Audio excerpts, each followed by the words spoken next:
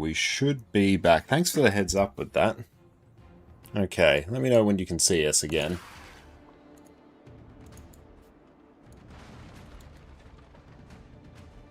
There we go, we should be back now.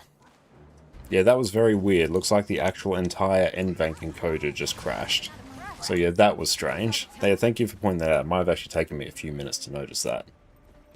I'm going to have to keep an eye on that now. It's a good thing that happened now rather than later into the stream. But yeah, that is definitely a new error.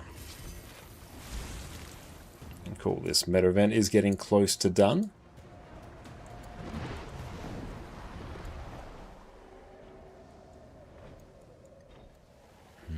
I wonder if I should put that computer on the NVIDIA Studio drivers rather than the gaming ones.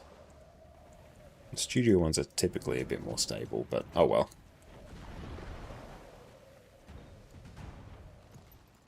Easy enough one for us to fix. I think we do have the Twitch disconnect protection in, so we have like 90 seconds to fix it, which is fine. Just check to see... Oh, finish, hang on, dismiss. I'm going to have to restart the YouTube one. And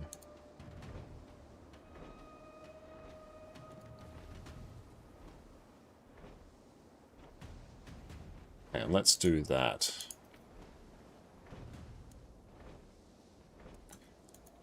Ba-da-bum.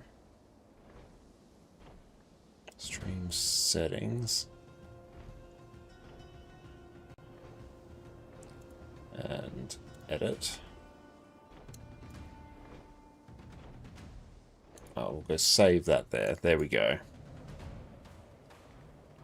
I'll remember to change that after the fact. And we'll just go through and reset this. Yes, I know you're broken. It's fine. Dismiss that. Let's refresh that.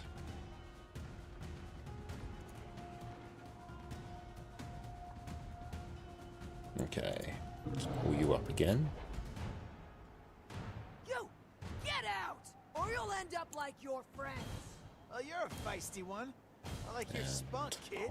Chat. Your skills match your talk.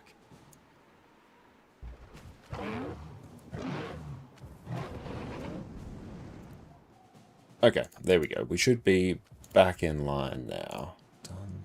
Cool. Everything is reset up. As I was saying, the new wardrobe system is tedious. Yeah, I agree, especially at the start of it. It was really fiddly to get things set up, and I need to spend more time actually tinkering with it. From what I have heard, though, from people who have messed with it a lot, is that once you have everything set up in there, things are a lot better, but I think there definitely are areas and ways that it needs to be improved. And it's one of those things as well where I think Arena is going to spend the time to actually refine it and get everything set up. And there is a lot you can figure out internal testing, but the amount of feedback they would have gotten from the launch of it will allow them to actually make the changes I think people want. Because it's different when you have, I don't know, 10 people testing it versus when you have thousands of people testing it.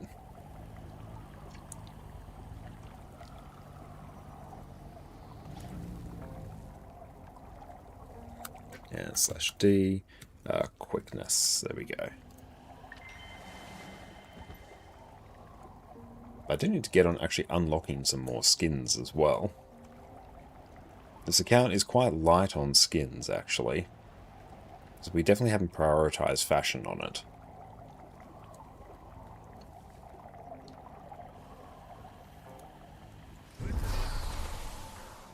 Do we have any batteries? I need a jade charge for that. Let's go find a battery.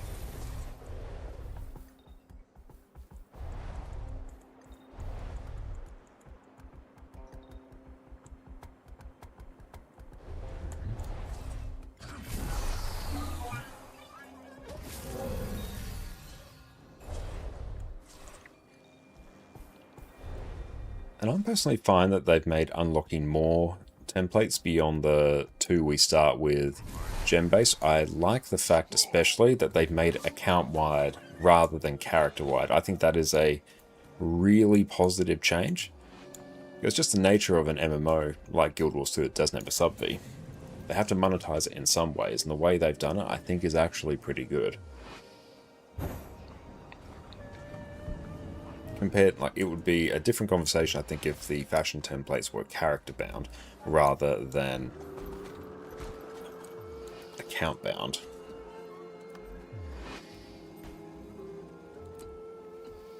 $600 gems? Yeah, let's go.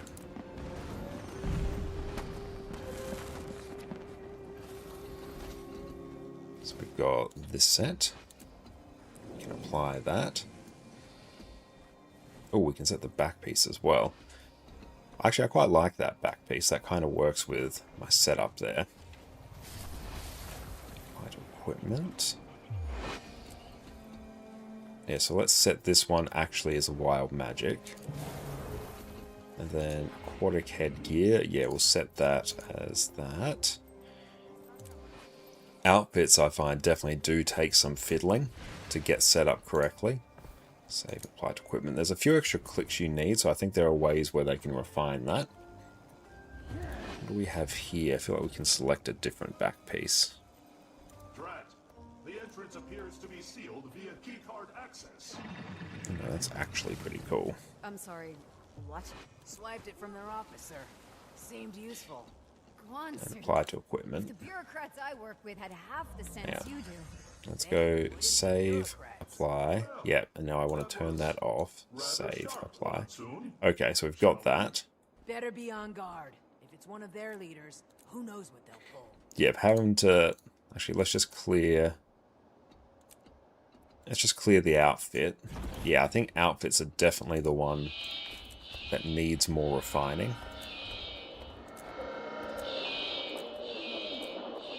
There we go.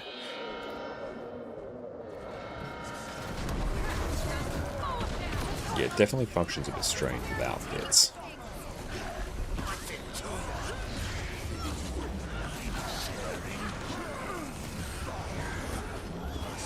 I'm surprised we're actually pulling 60 FPS here. That's pretty nice.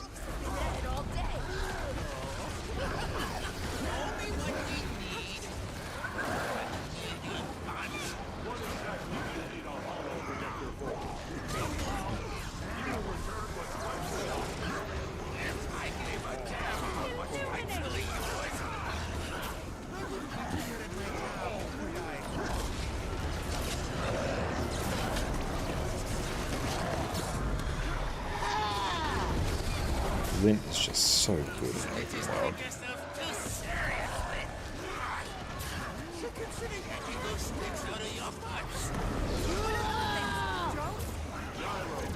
We'll get nowhere with no shield in him. Aim for them first. I've been meaning to do some target practice. I love the dialogue from the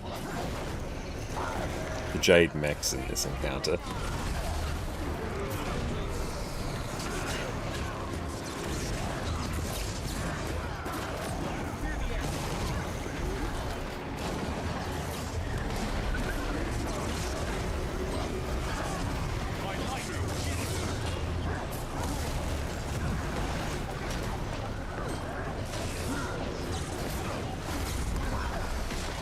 Got to get the exact rhythm of activating my passive elements and passive strength without having one cancel the other.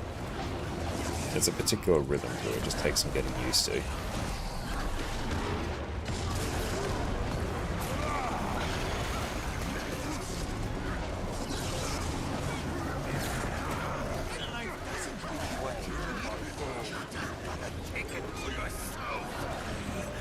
Our moment has finally come.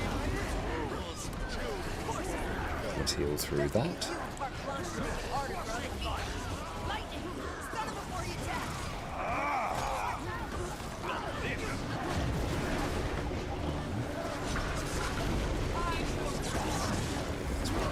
It's all good. Our moment has finally come.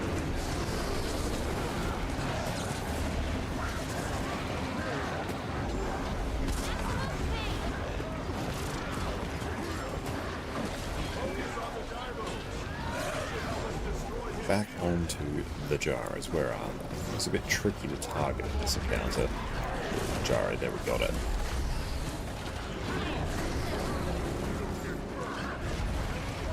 That's a blast gyro. I don't actually care about that. That will just magically get cleaved down.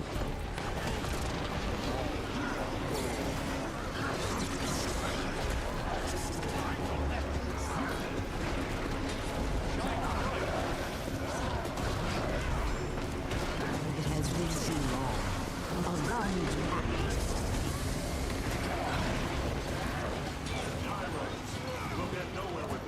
Deal with the bulwarks now.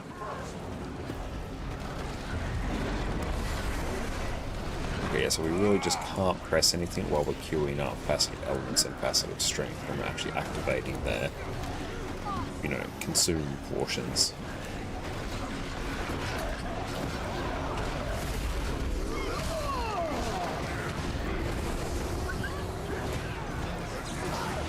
I wonder if I actually swap them around. So I activate facet of strength first. It seems to queue a bit better. I might do that. I'll actually swap them around in my bar. So then it can just operate entirely off muscle memory. I don't need to change it. Our moment has finally come. Definitely flows better.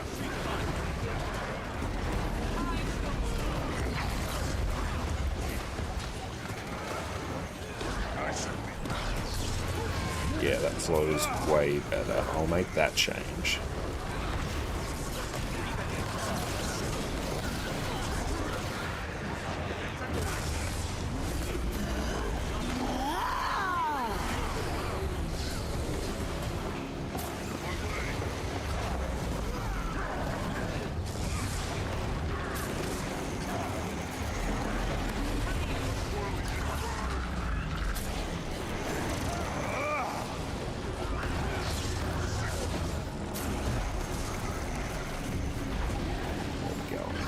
Boss.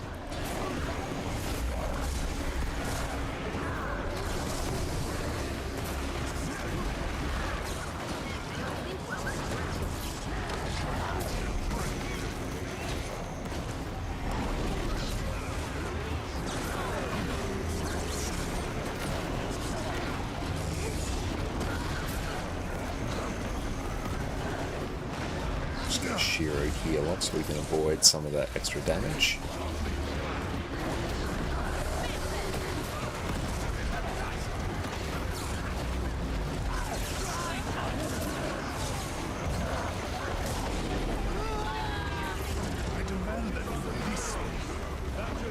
Love just how durable Glint is as well. Glint Herald. It's insanely survivable, especially for the purposes of these open world meta events.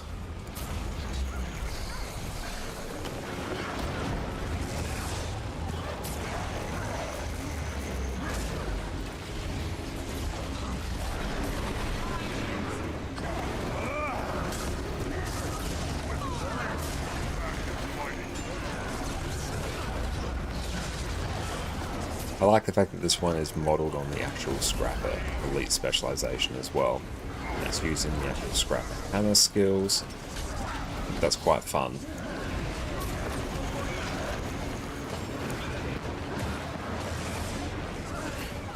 It's going to auto attack. Get to 1%. Get to the actual CC phase.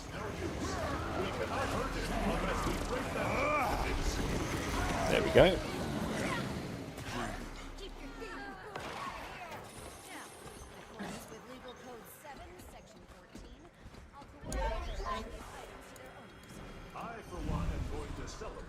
Cool, we've loaded up on Imperial Favor now. Let's go on to New Kaineng.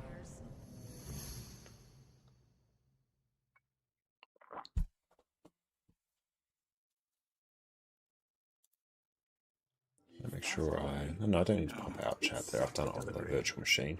Did you know that Jane's first Dragon Jade innovation was a light bulb? Attention, citizens of New Kaineng. We're receiving reports of power outages across the city. Do not be alarmed. Just dip maybe from squad. We'll see if they are So we'll see if they're coming in. How are we sitting on Imperial Favor now? Cool, we've crossed over 5k, which is pretty sweet. Yeah, squad leaders left. That's fine.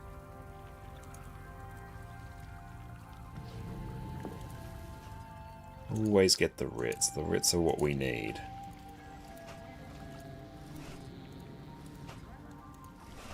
Sweet. Okay.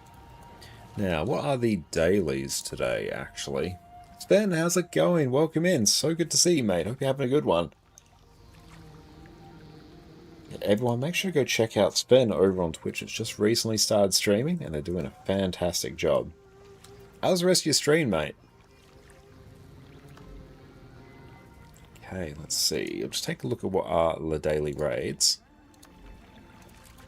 Rainier, Whisper, Zero. Oh, they're fine.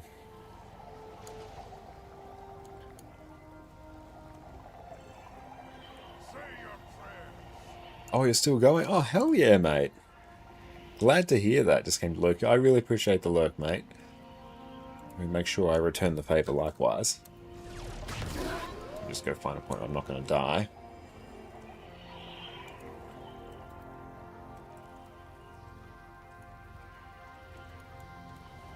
Okay, we'll see actually if there's an LFG up.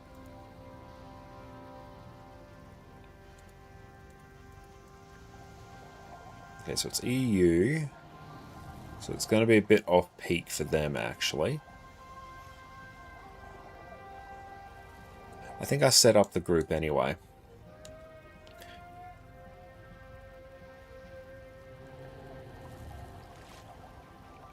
Yes. Okay, so let's actually get the achievement panel up.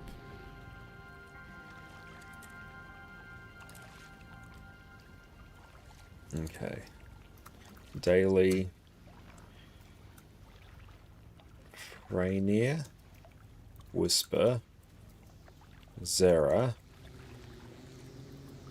And SH.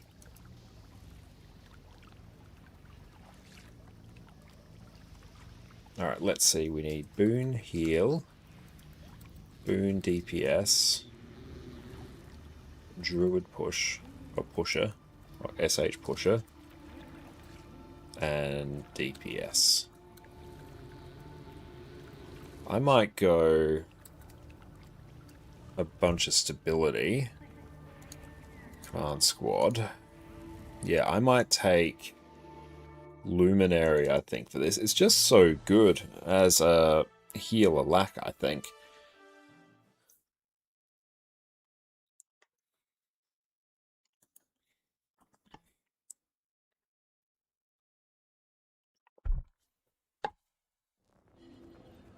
Okay, we'll give that some time for that to fill. Just over 3k magnetite, which is nice.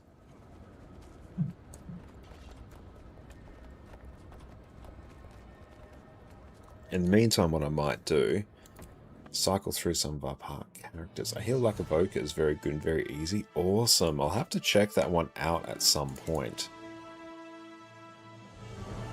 Yeah, I'm loving the sheer amount of stability that Luminary pumps out. That's feeling really good.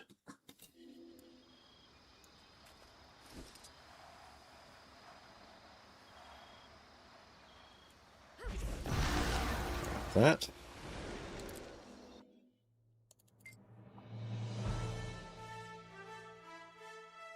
Just a very nice way to farm up some extra gear whilst we wait.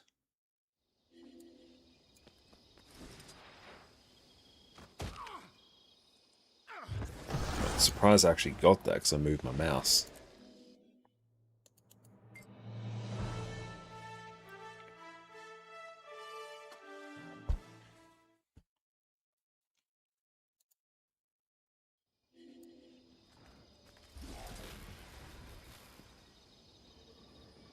We will just wait.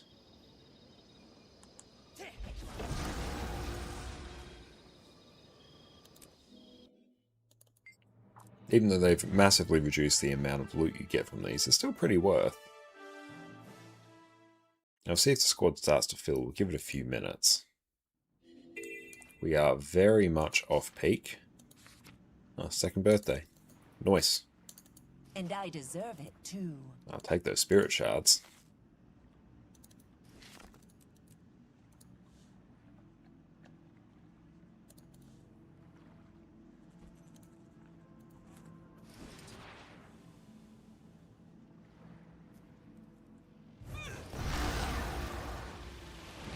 Actually be popping over to NA as like the play for this particular time period.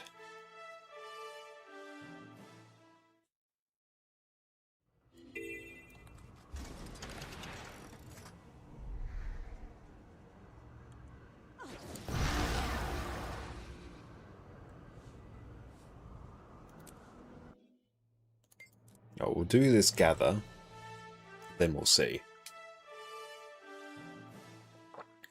Tea is very nice.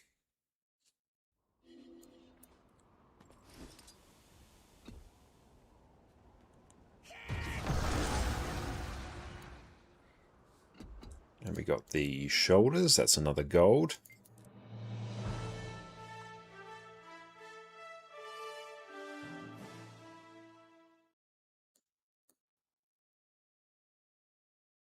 I will need to repark a bunch of characters at these chests.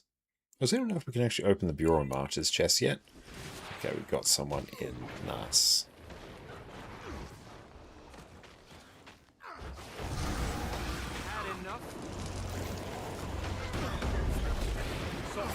Oh, they're still bugged? Ooh.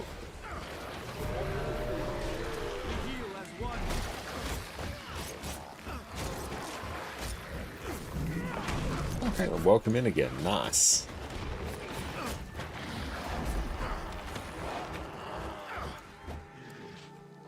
Cool, successfully done that.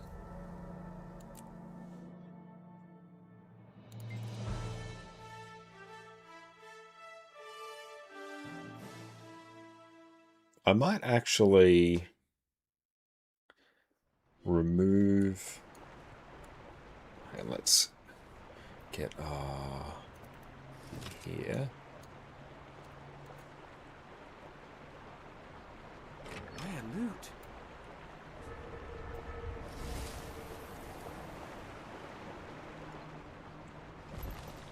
Yeah, I might remove the search for Soulless Horror.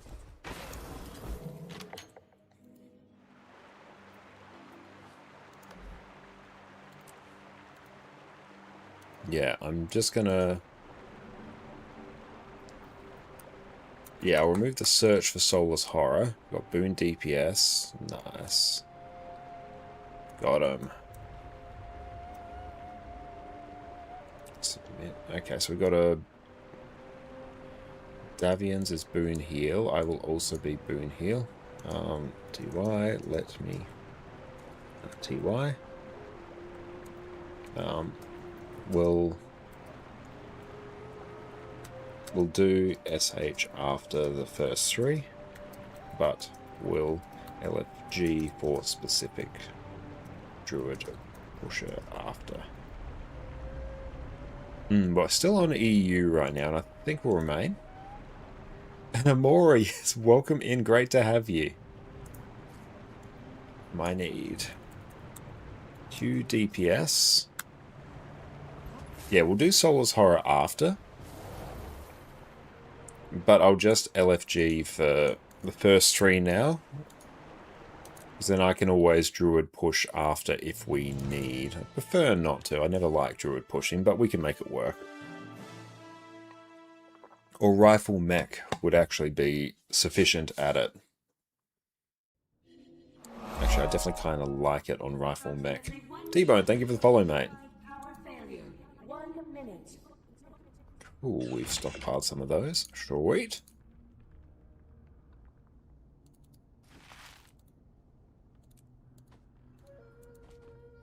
Okay, that's now taken care of. It's a nice little cheeky farm done.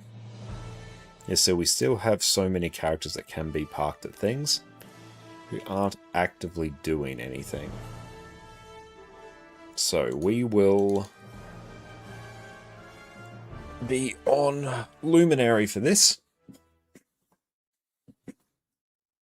Oh, I should actually also Turn on the stream deck.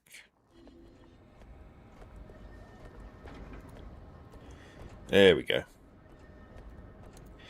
TY go Q DPS.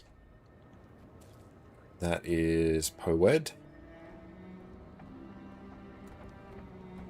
They can come with me. And Lilia, welcome in. It's always wonderful to see you. Alright. Let's see what we got. Hang on. Dies again.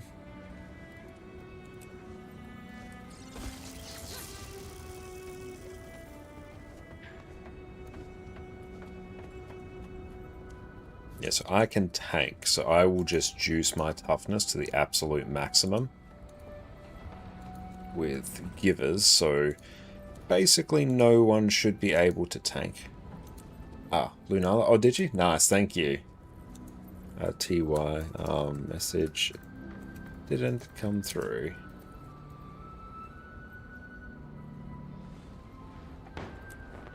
So now I need DPS.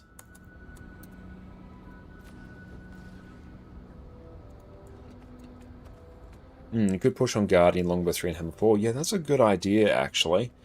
But yeah, if I'm tanking, I don't want to push. Tanking and pushing sucks. What's your squad for? Daily raids. Now, let's go customize. How long did you spend setting up fashion templates? Honestly, I haven't really spent much time with it just yet. A few minutes having a bit of a tinker with the system, but I want to do more of it. Barrier up. Good luck. There we go, you got givers, so we're on like a bajillion toughness. Renard, welcome in. TY, if you're able to druid push when we do SH, that would be great. Else I can, then you can A heal when we get there. DPS for now.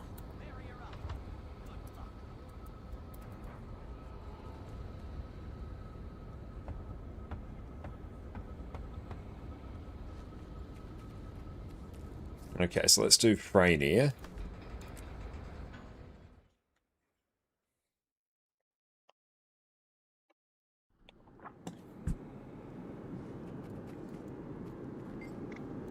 We got everyone in. Let's throw down some food. Cool. DPS for now. A heal for SH. SH will be last.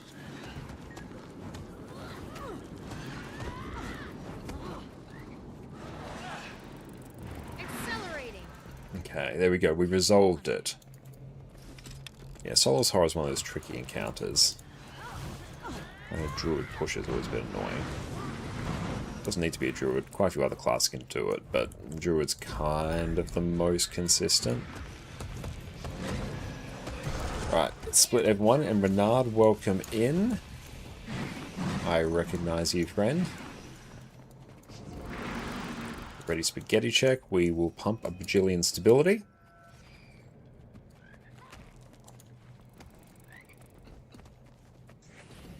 Rage at maximum. Stand your ground. You'll be doing that one for days. Don't want snap target on here.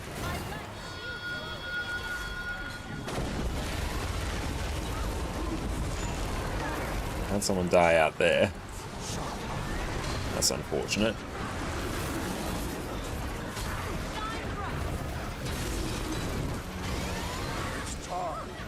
That's right, doesn't really matter on this one.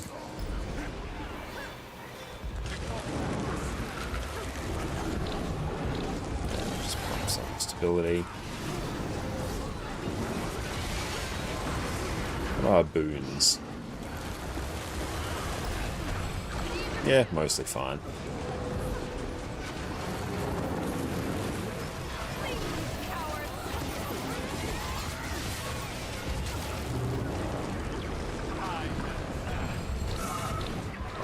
more stability.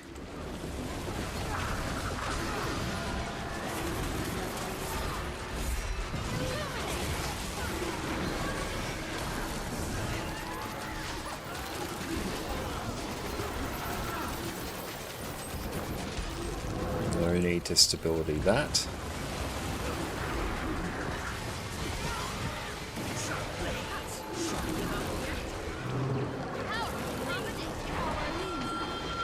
Stability that though.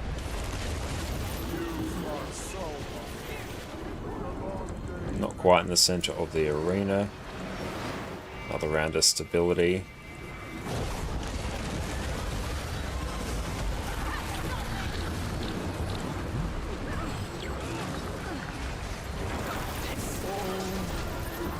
Let's go open everything. Raid bounty is done. Let's go get them up. I require more energy.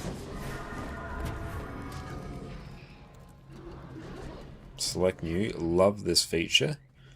Whisper. That's alright, don't mind if someone mistakenly dies there. It's not an issue.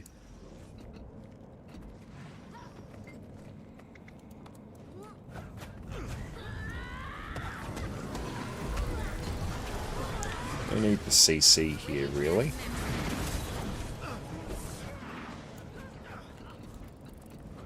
Open that. Let's see how much that comes out to. Statistically speaking, this is Hunt? rather rare. No, that's not a precursor. Got excited.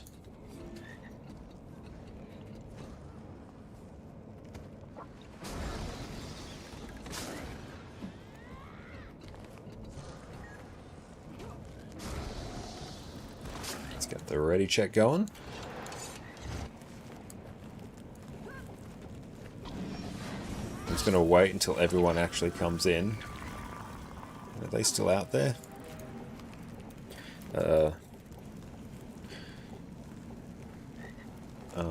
Don't unclick. Oh, damn it, I was going to type. Oh well.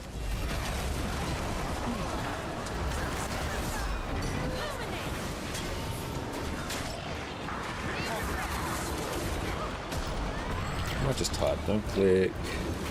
I'm ready until...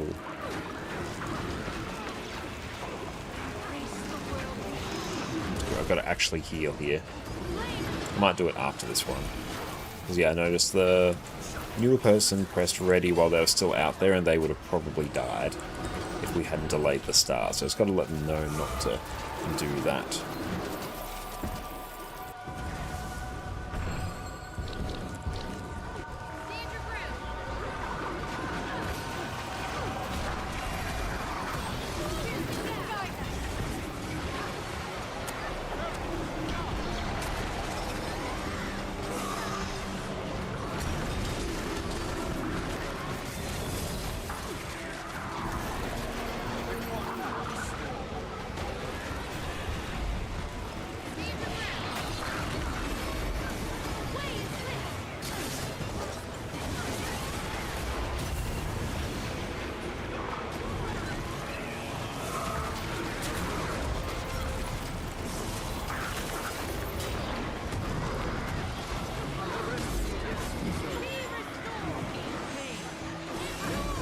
Zero might be a bit funky, I think. Which is totally fine. Back away from that. Yeah, make sure not to stand in the hitbox there. We can't heal you through it. Yep, you might just have to go there. Yeah, you never want to stand in the hitbox on this encounter, especially once the chains go up, else you get hit by every single chain.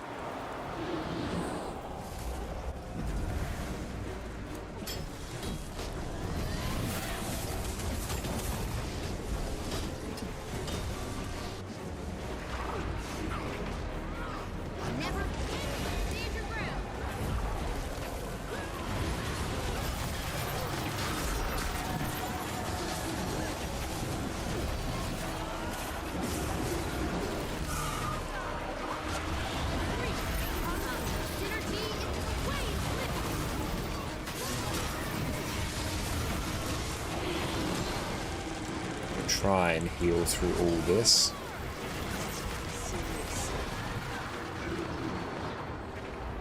Thought we could heal through it, but no, it turns out you very much cannot. Oh yeah, that's us gone. And let's go. Now I can actually do the whisper. Make sure not to click ready until you're standing with the group and ready to go. No rush to click immediately. And a smiley face. There we go.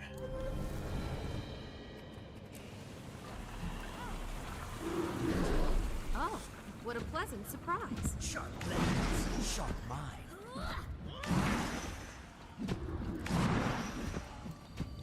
And now we'll go and do Stronghold of the Faithful.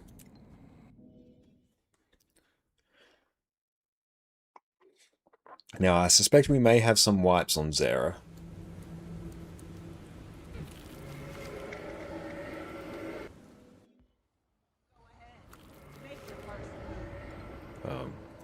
Travel to Zera's platform from Rift. Sub 2 left, 3 right. Has anyone not done this before? Speak out. Speak out, and I'll explain. Your life is mine.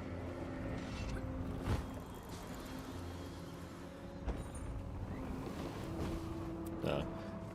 That was for Soulless Horror next.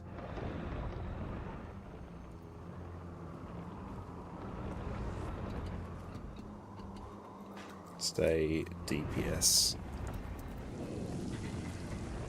The Zera. How does it feel to make it so far, only to fail? Okay. Floppy is here. Ammonium is here. Show of DPS is here. Okay, cool. First time. Cool.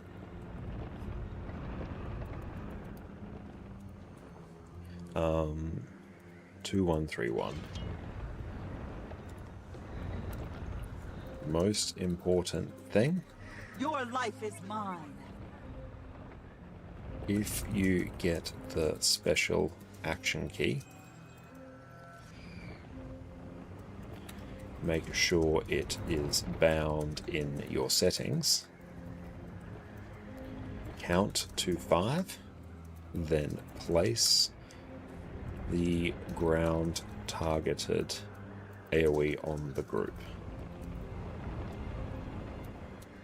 What are you waiting If the for? person doesn't do it, it wipes the raid. It's pretty chill. Just count to 5 and place. If you don't know how to push orbs at the start, just leave them What are alone you waiting for? and observe.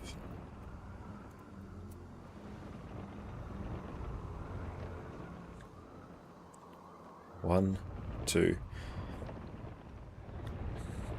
Yeah, Alt 9. So Alt 1, and then 2, 3, 4, 5. Done.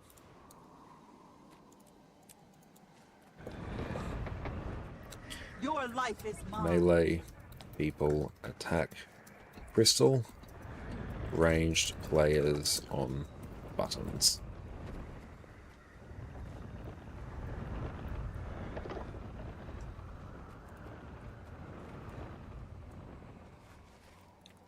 Okay, let's get Sanctuary. Hopefully they have Leyline Gliding. About to change. And there's nothing you can do to stop it. Yep.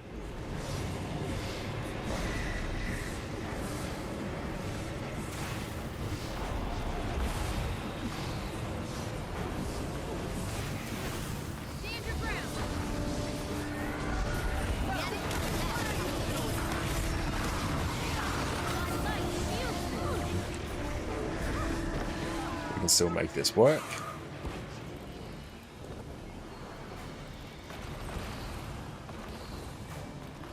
You have no idea 3, what 2, 1, on.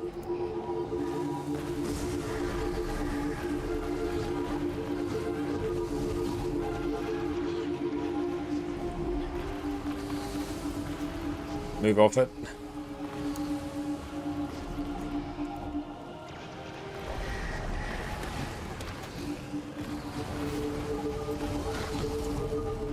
Oh shit. Never felt better. Yeah. Rotate.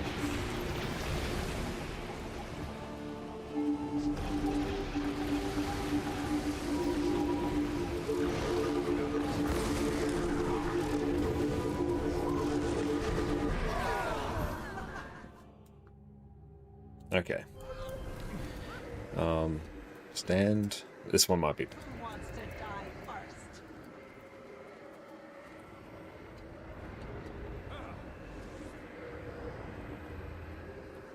Stand on buttons.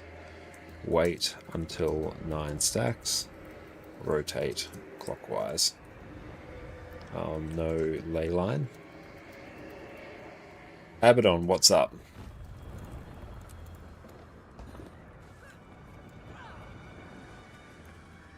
How does it feel to make it so far, only to fail?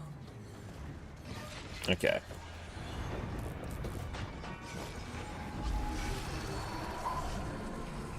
Finally got Aurora, congratulations, that's amazing, mate.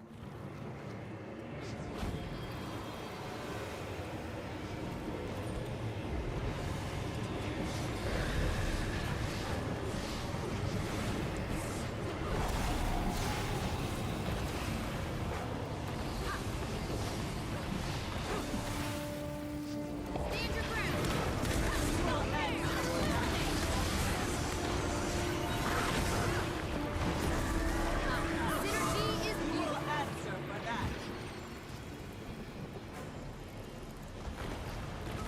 Don't you dare!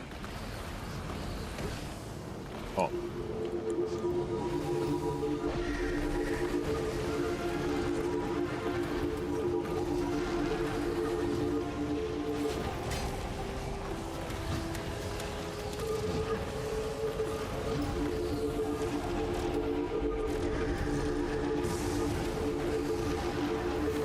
Cool, did it. Never felt better.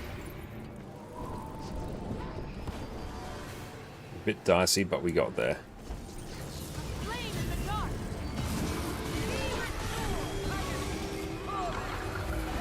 Accelerate. I've waited years for this day to come. No one can stop Yeah, I think I really wish Zera didn't require leyline gliding, honestly.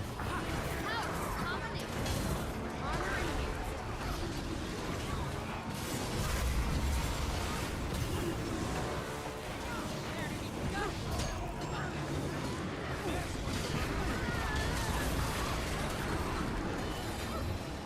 enhanced. Light will be rebuilt on your grave. Closing the gap. The light renews. Stand your ground. Perfect, there we go. My power is Oh, have you made vision yet?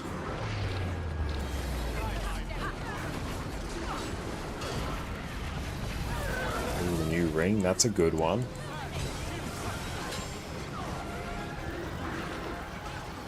Okay, there we go, we're fine. Yeah, Vision and Aurora are both good. Yeah, they really are. My light shields you. Stand your ground. sight, living in your cities, manipulating your politics.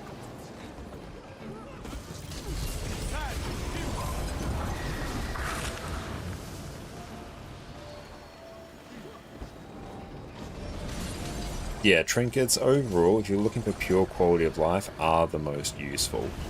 So if you're only concerned about, you know, how much benefit can I get from these legendaries, do trinkets first. Soldiers, farmers, scholars, all swearing allegiance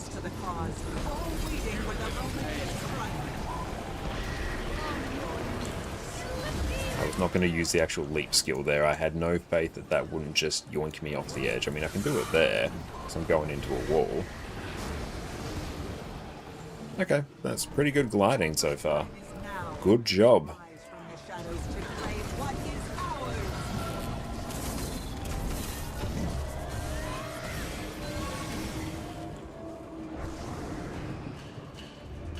He is almost complete. Even if I die, he will live. Ha! There's Zera. Come here, Zera.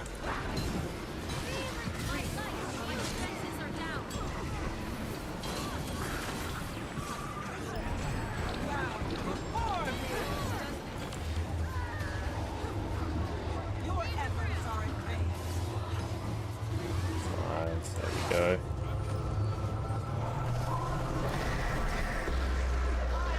Scooch over here.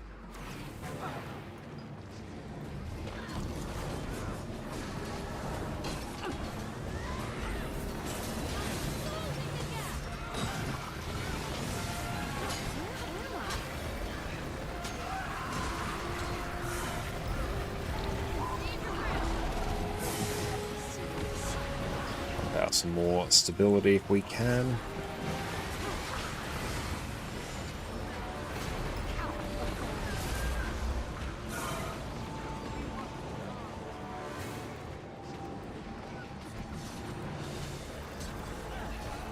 Oh, clear square.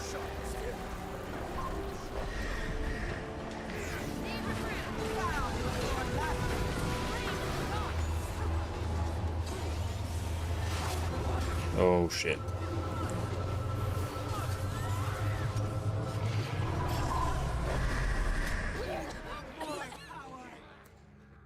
Too soon.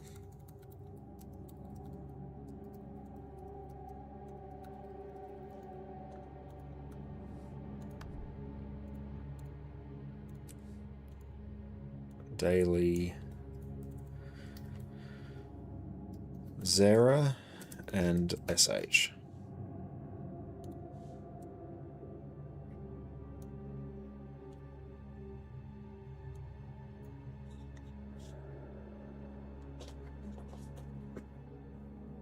You don't get how the fractal currency can be earned fast enough for the 5 weekly clovers. Oh yes, like daily T4s and stuff every day. If you do that, you're good. 2 left, 3 right.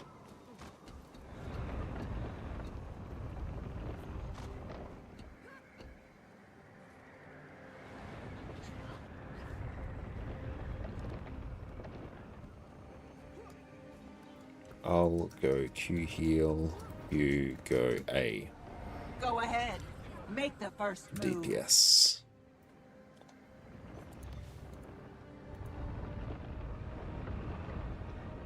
Yeah, CMs give you more currency as well. And like do all your Rex as well. But yeah, they are quite pricey in terms of the amount of currency that you need. That is true.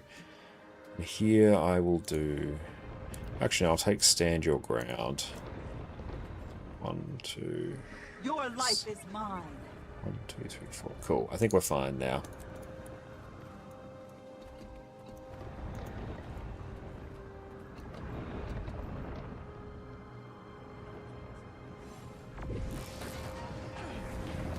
Yeah, I think we're fine now.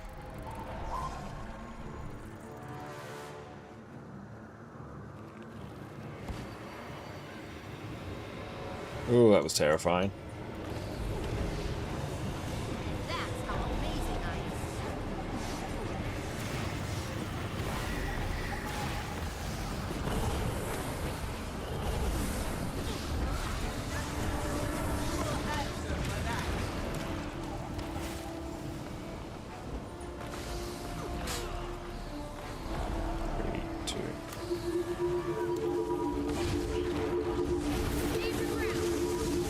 That's just bursting. Yep.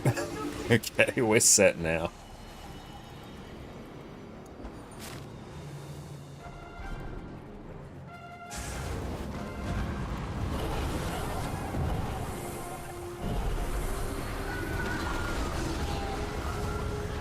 Oh boy, some of those jumps were a bit dicier for me than they needed to be.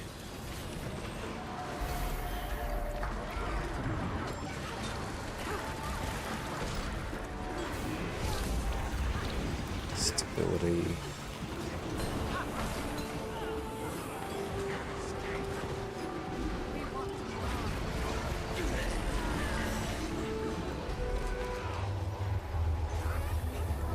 I'm everywhere. You can't hide. Trust. My power is limitless.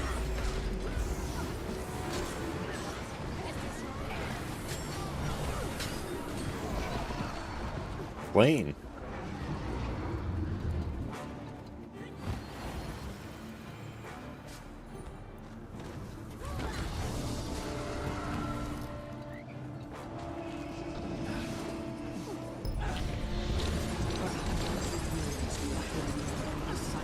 Living in your cities, manipulating your politics.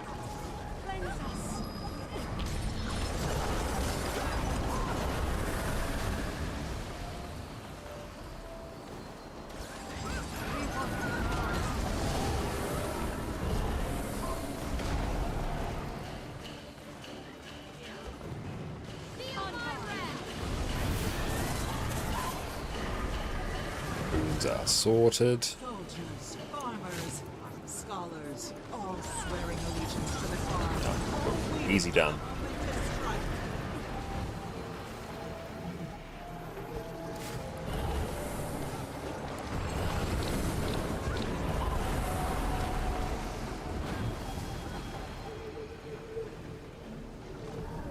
Our time is now. And now he's got to climb to T4s. Nice. Obviously, like, fractals are fantastic fun and so profitable once you get to the point of doing T4s.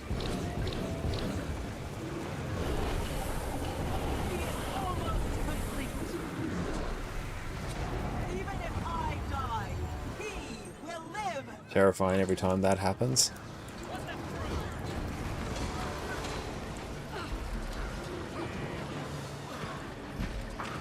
History is not. For me.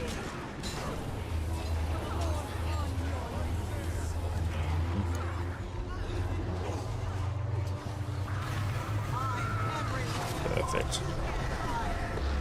My power is limitless.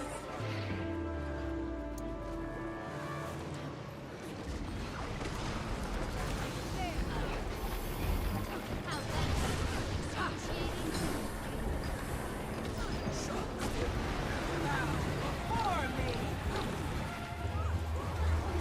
Line and kapow! Can't see anything. I challenge you.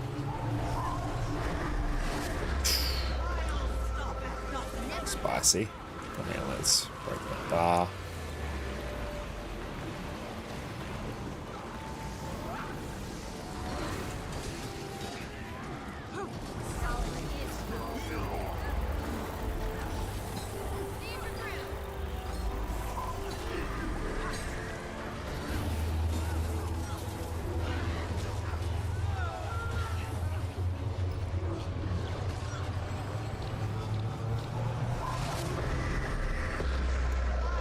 Stop at nothing. I'm everywhere. You can't hide.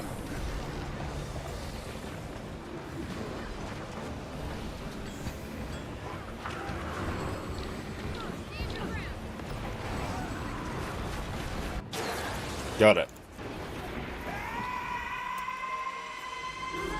Okay, so let's see.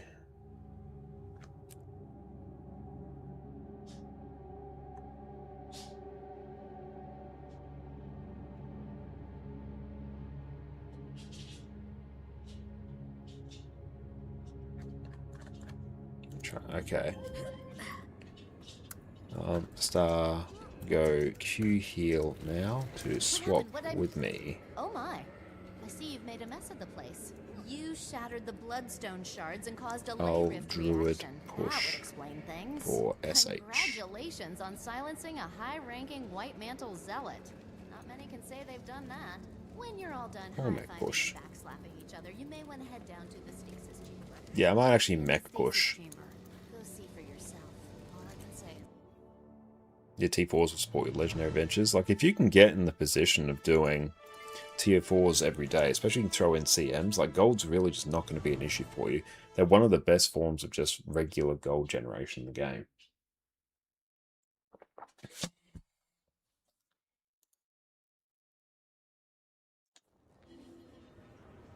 Yeah, any QGS wants your spot for SH, already done it, but don't mind staying. Ah, awesome. Well, thanks for letting everyone know that, Amora.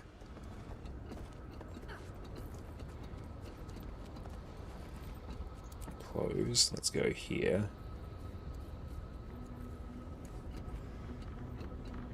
Now let's go enter. Yeah, I'll go mech push for this.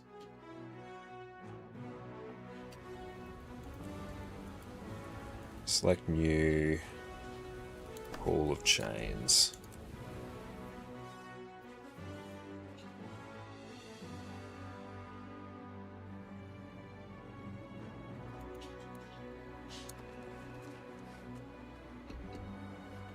Okay. Glad to see you made it. I'm also.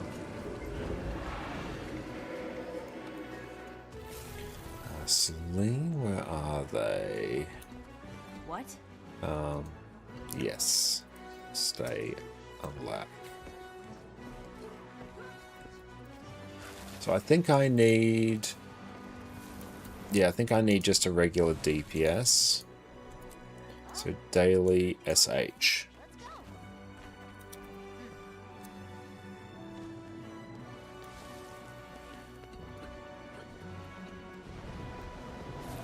Devoid of my spirit, that vessel acts only on anger and instinct. You'll need my blessings. Healers take Choose two of your best to stand rune on wings. and swap between yourselves. Otherwise, you will fail. Time is short, and I need to maintain the barrier. Break it. I'll deal with the consequences later. You go ahead. I'll search the fort and talk to the ghosts. If you find out who she is, Cool, come that should find be me fine. And, don't die.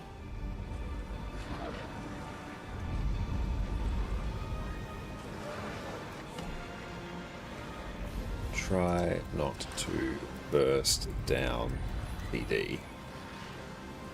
Leave it for me to push and kill.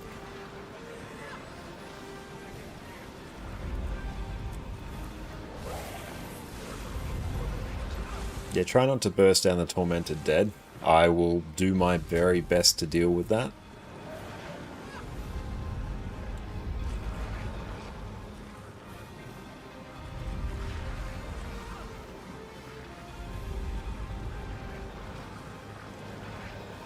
Yeah, don't burst down Tormented D. Apple, he's a good guy. Welcome in, mate. How are you going?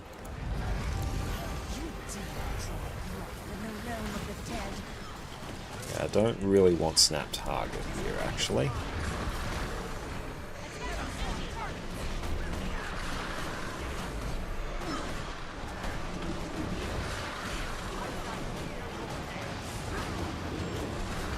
Good thing is I really don't need to look at the boss. The tanks can do their thing. I can do mine. Doing something a bit suboptimal here, but it's fine.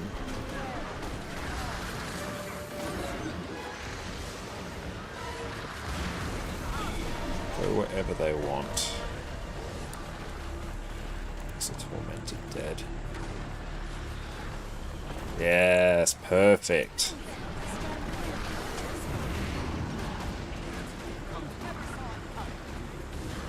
Yeah, once you get the first swap down, then you literally just swap off cooldown.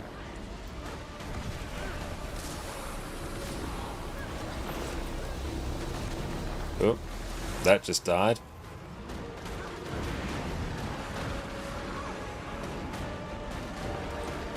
GG.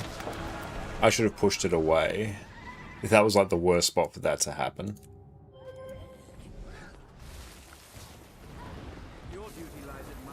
Yeah, honestly, there I should have just pushed it far away instead of trying to push it through. Pushing it through was a mistake.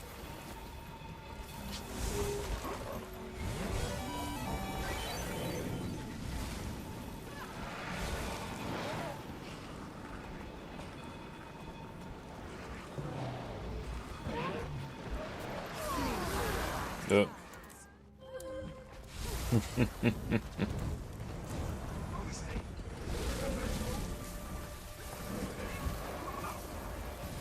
Yeah, make sure to take Rune. I assume that's what happened.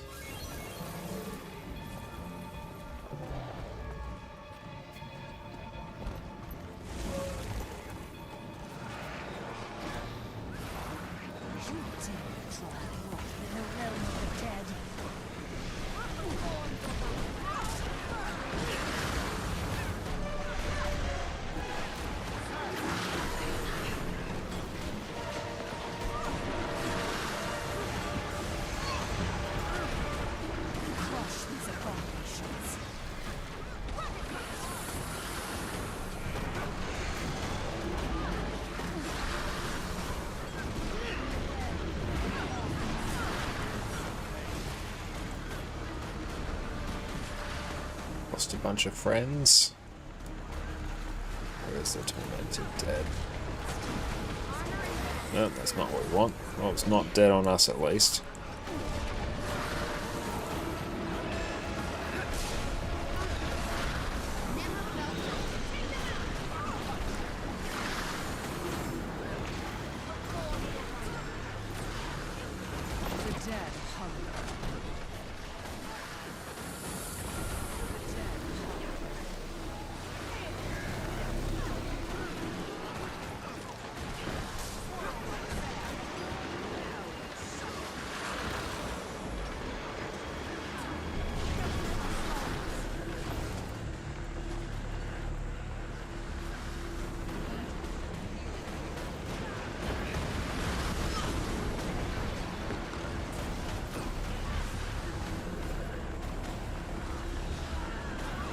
Don't tank right on the middle.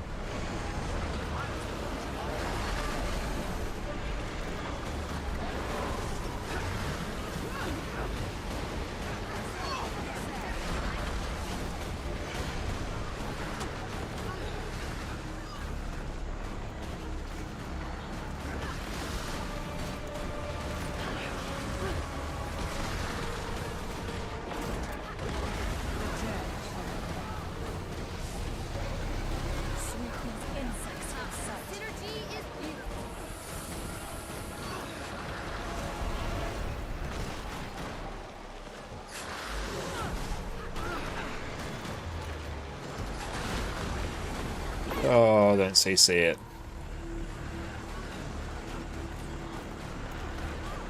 Terrifying every single time.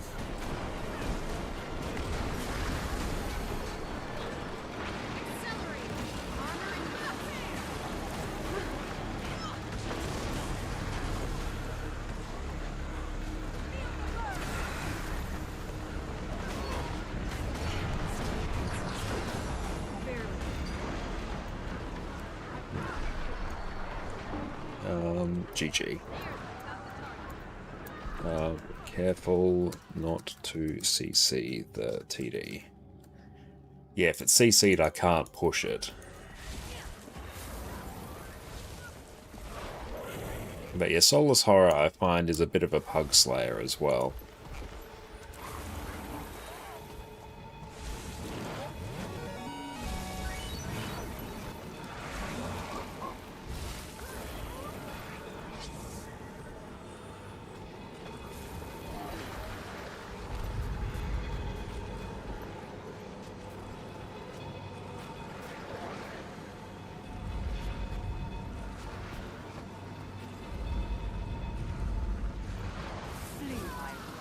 Oh.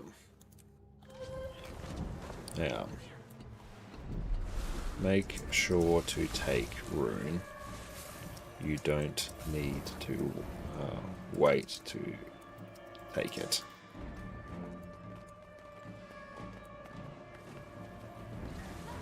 Yeah, you can just take that immediately. You don't actually need to wait. It's wiped us a few times.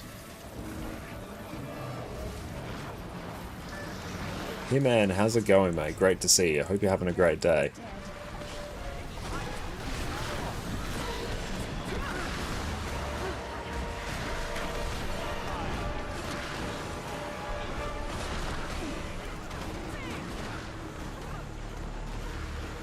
Crush these abominations.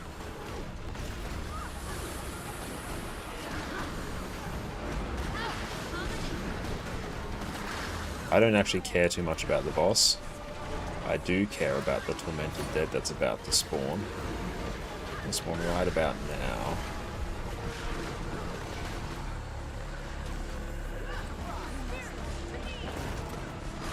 There we go.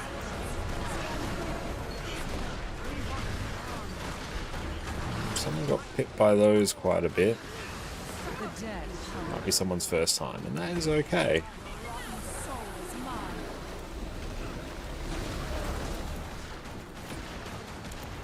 Hang on. Oh, damn it. Oh well. Still workable. It's not on the group.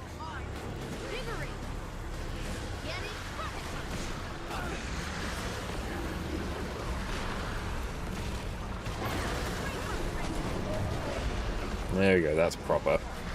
I'll make sure I don't cancel any skills. I'm doing that a bit. Don't pull it right near there. Oh, that's the worst spot for that to be. Yeah, I gotta be pretty quick on this. There we go, that worked. Not my finest work, but it will do.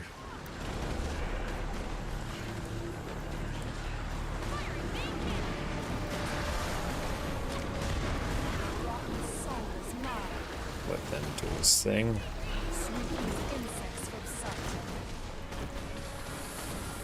Oop, I really didn't want to do that. But we don't have a huge amount of the arena to work with now.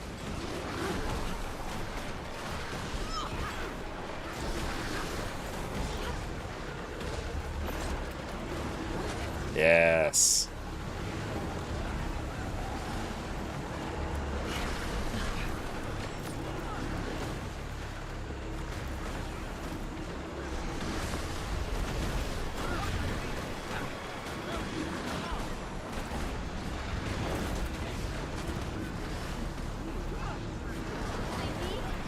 Perfect. It's free now.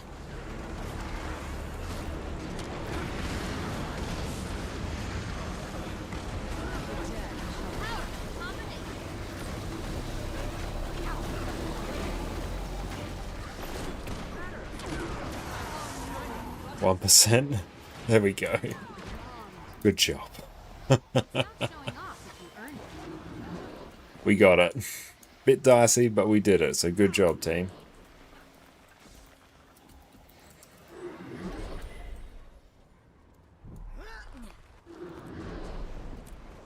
Very good. Well done.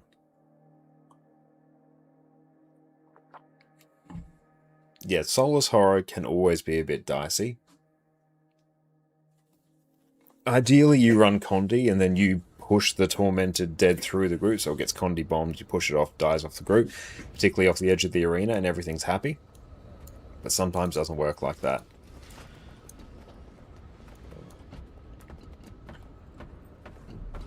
Let's go just process some of our loot.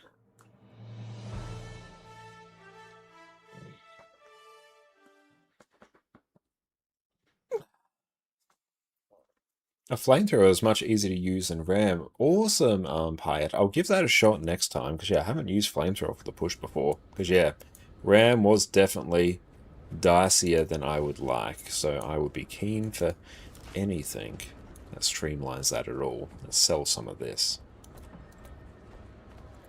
Oh, what a pleasant surprise.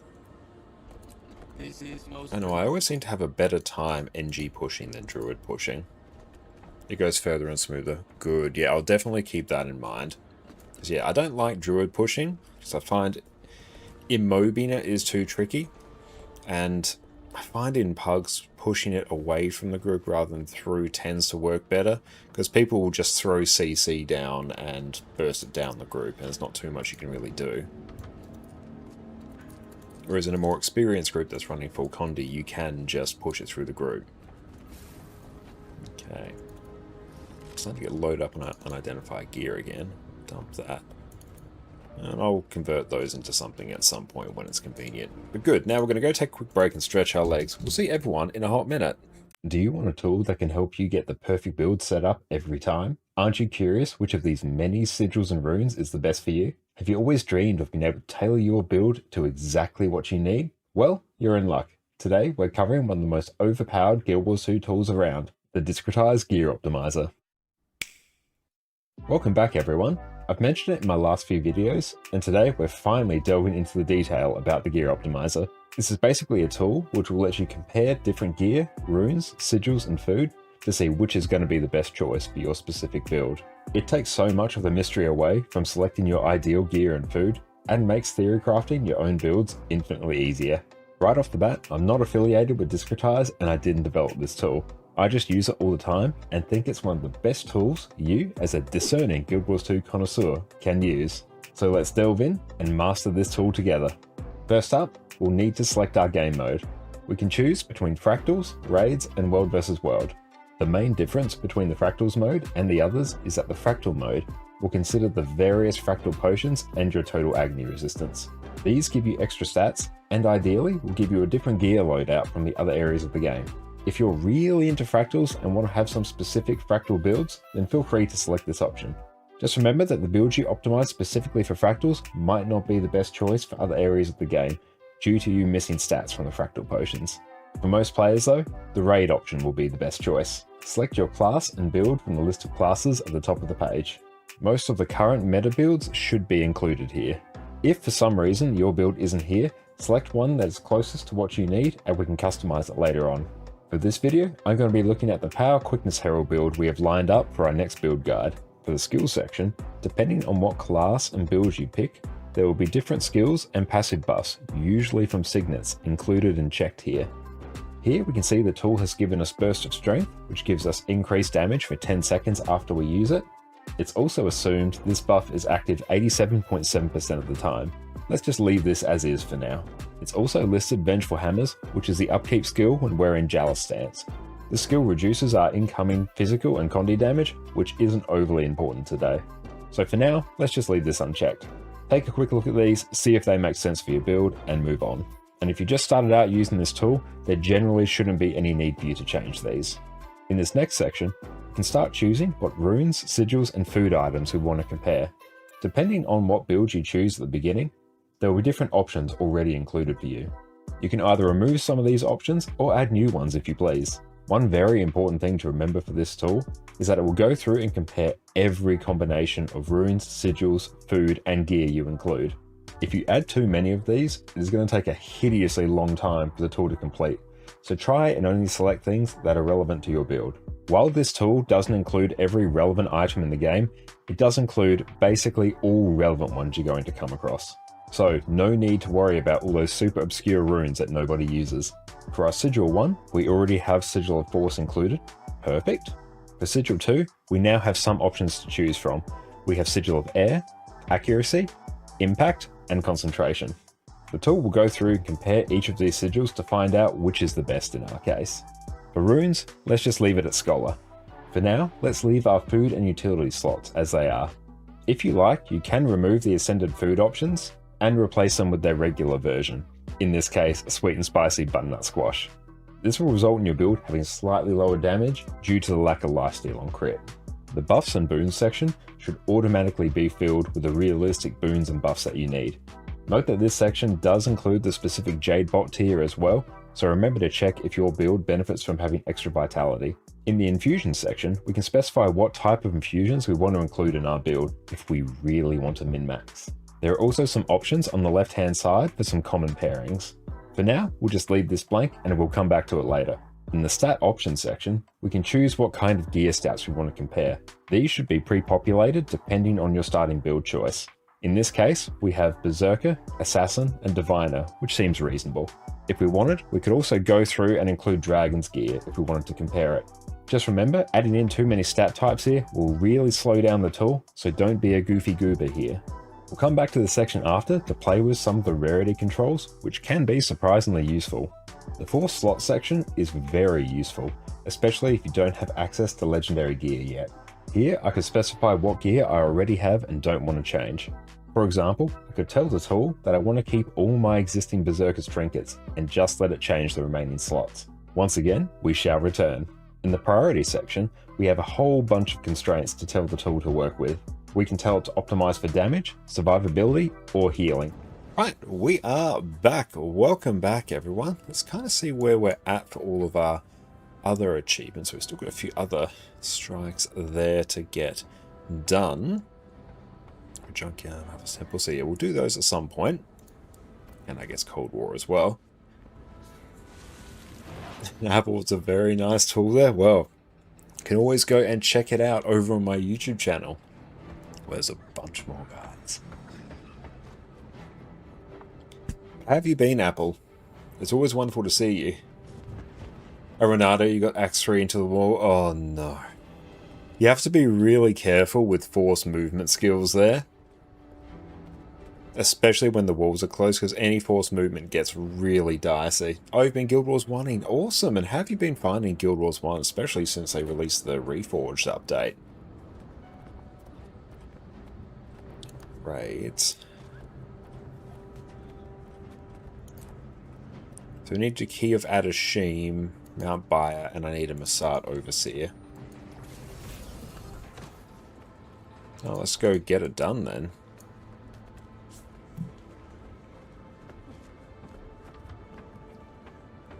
You gamble because that filthy magnets you had to greed. Oh no. MO.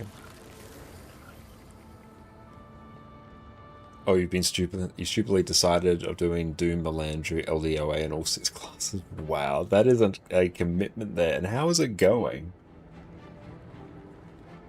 I do need a Masat Overseas. Let's do that. MO. Boon Heal. Boon. DPS.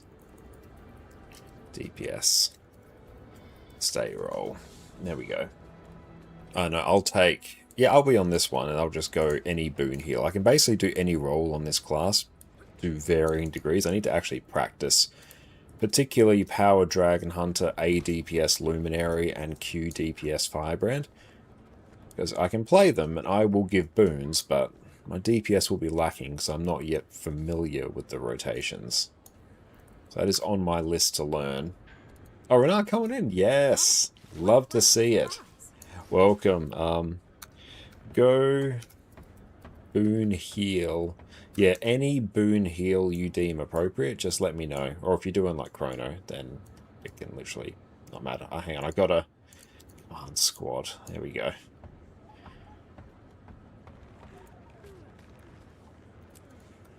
So then I can search for Chrono Perfect. I'll just search for any Boon DPS. This is rather rare. Always good to get the heals sorted first, so I appreciate it.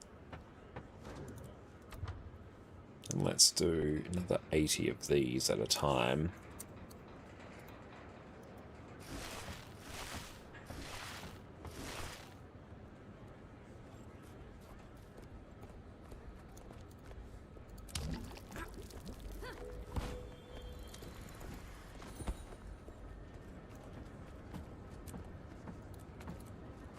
And we'll do 70 now. We're on EU right now, but I will probably bounce between servers depending.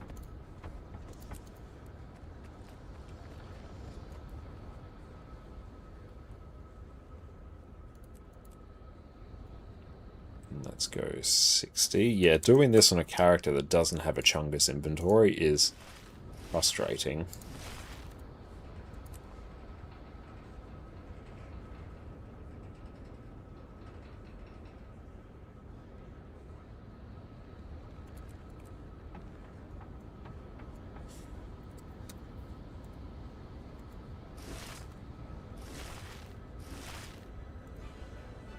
But that's taken care of.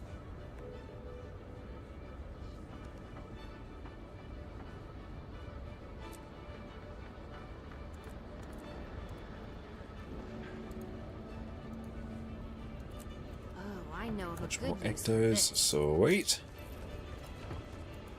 Given they haven't stayed there all, I presume it's just DPS, which is totally fine. I'm almost capped on Magnetite this week.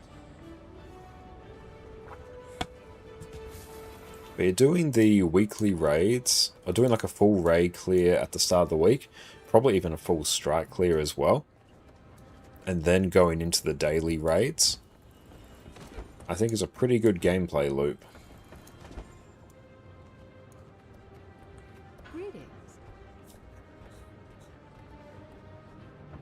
DPS, perfect, that's fine.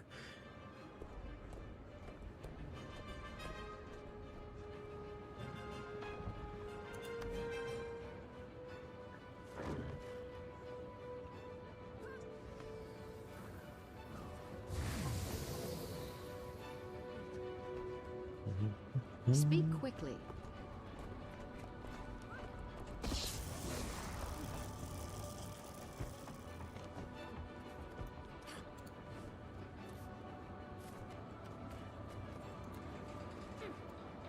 Okay, what will we do in the meantime?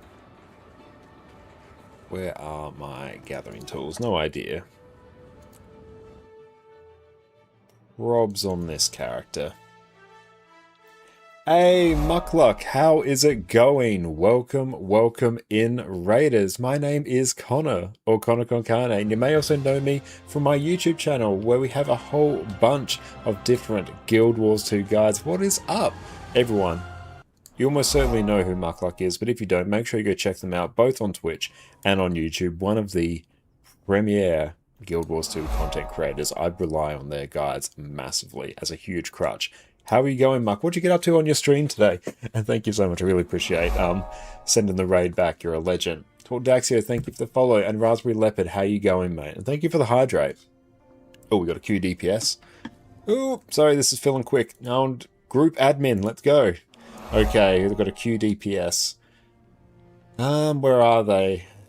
Lunala go Q DPS. And Lazy Damage is B Gomez. Oh, Gomez, welcome in. Hell yeah. TY, go Q DPS. He was doing PvP? Nice. Connor McGill's cutting. Oh, it was a terrible night of PvPs. People need a palate cleanser. Well, I'll do my very best to make sure their palates are well and truly cleansed. But yeah, right now, we just did the daily raids, did some meta event trainings before that. So now we're sort of closing out our weekly raids. And I'm Darth Maul, love the name. Thank you so much for the sub, mate. I appreciate you. Enjoy, no more ads. And your wonderful Addy emotes. I've been really enjoying the new raid interface. Hang on, does this character not have... Oh, shit, this character literally doesn't have access to the Lion's Arch Aerodrome. Okay, that's not ideal. Yeah, do you have Ceres EOS later? Yes, we have Ceres EOS later today, actually. I need to actually put that in the title. And still, how's it going? And yeah, we did get the crab kill. Took us about 3.5 hours of grinding it on EU, but we got it. It's a spicy encounter.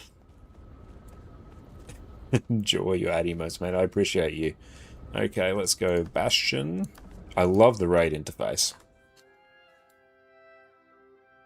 A Muck went to Divinity's Reach for Lunar Festival and changed his mind, said nope, PvP time. A totally fair thing to do. Yeah, I'm not the biggest festival goer myself. I've done the base achievements I need to get the annual for Lunar New Year all done.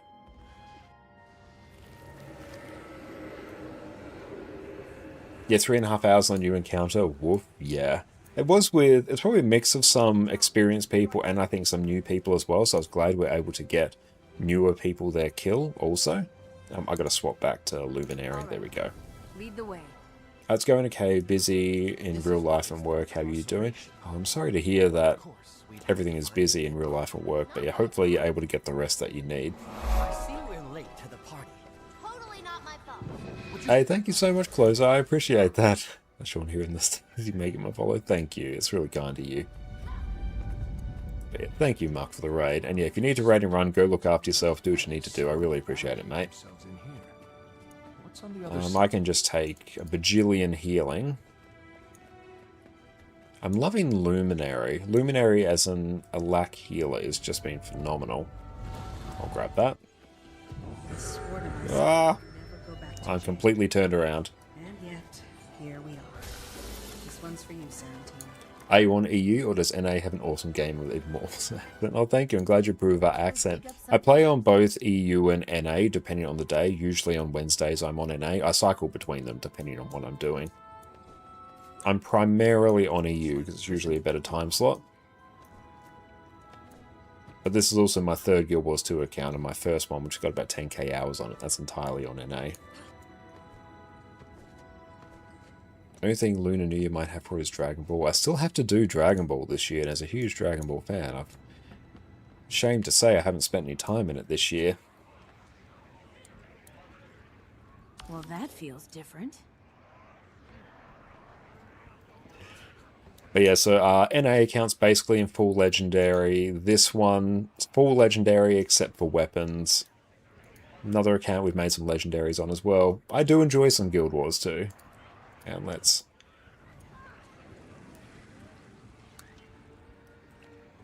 Sure. Someone take Dispel. Are you in the EU location-wise? No, I'm in Australia, so it's currently 3:41 in the afternoon right now. Yeah, Australia, spot on. I got the shovel. Should probs drop it? It's not really going to help me. But let's go blast a Massat Overseer. Watch your surroundings. Claim that. Let's blast out a Bajillion Might. Claim that too.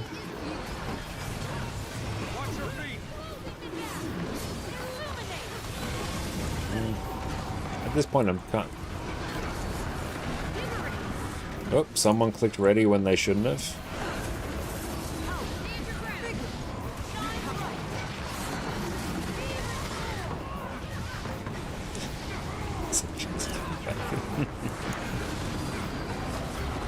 I'm pressing buttons in incorrect order, but it's fine. Clear it. There we go. Oh.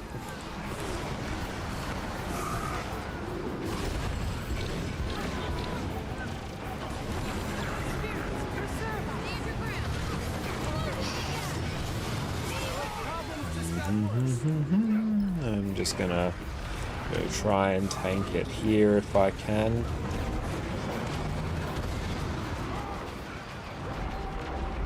Get the reses. GG. Yeah, we'll just GG that.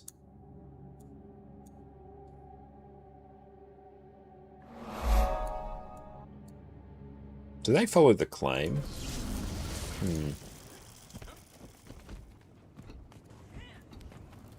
Hey Sam, thank you for the follow. They're looking at moving New Zealand. We were looking at moving New Zealand last year, but I felt with the time being, the difference in hours wasn't saying to you. Yeah, the time difference is really, really crazy. And it's interesting as well, if you're in Oceania, you actually kind of can play on both servers. Depends on what time of the day you play. If you play in the morning in Australia and New Zealand, you'll usually have a better time slot on NA. If you play in the evenings, usually better on EU. They follow Dispel. Okay, that's good. Oh, you mean Protect. Okay. Because, yeah, I was trying to move to a spot where I could, you know, mitigate their damage somewhat. But alas, 'twas not to be. Yeah, we're just doing the daily raids here, so I tend to do them all welcome. Also because I can't really be bothered looking for kill proof. And plus, I really do enjoy helping new people get raids. Yeah, MO, you're right, it's an interesting fight where, on paper, very, very easy. But it can also destabilize instantly. The CM for it is a weird one, though. Where it's not necessarily that you need high DPS, you need the correct amount of DPS. Too low DPS, mechanics start overlapping. Too high DPS, mechanics also start overlapping. So it's a real interesting one. How'd someone die out there?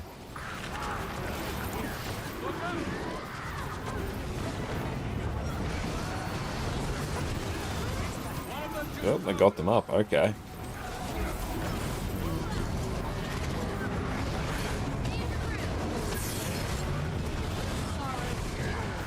Oh. Need Protect on there. Got the res. we go. Yeah, if they ever do run in, that's when you want to throw Protect on the group.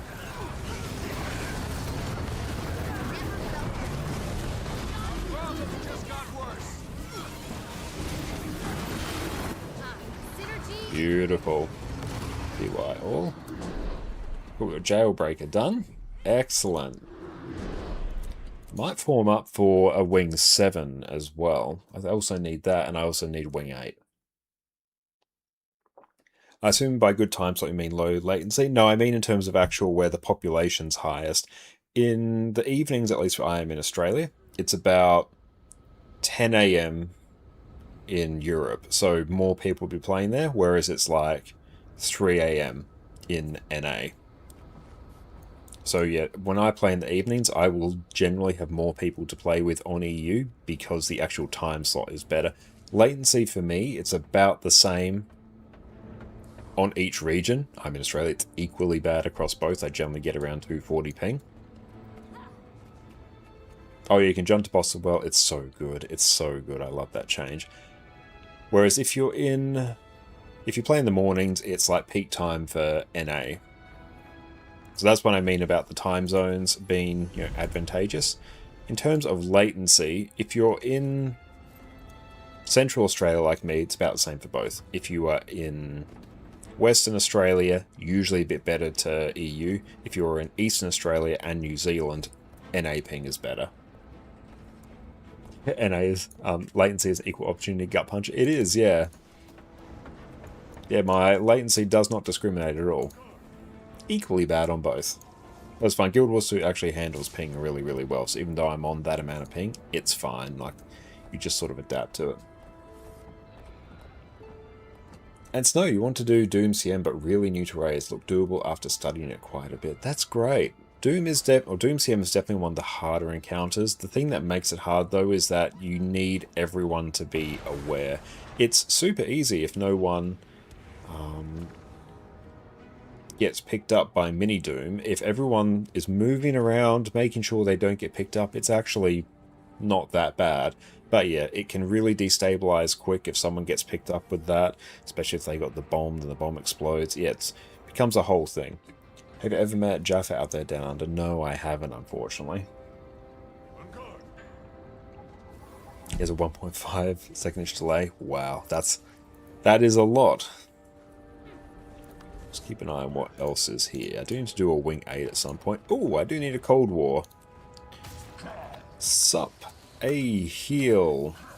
Yeah, I do actually need Cold War. Never saw this coming. Combined. Goody. Begin destruction protocol.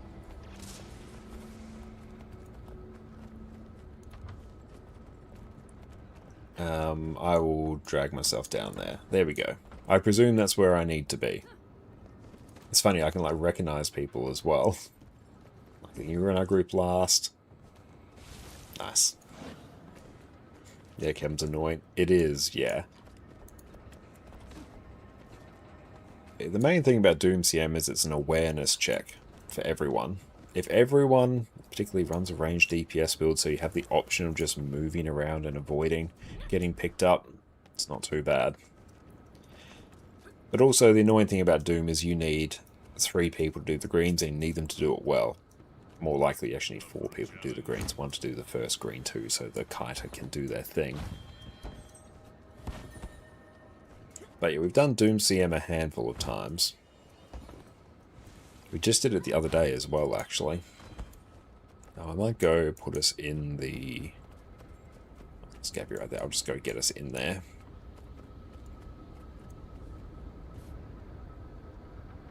It's a Cold War. I haven't done Cold War in a while.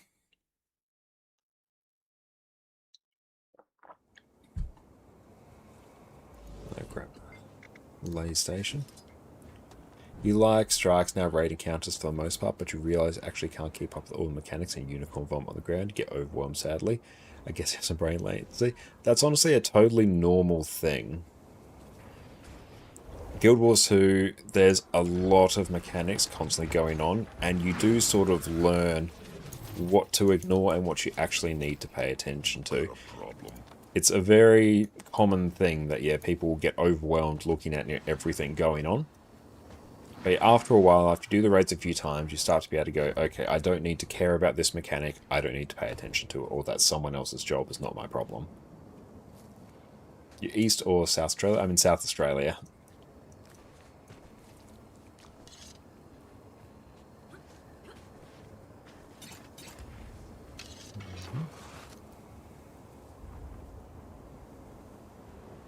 While doing story content, is there anything you should focus on other than the Season of the Dragons achievements? Not really in the scheme of things. Season of the Dragons achievements are obviously like some of the best value you can do. Maybe just see like if there are any other achievements you can get, like you'll get the little achievement eligibility icon, that little gold symbol that will pop up there. Maybe just look at that and try and do those achievements as you can. They're not critical, but it saves you having to come back and do them some other time. Particularly because there's some story instances where there might be 2 achievements, but they're exclusive to each other. So that you can do one achievement on one run, but then you have to come back again to do the other achievement. So if you're able to tick off some achievements as you go, great. But yeah, you're already focusing on Season of the Dragons achievement. That's like, 95% of the things you should be focusing on there. Everything else is just icing on top. With Hearthspa's looking for someone to take a newbie like you into it, that can be a bit tricky, and I always love welcoming new people into raids as well. It's one of the reasons I enjoy doing it. If you're looking to do Doom CM, I definitely recommend getting a good amount of practice on Doom Regular, just so you can get that really down packed, and then move on to Doom CM. So if you're really comfortable with Doom, Doom CM is much more manageable. And if you want an easier time getting into Doom, try and learn greens. Probably sneeze in a moment. Strategic mute.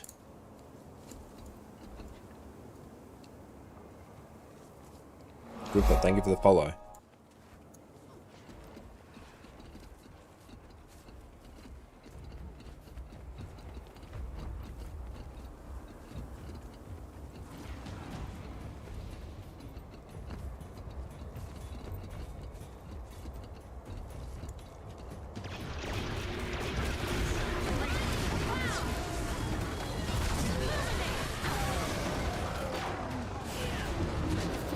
I used to tank and heal in WoW.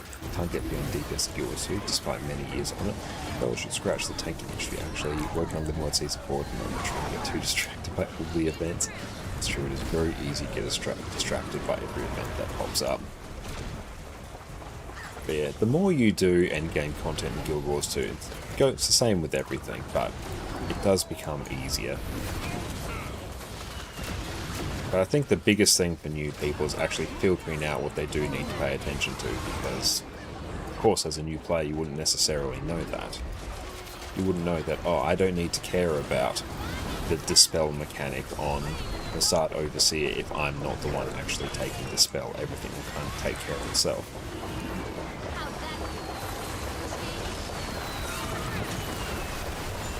Just pump some stability. Let's bring it in. Bring it in.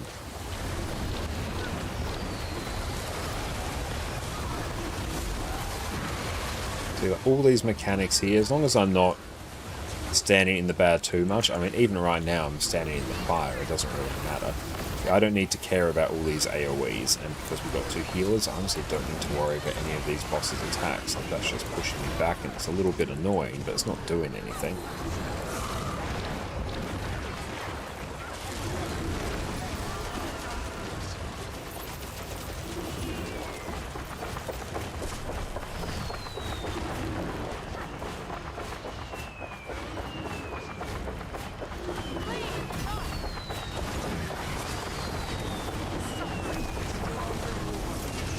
You're back. Welcome back, Fishy.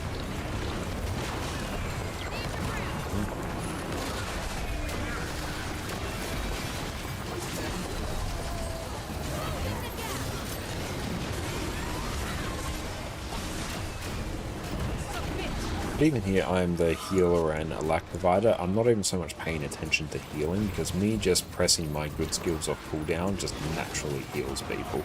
So I'm more focused on jumping into my Luminary Forge, or whatever its flip over skills are actually called, and providing my key boom, which is Alacrity, and everything's just sort of taking care of itself.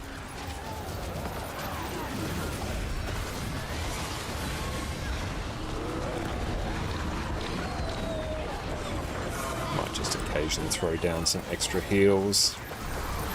Try and keep some a little bit in the back pocket in case things really turn sideways.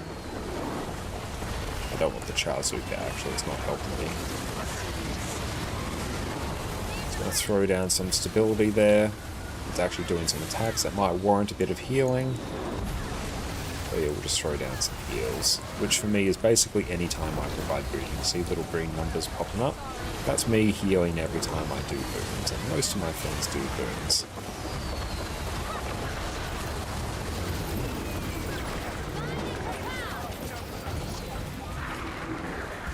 Then run know an add-on to show us something is valuable or rare drops, and you'll need to check the trading post or websites every time. Not that I'm aware of. But honestly, generally now, when it comes to whether something's a rare drop, if it's an exotic weapon, might want to check it. In most cases, exotic isn't going to be, but you might get very, very lucky. Or it's going to be an infusion drop, and if it's an infusion, it's probably worth a sizable amount. Everything else is, especially if it's, you know, a piece of gear dropping, it's kind of just random loot for you to process.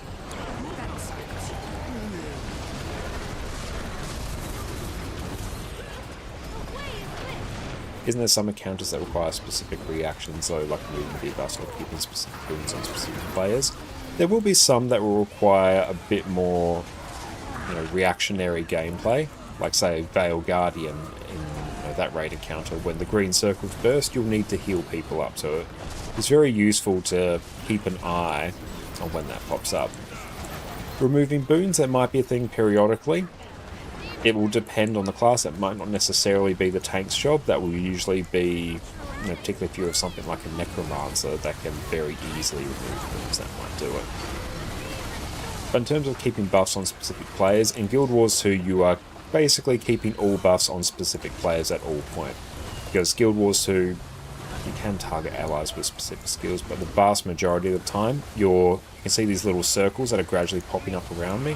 That is the radius in which I'm applying boons, and you want everyone to be stacked up for the most part, so they all get boons. So I'm not focusing on providing them to one person at a time, I'm doing it to my party as a whole. So more of the focus here is on actually just having high uptime of those boons.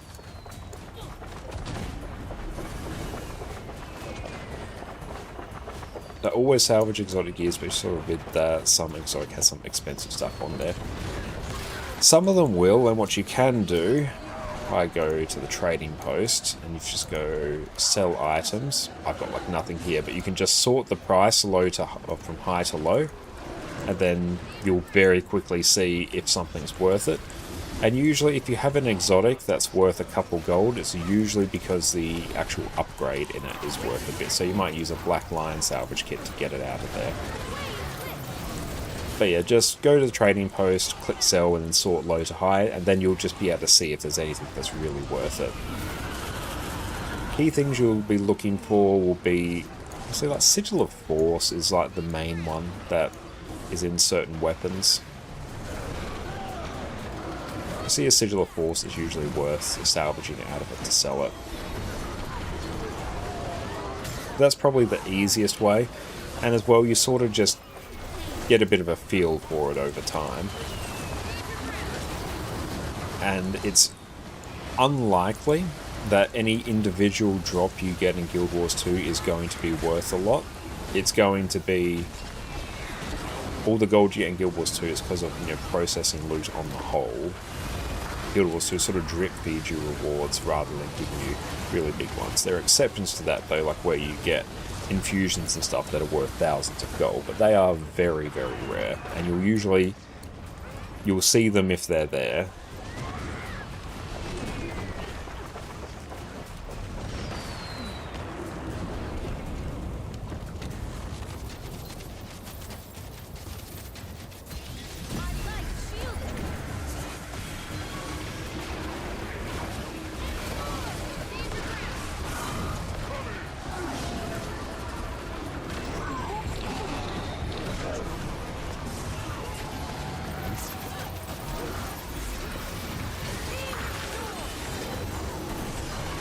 And one thing you'll quite often be doing as a healer in Guild Wars 2 is keeping an eye out for boss mechanics and then applying stability if they're going to knock people down. That's a very useful thing to do.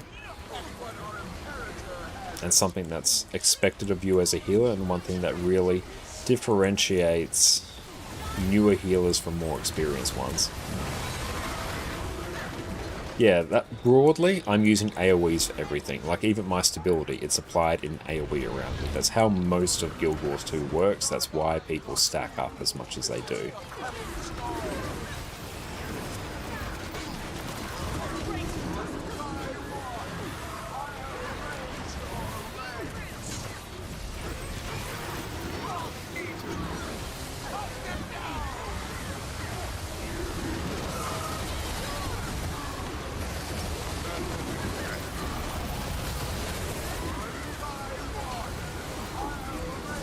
But here there's not too much really for me to pay attention to, aside from maybe just keeping a reasonably high uptime of stability, but also it's going to be in general applying as much healing as possible. Because yeah, things are starting to get a bit dicey here. That's because there's lots of just instances of small amounts of damage, and also people need to take the responsibility themselves to not stand in bad AoEs. So here I'm less focused on burst healing, more about just trying to provide a consistent amount of healing.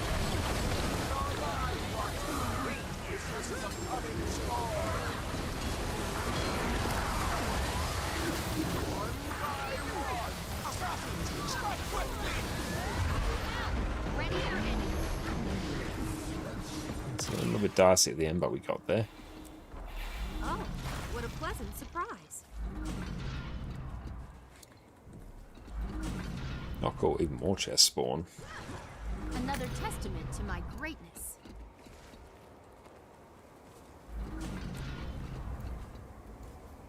Make sure we get the big chest. It's actually quite profitable doing Cold War.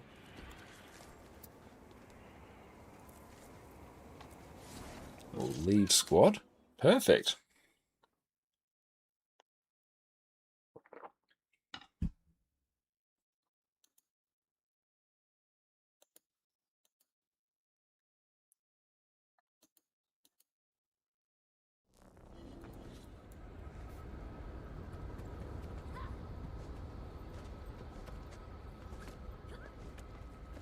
Yeah, that's basically it. We're not really looking at the unicorn vomit to figure out what needs to be dealt with. It's knowing the boss's mechanics. Yeah, it's not as dynamic and responsive as PvP. No, quite often, most big attacks will have tells. Like, okay, this boss is doing this animation, this one will knock people down. Like, say, on Gorsable, a Raid Wing 1 boss, the second one, like when it raises its hand and smashes it down, it always does it at a certain point in the fight. Like when a phase starts, it might do one swipe and then smash people down. You'll want to have stability for that attack, and you just sort of know, okay, we're starting a phase, it's going to do this attack in the next 5 seconds or so, pump some stability. When you made old accounts, did you have to get the X-Packs and then pay for them again? Yes. Like every account you have, you'll have to buy the expansions and stuff again. It doesn't work for Matriarch and Patriarch Deadly Attacks in Wing 6. Yeah, there's some instances of that, and yeah, the crab throws you away with that telegraph. Yeah, I think the crab attack actually needs more of a telegraph. That's one of my complaints and issues with that encounter. Most things in Guild Wars 2 are telegraphed, though, or at least occur at predictable points. So it's more about knowing the boss's tells and animations and just encounter knowledge. A lot of things, particularly in raids, can be fixed by having reasonable uptime of, stability and maybe some strategic ages, which is a block for people. It's one of the reasons Guardian's always been so good, because it pumps out stability like crazy. Oh yeah, but yeah, now I've actually got... Oh, I've got a piece of loot here. Now I can go sell items, sort price, high to low. Okay, this one's worth 19 silver, and generally, as a rule of thumb, an important thing to keep an eye on in Guild Wars 2 is going to be the price of Globs of Ecto. If I can actually spell it. Glob of Ecto. If a legendary... Not legendary. If an exotic weapon is worth more than... 1 or 2 globs of ectoplasm, might be worth to sell it, else you just salvage it. Power flow at 30. Because yeah, that one, that legendary, it's not a legendary, no, that exotic would have sold for 20 silver, but now I salvage it, got 2 ectos, which sells for 40 silver, so I basically doubled my value in it there. Yeah, worst thing about Lumina's 300 range, yeah, give me the Herald Boon range every day. Let's take a look and see what else. Ooh, yes, I need that. Sup can fill. I can do any role and I will do it reasonably well.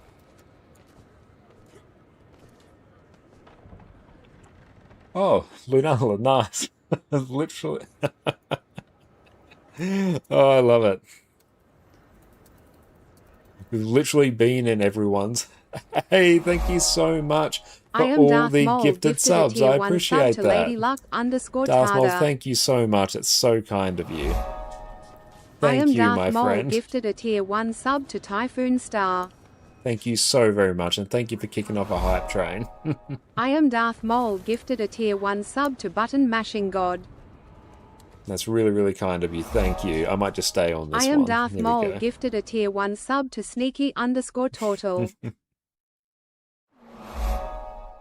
I am Darth Maul gifted a tier 1 sub to Akil Capone. I am Darth Maul gifted a tier Everyone 1 enjoy sub your to gifted subs. VC. Thank you so much, Darth Maul. It's really kind. I am Darth Maul gifted a tier 1 sub to Tayo Saikoro. I am Darth Maul gifted a tier 1 sub to G's Gaming. I am Darth Yeah, sure, Maul I'll Q gifted heal, a tier that's 1 fine. sub to Perigar.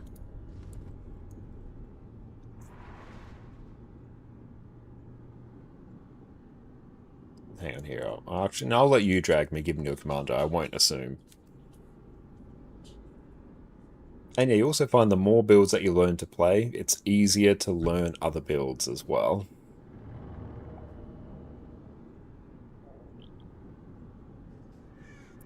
Jess, thank you for popping in. And yes, thank you so much, Darth Maul, for all those gifted subs. It's so kind of you. So I am now a Q heal. So for this encounter, I need these skills, like these 2 mantras to provide my quickness and other boons. I need Feel My Wrath for quickness.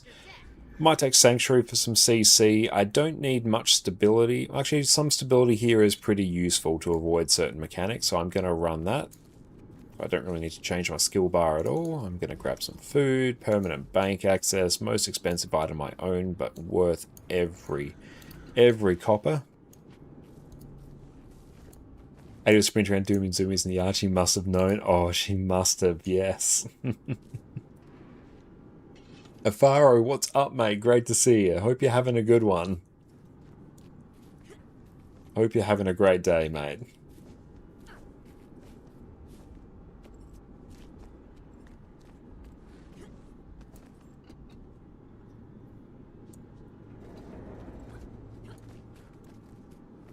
A Hammer of Wisdom and Bane Signet are good for CC. Yeah, they absolutely are. Actually, you're right. Bane Signet might be a better shout. Yeah, because that will be instant CC. Rather than the gradual CC.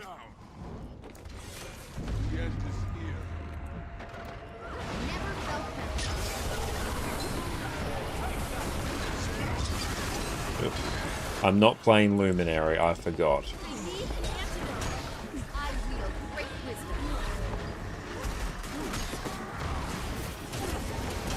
Oh, that's not where that wanted to be.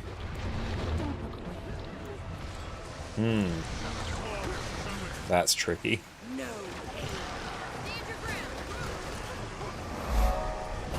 This might be a bit dicey now.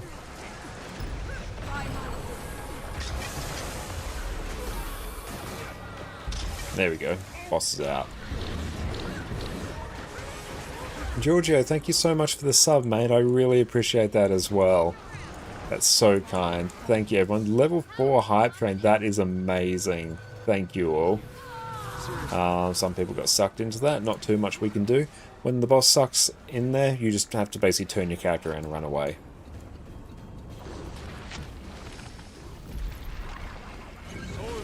Can't heal through that, like that would just do too much damage. So if someone dies there, that's kind of on them. Not too much you can do.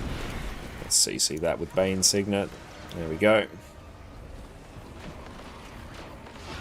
Gomez, thank you so much for the sub, my friend.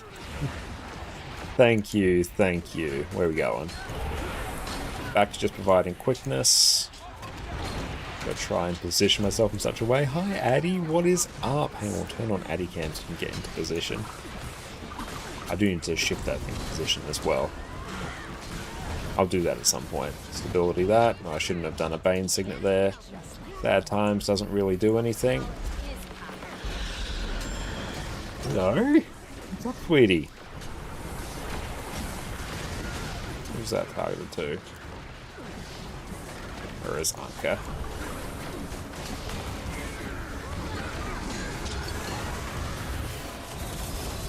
Daddy, on your bed.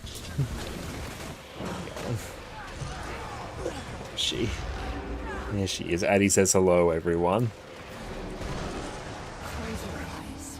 I'll make sure to shift Addie cam to a better position after. And CC. on your bed. Hi, sweetie. He's very excited. The tail guy, I know. Yeah, she's so excited she can't stay still. She's living her best life. Let's clean this Solar Storm.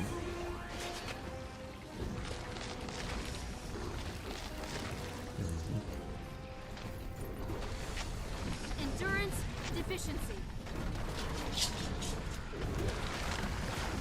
Let's go get the res.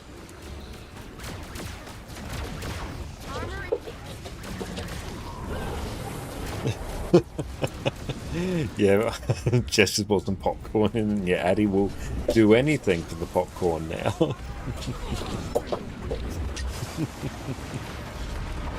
Give a German Shepherd showing her back to you because it's time to eat. You haven't stood up yet? Oh no. That's adorable. How old is your German Shepherd and what's their name?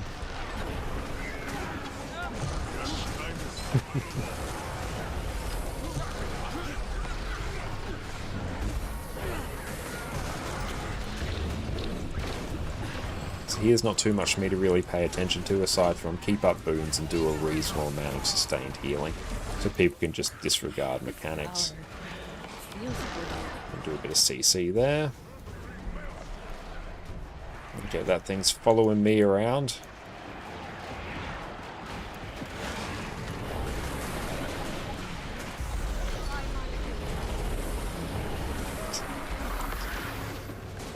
There we go, that thing's gone.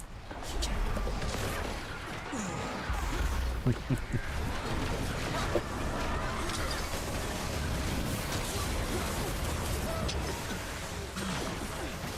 thank you. Thank you, Jess, for the popcorn.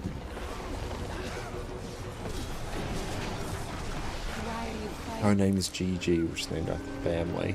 Oh, that's adorable. Nice. Excellent. Thank you for leading that there. I really appreciate that. 82, thank you so much for the follow as well. Oh, we'll also change Addy Cam's position. Let's do that. Cameras. Addy Cam.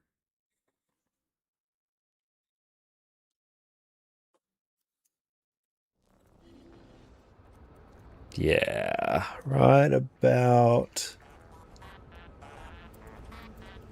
there. 2, 1 hours.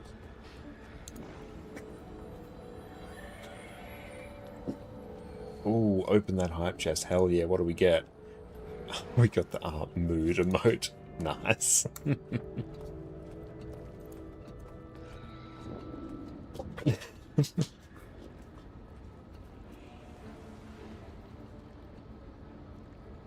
On your bed.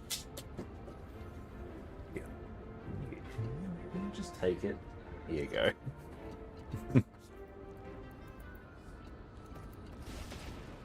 Cool, another legendary insight. We're going to get flooded with legendary insights. And Amora, no problem, needed 2 for the week. It's funny how we ended up like just in each other's raids constantly. It's quite funny. I was going through a small hell scare. Oh, I really hope you're able to get that sorted. It's always really sad and scary when that happens. I really hope they're okay. Oh, I know of a good use for this. Okay, so weekly raid encounters. Harvest Temple and Temple of Feb. Let's blast it.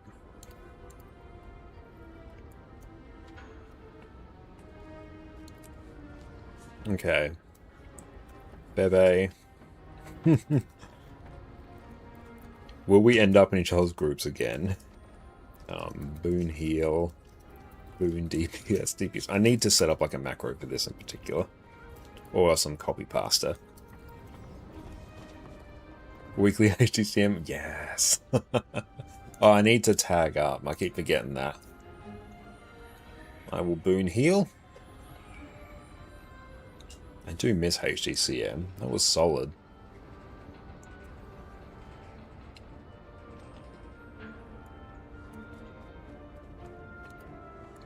Cool, let that fill.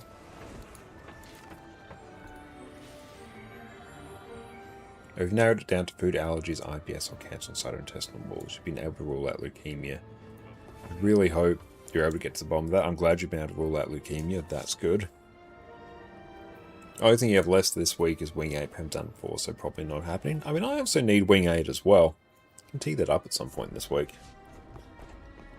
TY, go. Boon, heal.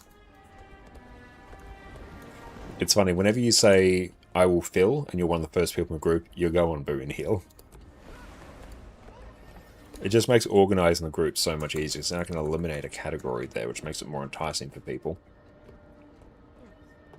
I'm the same as well. I'll quite often just join as a Boon heal, because it makes group formation easier.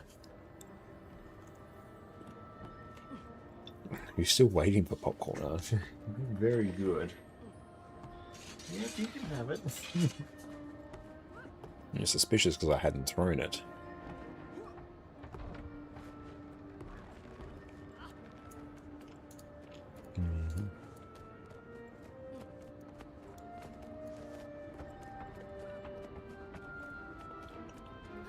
I find it's always easy if you search for a lack heal and quick DPS. TY. Okay, we got him. TY, go Q DPS. So, was it Aphrodite is QDPS. Ladies is also QDPS. Beautiful. Now we just search for DPS. Done. Group will now just fill. Another free-to-play update that changed Raid Quick Play, and you can now join every instance. Oh, can you? Interesting. I do need to test out Raid Quick Play as well. On a free-to-play account, just my curiosity. On your bed. No, it's nice meeting you too, Darth. Make sure to give Gigi a nice pat from me. Please pat his Go. And he gets all the pats. Okay, 8 of 10. Yeah, I'll nom some more food. Addie, on your bed. Try and I'll just let my arm to get more popcorn. You can't have too much popcorn though, we've been through this. There's only a finite amount you can have. Moon Lily, thank you so much for the follow as well. On your bed.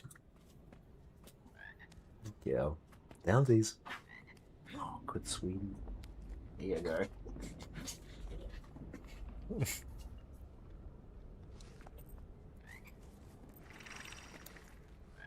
Did I put my food back? I did. TY go QDPS Haffa.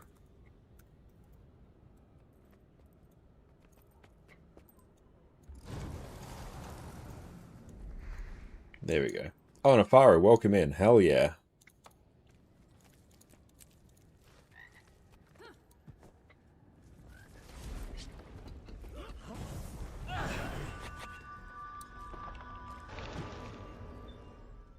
Oh, I'm a heal. Swap the build. There we go. Would have had no alacrity if I had my way there.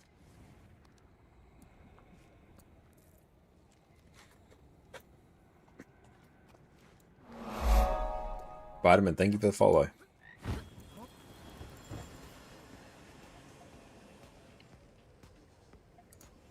I was going to say, I did need a bit of CC here. Alas, I forgot to bring it.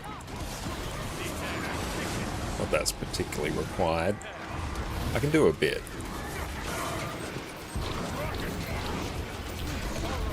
Just not as much as I'd like.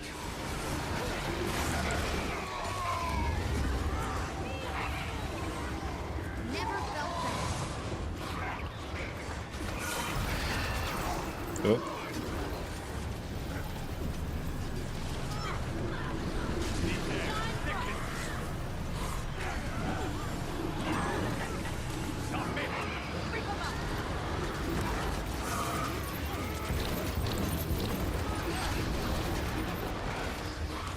Bit of CC. There we go. Always go to the right one here first. Just a nice little hack if you're pugging this. You always go for the right one here. Different if you're doing challenge mode, but if you're doing challenge mode, pug strategies aren't relevant for you anymore. Then you go to the left one. That's the order. To always ensure you have the easiest possible encounter.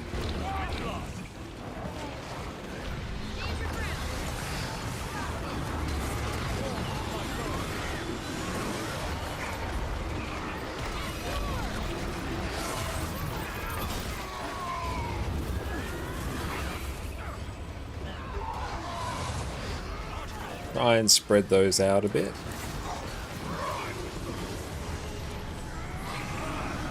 I mean, I can sort of go through one or two without too much issue, but I prefer not to if I can avoid it.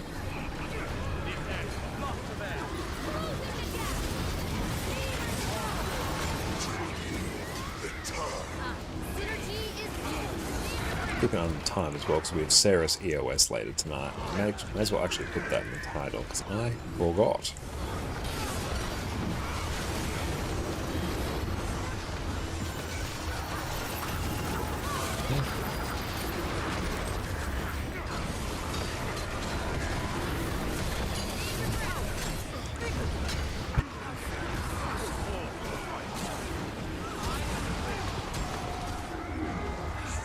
CC, whoop. NV. Everyone kind of knows where to go for these now, so when in doubt, just follow the group.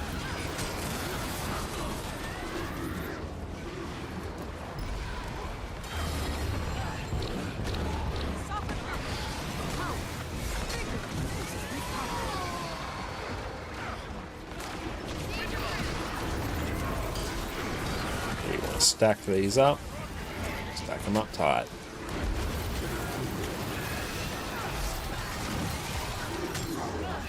And just step to the left here.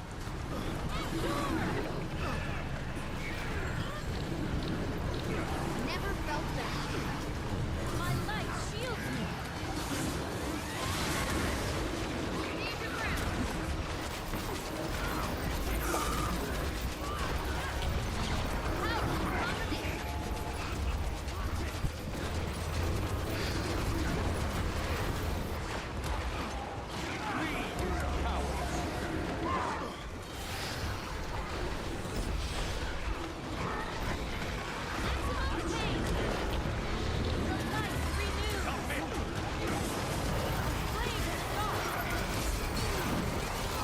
We are about done with this now. We'll just have one more round of CC.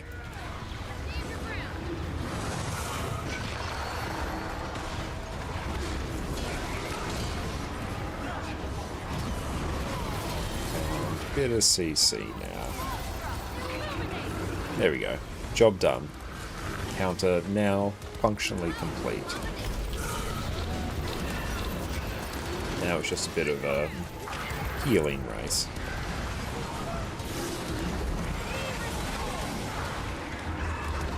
%TY.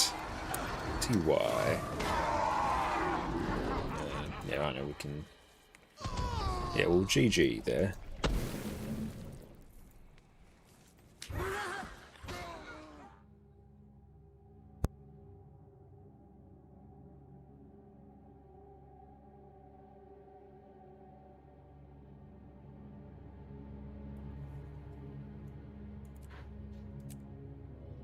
Or just GG there. Awesome. I'm going to take a quick break now to go stretch my legs. So yeah, we'll see everyone in a moment. Sit tight. Reaper enjoys Around the World Rejoice. After years of languishing on the outskirts of PvE content, getting laughed at by classes with their 40k DPS benchmarks, watching in horror at every set of patch notes as your axe just received another 5% damage buff, ArenaNet has finally graced us with the buffs we've been crying out for years. Now, raid bosses will battle a class 11 years in the making. Power Reaper has awoken. Welcome back, everyone.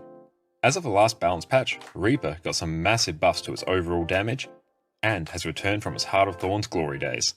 Not only that, the Reaper Shroud 3 skill, Infusing Terror, has had its damage reduction increase from 20% all the way to 66%. This means you can stay in Reaper Shroud for longer, spin to win for big old numbers, and are more survivable than ever. All these buffs get stacked on top of Reaper's already easy to learn rotation, its hard hitting skills that feel super fun to land, and all the Lord of Death roleplay you can muster, which turns this into one of the most fun DPS builds Guild Wars 2 has to offer. It's a good time to be a Necro enjoyer, friends. Let's jump in to the premier power damage Necro spec. When you equip Reaper, your Death Shroud will be replaced by Reaper Shroud. Here, your Shroud skills get replaced by far more aggressive AoE skills.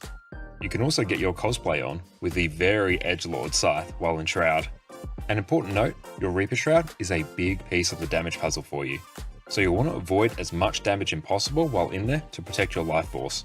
More life force means more damage. Your Reaper Shroud auto attack will cleave through enemies and grant you life force on the third strike. Due to one of your Reaper traits, the last hit will also recharge your Shroud skills. Death Charge will catapult you forward, attack 9 times, and blind your enemies. This skill will be the largest overall contributor to your overall damage. Infusing Terror will grant you stability and a huge 66% damage reduction for 6 seconds. You can also reactivate this skill to fear enemies around you. Always try to activate this when you're in Shroud, just for the 66% damage reduction. This will protect your life force and let you jump into Shroud more often. Soul Spiral is one of the most fun skills on Reaper. You'll spin to win, attack 12 times, and inflict poison. You'll be wanting to use this every time you enter Shroud. Executioner's Scythe will deal a huge strike of damage and stun your target. It will also deal more damage the lower your target's health. For this reason, we'll want to be using this when our target is below 25% health for some huge punts of damage. For our weapons, we'll be taking Greatsword and Staff. On Greatsword, your auto attack chain will regenerate life force, and on the third strike, will inflict chill and completely recharge your Greatsword 2 skill, Gravedigger. Gravedigger is one of the classic Reaper skills. You'll deal damage on up to 5 enemies around you, and if you hit an enemy below 50% health, it will instantly recharge. Towards the end of your rotation, you're going to be spamming this like crazy. Death Spiral will strike 5 times, with each one being a world finisher, inflict vulnerability, and regenerate life force. Nightfall will cast an expanding AoE at your feet, blind and cripple enemies, and also convert 4 boons on enemies into conditions, which is super handy. And we are back. Welcome back, everyone. Okay, let's see what else we actually need. Yes, literally Harvest Temple is what we need next. Just take a look and see if one's up. If not, we'll get it in the LFG. 4 CMs, nice. That's alright. HT. On your bed. You've had lots of popcorn, sweetie.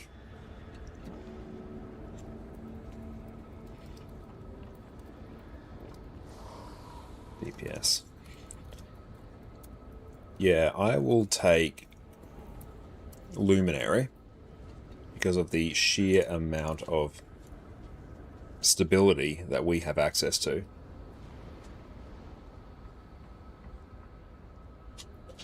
Nefaro, nice, love it. This time, play whatever you want, Renato. Oh, Boon Heal, perfect. I was gonna say, you've done Boon Heal a few times. It feels like that's all good. But yeah, honestly, like, you can play whatever you want. If you want to do DPS here, that's fine. I can always search. Conscious you've played Boone Hill quite a bit. Just get any of the relics from the quick play container. As you do more and more quick play, you're going to get enough of those chests to unlock them all. I think it's 18 rounds of quick play, and you will get every one of the new relics from there. So just get whichever one maybe seems the most useful to you now, knowing that you will get them all as you keep doing quick play. I got them all in a few hours, so it doesn't really matter.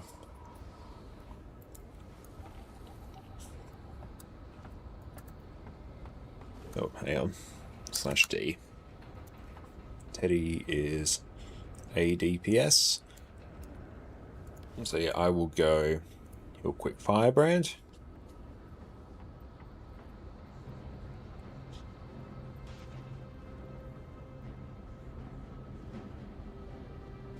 Up for a challenge?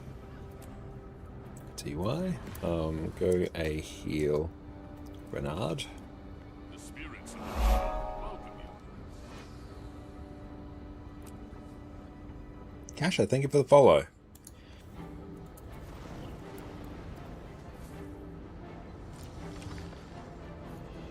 Let's go into Harvest Temple now. What are your thoughts on getting back into raids and quick play class-wise? I think if you're going into quick play, take something that can provide boons. That's just going to make your life much easier in the long term. Harvest Temple boss to 55. The challenge mode, yes. Normal mode, no, but okay. But yeah, I recommend taking like a QDPS and ADPS. A Celestial Boon Healer is also a really good shout. I had a really good time. Yeah, I had a really good time just running QDPS Conduit and QDPS Herald. I ran Alacrity Scourge with Relic of the Pirate Queen, so I would at least give myself quickness. And I give everyone else Alacrity, so something that can at least give some of those boons is going to make life easier for everyone. And Sony, thank you for the follow as well. You play your Chrono open world build and Celestial Gear. Yeah, that will be great, because you'll pump out like a ton of boons to everyone else. But yeah, overloading with boons I think is a good thing. Because yeah, occasionally you'll get in groups where you're missing one of the key boons and it feels a bit bad.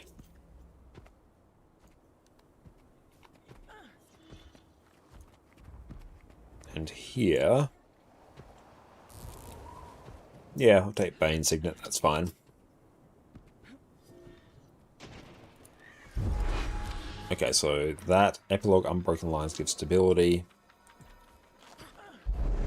This gives resistance. That's Taunt and Resolution, Prot and Swiftness. Your Eyeballing Power Reaper, but guess going something quickness or alacrity is better. I would go that. Scourge is really good. I'd go probably Harbinger as well. Ritualist would also be a great shout, I think. Yes. If you don't know what to do with Orb, leave it alone. Once it moves away from you in the latter part of the fight, stop attacking it. Oh, so at that point where we need to ping pong orb, sub 2 go to arrow, sub 3 go to circle. Put spellbreakers in each group.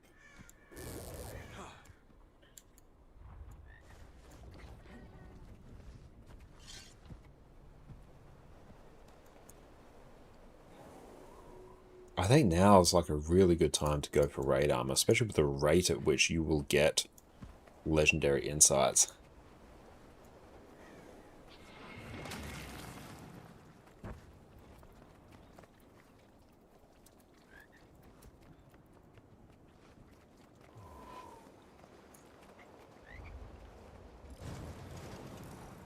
Yeah, mostly we're just praying.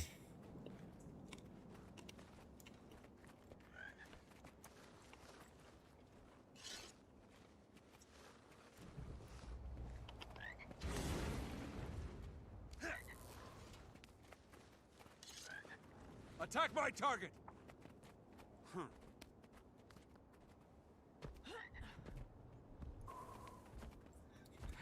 Press P to ready.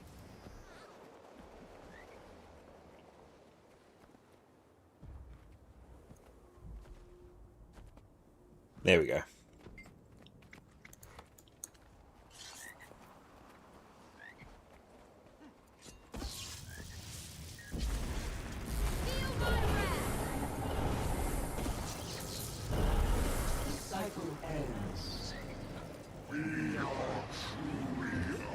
Yeah, the soundtrack for this raid is amazing. We must cleanse that corrupted magic. Push it into the prismatic ridge.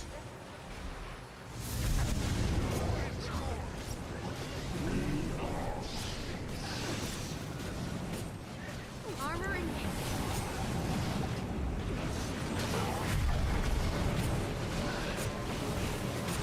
Be ready to CC. It's been purified. Break it to send it back. It worked. It's exposed. Getting healthy.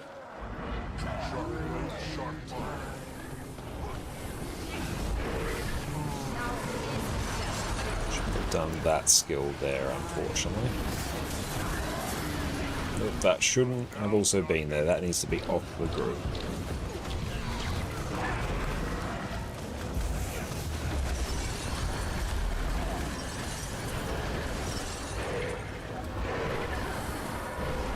Just phase now. Ooh, good stealth. That was solid. Respect it.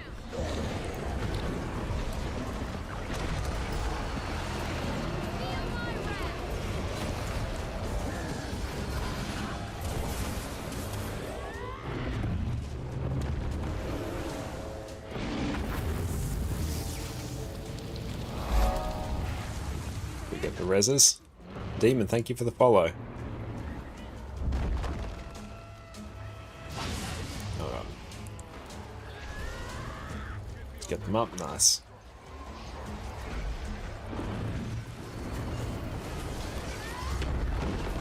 Armor in hand.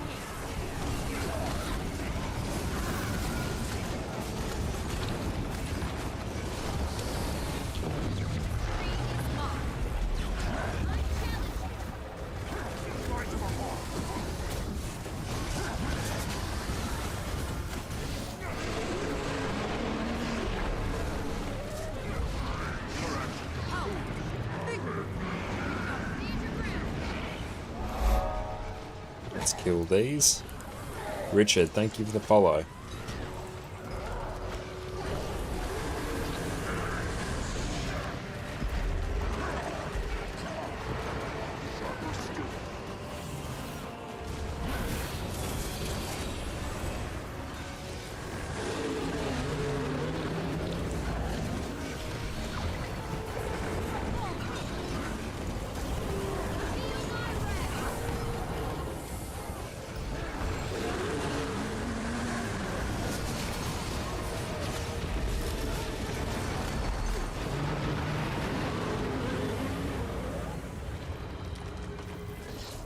Another corrupted orb. You know what to do. Wakada's void shall return to you.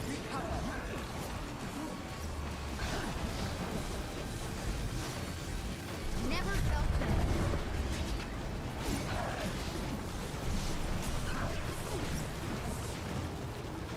Do not stand in the goop.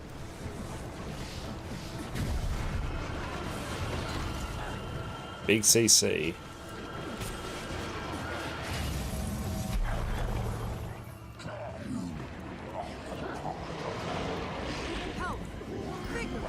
How's the leaderboard page CM going? I don't know, Laser. That's a very good question.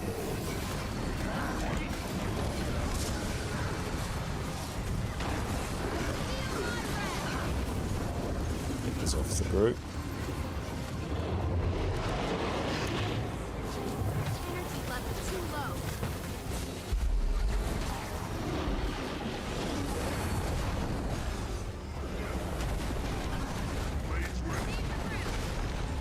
Never try and give people stability for that.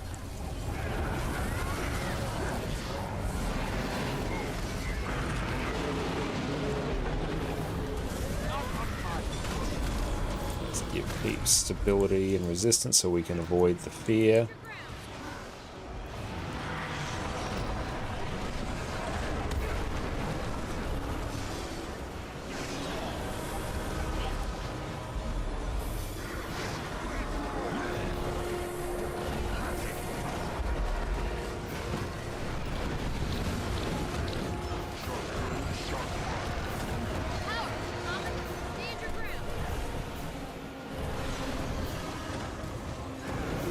The Zartan music especially, I think it's my favourite of all of the soundtracks.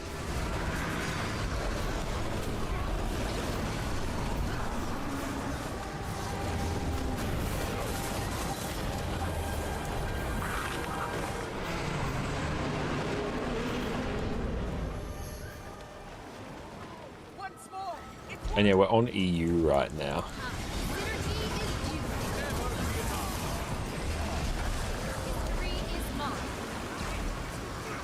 Stability.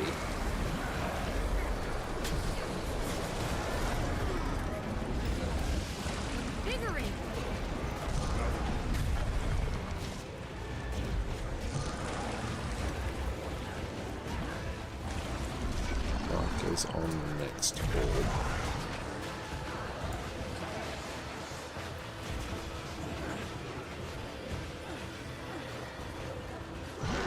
There we go.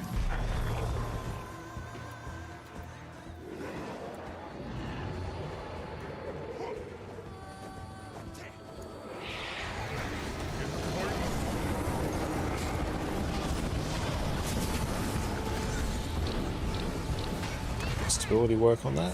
It does. Just hurts like hell.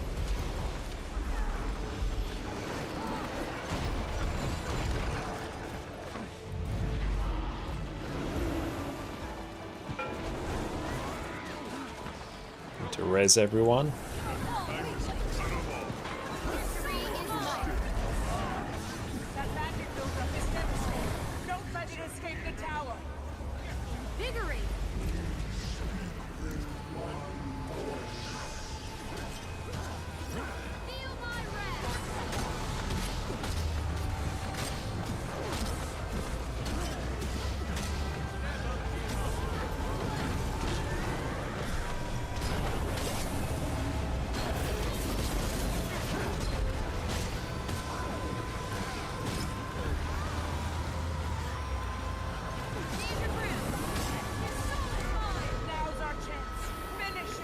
Good job, that's the hard part done.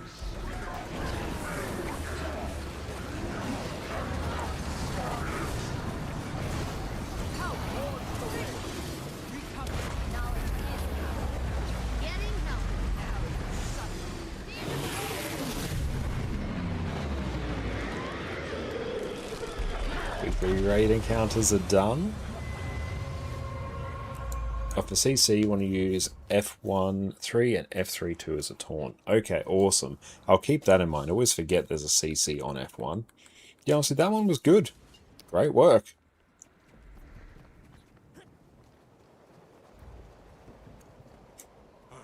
And I'll see him.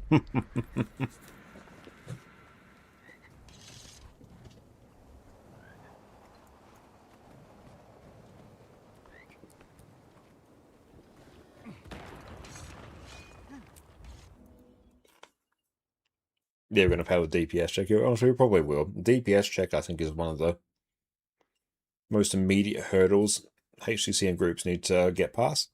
If you have good DPS, it's a non-issue, but that's one thing we found on NA, is actually getting people to cross the DPS check. Easier nowadays with the sheer amount of power creep, but still.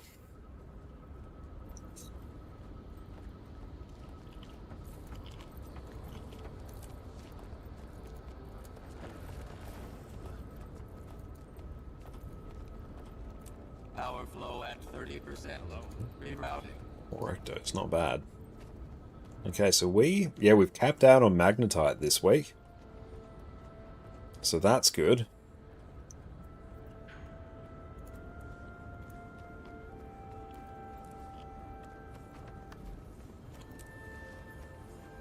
So I have to add a sheen and that.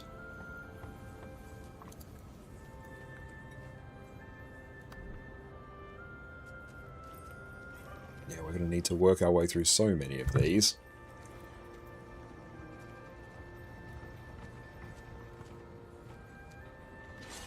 So, traveler.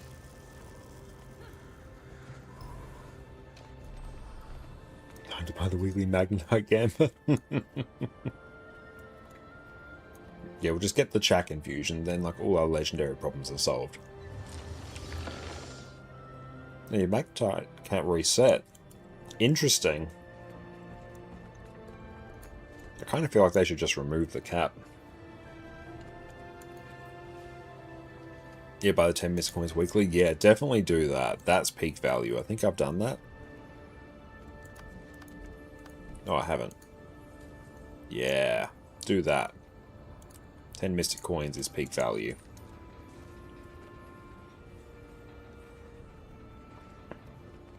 So you got the legendary gloves from Fractal, which had the light one. How'd you get the medium one? Not buying clovers? How much? It's probably a good thing for me to do. It just burns through so much magnetite. But you know what? Legendaries are probably the main goal. But basically, let's actually check. You have to do a bunch more Fractal Quick Play. Legendary Fractal Gloves. I'll just pull it up and we'll take a look.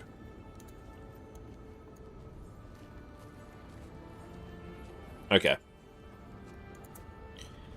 So to get another set of your gloves, you have to... Let's see, you have to get this item here. Let's actually check. So hang on. No, one per account. So yeah, you have to get a Fractaline Spark, which will take about 30 runs of Fractal Quick Play. You need Gift of Magical Prosperity, so you need to craft that. You need a Gift of Mighty Prosperity, and you need 200 Icy Runestones. So the first one is free, the second one is very much not so free. So it's going to be about 600 gold. Which is about normal for a piece of legendary armor. I don't think. I think it's only going to slow me down. Until we converse again.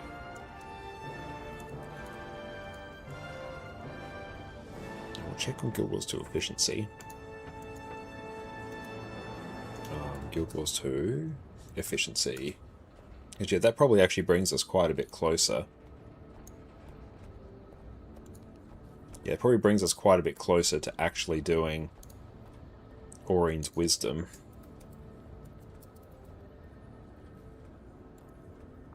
Which is Legendary Scepter. I feel like I'll go for Legendary Scepter next. Scepter's one that I actually need quite a few of, but I never have enough of, so a Legendary that will be pretty sweet.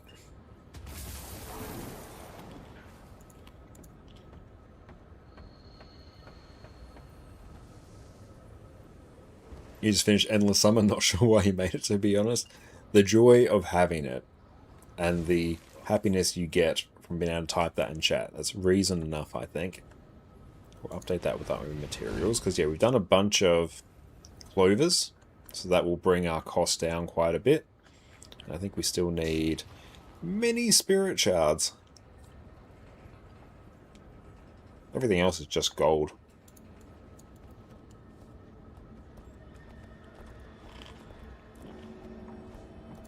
It goes on shelf for your second complex. I'm the same on my NA account. I've got 2 legendary backpacks. I got the Fractal one and the PvP one. And I got 2 amulets, the PvP one and the Season of the Dragons one. Granted, I got them before the legendary armory. But still. Okay, I'll probably... We'll do, I think, Wing... I could do a Wing 7 now. That would work in time before our next break. Raise. Wing 7 full clear. I'll actually type properly. Boon. Heal. Boon DPS. Pylon. DPS. Stage roll. Yeah, let's get a wing 7. Faro, come on in, mate. Q DPS, perfect. You come with me. I'll go A heal.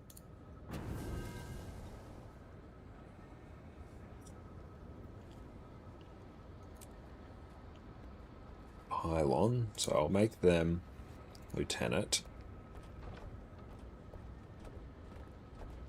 Got a pylon, sweet. Renato, yes, come on in, mate. Do whatever you want, like whatever role you feel like doing. No need to necessarily be a healer if you don't want. Whatever works for you.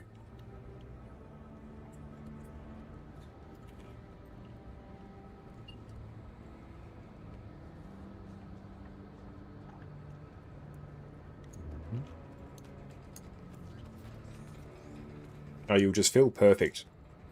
Are you able to pylon as well? Is that one of the things you can do? Oh, you never tanked? That's cool. I'll tank. That's fine.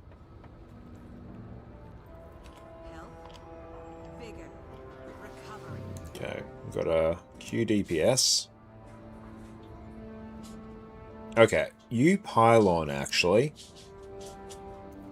Yeah, I'll make you lieutenant, just so I can tell.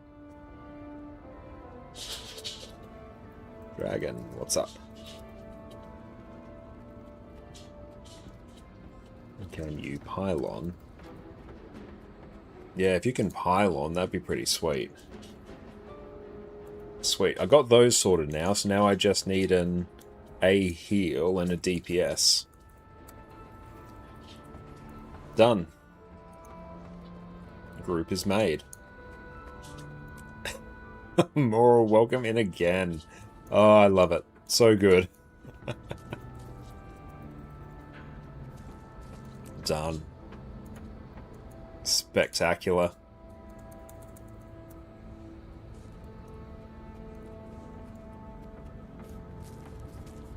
Human.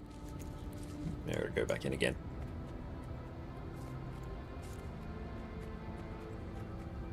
You joined just bored. That's fair enough. As good a reason as any to do it. Why can I not enter? Do I have to go through the actual wing? Or is my game bugging out? Let's go! I assume it's this one. Pretty sure it is. Okay, game's just really not liking that. We'll go out to character select and back in. Don't know why it's freaking.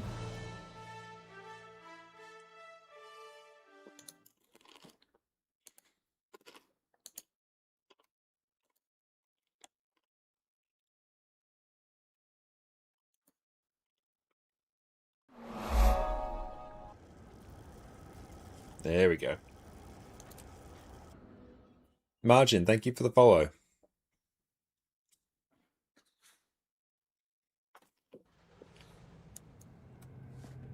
I'm in the LFG, correct? Hey, the gang's all here. We can skip gate now. Do we... I'll check. Because I think I actually need it for the weekly. Yeah, no, I actually need it. We'll do gate. So then we can just get the weekly key of Adashim done. There's an orb talking to me. It's a good shout though. We can skip gate, which is amazing. Else didn't describe this accurately. Why aren't you on the gate? There was an incident. Is that incident named Biggery? Summers.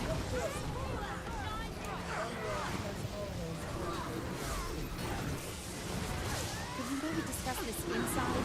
Those open rifts are making me nervous.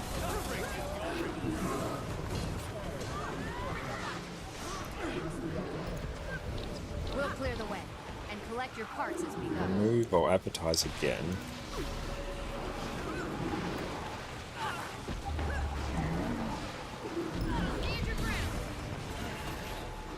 But yeah, honestly, I'll be skipping gate in the future, I think.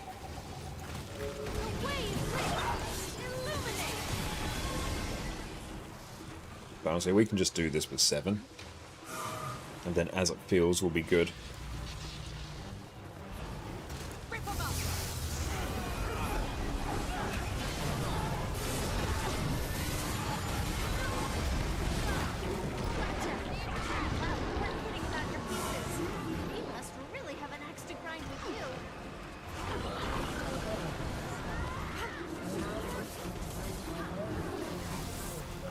Yeah, it's playing DPS that's just needed, Fish. Imagine, I'm loving the Guild Wars 2 content. Thank you. That's so kind of you. Just lurking while doing some work. Nice, I appreciate that. I hope you're having a good day at work.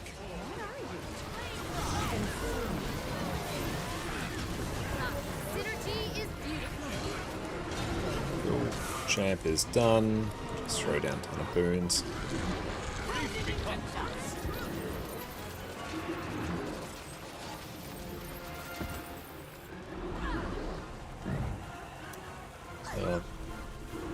Navarro and me protect Leno. No, I expected the legendary Adashim barrier to be stronger than this.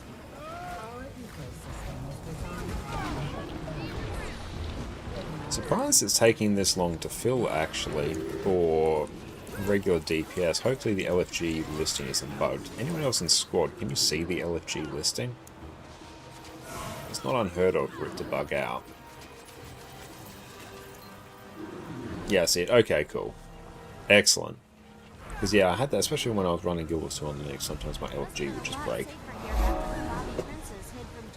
Bow and arrow, will you be doing crabs later on in A? I think that sounds like a wonderful idea. Yeah, I'd definitely be down for that. We'll probably do that after our Sarah stuff. Idle, thank you for the follow. I feel like these rifts are just waiting to spit out more bad guys.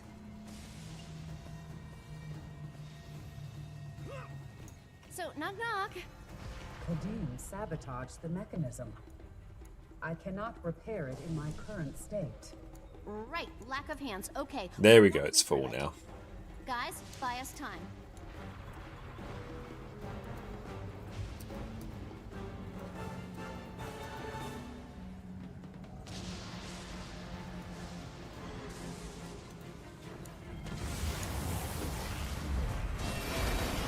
There's the power. Accelerate.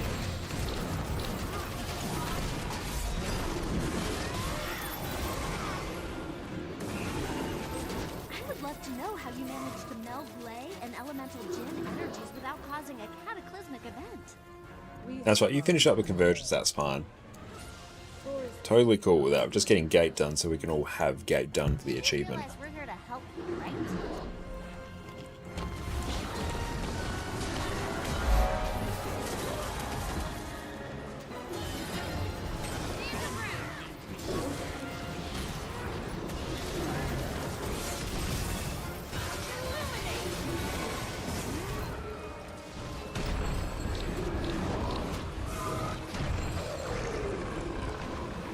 Lakapo, thank you for the follow.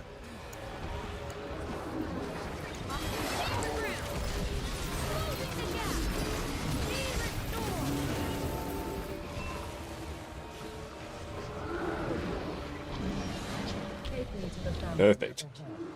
Once we've done that, We're inside Adashim! Our once-in-a-lifetime chance to see Jinn in their natural habitat! see, we'll get that achievement done. Losdrain, how's it going? Wonderful to see you. Remember, you are but guests in this house. Well, magically speaking, your house seems to be listing to the side. I'm getting wildly unstable readings. Sub 2 clear to Severe. Trying to 3 to stabilize the Adina. city? Adina Water, first. fire. The remaining two have been seduced. But do not concern yourselves. It is a Jinn affair. Well, given the crowds of living Jinn in here, I'd say we're your best option.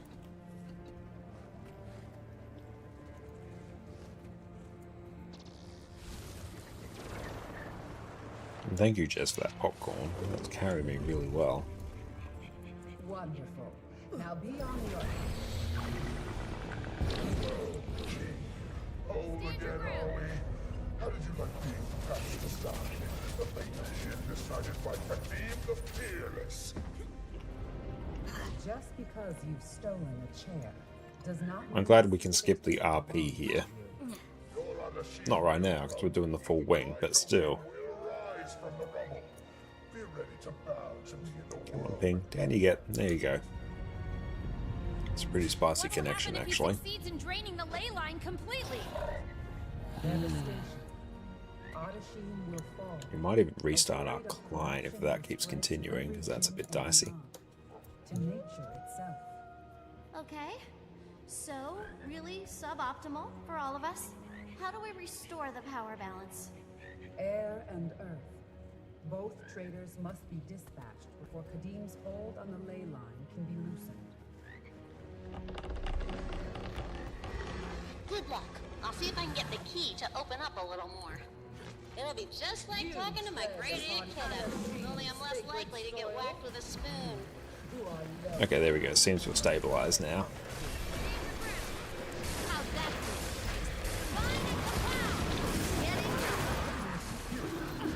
Was the best choice. I saw the trader being pulled the bellows. You're supposed to protect the air gym. Not help Kadim bring Otashim down around their ears.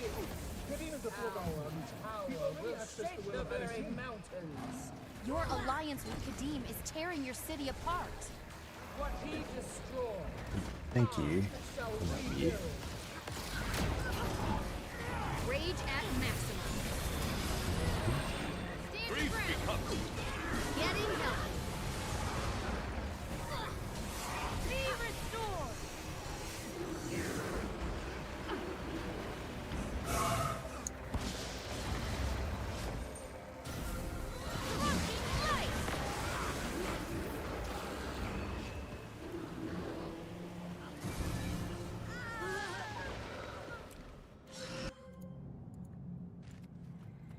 The ruckus is finished.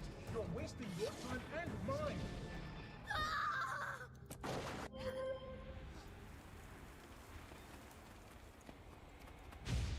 Door handle, how's it going?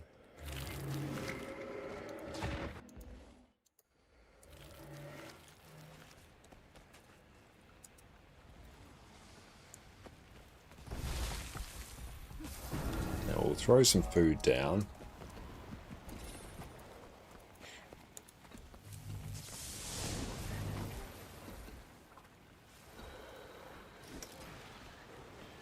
Just waking up, nice. Well, thank you for choosing to start your day with us, mate. I appreciate it. Alt 1, 2, 3. Now we'll do Alt 2 there. 2, 4, and 5. Pillars on markers. Ranged players height, if possible. And here I will take reflect wall.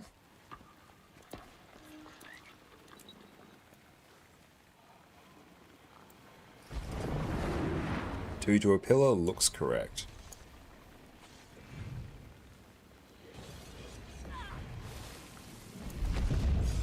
Come then. You won't live to see Kadim's dominion. Should actually take an Aegis.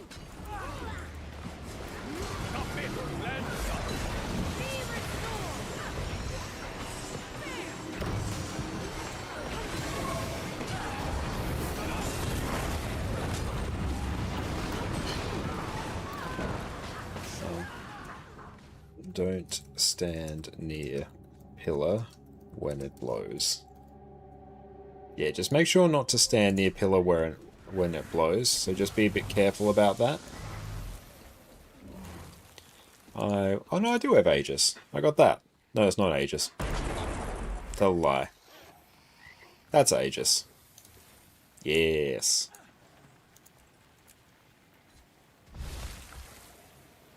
Now, cancel ready check. Wait for Reno to come back in. Give him a moment. Looking at this, we got a conduit, got Uriel. Yeah, so I think we got boons.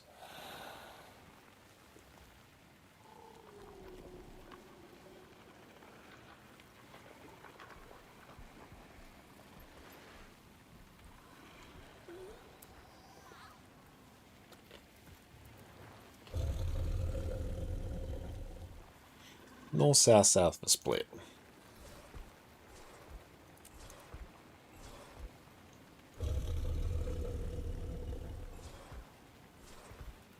All good. That's right. DCs happen. Nothing we can do.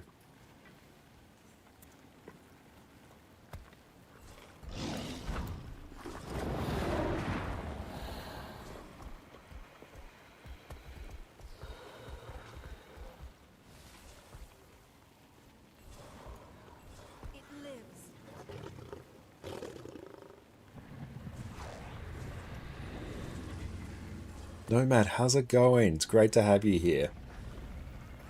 Just so much DPS is there that both minigames started happening at the same time. Oh wow. That's a lot. Hopefully that gets resolved. That's pretty funny. And make sure you are behind.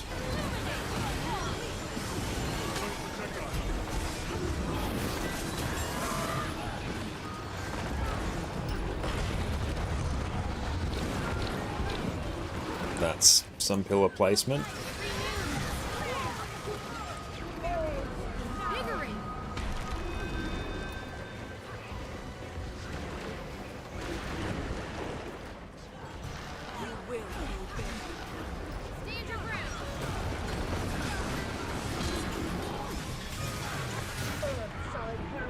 We'll get the res quick.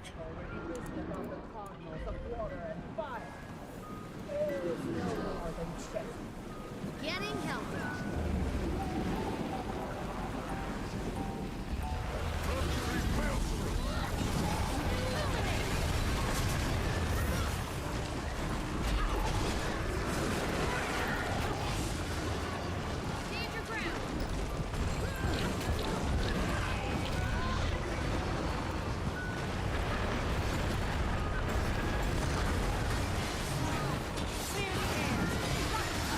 Channel block. It is. Nice. Oh. Terrifying.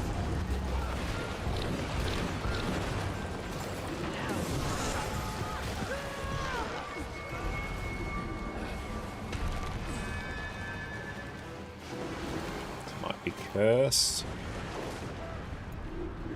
Yeah.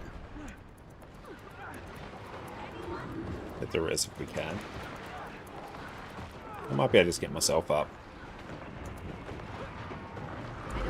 There we go.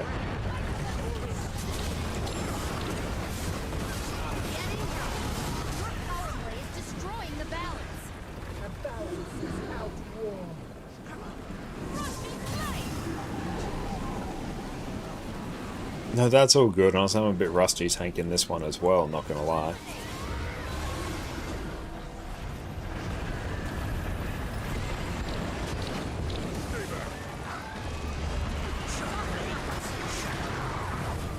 Oh.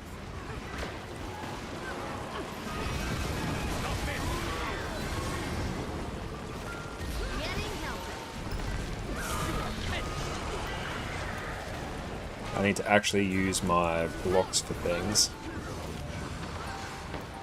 Yeah, don't place the pillar behind me. That's not going to go great. Yeah, never place it behind me. That actually makes it really tricky for me to get to.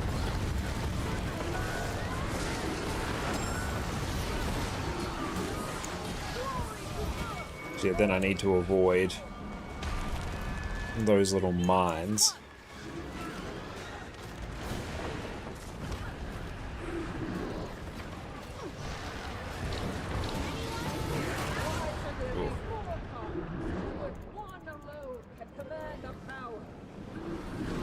It's dicey, but we'll get there.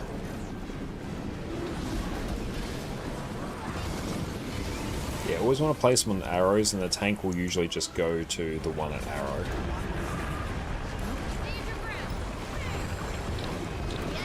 Slightly scuffed a demon.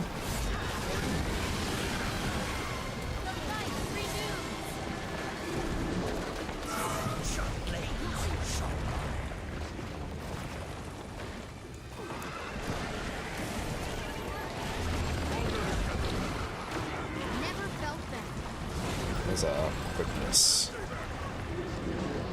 Really hard to tell. I think they might be stuck. Just... yeah, you want to stack some of these actually. Good stacking actually, yeah.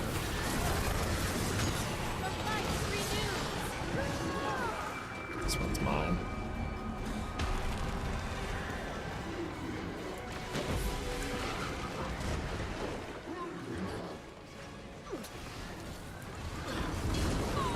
Oh boy.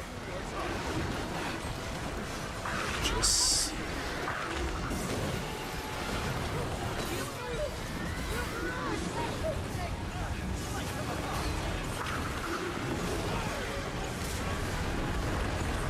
We got there. A little bit dicey, but we did it. Oh, sweet. I got a focus. No more magnetite for me. Stop being evasive. My guys kill a cardinal and you Oh, looks like I might have still got some. Of course, Got a brain teaser for me? Yeah, sure thing. Jin cannot hope to inherit a cardinal's power to enter the city. You mean you've absorbed both the backlash of elemental energy and a kick from the ley line? Would you prefer the released power flow straight to Kadim, or whip wild through Adashim, destroying all in its path? What I would prefer is that you let me help you. Allies share information, or they lose.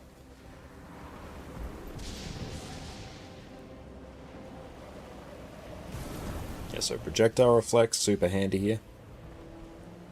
If you were to play as a single Guild Wars 2 class your whole career, what would it be and why? Oh, for me, it's got to be Revenant. I just love the absolute feel of Revenant. It makes me happy every time I play it. And Valorous Stance. Can feel every roll. It's like the best overall healer. Quick Conduit's amazing, but its heal lack feels a bit to be desired. But yeah, it's quick DPS amazing, phenomenal DPS. It's great in open world. I just love it. What about you? That's just a personal preference. I'm rocking Guardian at the moment, and it's incredibly flexible. I've been having a good time on Guardian lately, but I play basically everything.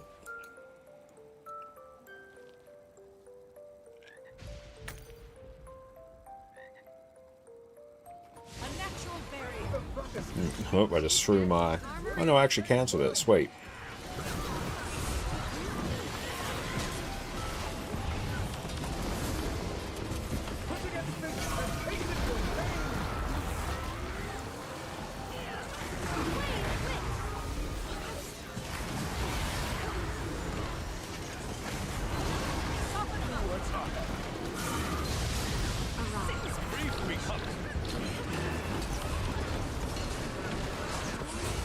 Phasing. When I can acquiesce to the inevitable and survive.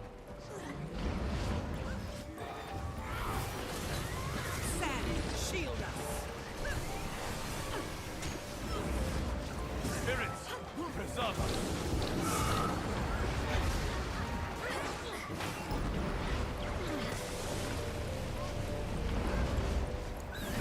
There's some sort of instrument playing. Why attack me for having the intellect and foresight to keep my position at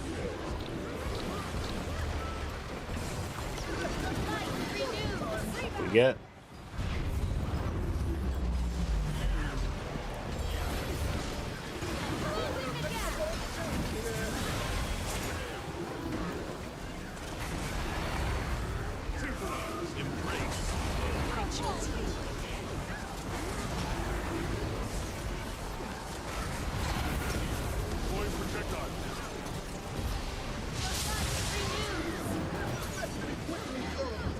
Get. Let's go get the reses. That's right. At least if you go down there in front of the boss, we can come get you.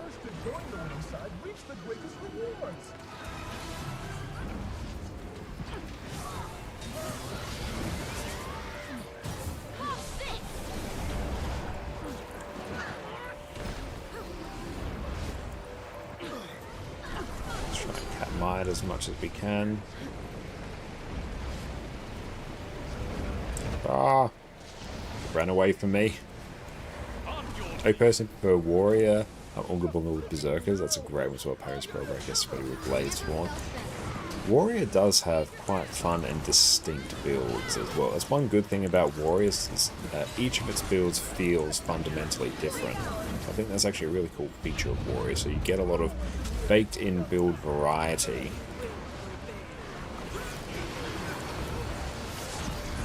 Wait.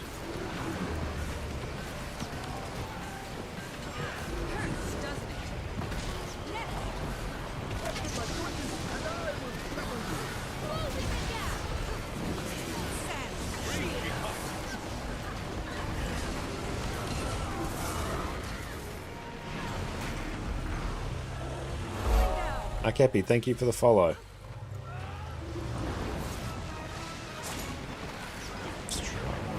Res. There we go.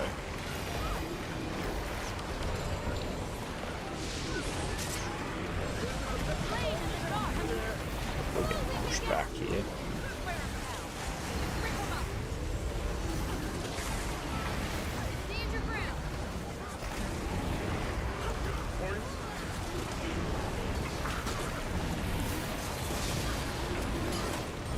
And Season as well, thank you for the follow. Let's pop that down there.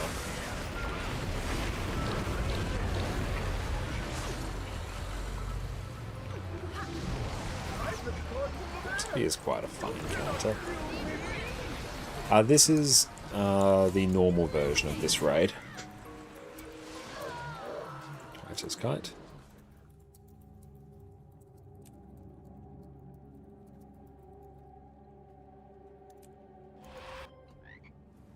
Your champions did well.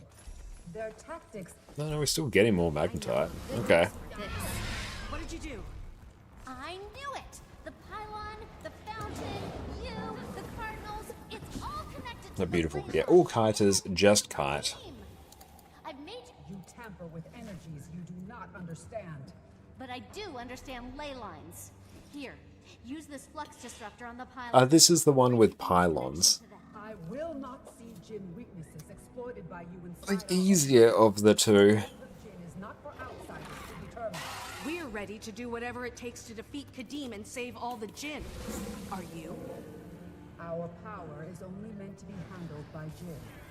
But I can dampen. If you're able to contact ArenaNet support their season, let them know your situation. They'll be able to help you. Well, to reverse the flow and drain Kadim of power? As long as his stolen power. Even if you struggle to access the ArenaNet support page, because if you lost details of your account, you could potentially just create a free-to-play account and then contact them through there, tell them the details, and they'll help you. ArenaNet support's very, very helpful.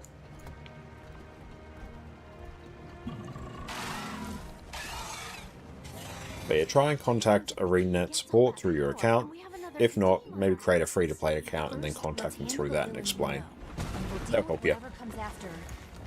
That's Kadim? That type of thing happens all the time. You're definitely bigger and uglier than you were at the Mystic Forge, but you still won't win. Just now I've got to place markers. Toys and lesser Jin. You're not playing Zomros' foolish games today. You underestimated us last time, Kadim. Didn't work out so well. I am something you've never faced before, and never will again. Oh yeah, like even when people have consumed items on their account they didn't want to, or like Arena have just reinstated them, like they are insanely good. Burst fire to the left, looking towards boss. Second fire to the right.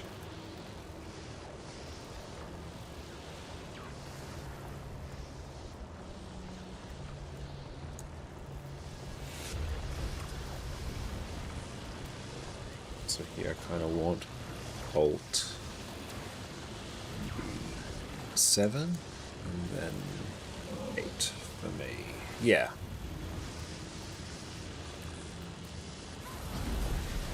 Bunch of CC, that will work.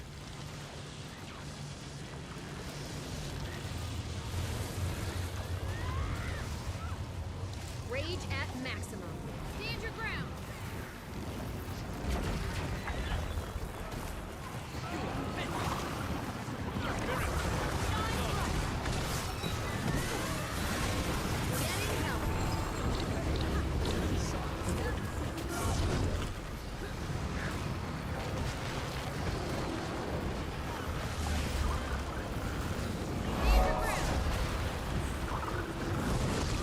Forbidden Starfruit, thank you for the follow. Oh boy.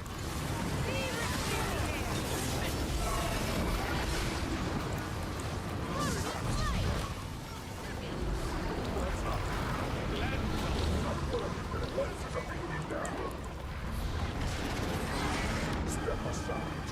Every moment has been leading to this victory. Over my inferior. They look pretty solid. Rage at maximum. You had great potential once, Kadim, despite your flaws. Now you are not even close. You are an outsider.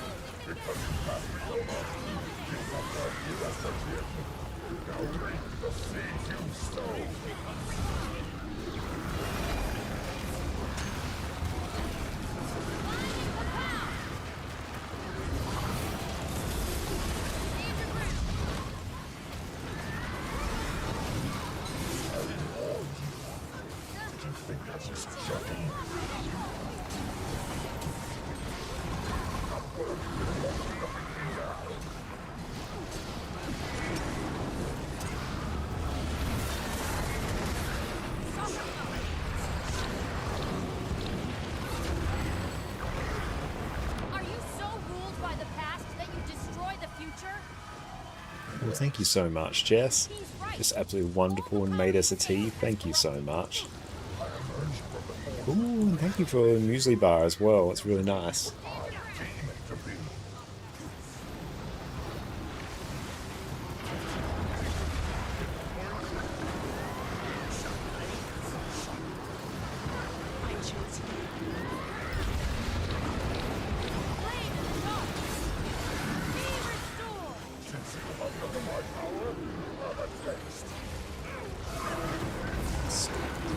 Need some assistance there.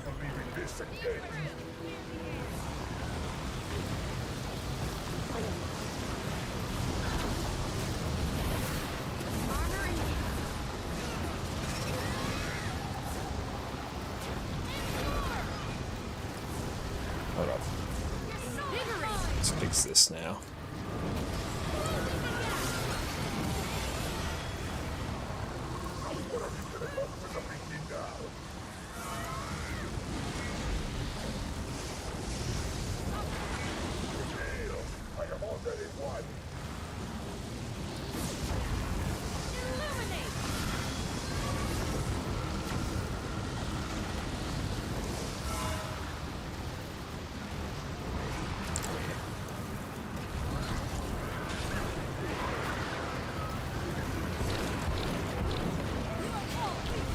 I have no idea why. It's a very good question. Just keep an eye on them there.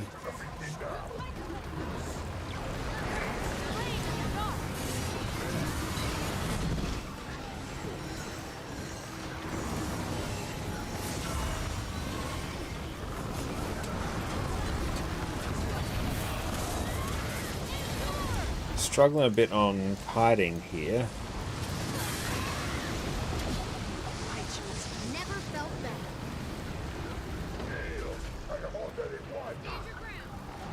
Okay. Oh, yeah. No, make sure you've got your special action key active, I guess. I think we might be running into that issue, maybe? Not sure. Things are taking place. But, I don't know. We can just... Yeah. This might just be a bit dicey. Just push it to 40. 40 and try and salvage. Okay, good. Get them up. Okay, cool. We're back in business now.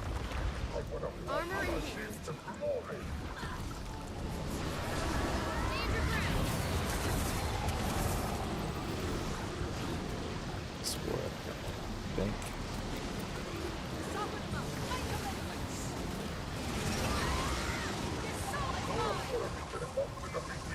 Oh, what's your key bind for the special action key? Mine, I have a Razer Naga, so mine's the 11 button on my mouse. But yeah, mine's right on my mouse.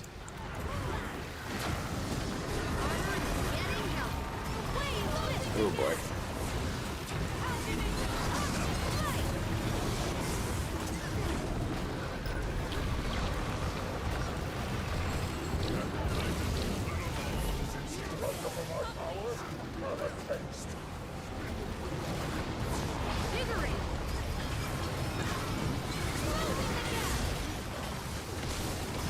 Okay, cool. We have survived.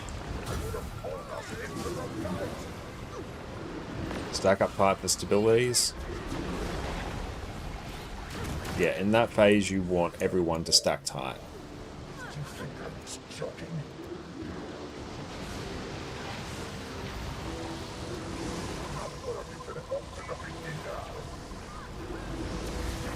Yeah, CC it. in business. If you're tanking, go out and then back in. Which is going to be a bit dicey here. Yeah, you don't want to run in too soon. You want the tank to run in. Yeah, yeah, stand on me. I can heal you up. Theory, thank you for the follow.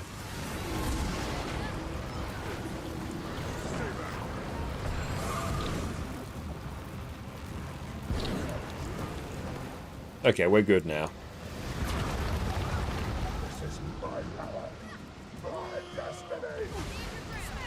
Oh, that's 1,000 ping spike. 1.2k.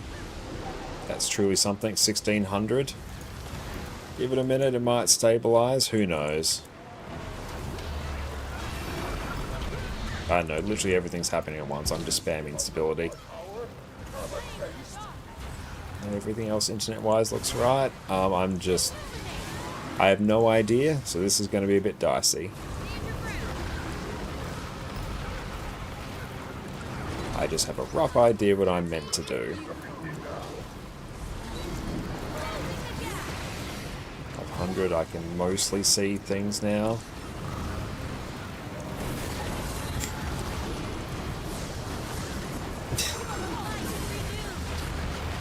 %. Yeah, like honestly at this point just vibe and get it done.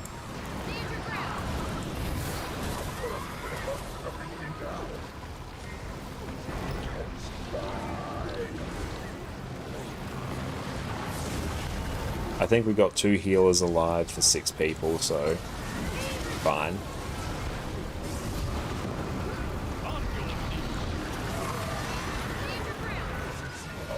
Yeah, so we're kind of at the point we can out-heal every mechanic.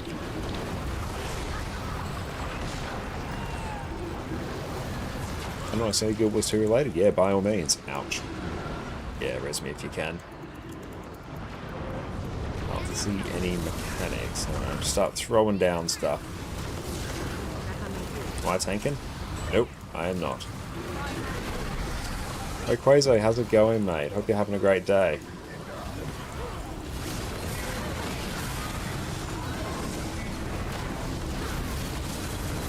Good thing about Kadim is he's really not a DPS check, so if you lose a few people, it's kind of fine.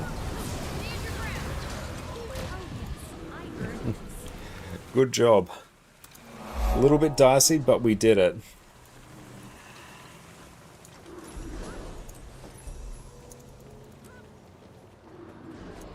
That was solid.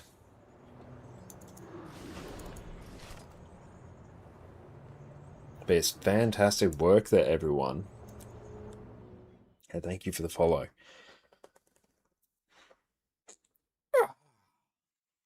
Now, Wing 8, definitely planning to do Wing 8. I think we'll probably do that after we come back from a bit of a break. Because, yeah, we do need Wing 8 done. That's like our last one we need for the weekly. Thank you, Jess, for the muesli bar.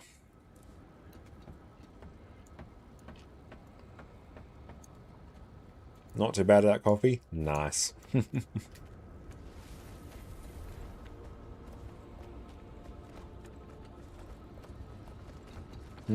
First playthrough of any game from scratch, which one would it be?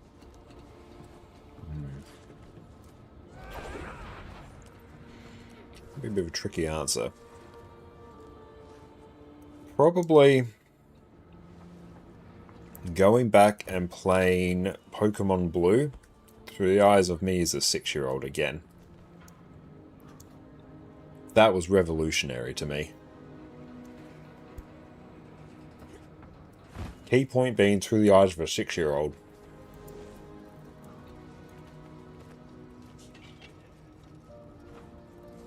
What about you?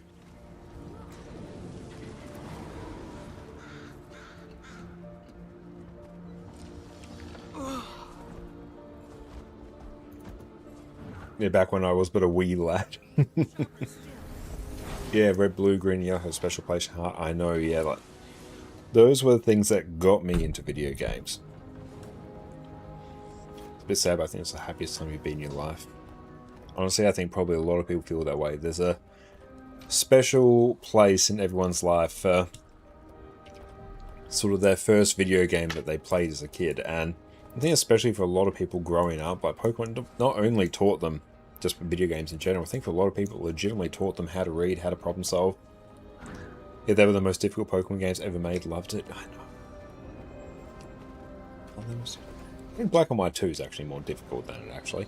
But as a kid, the conversations in the playground of trying to find the Mew under the truck in Vermilion City, and eventually someone's friend was saying, oh, my dad works at Nintendo, he'll get your account banned or something. Something like that. Yours was Goosebumps Horrorland on DSi? Oh, okay, I've never heard of that. They're trying to figure out what Cut did. Yeah, the feeling of, being able to unlock all these HMs and go back to all these areas that are previously accessible. Mind-blowing as a 6-year-old. Gotta grab coffee, gonna do Wing 8 own shit. Hell yeah. Yeah, I'll take a break in just a moment. And then, yeah, we'll go and form up for Wing 8. It's been a while since I've done Wing 8, actually. Power flow at 30%. Rerouting. Oh, I know of a good use for this. Another good one for me, like, if I was to go back, like, right now, current state, would probably be... I yeet all memories of all Persona games, and then I go back and play Persona 5 Royal. That game was incredible.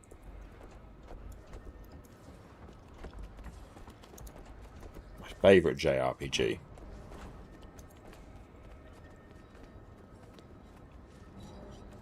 It's literally reset. Yeah, the Magnetite shards have reset.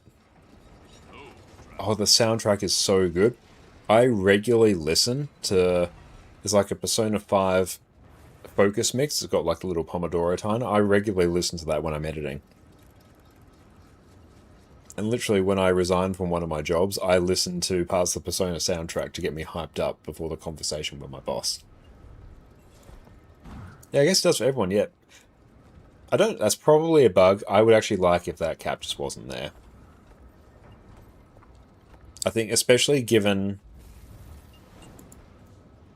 you do all the weeklies, and then you have the dailies. I think you'll probably only get a little bit above the cap anyway, so I'd rather it just not be there at that point. Let me forget the story of FF14 and redo it again. The emotional roller coaster it's going to be. Oh, nice. I never played FF14, but that sounds amazing. Okay, let's keep an eye.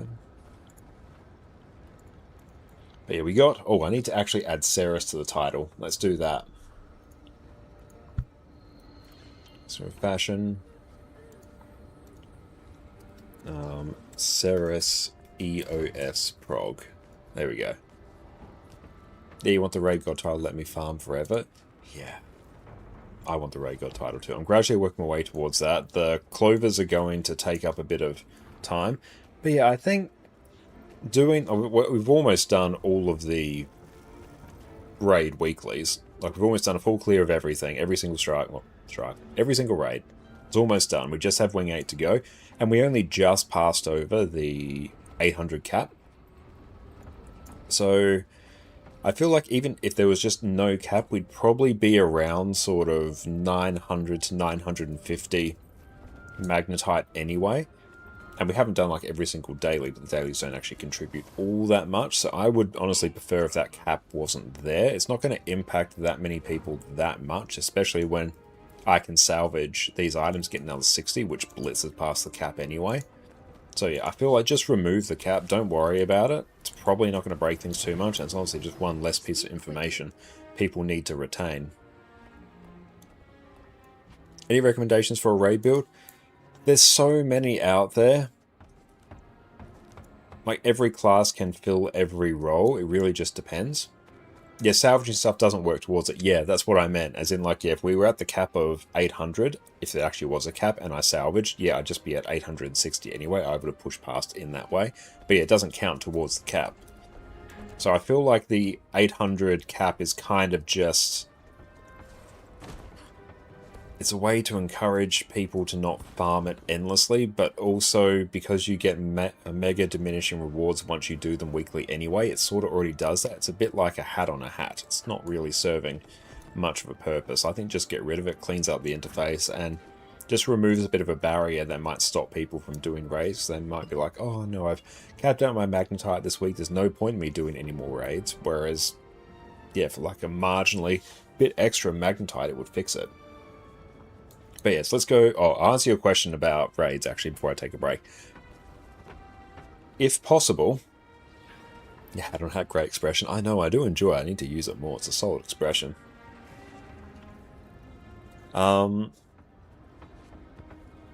Try and get a DPS build, a boon DPS build, and a heal build. And you can do that all on the one class. Quite often you can do it just with the base 2 equipment templates and the 3 build templates, because quite a lot of boon DPS and DPS builds share the same set of gear. If you can do that, you basically have 2 sets of gear and 3 builds. You can fill almost any role in raids, and that's going to make your life easier. It's not so much what build should I play for raids, it's how many builds should you play for raids. Because all squads are formed up with boon heal, boon DPS, and DPS. So if you can cover all of those roles, you will have the easiest time possible getting to raids. So if you were on Thief, you might do Heal Alack Spectre, you might do Pistol Deadeye or something, and then quick DPS Pistol Deadeye 1. Pistol Deadeye is super easy to play and you'll get passable results on it. But there, just with that combo, there's other combos as well. You could do like Daredevil and stuff like that, but I digress. You could do, yeah, Power Daredevil, you could do Power Quickness Deadeye, you could do Heal Spectre, and then you've got your DPS, your boon DPS, and your boon heal build, and then you're kind of just good for everything.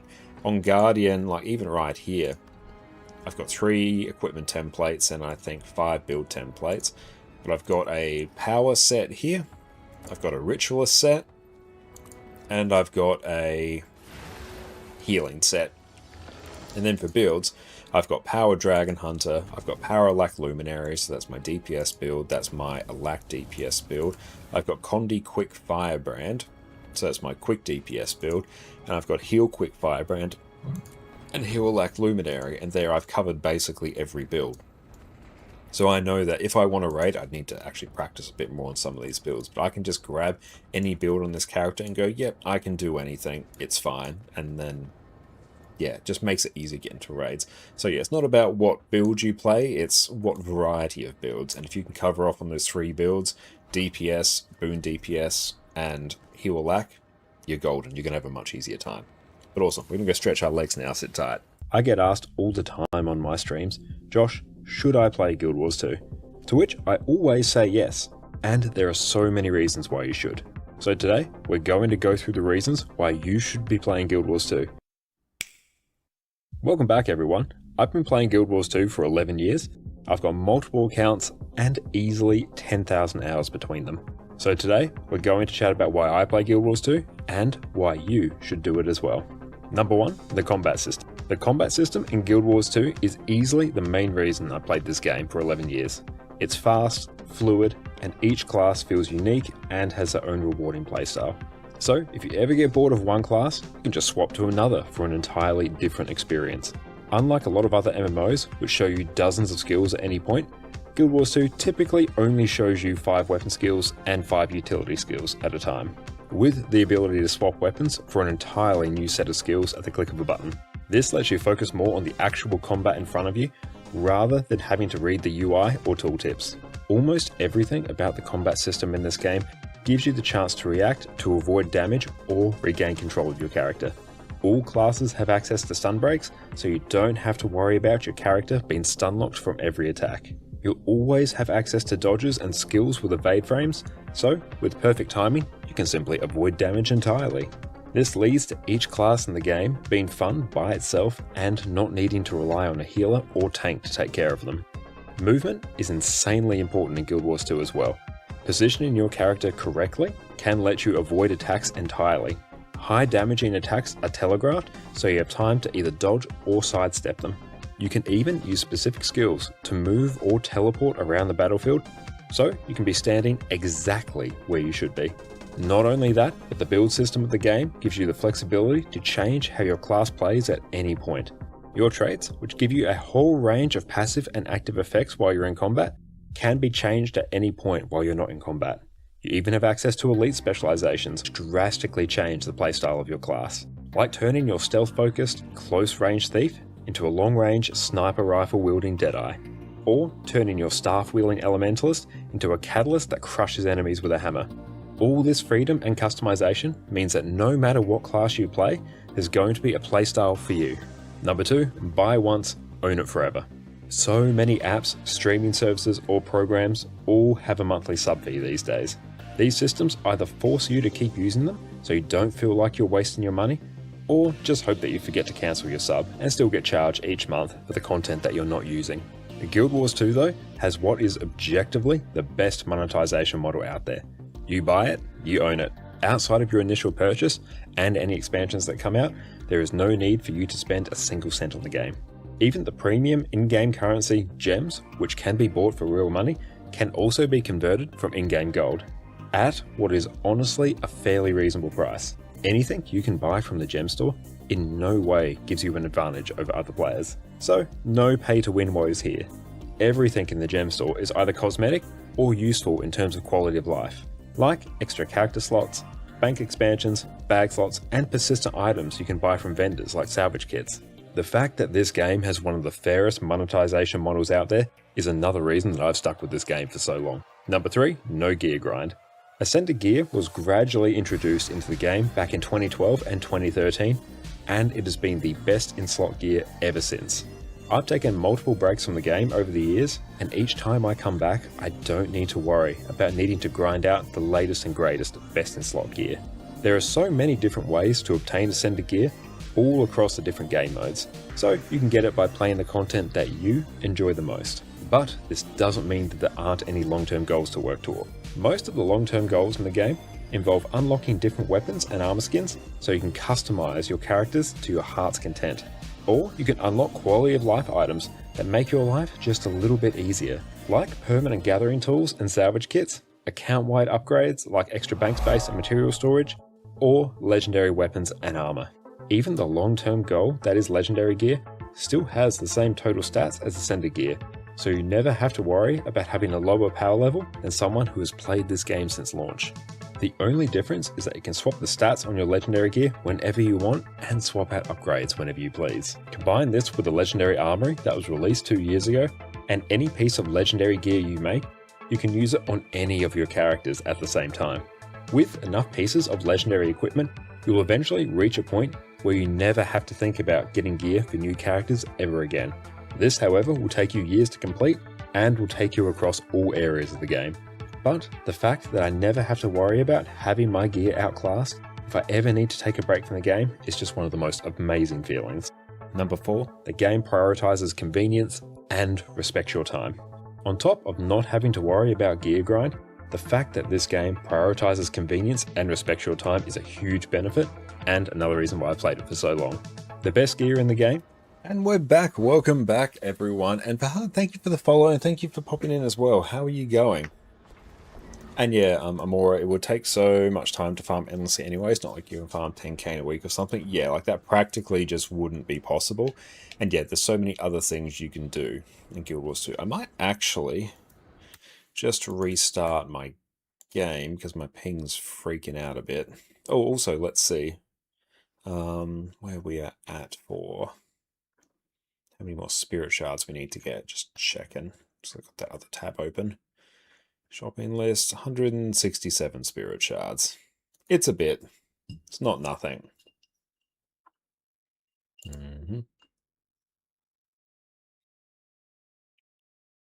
Depending on how I go, I could potentially farm that. It gets a bit tricky though.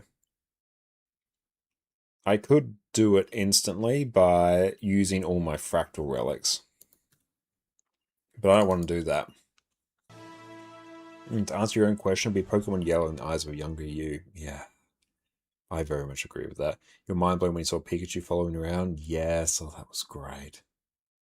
But anyway, you definitely agree on having a boon DPS, and a healer build in a single class. Super convenient. Yeah, it just makes it so nice. You can just walk into a group and just go, Bill, or hi, Bill.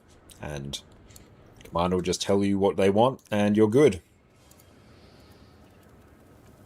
Alright, let's start forming up for Wing 8. Raid mode. I might go Chrono. Range DPS, perfect. Thank you, Afaro.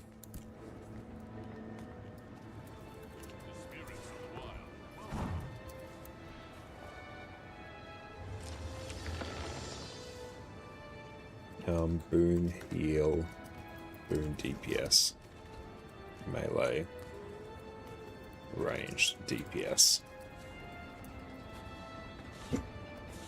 Wing 8 isn't too bad, I think.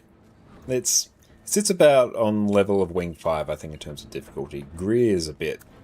I think Greer is actually the hardest one. Decima is solved. Ah! That started feeling. Love it.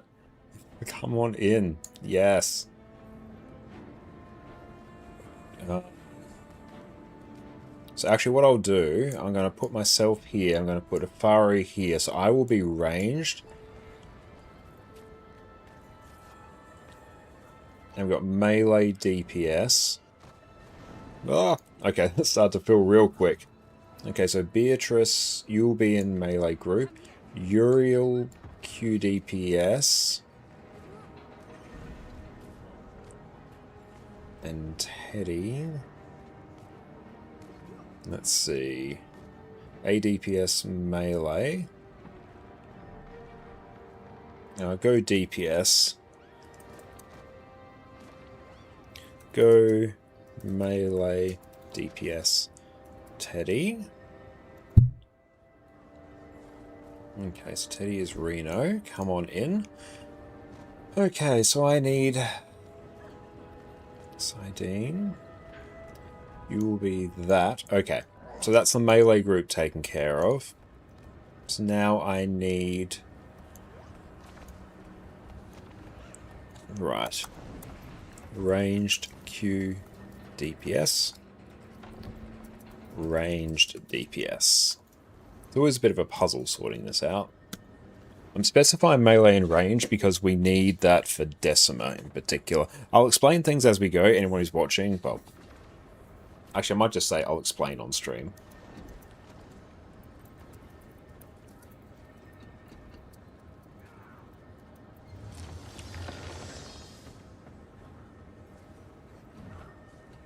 Boom.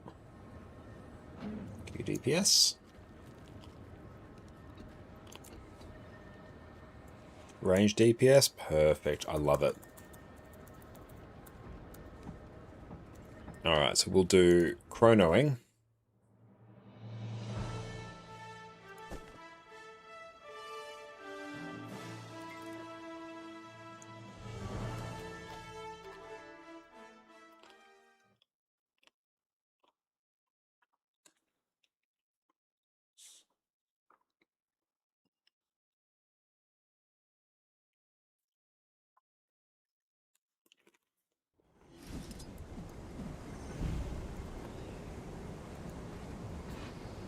Thanks, Afaro.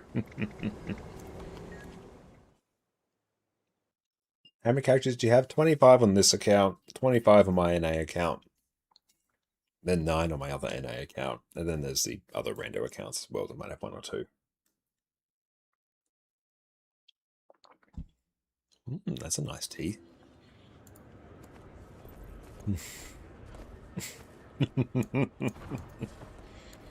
Love it, Afaro.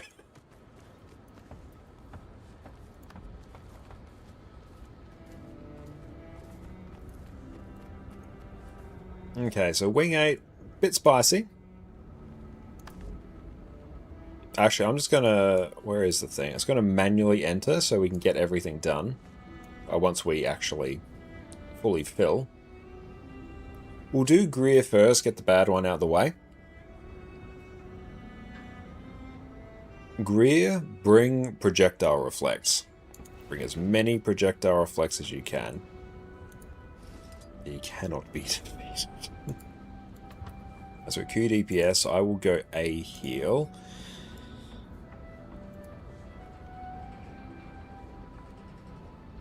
I'll put Well of Action here, and I'll put feedback here. Greer the Pug Slayer. Yeah, Greer is a bit of a Pug Slayer. Take Medic's feedback.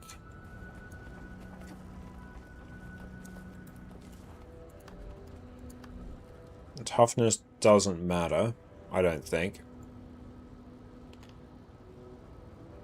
So yeah, I'll run Minstrel's gear. Got some Harry's stuff there. That's all fine. Concentration, transference.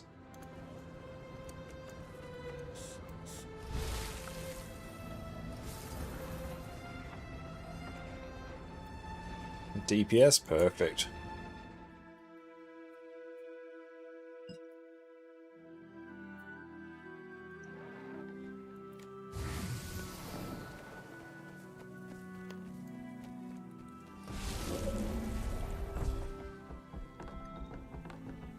And I don't want... Meh. No, that's alright. Let's exit. Yeah, exit. We want the full clear.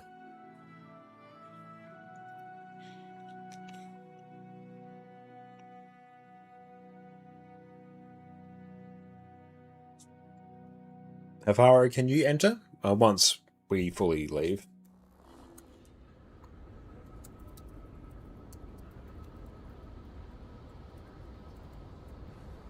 Oh, you did Greer. Someone who hasn't cleared anything. Enter Wing 8 as normal.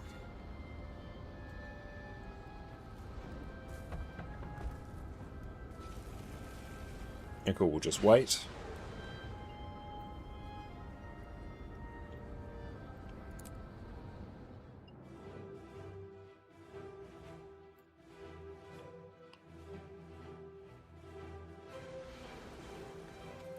Pine Glenner, here we go. Yeah, perfect. Nope, I can't cross a bridge. Is that? And Nog, welcome in, mate. Great to see you. Want to just run through quick play? Unfortunately, this one, not part of quick play. But yeah, I want to get all of the... clears done, like every part, because yeah, we need to actually do the full clear, including the pre-event for this at least once, so we can buy things for Raid God.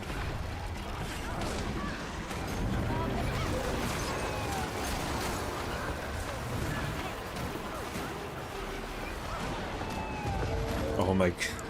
Yeah, any of the bosses on Wing 8 would just be impossible. You are able to go straight to the bosses, but... Achievements, raids, raid general. No, it's not that. Weekly raids. Yeah, weekly...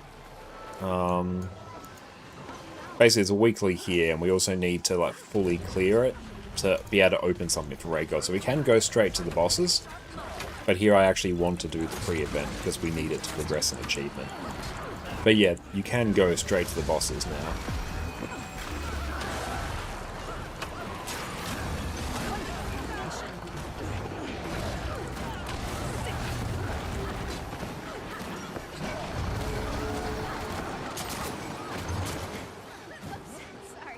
Greer first. The base of the mountain for you, but what can I say? The call of research. So yeah, we'll do Greer first, and the key thing is, for anyone who hasn't done it before, move tightly as a group. You don't want to be spread out. Being spread out is going to lead to a very bad time.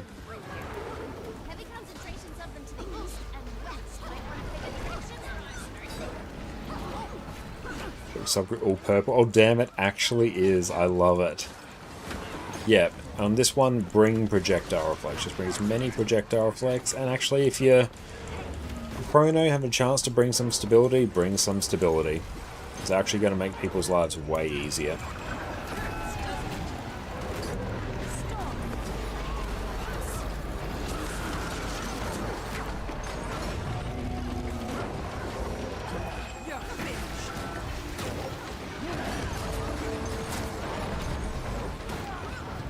Greer has a bit of a DPS check. It should be okay.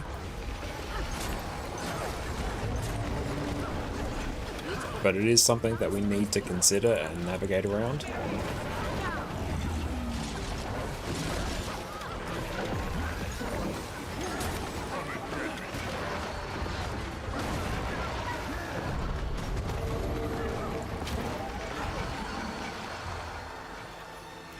Now, first thing, we're not going to run in. We're actually going to sky scale or mount up to a little thing, a little doohickey, a little ledge. That's the term. I'll actually pop down some food first. So if anyone needs it, grab some. There's a little conga line of food going on there. Grab it if you need. Just take your time, grab your food. People will probably head up to where they need to go. Just follow them if you're not sure. Don't run in too far. You'll start the fire and we'll all be sad. So yeah, we're going to go up here, up to this ledge, and then we're going to jump down, basically right on top of one of the mobs. So here we need to kill the boss and 2 mobs that periodically spawn. So we're going to jump down on top of the first one. When in doubt, follow tag.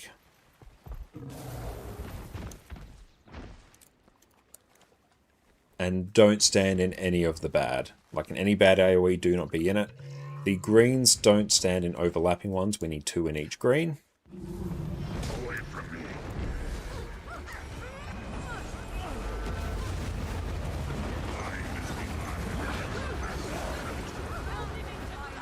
You can dodge through those to destroy them. Not sure if that's a intended mechanic, but you can. Yeah, so you just want to spread these out slightly. 2 in each. Don't be in the overlap, or you will die.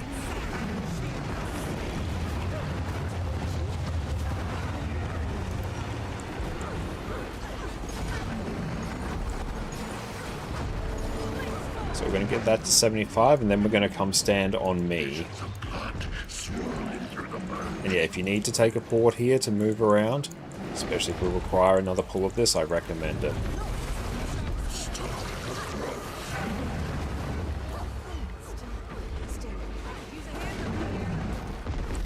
Yeah, that's why you cannot stand in the bad. So stack up tight to where the heals are.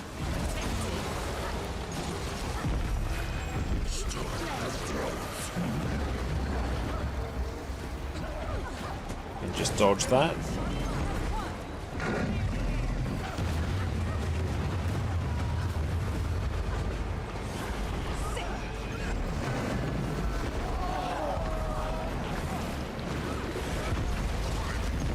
Dodge the 3rd hit.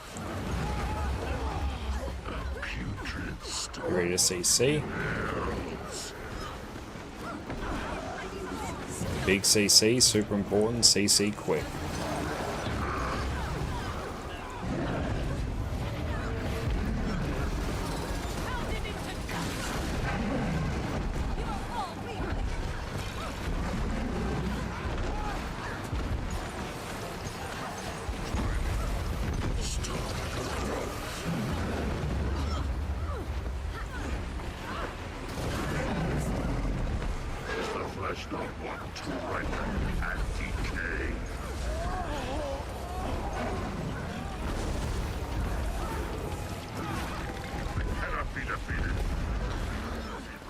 Just kill that. Now come follow tag.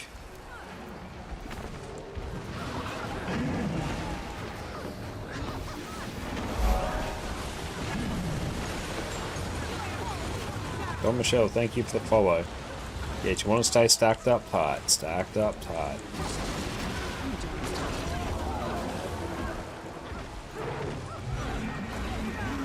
Yeah, same deal. Don't stack these. They're solved. Perfect. Now you can restack back up. Perfect.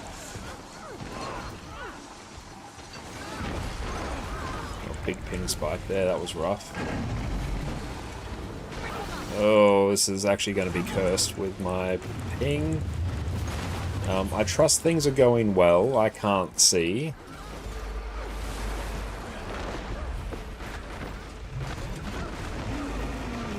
Yeah, just don't stand in those bad AoEs.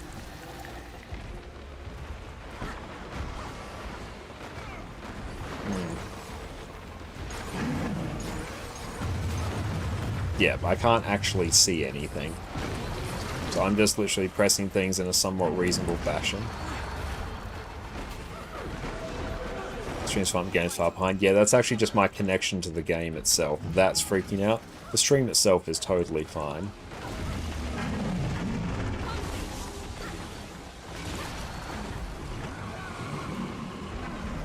Ah!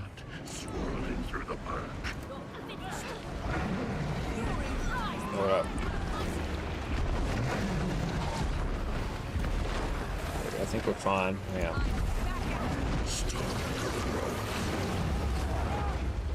Is the flesh not want to ripen and decay?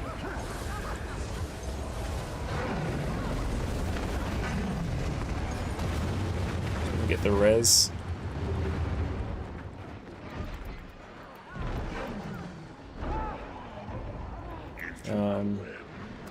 GG. Had a mad pink spike for a few minutes. Yeah, see, now it's fine. Nope, mustn't leave squad. Yeah, see, when the return there is 25, that usually means my ping's stable, but yeah, it's going down to like 0, so...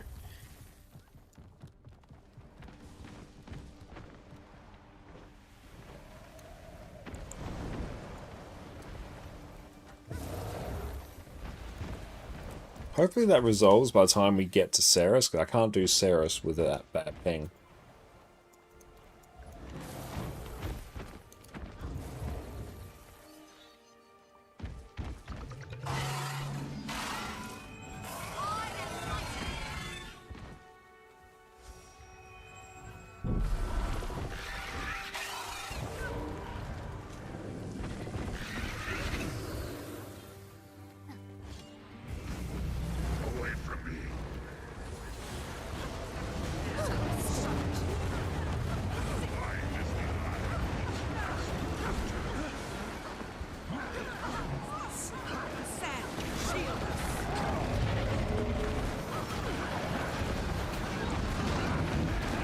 Just be careful not to overlap.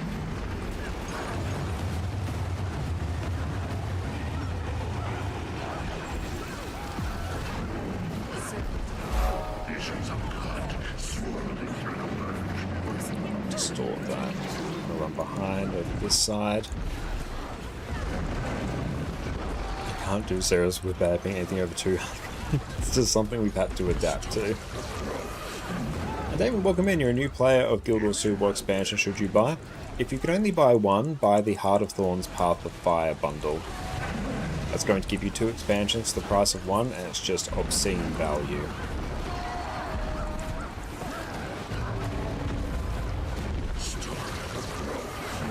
Yeah, dodge that one.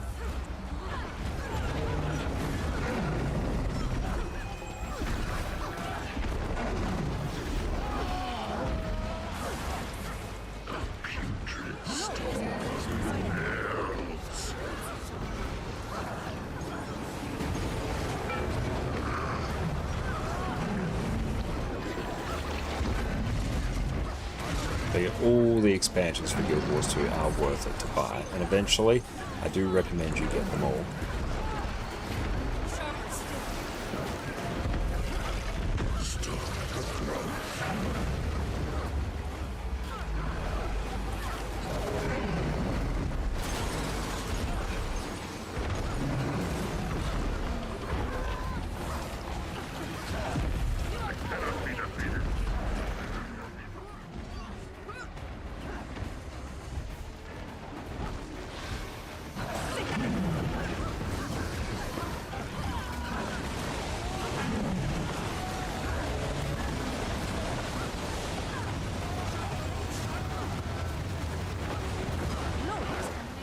Good job deleting those, I see that.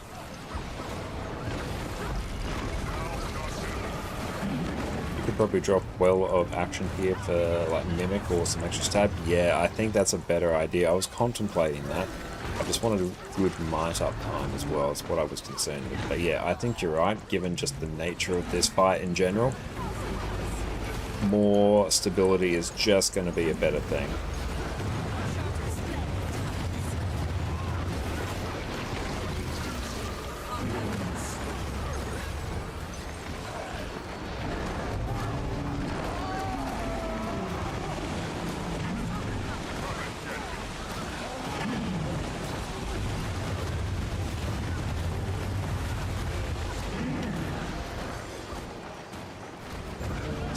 reses.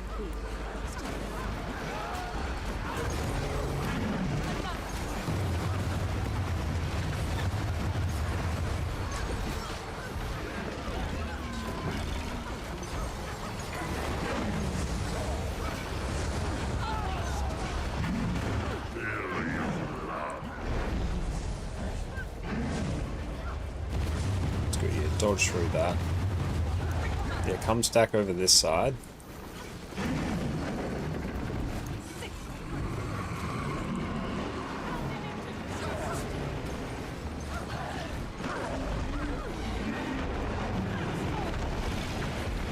Yeah, it's fine. Just bring this one back in. Bring it in.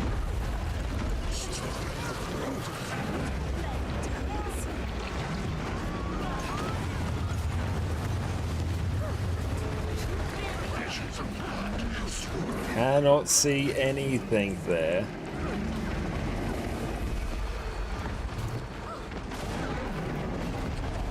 That was dicey. It just cleaved down. Yep, let's get the res. Okay, so now we're going to run between the boss. Perfect. Get up. Oh, nice. The res.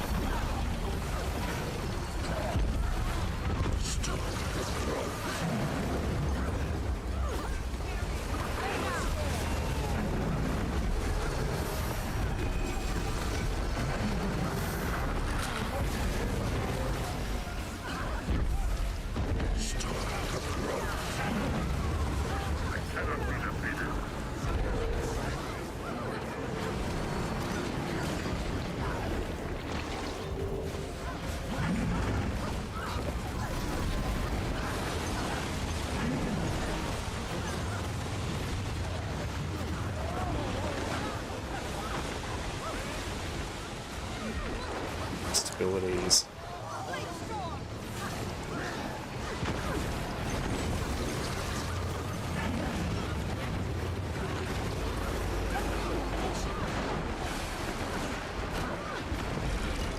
Yeah, definitely should have taken some extra stability.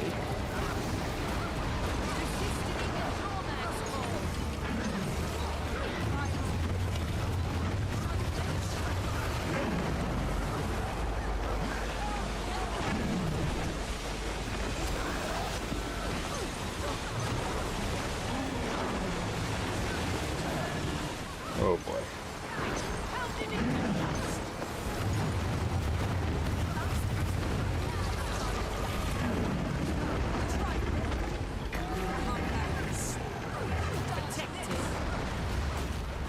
Good job, we're in a pretty good spot now.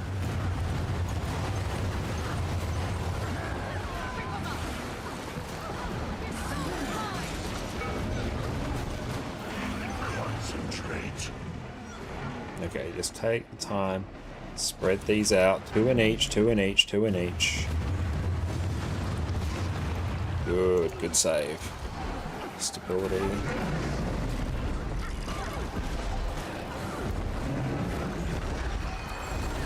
You know how visually noisy this fight is? It is very, very noisy, that is true. Need that one.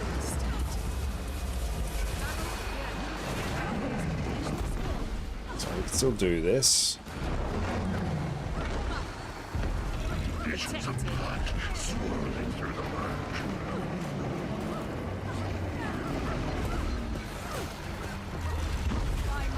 Stop the growth.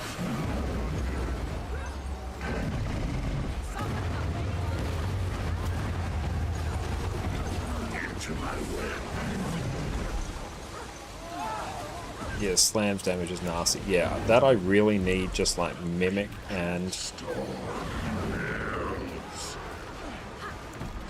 Mimic and Well of Precog for it.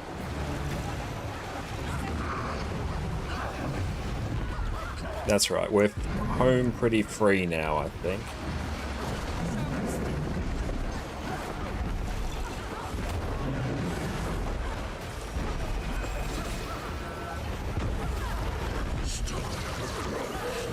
Try and dodge that third one if you can, it hurts.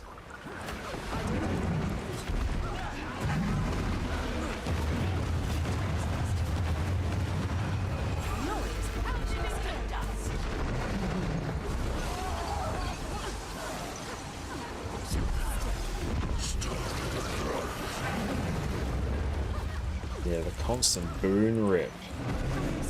Whew, okay. We got it. Hard one, honestly done.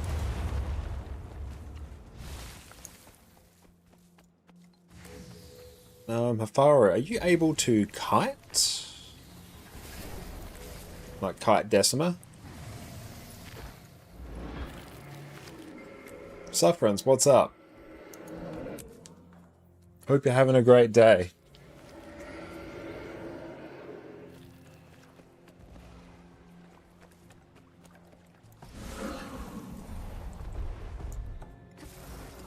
Which one of these is barrier? Or, Hafari, are you able to A heal? Actually, yeah, if you're able to A heal, I can quite comfortably kite. Yeah, if you A heal, that will work well.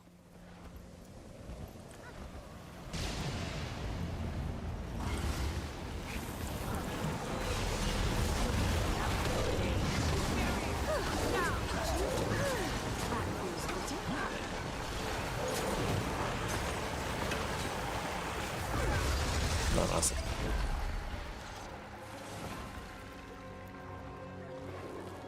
Sub 2 will be ranged. Sub 3 melee. Rumble and rumble and rumble. No, turn that off. Decently experienced in sub 3. So I can give you a marker for your team to follow.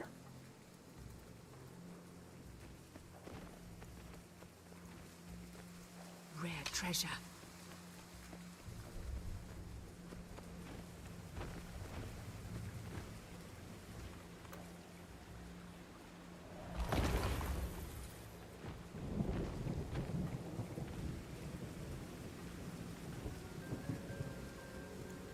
Okay, and no, shift 3.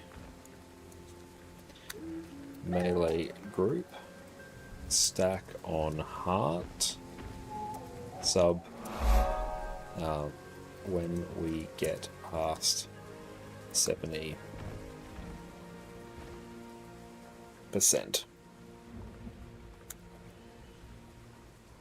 That's alright. I just literally need a marker on you, and plus if people stack on the healer, that's fine.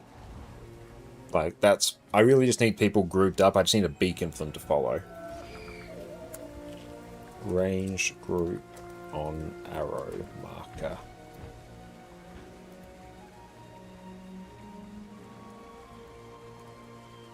I will kite.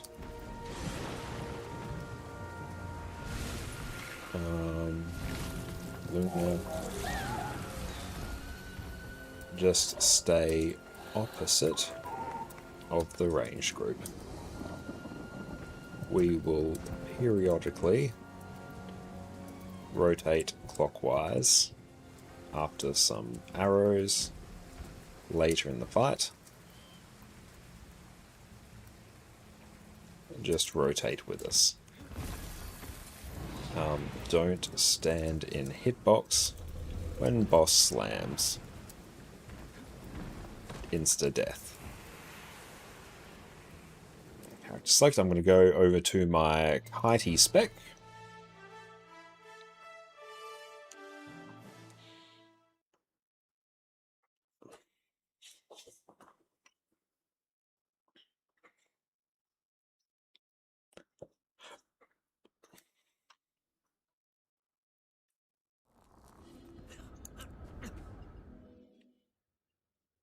Karen, thank you for the follow.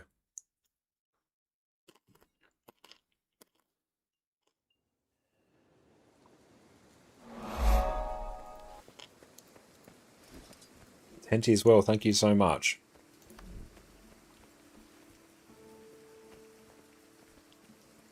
Okay, let's do this. Customize. Berserkers. Force. Para. Zakharos. Yep, I am now functionally immortal.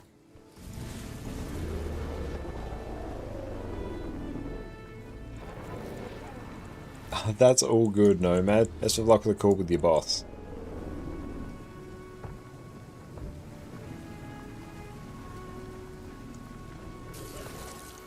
Just stack on marker. Stack on person with heart marker. We all stack together before 70%. Then ranged and melee split. And I need to eat some food. I don't need to be that specific with mine, so I can just do that because my DPS isn't going to matter too much anyway. And I'll just double check my build. Yep, that works. I'll take that. And I'll take this. Set that. Turn off auto attack. Build is set. Ah! Mount up to jump in.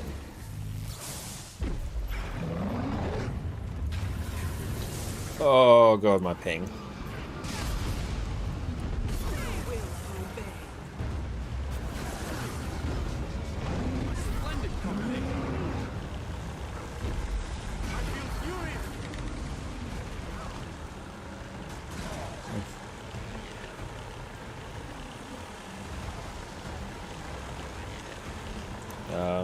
GG. 1k the spike.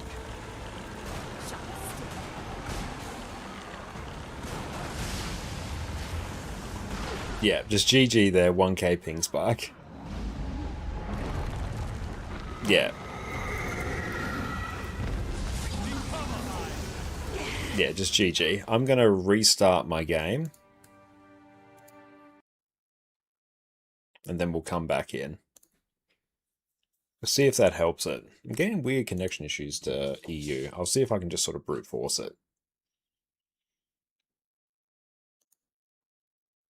Yeah, maybe it might just need a reconnection.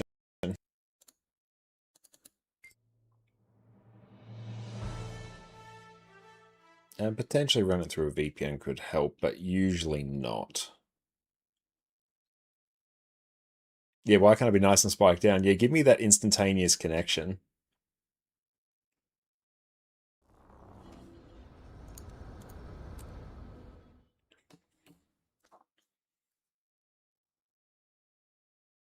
But yeah, honestly, at that point, my game probably would have just flat out disconnected.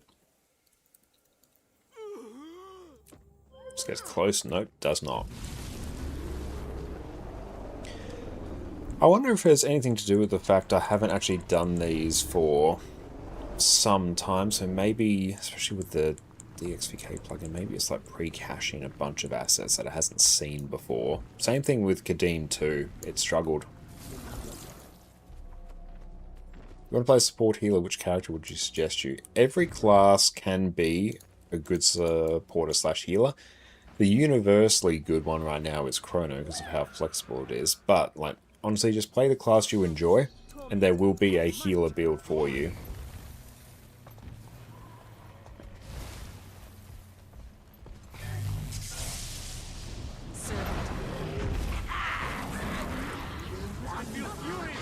Okay, more stable now. Yep, that's fine. For now.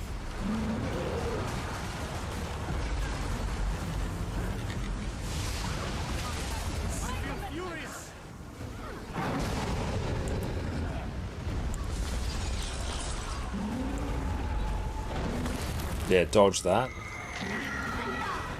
Can also stability that as well. Another good job for the healer.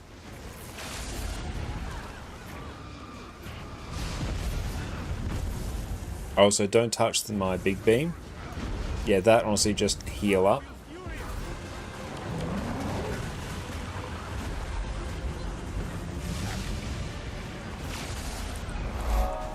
Space Boy, thank you for the follow.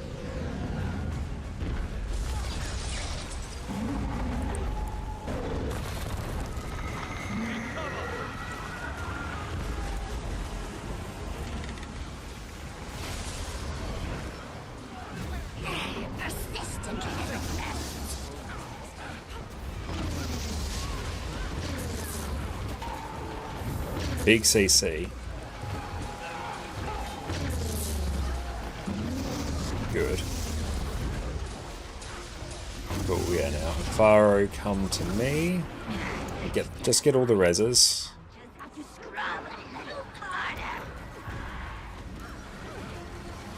Yeah.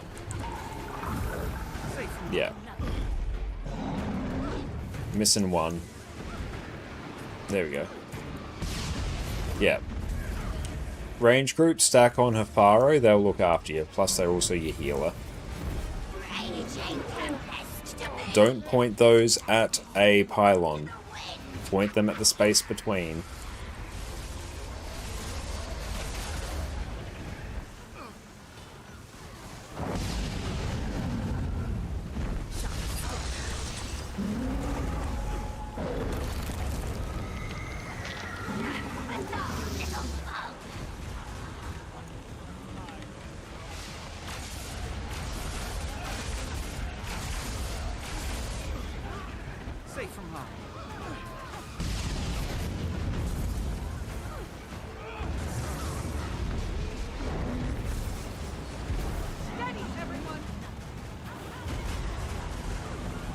That's a fine spot for me, actually.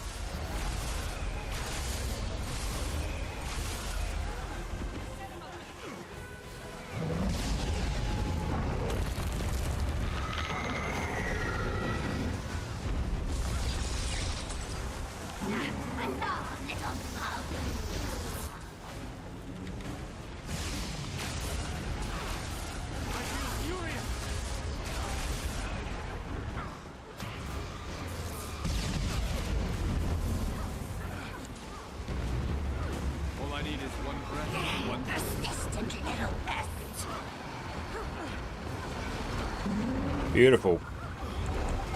Same deal. Now we're just going to do the same. Everyone grab these. Oops. Oh.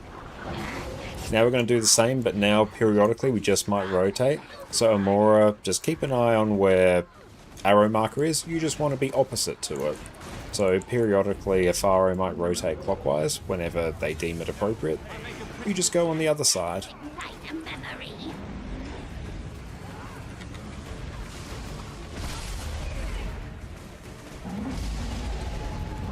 I'll call out when we're doing it.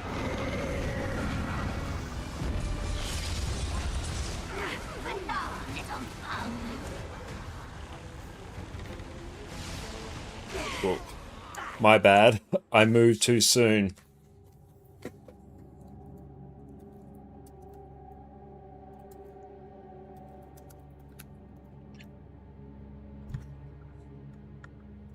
Are you sure? I know. Yeah, we are doing a full wing 8 sparse. We 2-pulled Greer. This is basically a 1 pull on Decimate. If we can pull this off. Yeah, so same deal. Just keep rotating. It's still doable. Just might be a bit dicey.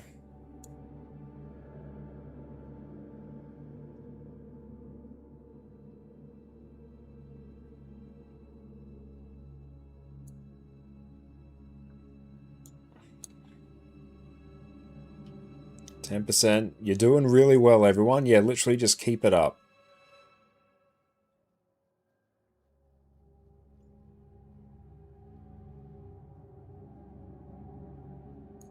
Okay, yeah, so we got some big ones over there.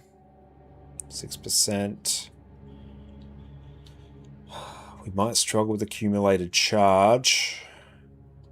If another one gets in... Yep, okay.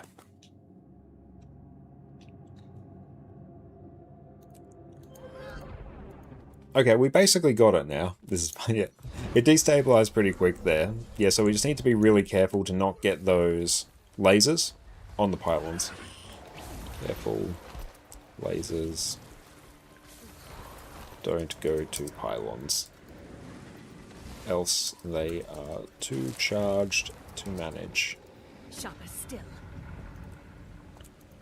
But yeah, that's basically it. I just need to not walk out of the thing that was protecting me.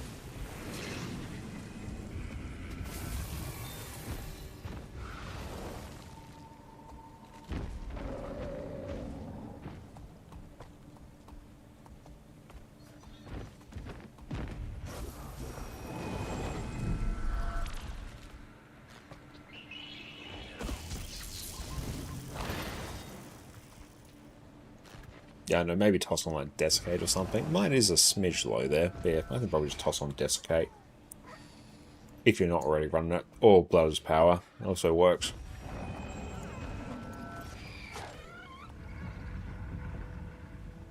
But yeah, all the other boons look kind of fine.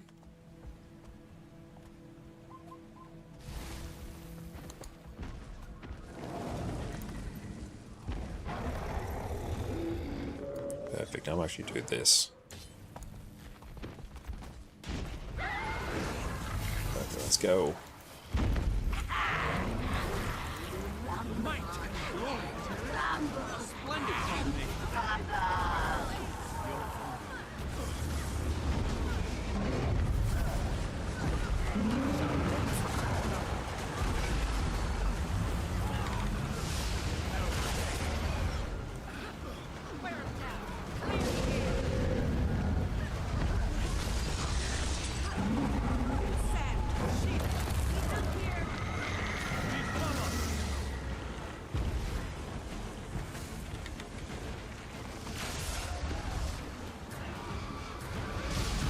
Oh, hang on.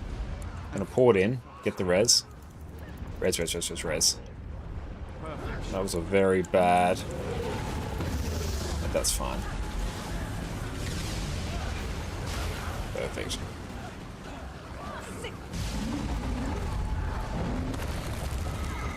Let's get you there, Zindane. I was getting you there, Fish, I'm not quite sure. Yeah, you're getting bopped a bit.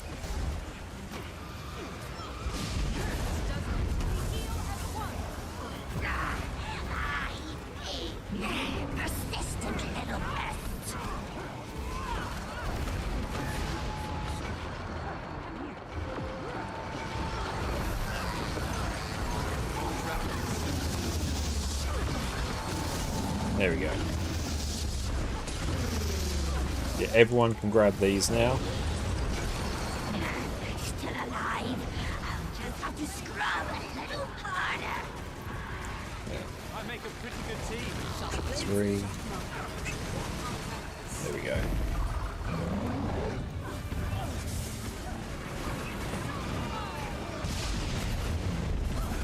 Yeah, Torch might have an issue reaching the hitbox. Yeah. Raging tempest to me. Scatter this filth to the wind.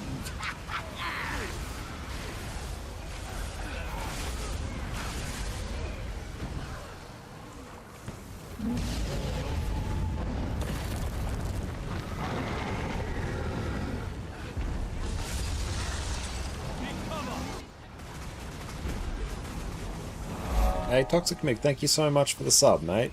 Super appreciate that.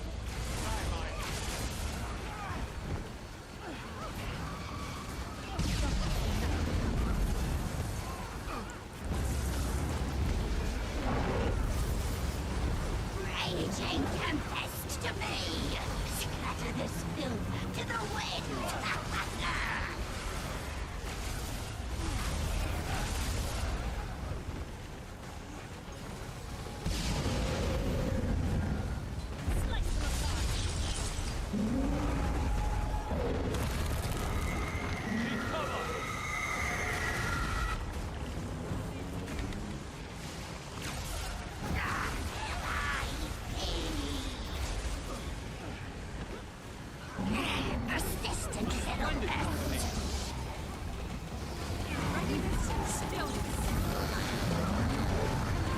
go stand in this big one, everyone.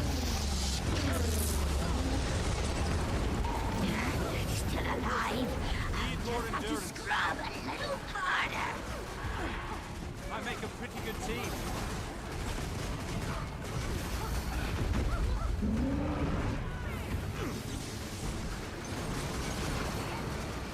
So 3 people need to be in the green arrow.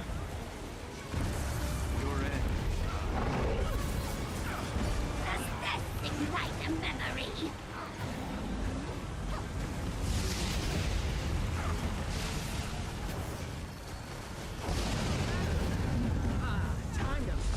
I'll rotate now. Yeah, so rotate that now. Oops, someone got bot by that, which they shouldn't have. Yeah.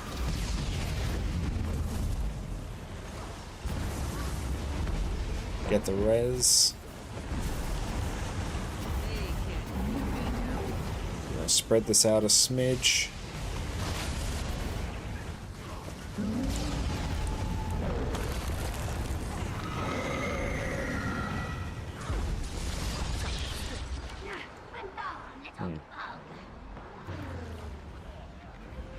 Oh, hang out. Heisen, what's up, mate? Great to see you. Hope you are having a wonderful day.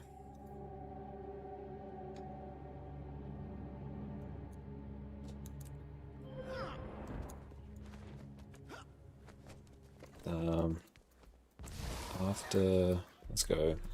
After every set of arrows, rotate 90 degrees. Oh, 7 days sick leave, no work. Hell yeah, that's great.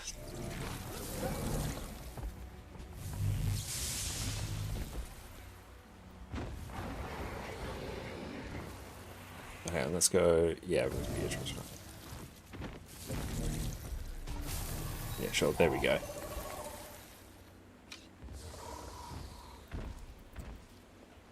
Yeah, this fight's almost like we're almost done. We're super close.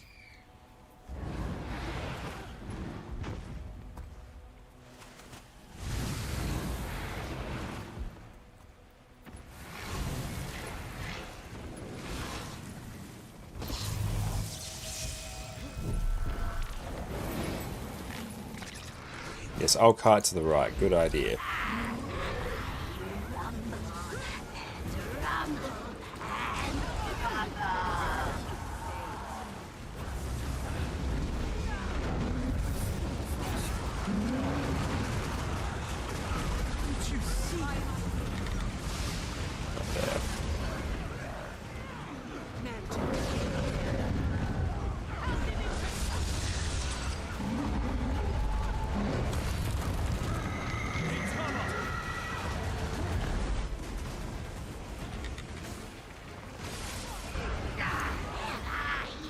Yes, make sure you're not standing in the boss's hitbox.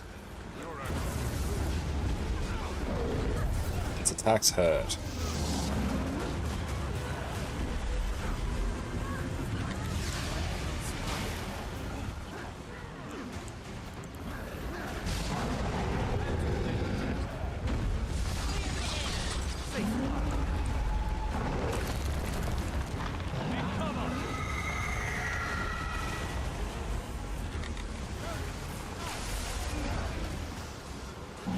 Persistent little pest.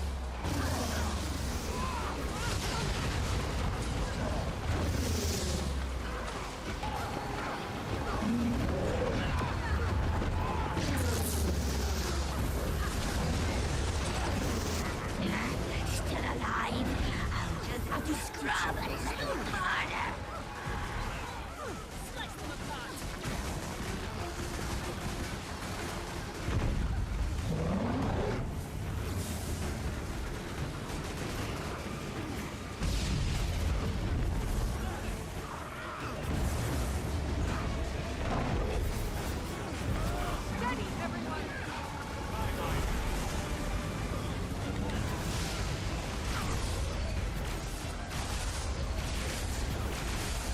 DC.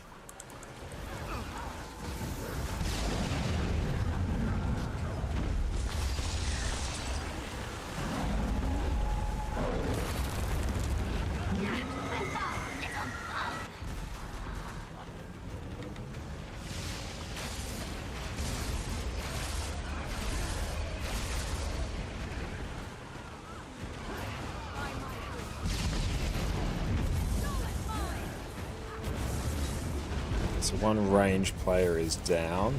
Raging tempest to me! Scatter this film to the wind!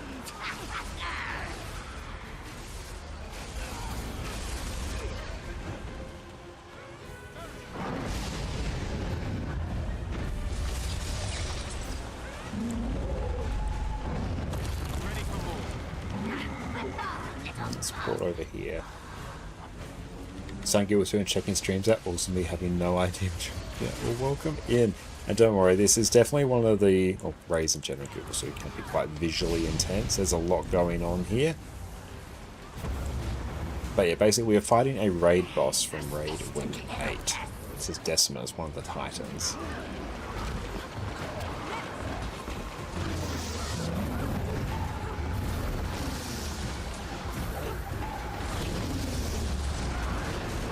But yeah, basically I am Nikita, so it's my job to stand the furthest away from the boss as is possible. Well, further away than anyone else, so I get hit by a certain mechanic. And no one else does. So yeah, I'm now the furthest away.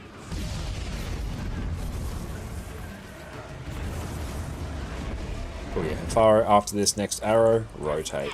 Ignite a memory!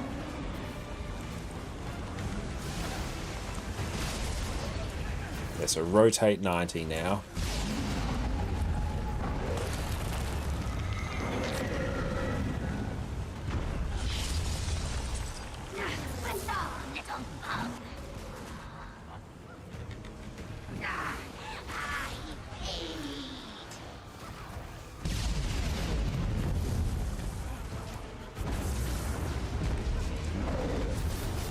Now these little pylons are charged up.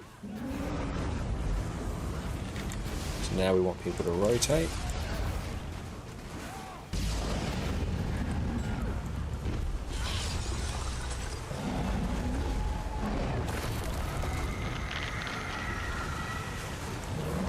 Oh no.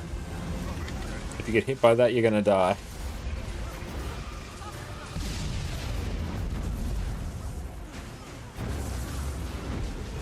The healer is down. We might GG.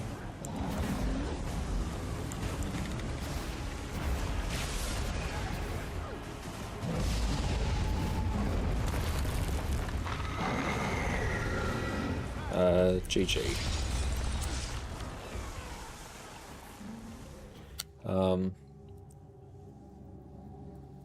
Make sure to stability that slam, especially for the melee group.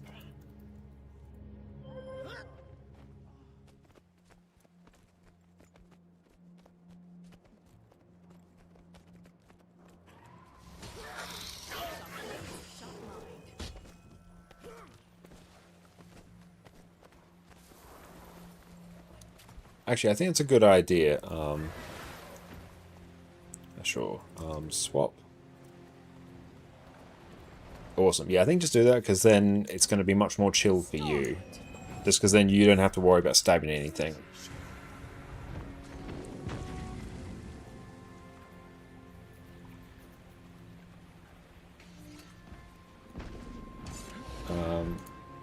We don't have a spot open for Sarah CM right now.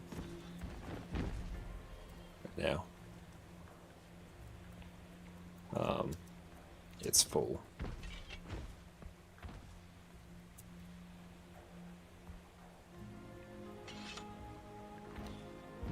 It's full. Can you in mind if a spot is open though?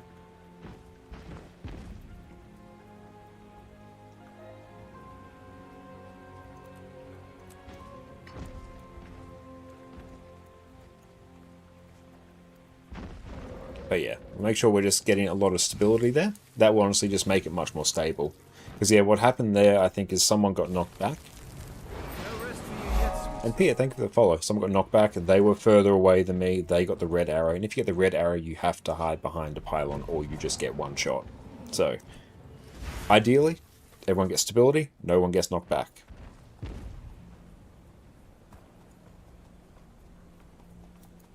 Oh, hang on, yeah.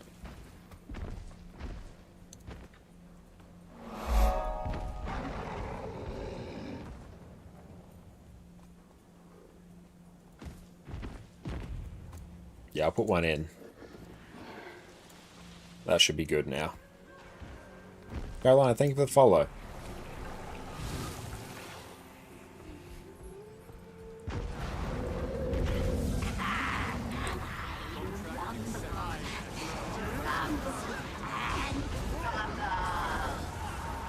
Actually, I'm gonna just set myself up over here.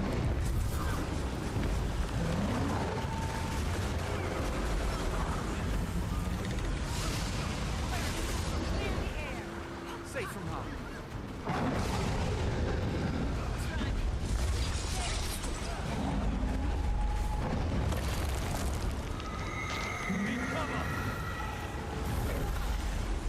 That's why I take Shadow Step here, so you can do that. We'll think of the standing desk. We'll do that after this pull.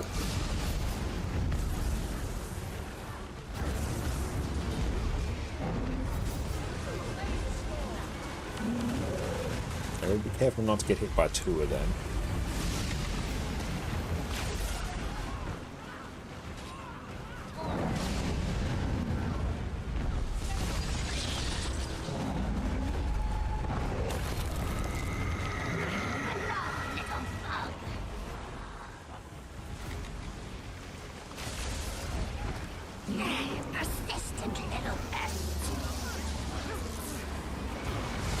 Ouch.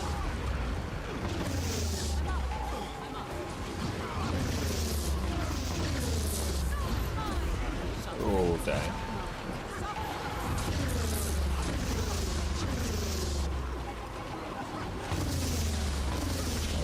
Yeah, don't stand in the hitbox. The hitbox, I think, is actually what's one-shotting you. So yeah, you don't want to be in the hitbox, else you just get nuked. You want to be a little bit back from the hitbox. I think that's what's happening.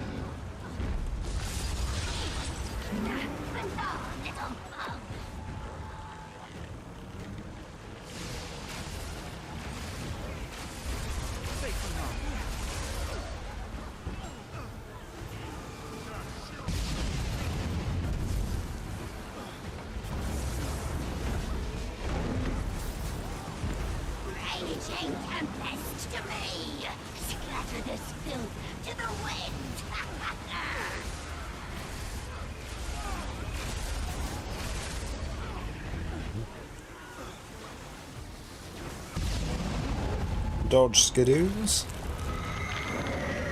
That's a big circle behind.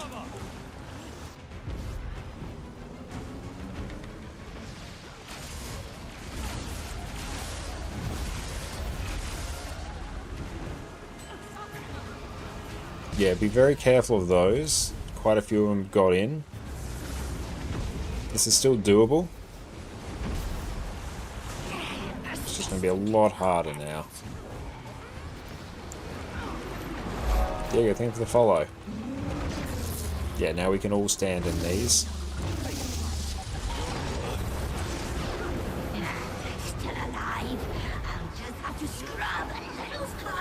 Thank you for the hydrate. Okay, so I want to go a bit over this way. The orange and melee group, just spread it out. Don't stack multiple people on it or else you will wipe.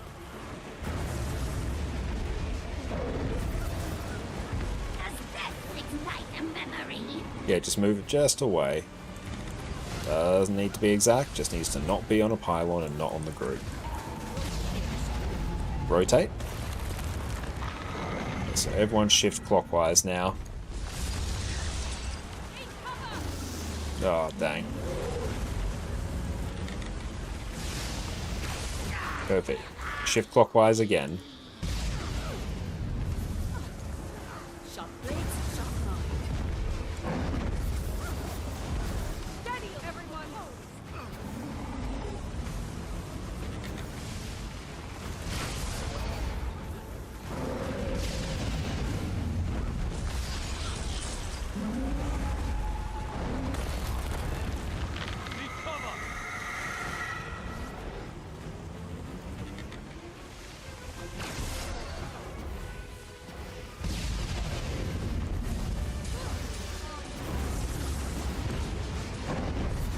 Those two are stacked up. They cannot be. Move, move, move, move, move.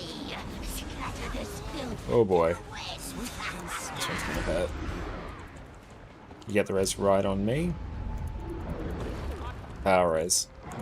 Beautiful. Still salvageable.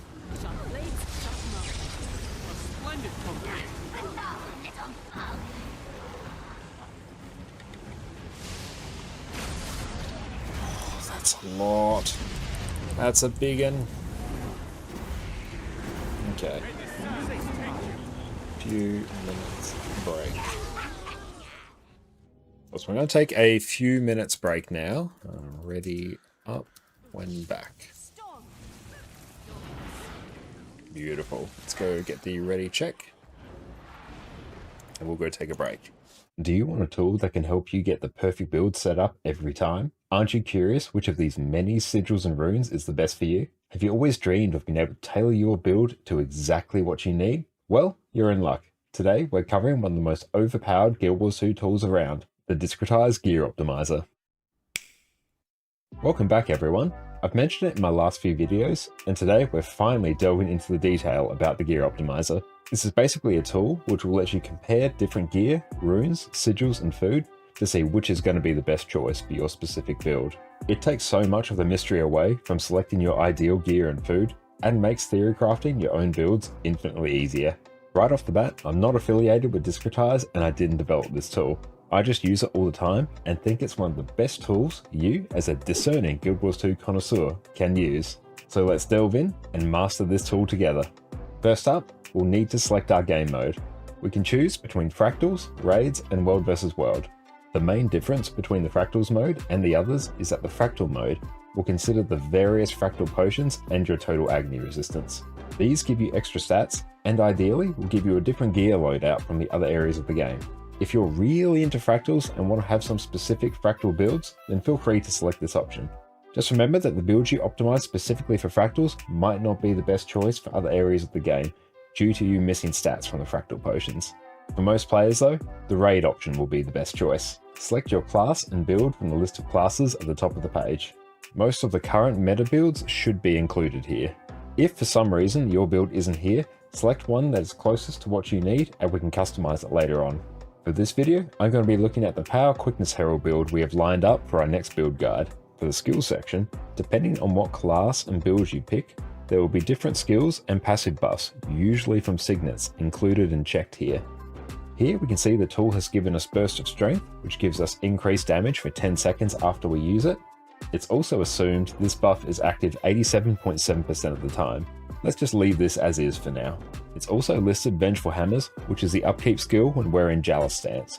This skill reduces our incoming physical and condi damage, which isn't overly important today. So for now, let's just leave this unchecked. Take a quick look at these, see if they make sense for your build, and move on. And if you just started out using this tool, there generally shouldn't be any need for you to change these. In this next section, you can start choosing what runes, sigils, and food items we want to compare.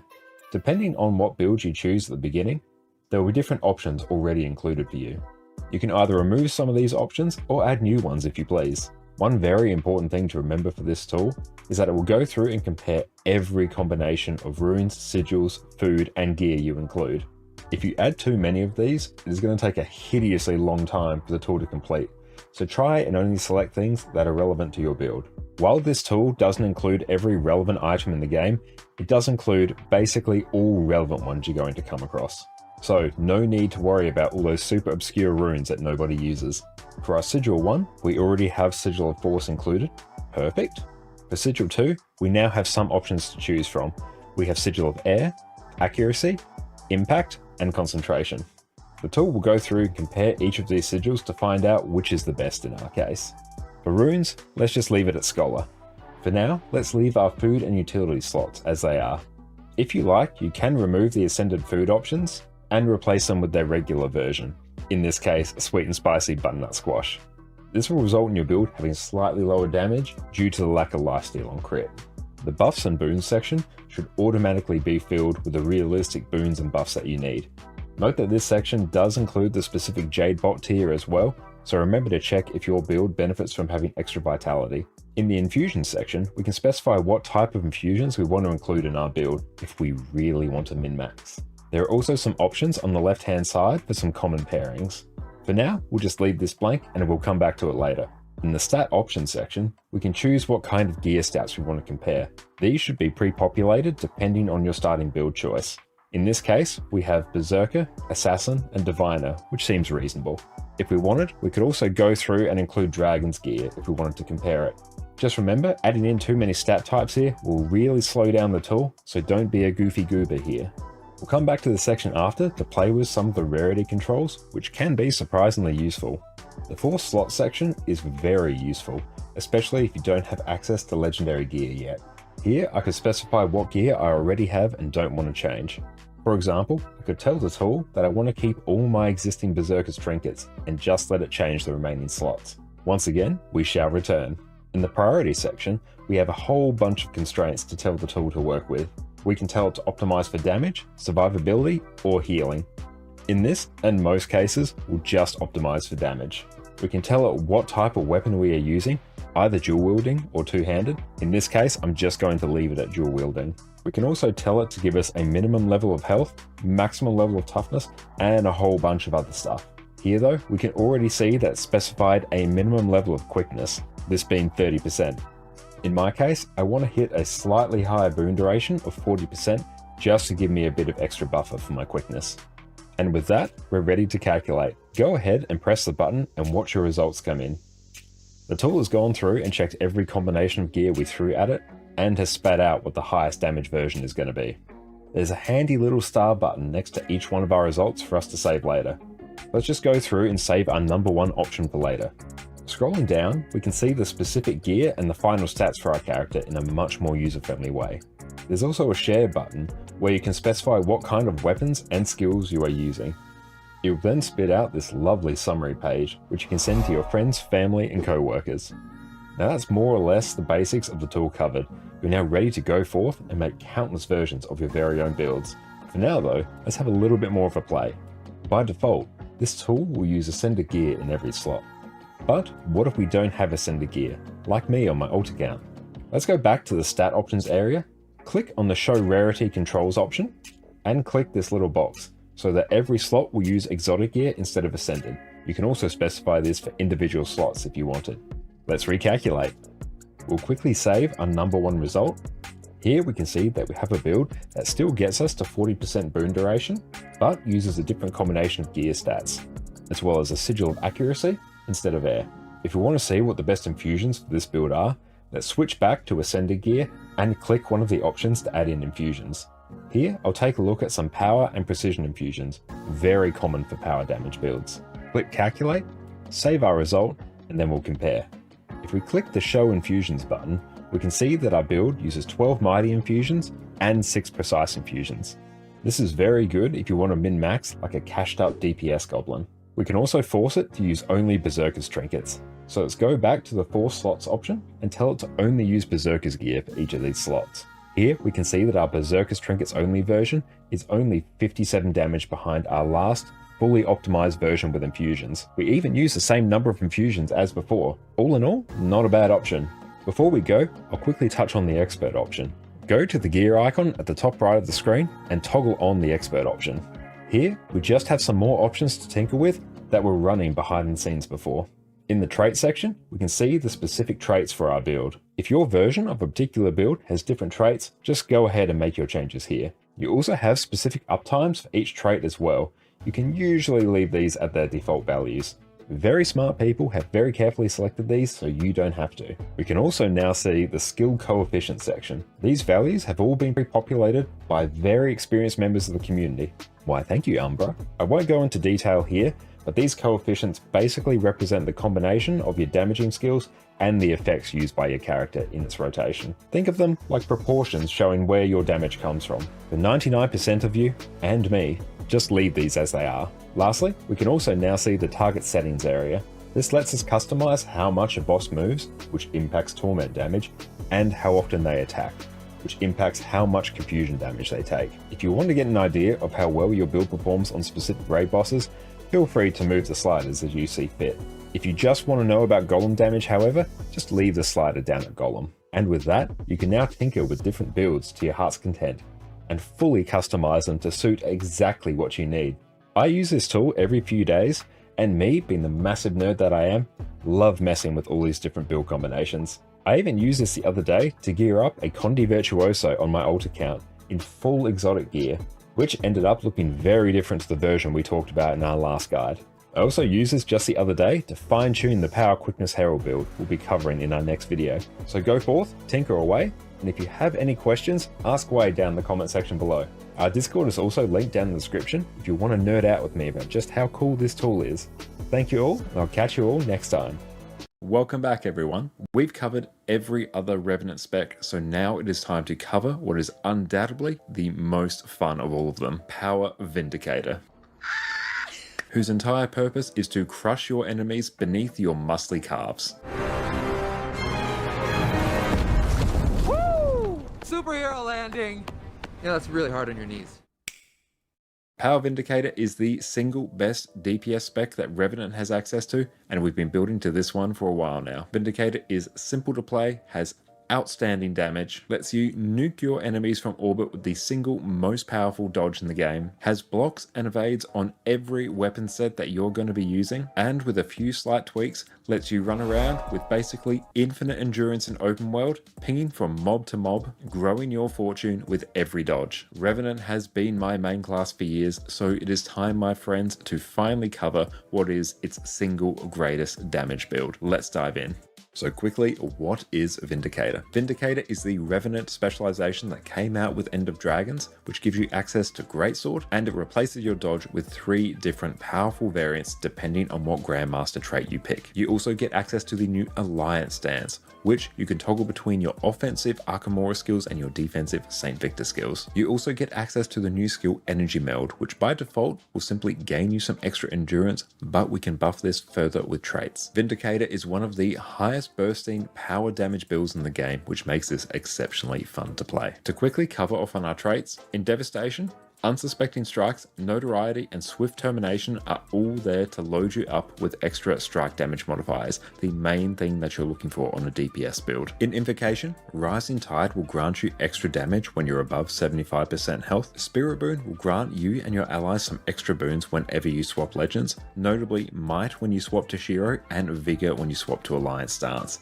The Vigor here is really nice because it increases your endurance recovery so you can dodge even more often. Roiling Mist is one of the most important traits on all Power Revenant builds. This makes it so that you get an extra 25% critical chance from Fury, which you need to reach 100% crit chance, which is an incredibly important thing on power damage builds. Vindicator makes it so that your dodge now causes you to leap in the air and land on your enemies for a huge burst of damage. The effects of your dodge change depending on the final trait that you pick, but for here, we'll basically always take Death Drop. And we are back. Welcome back, everyone. Okay, let's continue on right now. We can get this done. Let's get the ready check. Okay, so I think we should hopefully have this now.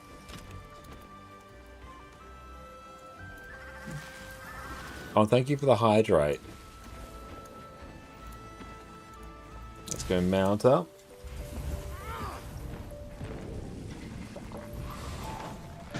Yeah, unfortunately, we're just trying to resolve some weird technical issue with some of Jess's footage that she recorded for a video, because there's audio missing from some of it, which is super frustrating. So yeah, we're trying to sort that out. I'll have to try and come to a solution to that later.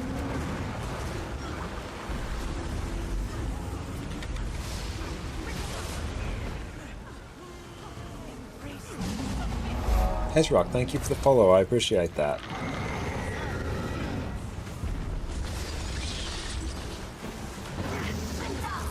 Oh, I need to... almost completely spaced. There we go.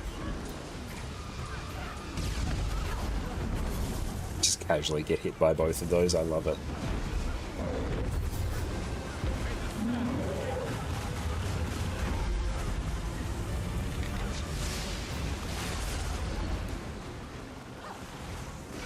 Just move out of that. Dodge in. We've got laser. Sure, directly behind. Back we go.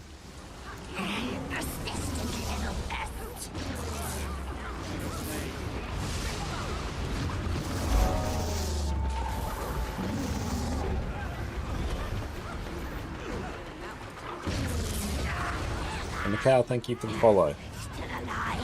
I'll just have to scrub a little harder.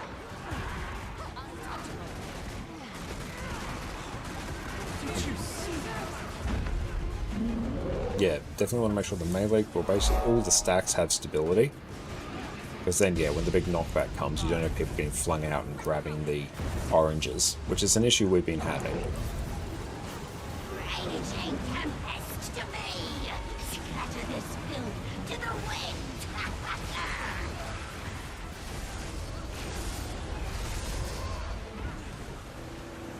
Which spec is top DPS? It's Power Conduit right now, but top DPS in Guild Wars 2 it shifts with balance patches anyway. And it just depends on whether or not you have the ability to pull it off. Yeah, if you are in the range group, do not grab the greens. Because as soon as you get hit by an arrow, it means the green's going to deal severe damage to you. Raging tempest to me. Scatter this filth to the wind. Oh, thank you, Di. I appreciate that. Shall I still?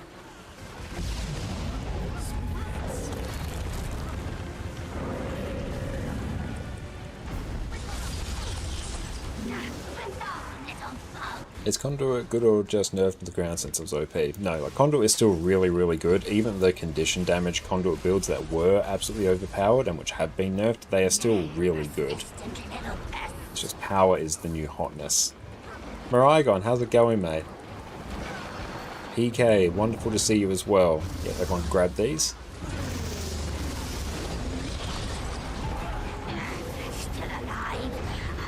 Oh, yeah, don't stand on tag. You do not want to be on tag.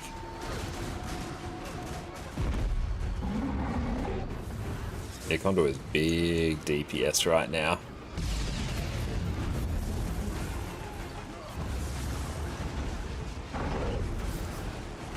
Does this ignite a memory? Cool. After arrows, rotate 90.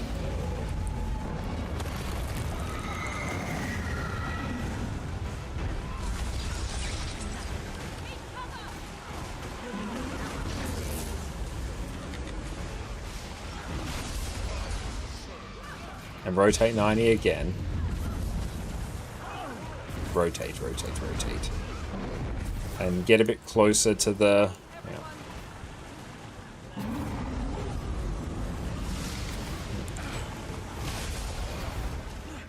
Cool, I can move further back now. Yeah, don't stand in the hitbox. Just never stand in the hitbox.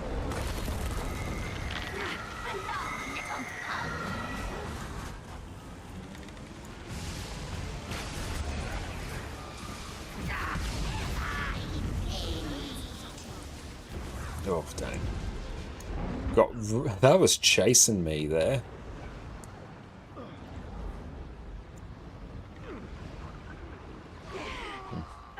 Just keep pushing. Just keep pushing.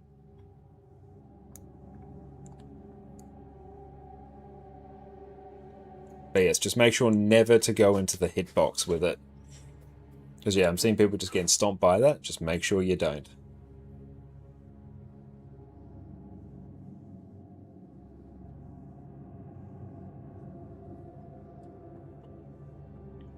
Yeah, give Herald the email they moved. Yep.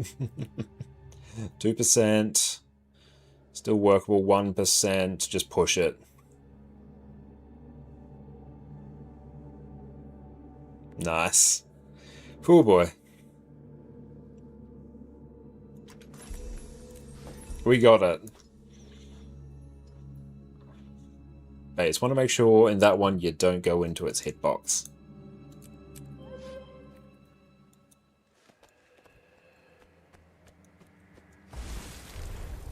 But cool, honestly, we've done that now, which is good. Let's move on to Ura. I think Ura should be easier. First try after PK came, think it's a sign. Yes, PK is our emotional support viewer. Let's go.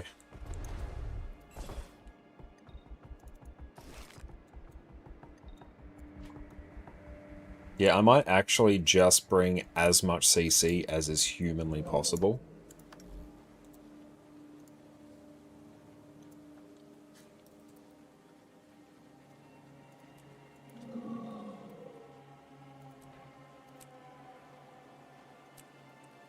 Stay as you are, Hafaro. Just stay heal. I'm just gonna bring as much CC as possible, even if my DPS is a bit terrible. Yeah, stay a heal.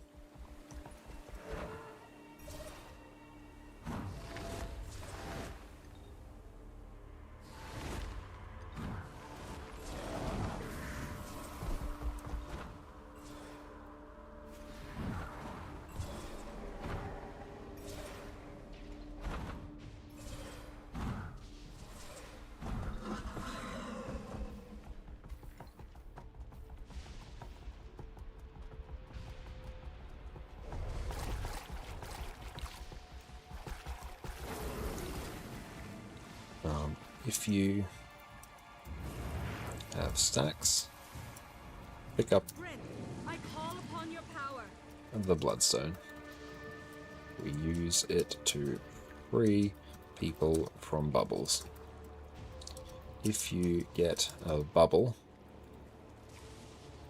make sure to stack together off the group so we can free you. CC Titan spawn. Kaisers, when they appear after slams, put sulfur geysers on group. Then we use the bloodstone on them and delete them.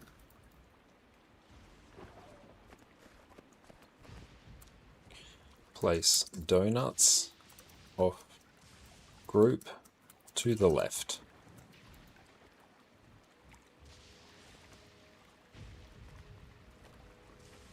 Yep, so I'm just going to bring as much CC as possible, because I've got Paralyzation Sigil. I'll put Thief back on.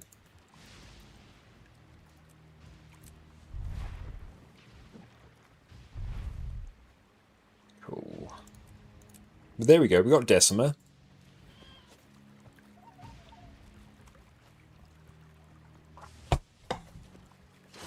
Tea is really nice. We don't need Q DPS.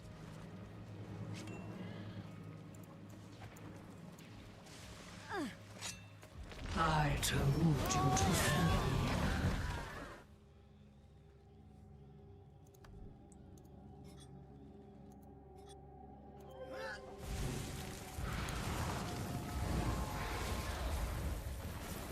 Water Thief, there we go.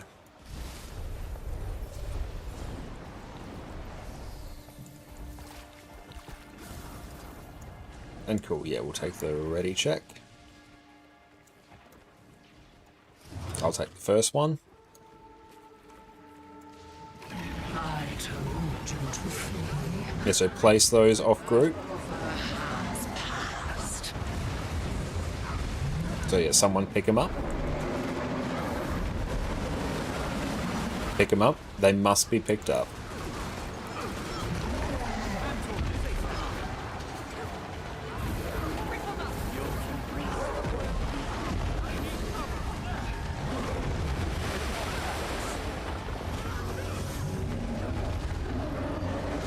Stack them, stack them.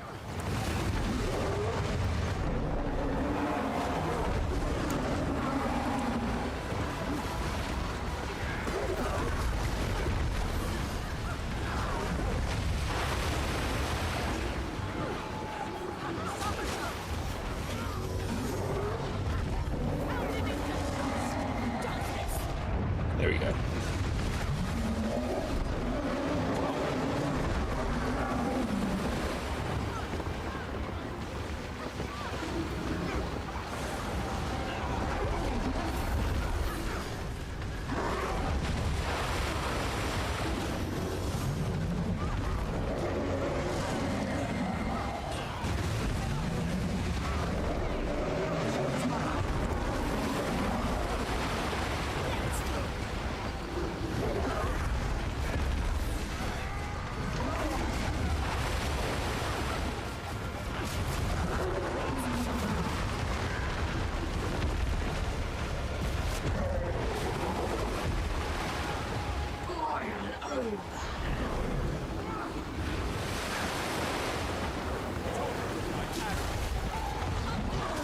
Perfect.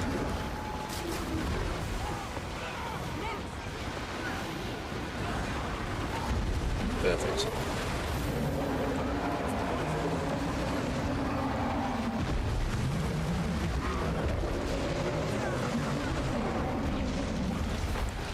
Yeah, got to pick up the shard.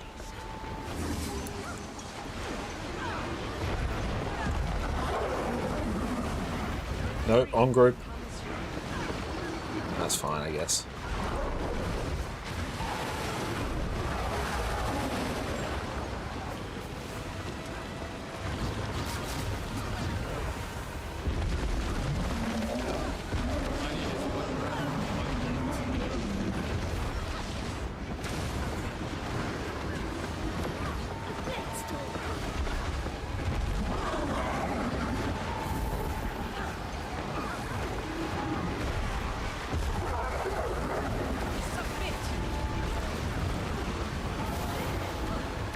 No, we want to always just place that on the group.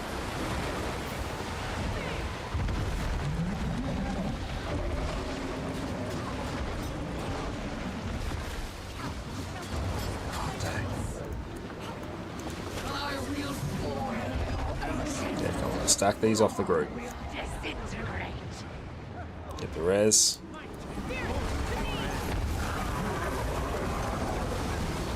Yeah, come on, we've got to... Hang on, look.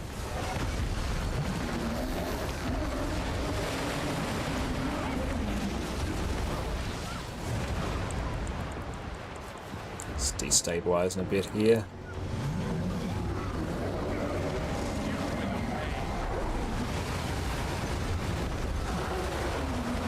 Got to pick up the shards. Now. DC it. Nice.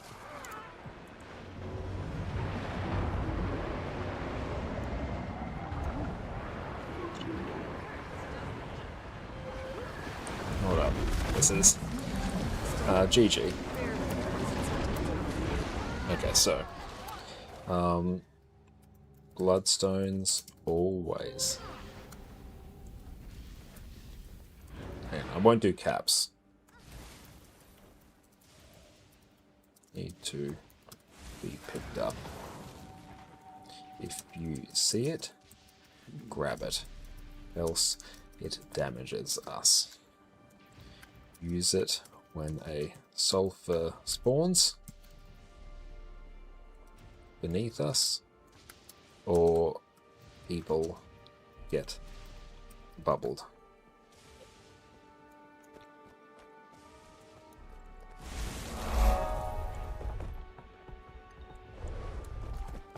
Magic, thank you for the follow.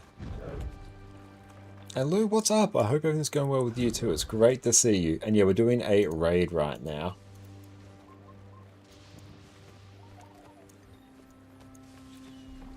So I want everyone to pick it up. If you don't have the little debuff on you because you haven't picked it up for a while, you need to pick it up. I'm just going to do bad DPS because I'm focusing on CC, but it's fine. Here I might actually take... So there we go, get those off the group. There we go.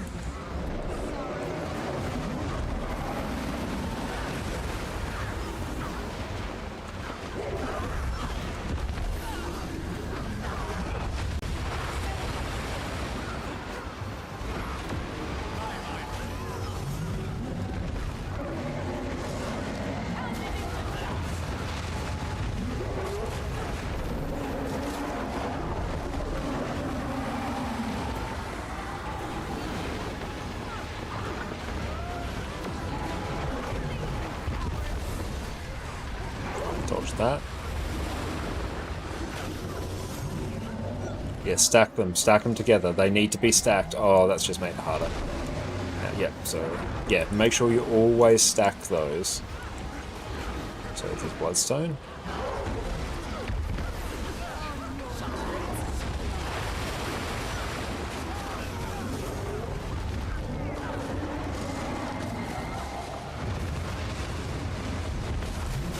Get our friends up.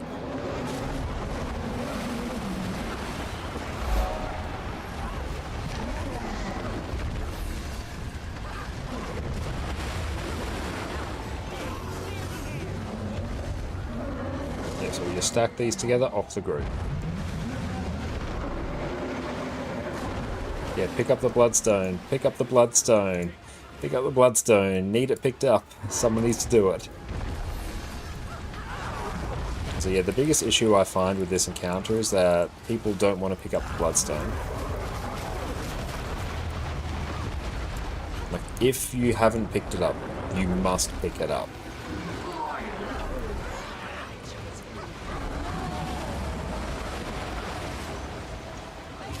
There you go, cool, that's CC'd now. Yeah, place on the group. Gotta pick up the bloodstones. Pick them up, there's a few there. Okay. Gonna use that, there we go. Pick up the bloodstone shard, pick it up, it's there. This isn't one where we can slack off.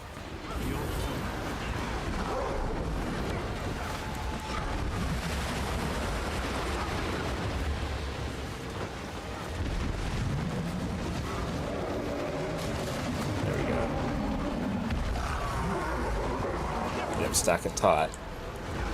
Yeah, stack it tight. Stack it tight.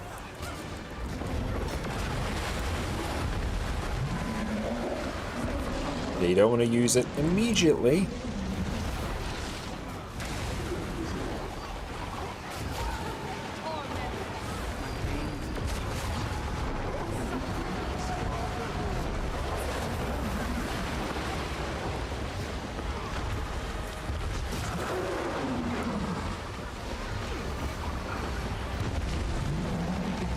But cool, honestly, we've seen this now. Just move it a bit off the group and we all get out.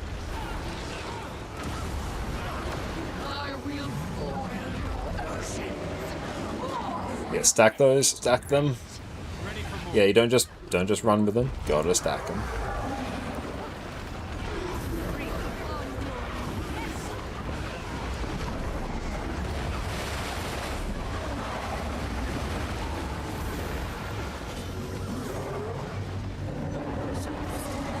There we go. Yeah, it should be a race to pick up the shard. Everyone should be trying their hardest to pick up every shard they can. You do that, the encounter sort of just works itself out.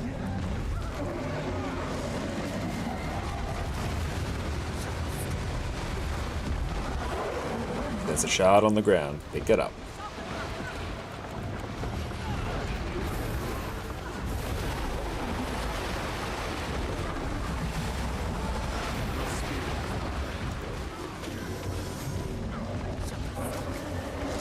So we're CCing those to stop a champion from spawning.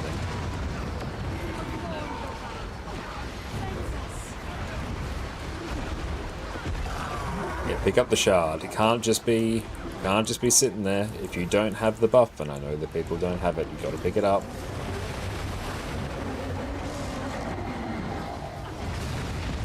There we go. Let's pick it up. Now someone else needs to do it.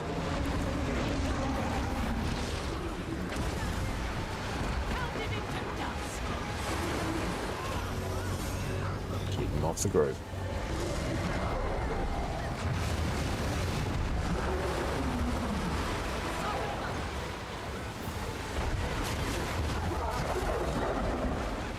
Beautiful. Beautiful. So just keep these off the group to the left.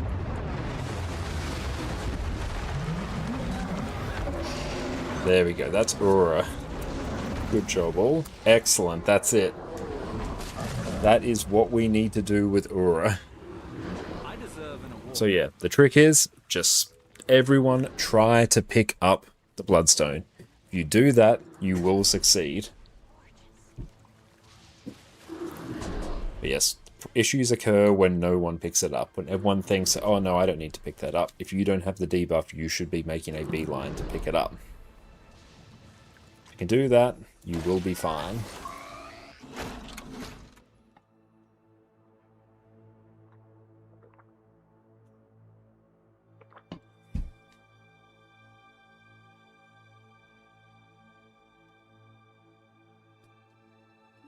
But yeah, we're just about to form up for Ceres. That works out to be very good timing. Let's just open our loot there.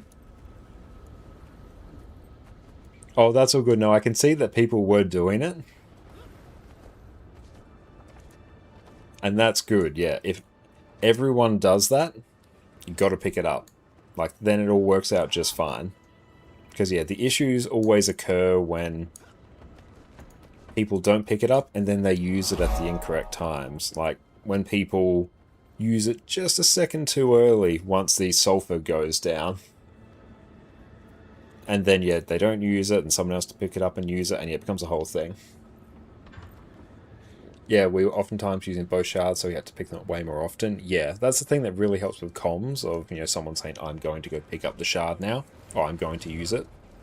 And then it avoids people having to pick it up more often. So yeah, sometimes even just waiting a second or two after a mechanic to see if anyone's actually dealing with it is often quite helpful, because then, you know, if you see someone else has used it, then you don't use it. Save someone else having to pick it up. And you're just staring at Diva, watching Bloodstone lay on the ground. I know, yeah, I was in that point as well. I'm sitting there, I can't pick it up, can't pick it up. Agruna, thank you for the follow. But good job, that's a Wing 8. And honestly, Wing 8, it's one of the harder wings out there.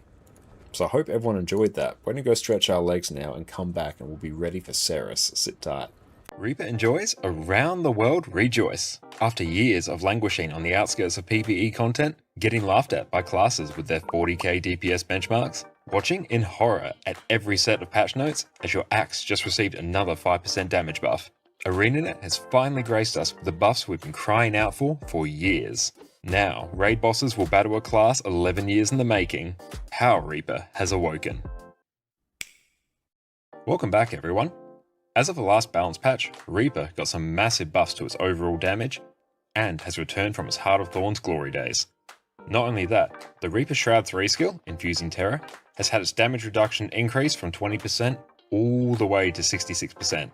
This means you can stay in Reaper Shroud for longer, spin to win for big old numbers, and are more survivable than ever. All these buffs get stacked on top of Reaper's already easy to learn rotation, its hard hitting skills that feel super fun to land, and all the Lord of Death roleplay you can muster, which turns this into one of the most fun DPS builds Guild Wars 2 has to offer. It's a good time to be a Necro enjoyer, friends. Let's jump in to the premier power damage Necro spec. When you equip Reaper, your Death Shroud will be replaced by Reaper Shroud. Here, your Shroud skills get replaced by far more aggressive AoE skills. You can also get your cosplay on with the very edgelord Scythe while in Shroud. An important note, your Reaper Shroud is a big piece of the damage puzzle for you, so you'll want to avoid as much damage as possible while in there to protect your life force. More life force means more damage. Your Reaper Shroud auto attack will cleave through enemies and grant you life force on the third strike. Due to one of your Reaper traits, the last hit will also recharge your Shroud skills. Death Charge will catapult you forward, attack 9 times, and blind your enemies. This skill will be the largest overall contributor to your overall damage. Infusing Terror will grant you stability and a huge 66% damage reduction for 6 seconds. You can also reactivate this skill to fear enemies around you. Always try to activate this when you're in Shroud, just for the 66% damage reduction. This will protect your life force and let you jump into Shroud more often. Soul Spiral is one of the most fun skills on Reaper. You'll spin to win, attack 12 times, and inflict poison. You'll be wanting to use this every time you enter Shroud. Executioner's Scythe will deal a huge strike of damage and stun your target. You'll also deal more damage the lower your target's health. For this reason, we'll want to be using this when our target is below 25% health for some huge punts of damage. For our weapons, we'll be taking Greatsword and Staff. On Greatsword, your auto attack chain will regenerate life force, and on the third strike, will inflict chill and completely recharge your Greatsword 2 skill, Gravedigger. Gravedigger is one of the classic Reaper skills. You'll deal damage on up to 5 enemies around you, and if you hit an enemy below 50% health, it will instantly recharge. Towards the end of your rotation, you're going to be spamming this like crazy. Death Spiral will strike 5 times, with each one being a world finisher, inflict vulnerability, and regenerate life force. Nightfall will cast an expanding AoE at your feet, blind and cripple enemies, and also convert 4 boons on enemies into conditions, which is super handy. Grasping Darkness will attack and chill foes in front of you, and regenerate life force on every hit. One thing to note though, is that this skill will have a very long aftercast. time after you've applied your damage where your character isn't doing anything. You can cancel this and speed up your rotation by casting a skill immediately after this, swapping weapons, or stowing your weapon. On staff, your auto attack, Necrotic Grasp, will pierce through enemies and regenerate life force on every strike. This skill has very low damage, so we'll only be swapping to staff for our 2 through 5 skills. Mark of Blood will deal some strike damage, inflict bleeding on your foes, as well as grant you some regeneration. Chillblains is one of your most important skills on staff. You'll deal a nice chunk of strike damage and inflict chill and poison on your enemies. It also leaves a poison field, which will be taken advantage of with the Whirl finishes on both Gravedigger and Death Spiral. Putrid Mark will deal strike damage, act as a blast finisher, and transfer 3 of your conditions back to your target. Very nice as an emergency condition cleanse. Reaper's Mark will deal a massive spike of damage, and inflict fear on any foes that it hits. A good chunk of our skill bar is going to be dedicated to Wells, which will provide ticking AoE damage over time. This damage will be amplified even further when we hop into Reaper's Shroud. Outside of that, we have a free utility slot for some extra damage or utility depending on what the fight needs. We also get some great value out of minions for the full Necro experience. Bloodfiend will summon a little friend to fight alongside you, who will transfer health to you each time it attacks. You can also quickly sacrifice it if you need a quick spike of healing. Well of Suffering will inflict vulnerability on enemies and deal 6 huge spikes of damage. This is your highest damaging utility skill. Well of Darkness has some great utility as well as providing awesome damage. You'll blind enemies on each strike, which is super nice for mitigating damage on you and your party, and deal 6 spikes of damage. Outside of your Wells, You Are All Weaklings is your highest damaging skill. It also is a stun break, will grant you might, inflict weakness, and deal more damage if you're in melee range. It's also an instant cast, so you can use it at any point in your rotation. Flesh Golem will usually be your default elite skill. It's a useful meat shield to draw aggro, and provides a huge amount of single target CC. If you need to swap out a skill for different utility, always swap out You Are All Weaklings first. It's the lowest damage skill of your 3 utilities, and your 2 Wells are incredibly important for your damage. You can replace this with Spectral Grasp if you need some extra pulls for mob control or for CC.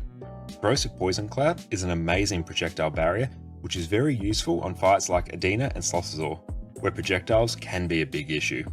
Well of Corruption will give you higher upfront burst damage, which is great if you're in a fight with short phases. You can swap out Flesh Golem for Lich Form to get some extra burst damage at the start of the fight.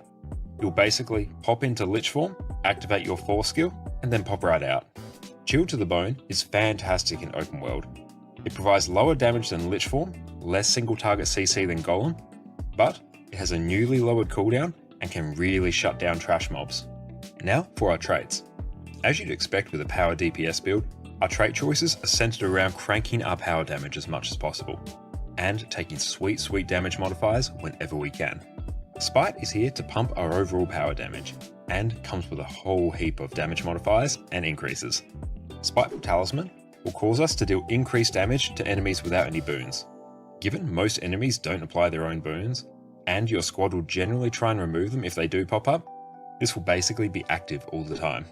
Awaken the Pain will cause Might to grant you more power and less condition damage. Revenant has a very similar trait in their Devastation line, an amazing trait for a power damage build. Close to Death will cause our damage to skyrocket when enemy gets below 50% health. This is a huge 20% modifier, and when paired with quite a few Reaper skills that gain increased effectiveness when mobs are at lower health, will cause your damage to peak much later on in fights. Soul Reaping is here to help sustain our life force, which allows us to enter Reaper Shroud more often. We also get some nice damage modifiers and bonuses when we enter Reaper Shroud. Soul Marks will make your marks unblockable and cause them to regenerate additional life force for you.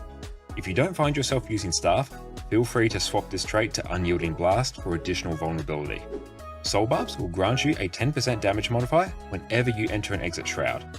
The focus of our entire rotation will be on maintaining this buff as much as possible, so you'll find yourself jumping in and out of Shroud fairly often. Death Perception will grant you an extra 15% crit chance, which is very handy for Reaper. You also get a massive 15% critical damage increase whenever you're in Shroud. Because of this, we'll want to line up all our big damage ticking AoE skills so that we can dump them, then pop into Shroud so that some of their pulses benefit from this increased critical damage. In Reaper, Chilling Nova will create a blast around your target when you critically strike a chilled enemy. This is going to help you maintain chill on enemies, which will benefit some other traits on Reaper. Soul Eater will cause you to deal an additional 10% damage whenever you strike enemies in melee range. It will also heal you for 4% of the damage that you deal. And we're back. Welcome back, everyone. Okay, let's make some changes to this build. We'll do Condi Mech today. Anything on Thief. Yeah, I understand, but how theoretically that looks would pushing on correct. Thief work? Do you just blink to the edge and Scorpion Wire? Yeah, but then you have to push it still. Yes. Oh, that sounds fucked. No, you jump off the edge while using Scorpion Wire. Yeah, Scrub, you probably came in at a better time than I did. Let's go here. Perfect. Okay. Okay, Zara is here. Alright, I won't use Snap Target. Here. Yeah, Where I is joined in the voice chat just as Orbis said the sentence that he can fit a lot. There or we something go. like that. In there. That is In there. Yeah. We'll take our fancy pants food. I think we're also rocking actually. Yeah, we're rocking full Condi infusions as well, so we are about as cracked as we can be. Oh. I mean, Deathstroke Check do we have any good you guys do privately, spear is skills? that for our peppercorn food. And remember, guys, enough, it's you actually have pretty these decent. things now. Food Ooh, I and like that. utility will be dropped accordingly. So only one food for every 6 runs. No. Maybe not every 6, but yeah, if you could conserve Thank you for the that would be hydrate. nice at least, yeah. No, I mean I'll drop every run. But I don't want to drop 2 every one. Malice, there we I'm go. starting with these. Oh, Hold on, thank you for the follow. Fair, since that one is usually a bit more important, yeah. I have just gotten both since I I'm got lazy and I both, don't use my yeah. magnified anyway. I'm starting with the Wizard World ones. You can consider doing that as well if you. I mean, they only though you can only get 3 of each week. Yeah, but you can start with them. Yeah, that's Oh, the decent Vault now stuff. has primers as well. I did not see that. Oh, we It did does. actually get some primers. It has 3 each. This Probably season to 3. give the people a taste of 12-hour Because- primers, so they then buy the magnified ones. Because like Take this EU. Yes, we're on they're not- EU they're not right now. expensive. 80 Hopefully my pieces, ping like holds 10 out. gold, yeah. I might actually just to Yeah, make that's things a not bit more bad, stable. I honestly. might actually just limit Alrighty my then. FPS to 60. I was Once planning on we getting all- the one. Or else right it's just next to it, honestly but I extra wanted frames to- I'm We're all not in using position, because we I get sent can to go. stream. Let me do a quick chrono check. I have succeeded in a chrono check. Challenge mode is active. And Marcus Yeah, was set. This time I remembered it for you. Is it CM? Oh, Yeah, no, this don't is worry, don't CM. worry. So I we're going to will, be I will. doing Embodiment of Sin. That's the challenge we've been working on for the last few Once months. Sneen is in position, we can go. Yeah. Yeah, sorry. I had to wait for it to re-pop up because I forgot to eat and then prime. So I had to eat again. Fucking Miragon's messaging me while in offline mode again. 3, 2, 1, go. Oh yeah, I This heard is from why I hate Sappy that that he's gonna let the mini muse go stop now because he got like plus 65,000 something K of them. Yes. That's alright. That sounds like Yay. to me. It does. That's an impressive amount. He said it would take too long to double it. He's not wrong. He's not wrong, no. I'm very impressed that Sappy decided to go through with it. Are they having like a fight or something like that? We occasionally send each other like 1 or 2 or 3 of a random mini that we just have that is considered kind of trash. This is doing And we send a entirely message to someone in passable Bastard DPS, being like, which is what we're double it going and send it for. to the next one. And then it continues. That must have been a lot of doubling to get to third. Oh yeah. Get all those. I only sent like 8,000 views last time I had to do it.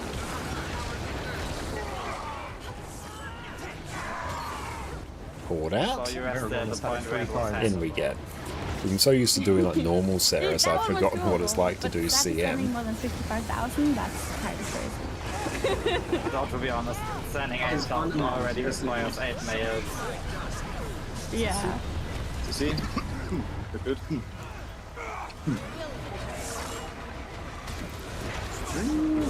Elitist. They're kind of pretty. Oh no! Oh, deletes. Do you see that? No! Mine. All mine. That was sad. Reposition.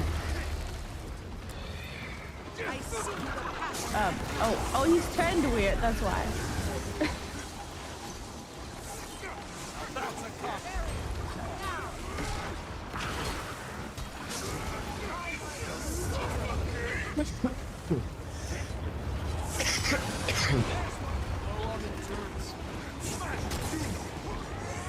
Ooh, almost got nipped by that. Can't have that.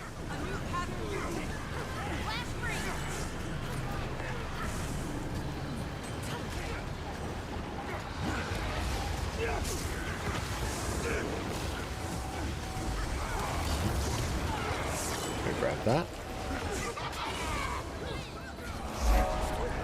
So I'm killing a bit of time by swapping back to grenade kits sooner than I should be. Netbox.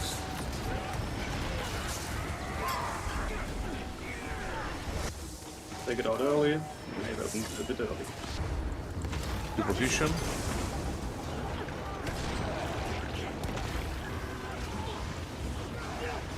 Oh, we're gonna lose it now.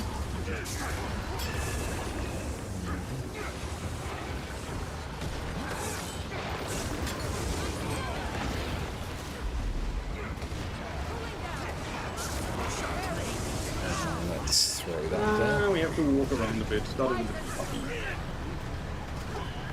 Not yet. Yeah, sorry, oh my bad. That was my bad. I should have specified a bit more.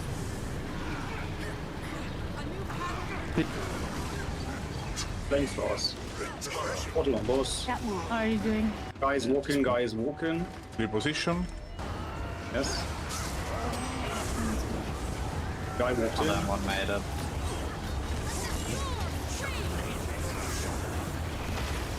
Speed stay. Just burst. Then the spot.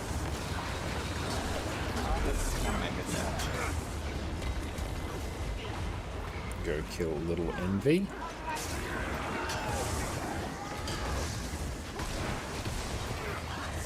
Then that one. Position.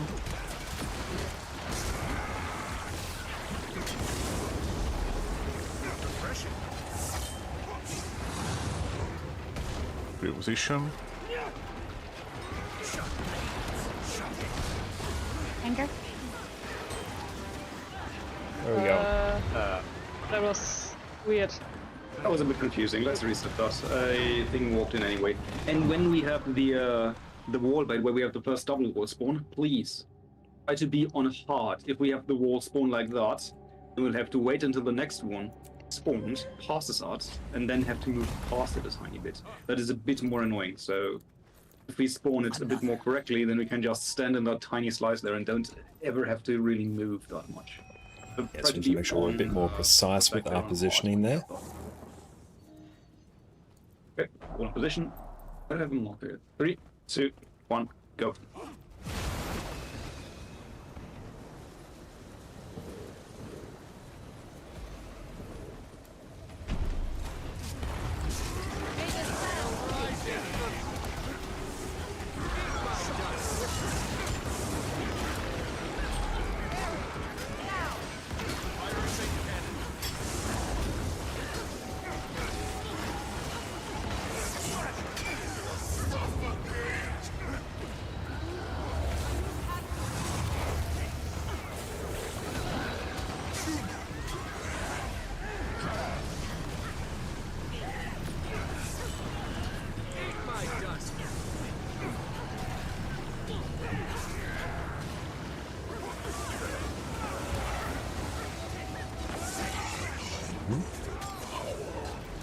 Definitely got a lot of room to refine our Nimbus rotation, but this is pretty chill.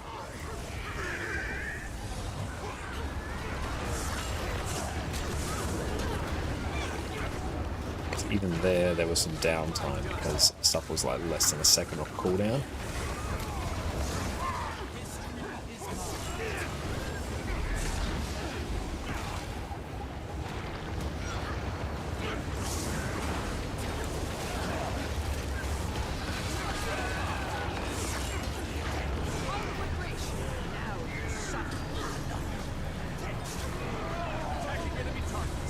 Big CC.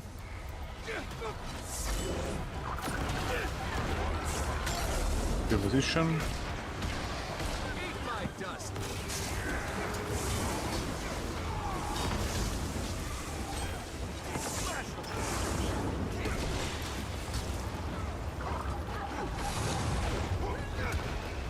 Your position.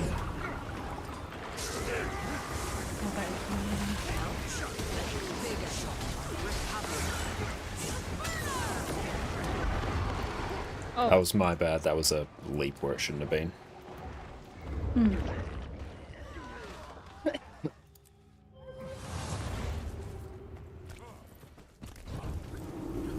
So right there, because I leaped out the green circle, I wiped the group. So I need to not do that. 3, 2, 1, go.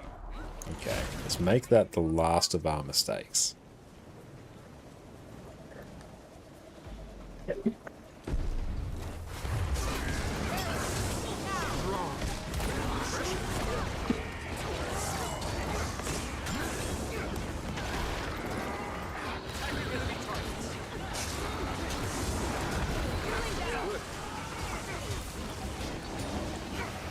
Yeah, we need 3. They were all perfectly set up, but because I leapt to the boss, rather than just staying in the circle, I wiped the group. So it needs to be 3 in each circle.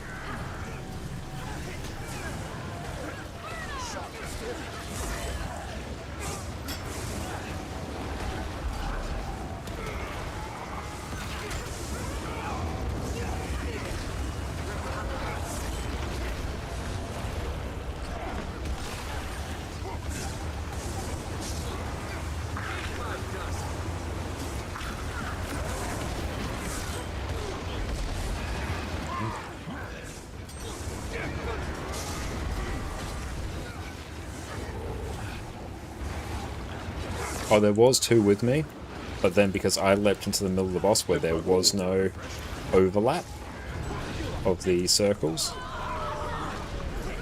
yeah, we wiped.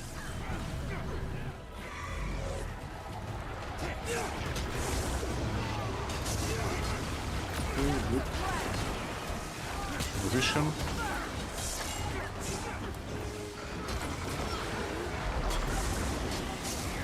Greens.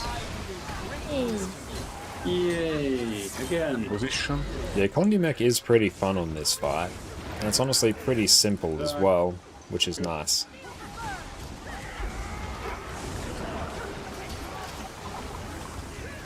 I think low-key having some simplicity here, very underrated.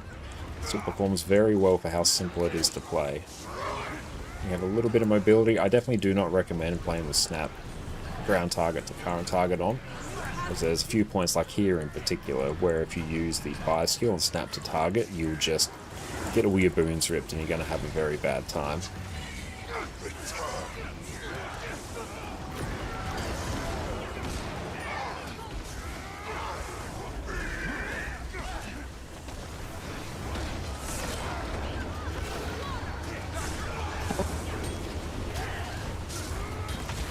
Dead box. Wait here. Your position.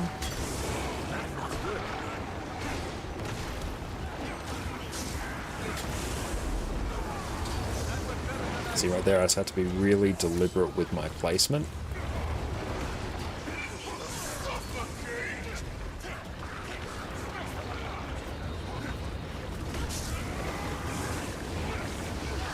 Okay.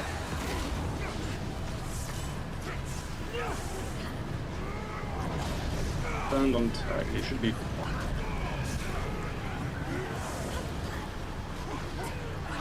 Cross.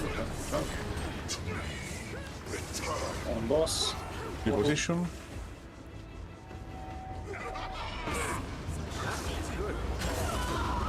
Reposition. Oh, barely. Definitely Sus. play.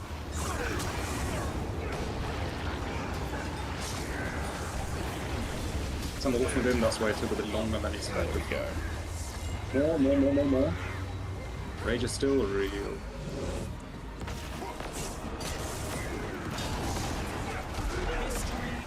Those too fast.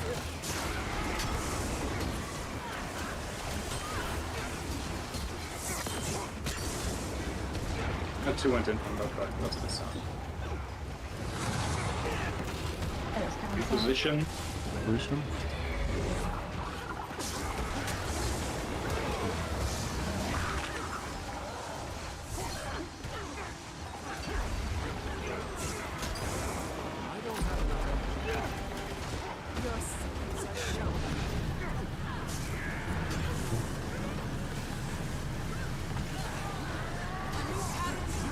Use as many as you can.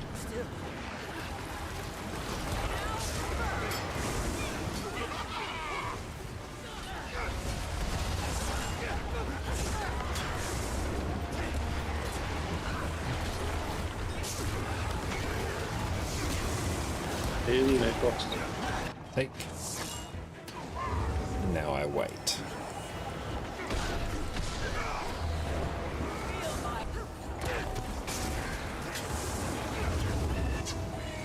About here. Dodge. That puddle is very close. Reposition after.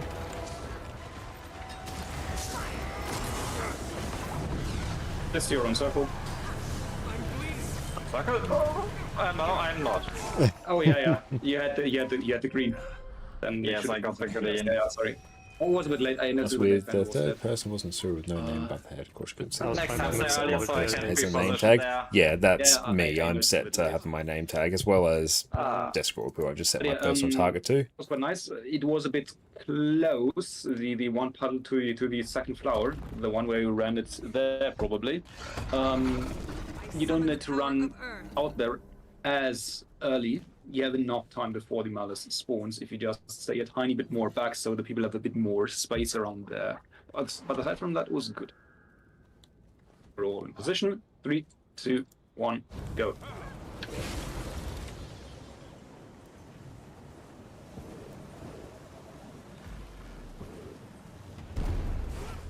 Oh, why'd I do that? Wrong set. Oh well. Just be a bit of a bad opener from us.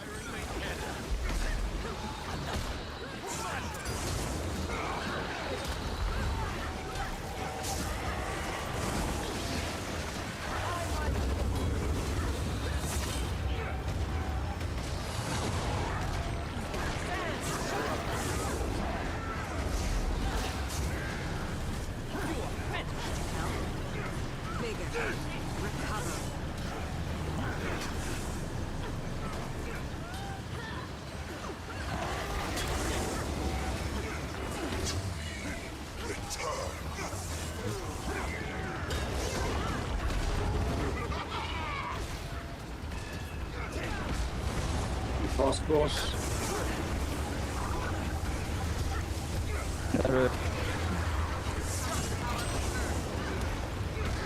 Guys, close for them all.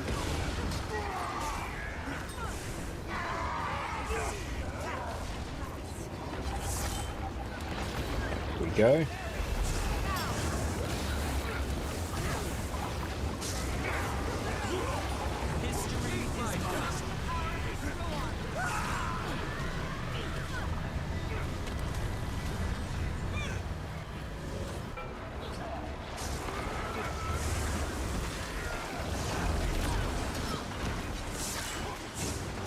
Position. Major ping spikes. I wield great wisdom. Summon the power of Again.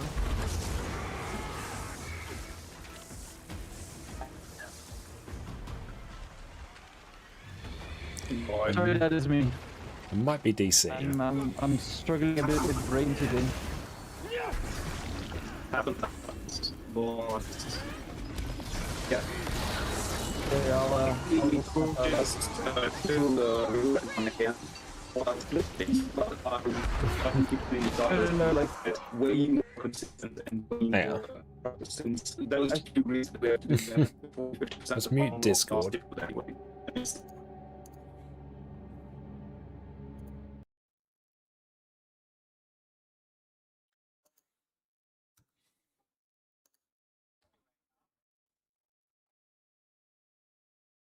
And let's go. Where is Discord? Is that it? We'll just restart Discord in the game.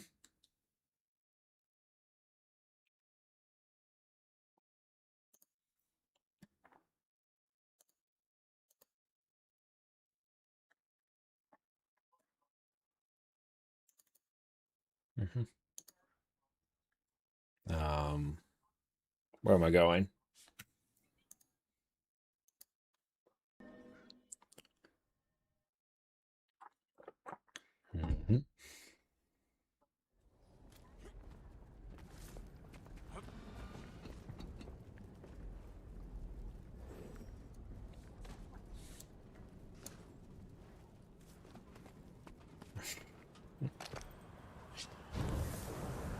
That doesn't sound healthy. No, it's fine. Oh, Desiree, you haven't played Crab yet? No. I didn't see I'm Crab sad. yet either. I'm very, very sad. I watched some Fenris Spas, streams. you're gonna organize a crab run later? I mean, we technically we could, but at 1 I have an RTI run, Wing 8, until 3, and afterwards I'm free. Or we could either do something there, or just Vandal or Josh, which should still be streaming, I think. With this group, we can literally 2-pull. It's 1 pull because we're gonna fail, and 2-pull because we do it. It's not that hard. I would try. So we could like quickly go in after if you want. I still have no kill. Lol. 3. Oh, you're not in position. Yep, are you ready? There we go. I'm back in now. Just a cheeky like 2k ping spike. Ah, I see. Very cheeky.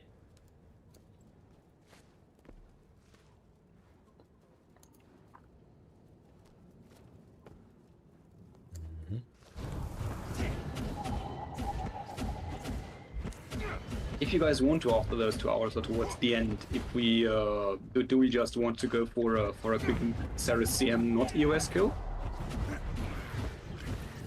Yeah, might as well. I want to kill and then do a CM kill on top. Yeah. Can bring my Let's altar count in as well. Then we can go for a quick kill after. Too woolly, right? Too woolly. Yeah, first try. I mean, we can even keep it like this with a It could potentially be Fandral that you recognise, because yeah, they're part of our Ceres group as well.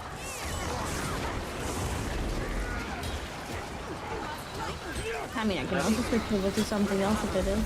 And that despite me being here. In spite of you being here, we're doing fine. What a way to think about yourself. What did I say? What a way to think about yourself. I'm very optimistic, right? Yeah, I love the optimism. The self-love is amazing. Very inspiring. That could be useful and useful somewhere. Just makes it instantly better as well. So. Take the port. There we go. Opposite course. It's speedy.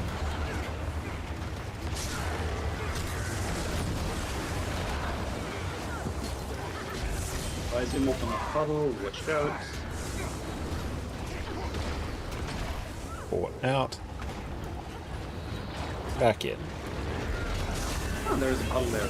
Nice. Yeah, we don't have much space. Watch out for the wall. Yeah, there are some mean puddles.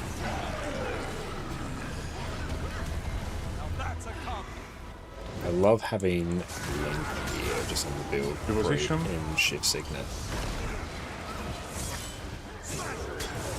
Oh, he missed. Fuck. I Kathleen passed it. I'm so sorry.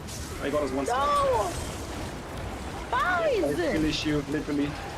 Oh my god. Reposition. That's crazy. Time to blame Spars. This part is rotation.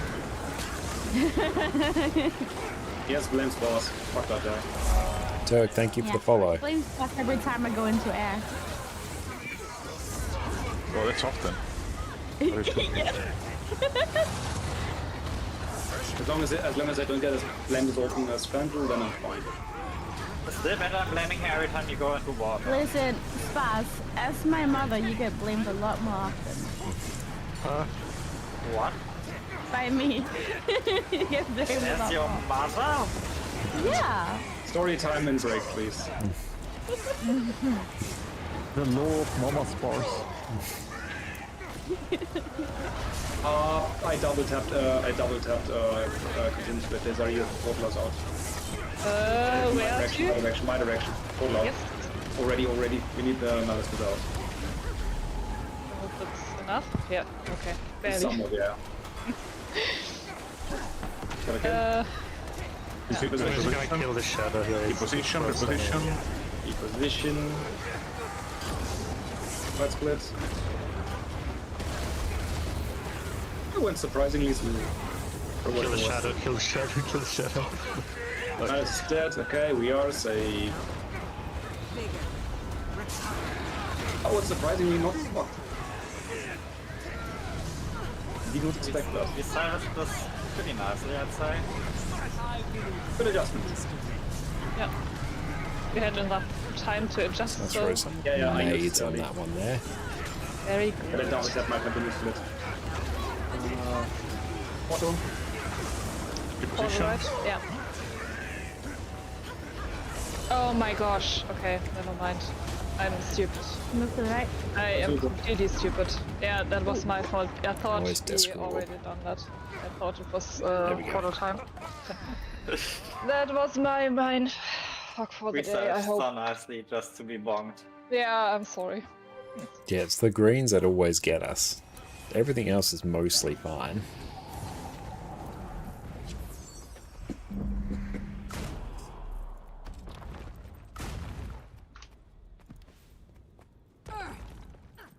You know, with the primers, it's harder to remember that there's a break in the middle of this. Yeah, that's It's true. because food doesn't run out. That's the trick. Now we have no breaks. Oh no, I want to. Ah, that's how it works. Go. The break is at 6 hours now. Break is when my primers run out. 7.5 hours from now. Still better than taking, looking at my ability primer.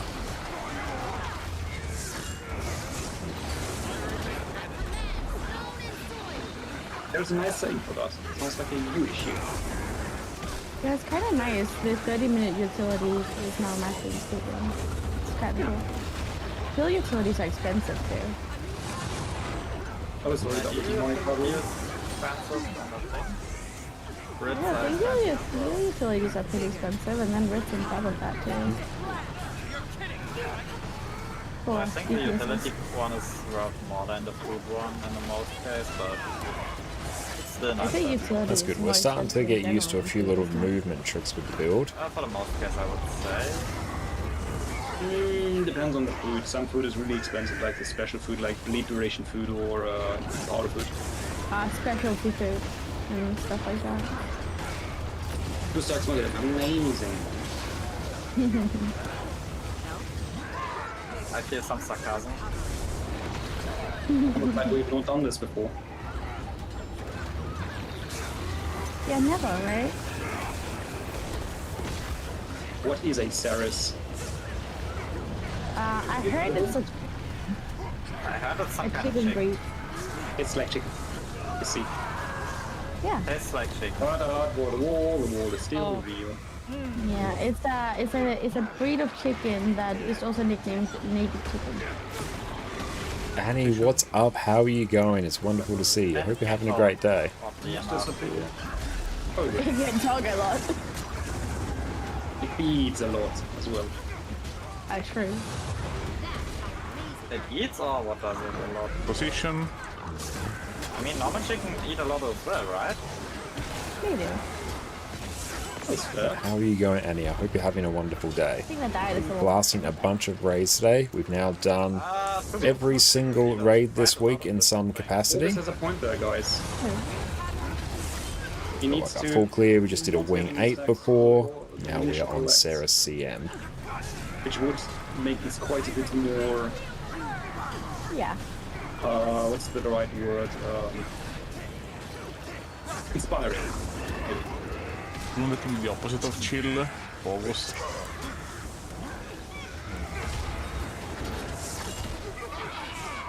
Not wrong.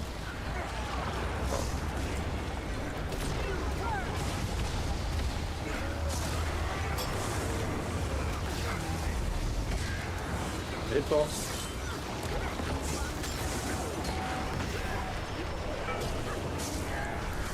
Position after.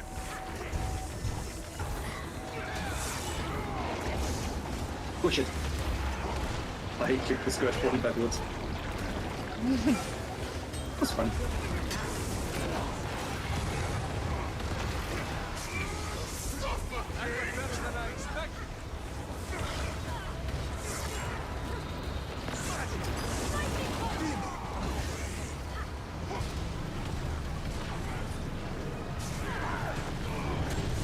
Ooh, surprised I didn't die there.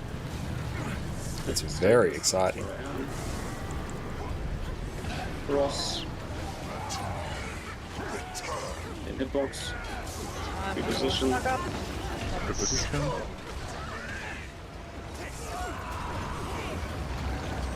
Anger?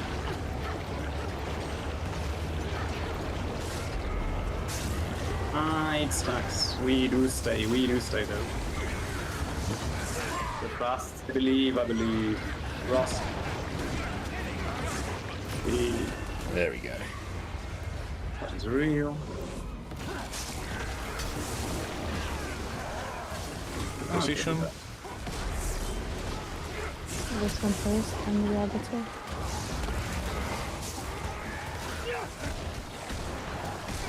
Yeah. Oh, I hit one button. We might just phase past it anyway. Reposition again. Anchor.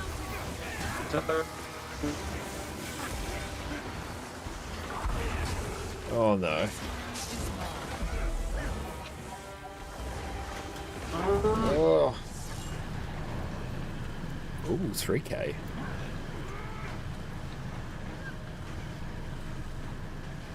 These. Yeah. Oh, Yes, no. Just keep on going. I'm just going to GG because I literally can't see anything. There as well. From what marker were you? Hitbox? From X. 3k. That's among the highest I've seen.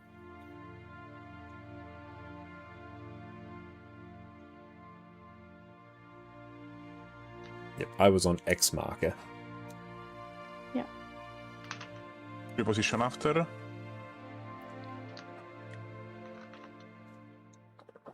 Oh god.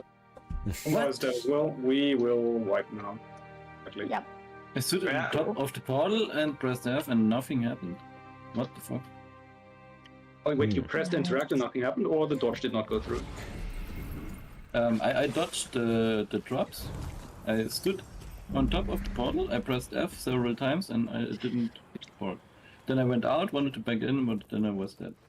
Ah, yeah. I recommend. So a case of the map being laggy and just you getting out a bit late and then back in again. Okay, that's shit. Yeah. Yeah, but as August mentioned, we are a bit unfocused, so let's try to have a bit less chatter, at least until the break for the next 20-25 minutes, and then see how we proceed from there. Yeah. We're in position. 3, 2, 1, go.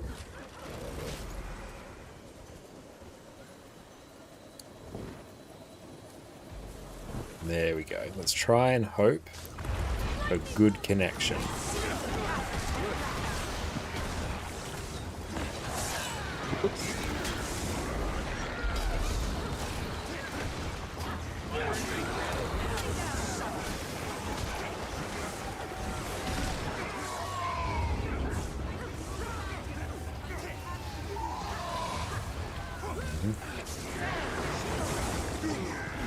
leap over here, or leap over there more appropriately.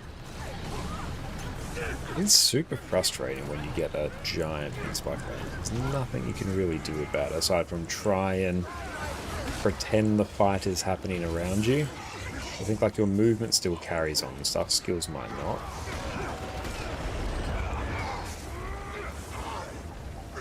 One across boss. Good whip enough. You have one stack.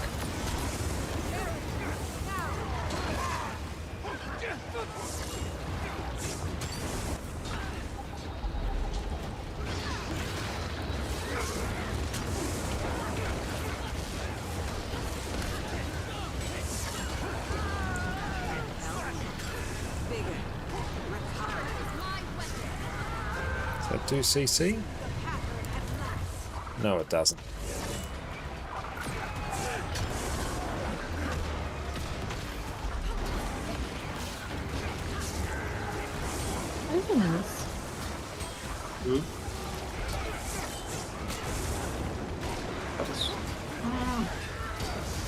Yes. Position. Anger? Let me find you.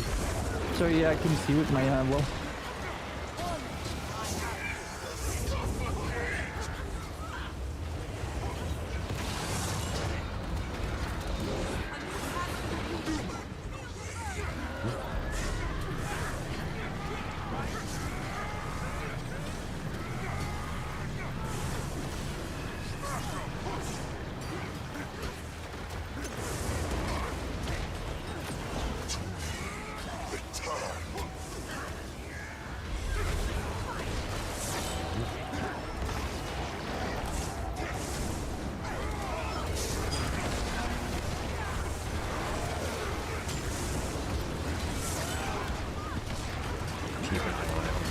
What is?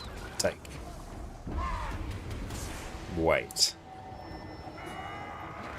Position.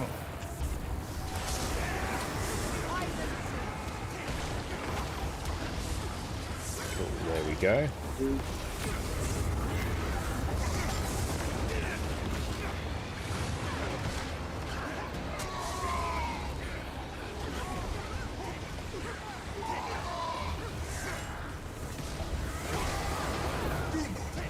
Good.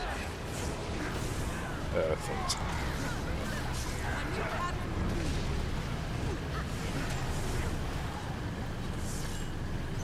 And my game crashed. Oh. Come on next. Reposition. Let's close that. Let's see if we can fix it.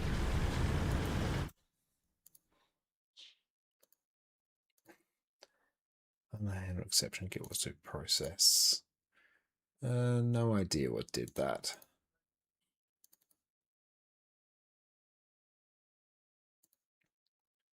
That is unfortunate.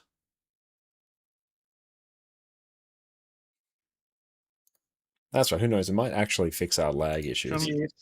Okay, doing the other one. Make sure we retarget Desk or else I won't know where I'm actually going. When we collect over here and we have such a situation as we just had, try to angle with the tag, collect that one as 3, and then the tag can blink.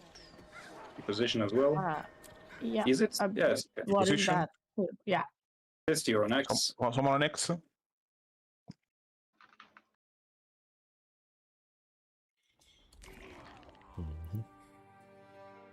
Yeah, we consistently need someone next to this pool.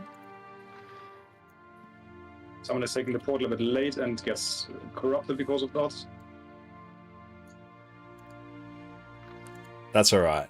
We're going to take quite a few Big pulls miss. at getting this one done anyway.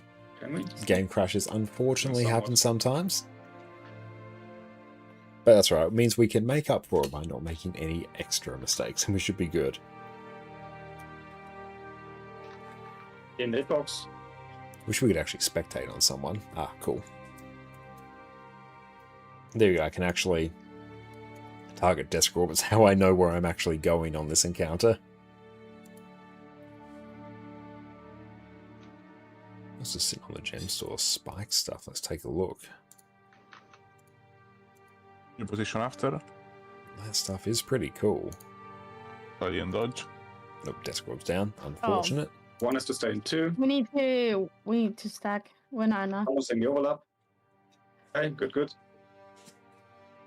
On arrow, on tag, okay? And now run around. And after... Nothing else insanely useful for us. Keep an eye, like a material storage expansion would be quite good. Solve that. Yeah. Ah. He is back. Yeah, he's back. My rebound doesn't refresh that fast.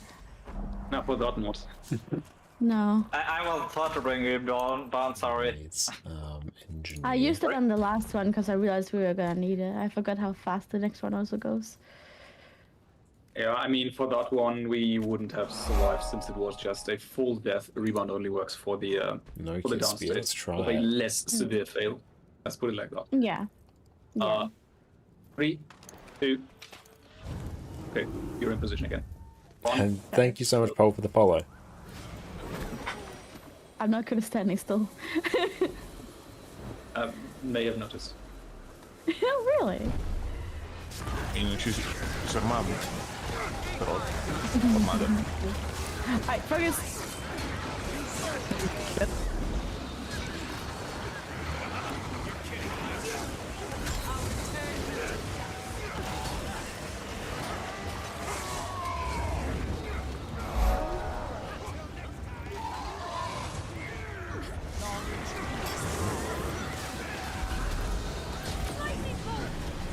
Mr. Hugbear, thank you for the follow as well. Yeah, definitely missing some damage on nades. I just want to see what the difference would be. This is still fine damage for all other things, but yeah, it's a bit low for Ceres.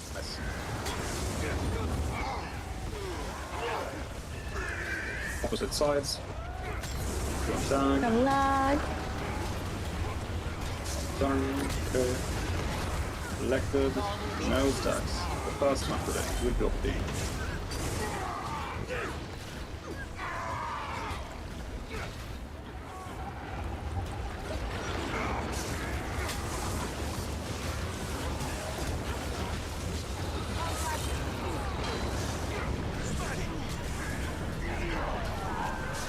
CC.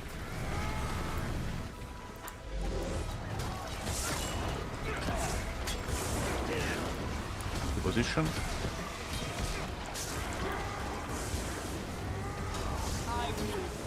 We do bring a bit of extra CC, so that's nice. But yeah, I think the damage loss is a bit too high because we're probably missing about an extra 2k damage.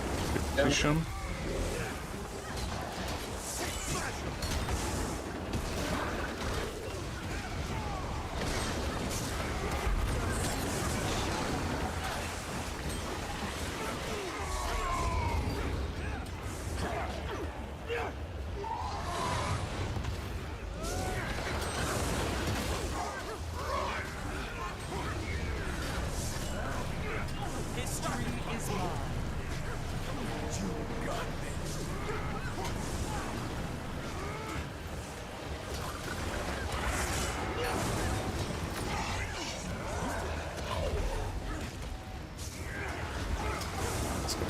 That.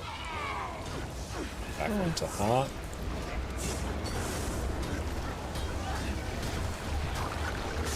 Yeah, I think it's about 2k DPS we are leaving on the table by not taking grenade hit.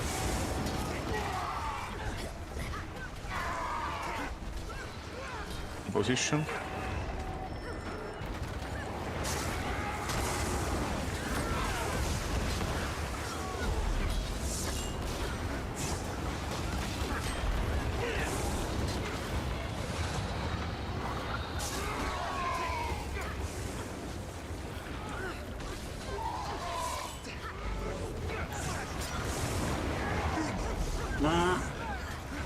It is okay, it's fine. I was just out of position, I'm sorry.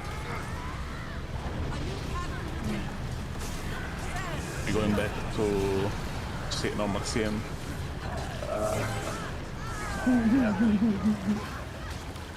In a box. Your position.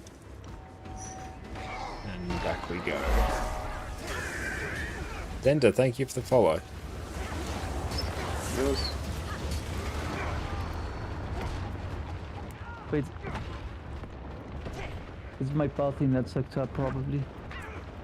There is Vandal and Finn. Yeah, so I was on Sin, but I moved over a bubble, like I struggle seeing with my will sometimes. Let's see. Yeah, pre-placement was not correct. They were not bad. They were a little bit to the right because of the Remember, guys, either way, always just during that part, you are on your marker. It doesn't matter where your marker is, you're on the marker. That one, the markers can... It doesn't really matter where they are positioned, since there is no mechanic that requires accurate positioning after. So, as long as you're on your marker, the 3 markers are spread, you're fine. 3, 2, 1, go.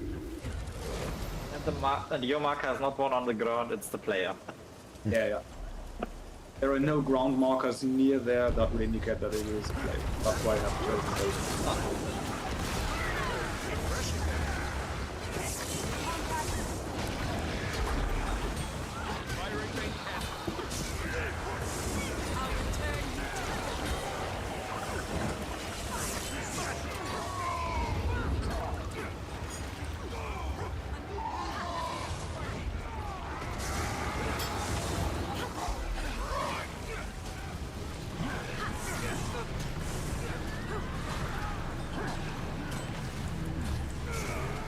This is definitely a simpler version.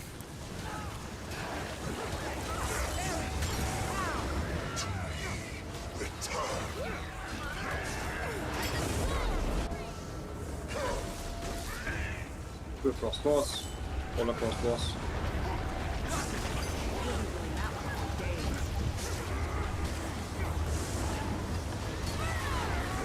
Go away. Fighting one. Fight it. Back we go.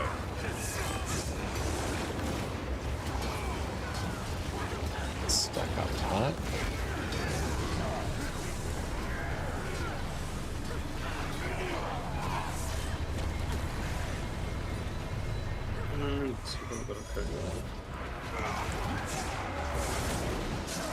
You get one group.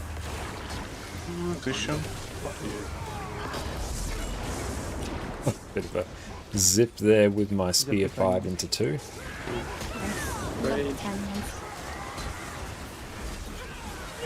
One of them. Revolution.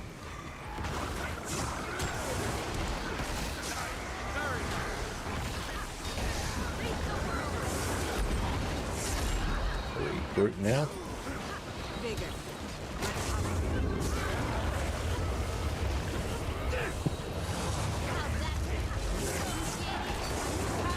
Mia, how's it going, mate?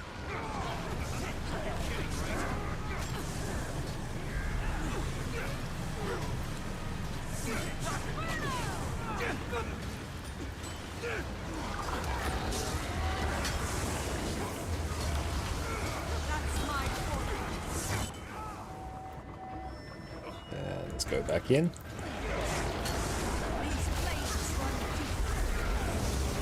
Let's regroup back on the squad. Zez, how's it going, mate? It's wonderful to see you. Box.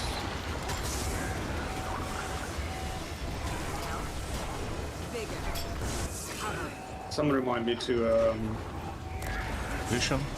to get more of a pull out. Show Finn something.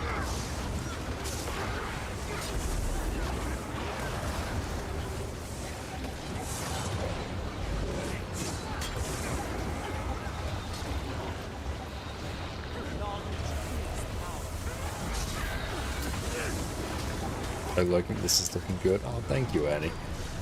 I'm not minding Mechanist on here. I'm definitely aware I'm taking a big DPS hit by not running grenades at the moment, just to honestly simplify things.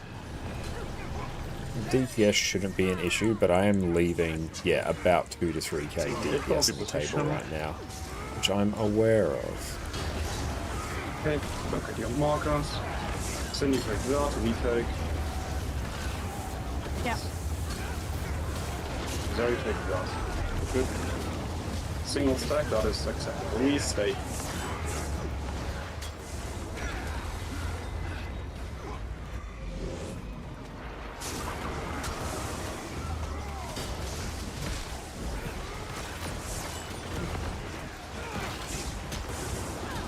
It feels weird to have only 4 daily raids but 28 bosses. I know it was a bit weird. I was a bit worried about that one. Same. It felt like it went really fast. Yeah. Good position. There we go. We are not taking a position. We're fine. Somebody's always getting clipped there. We don't need to care whether we take 2 steps to the right or 2 steps to the left. Yeah. Remember, big delete.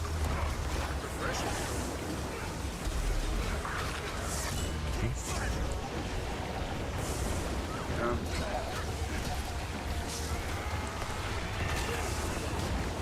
In the hitbox.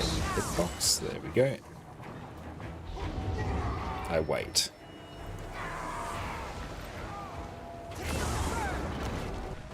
Oh no, ping spike.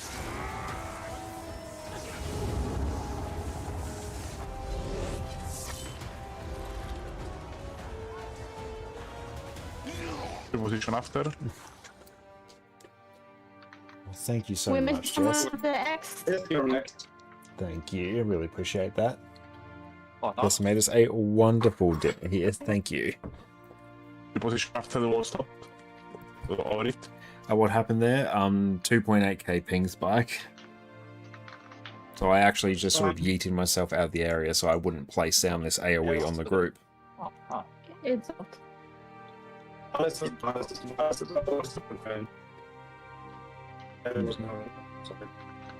have to see what's causing that. Obviously not. It could even be honestly a PC restart, which that's fine, doesn't take down the stream. This is fine. We need to practice enemy probably. There we go, 1000. Let's give that some time. Easy, right? We have 3 healers for this, no? Yes, I will take some ping. I'm sure they can out heal In one the right? hitbox, in the hitbox, everyone. Yeah, of course. Easy, right? The position after. Yep. Okay, We so lost one. We're not enough. Jep's down. The stack of greens then. Rebound. Good, good, good. Oh, there is the. Somebody's Sorry, pulled a cable I out. didn't find the triangle. Yep, reset. 26. But good save there with the what is it called? Rebound. Rebound. I'm getting used to using it. Yeah, I think it's actually just a Very connection nice. to ArenaNet issue. Why is my log uploader not uploading again? What the fuck? Let me check something. Does it? Oh. Oh. I definitely fucked up on Wedge stick. I'd have to install. Do I have a VPN installed? No, I don't. Oh, no. None's currently Yeah, I have to installed. check. No, you mean the people, right, Albus? That's how I understood it. Yeah. Not on the correct marker. Yeah. Okay. Let's reiterate who is where. I'll go over here. Zera is the square. Thank you, Jess, for some She was amazing never toasty. moved. On day 0 with priority 1, we have Orbis, and priority 2, we have Sandra. On the X marker, we have Sin, she is the anchor, will never move. Deskrop is priority 1, Joff is priority 2. On the tag, where I am, I'm the anchor, I will not move. Jeppe is priority 1, Umba is priority 2, and Dist will do whatever he's told to. Oh, I thought I can slag. Sad. No, you have the quick reaction job. You are the Joker. I mean, I can make bad jokes if that makes me a joker.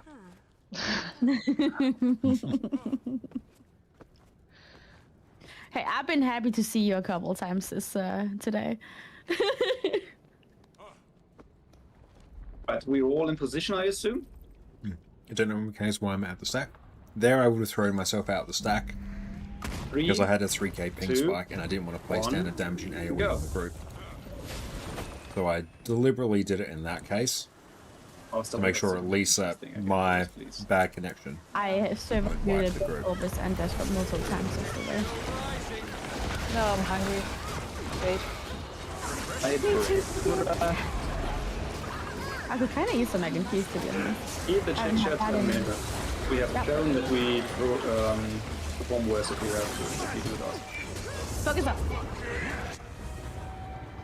Wait. Look at the party that I just provided you. Good job, Squash.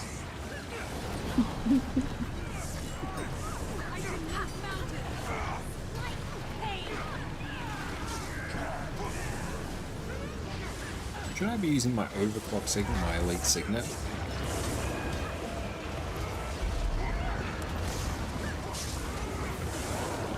That's part of my rotation, like it should be. Let's. Let's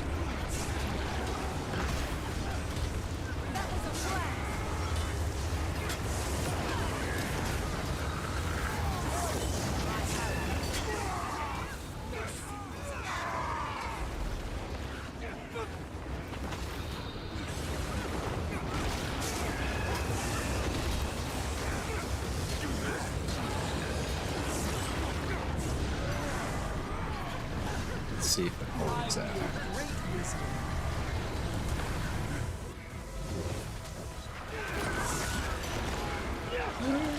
Good idea. The position.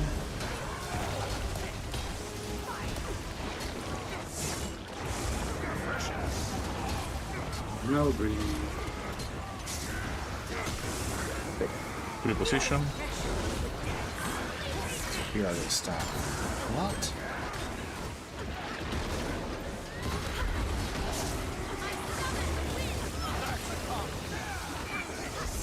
Yes, I think here I might actually want to resummon my map.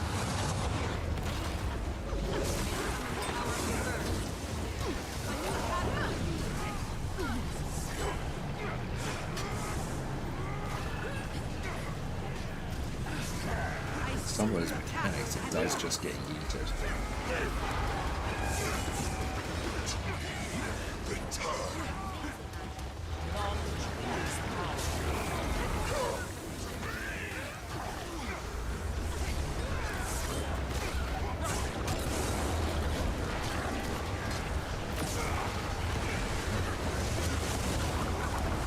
In that box. Oh, a bit close, sorry. Position after.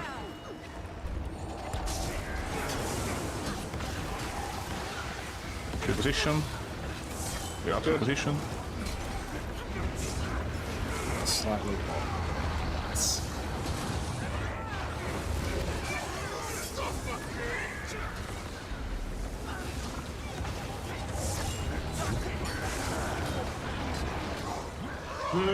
Yeah, okay. Oh. That's fine. That's fine, that's fine.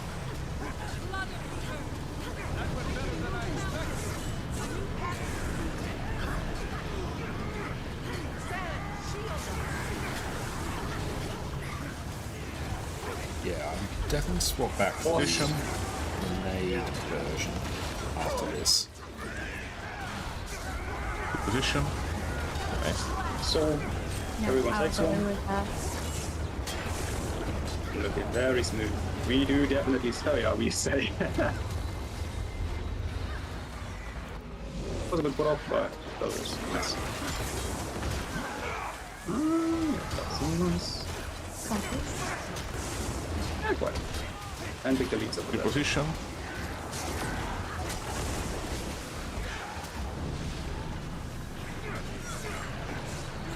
Position again.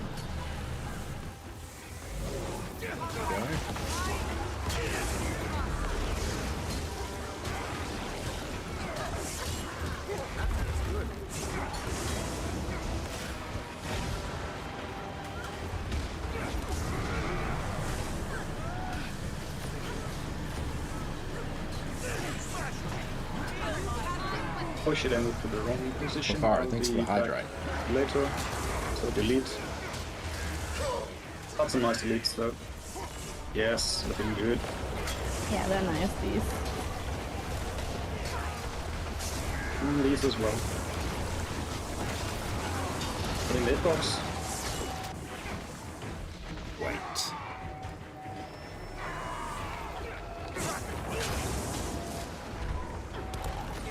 Just do cloud core. Right there.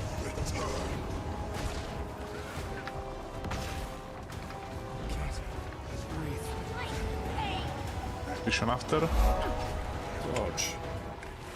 Oh, I'm dead. And thank you for the follow. Let's see to the right. There isn't X, actually. X needs... Okay. Arrow, exactly. Vision after. Push it. No. You're in front of target. Front of target. Okay, okay. Well. I have no idea what happened, to be honest, with the run. Like, I know I was on the Zera and Orbis, but I don't know which one I should have taken. Oh, you got clipped and then, yeah. Makes sense. Okay. I just got confused when I saw double green. Okay, and that's when you were slow, and then the markers the greens kind of started stacking and then stalling since you were the first green in front. Yeah, sorry, I was blind. Confusion. Let's take a look at. Yeah, I was blind. Otherwise, I. Am I by the way? Yeah, we'll take a break. I think it's a break, yeah. So I think this until is X11. Let's make it 5 minutes. Oh, it's Earth and Geo. Okay. Okay, let's make And that I need to change. check something. My log uploader always resets to a default path. Oh, it doesn't let me keep the path in my storage drive. Just uses the Steam user documents, Guild Wars add-ons, Arc DPS, combat logs. Discord's a bit loud compared to my voice. Ah, okay, I'll bring that down a bit. That's why my logs Let's just bring that down a smidge. Let's try that. Why? Okay. Yes, let's do that. Cool. Okay, excellent. I'm going to take a break now and stretch my legs. We'll come back and we'll see how this build goes if I need to add Grenade Kit back. It's nice not having it because it's super chill, but we'll see how it goes. Sit tight. Secrets of the Obscure has brought us the Wizard's Vault, and with it, one of the best ways to make sure you are perpetually flush with gold. So today, we're going to work out how to extract as much gold as possible from your vault. I just peed on gold. And really jumpstart your wallet, which is especially useful if you're a new player. Welcome back, friends. With the release of Secrets of the Obscure, our old daily login reward system has been replaced by the new Wizard's Vault. And with that, we have a whole new way to make gold that is actually very lucrative. The new Vault currency, Astral Acclaim, is incredibly easy to learn and does a great job at taking you all across different areas of Guild Wars 2 that you wouldn't otherwise get to, and works very well as a login reward system, I think. Hello, you're back. You can take this Astral Acclaim and then go through and exchange it for all manner of different rewards, which you can see here. I've already taken advantage of a good number of these. There's lots of different useful things you can get here. We have crafting bags, transmutation charges, mystic clovers, build storage expansions, heavy crafting bags, ascended weapon and armor chest. There is so much here for us to get value from. But I hear you asking, there's so much here, where should I put my Astral Acclaim if I'm just wanting to focus on making as much gold as possible? So today we're going to walk you through that so your Astral Acclaim purchases can be perfectly well informed. Before we jump in, we're going to be using the Fast Farming site to get an idea of where the most valuable things are in the Wizard's Vault. I'll include a link in the description below. This is an incredibly useful site if you're looking to convert any currency in the game into gold in the most efficient way possible. First up, we have the Legendary Weapon Starter Kit, which is by far and away the highest value thing you can possibly get from the Wizard's Vault. Here in your starter kit, you're going to gain a precursor specific to your weapon, either a gift of magic or a gift of might at random, as well as the gift specific to your legendary. At this stage, there are just 4 of them to choose from. However, it's expected when the Wizard's Vault refreshes in a couple weeks, we'll get a new choice of legendary chests to pick from. For only 1000 Astral Clay, which I believe I earned within a few days of the expansion launching, that is 580 gold profit right there.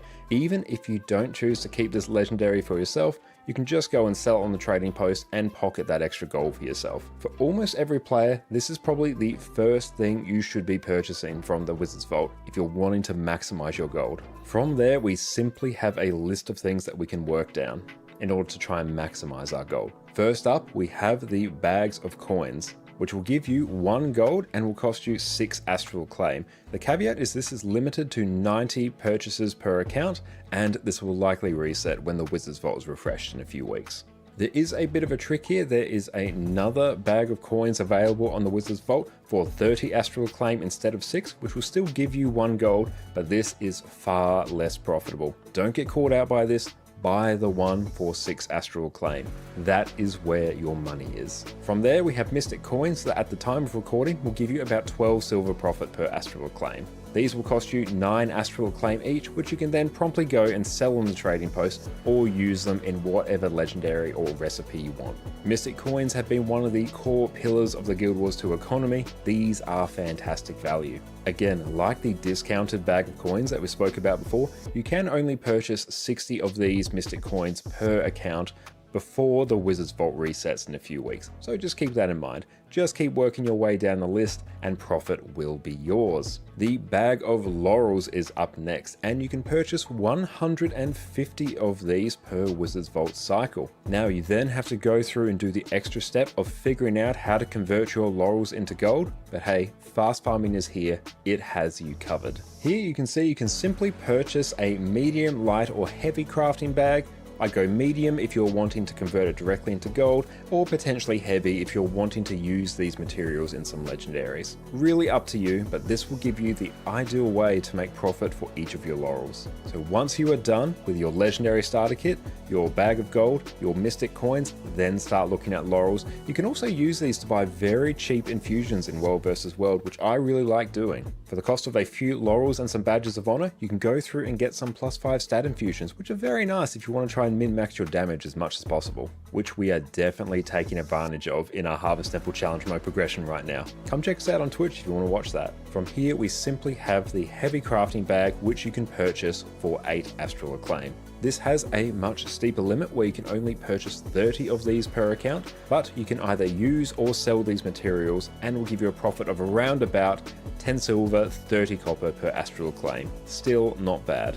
Next up, we have a little bit of an odd one, the Black Lion Mastery Coffer. Here, this will cost you 15 Astral Acclaim, and you can only purchase 20 of these per account for every Wizard's Vault cycle. Now, the Black Lion Mastery Coffer is a bit of an odd item in that it will give you a consumable that will give you some experience for different areas of the game, be it Heart of Thorns, End of Dragons, Icebrood Saga, areas like that. The trick is you don't actually want to consume these items, you want to instead sell them for 1 gold to a merchant. A bit of a roundabout way to make some gold, but hey, when you've exhausted all your other means of making gold, the Black Lion Mastery Coffers are there for you. Once you've exhausted all of these, there are some other ways you can go through and make gold. If you need some extra build template expansions, you can go through and purchase them here for Astral Clay, which will save you having to buy them from the gem store, so that is either real world money saved or gold saved. For new players as well, there are also ascended weapon and armor chests available here, which will be very useful when it comes to kickstarting your characters and getting you that best in slot gear. Any gold that you don't have to spend on ascended armor because you purchased it through here is gold saved. There are Mystic Clovers available for purchase here, although I wouldn't really consider it to be the best way to go through and obtain Mystic Clovers. That will be one for another video, but put these down a bit lower on your list. And not only that, there are all manner of skins. There are Griffin skins, there are moats, there's armor skins, there's all sorts of cool things here. But if you're looking through to maximize your gold, just work your way down the list of things that we have covered today. And that, everyone, is how you maximize gold from the Wizard's Vault. Make sure you check out the Fast Farming website. They do fantastic work, and the prices of some of these items will likely update over time. But with that, go forth, make some of the easiest gold you are going to come across in Guild Wars 2. I really like the Wizard's Vault system, and I am very, very excited to see what happens when... back, everyone. Okay. Let's see how this goes. Ah, there's our ping. I'm the world's most passionate guy. Sorry. Remember when you monitoring this? I like it. Hang on, give it a minute.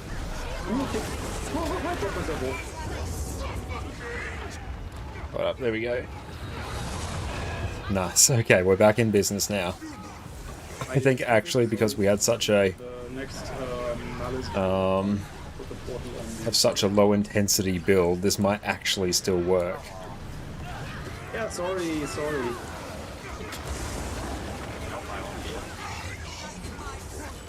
Oh, it's me. Yeah, yes. Have fun. Fuck that guy. Yeah, fuck that guy in particular. Wait. I mean, it could be fair, you could, I'll refood after. Thinking to my own machinations. Oh, look at this. Yeah, I'll refood after this pull. Right. Oh, the guy's not quite far out. Yeah. We're moving for a while. It's fine. We're just moving constantly. Yes. Fuck that, not everybody. He deserves to live. not the next turn. Thank you so much, Jess. Jess is wonderful and has brought us a dessert of the amazing cake she made the other day to celebrate us crossing 12k followers and some ice cream. Thank you so much.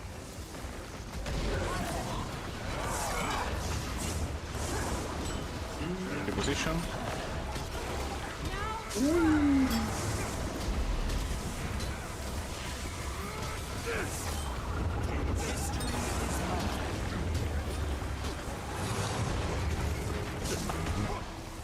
Pre-position. There we go, pre-position. Oh, I almost used an attack without targeting the boss.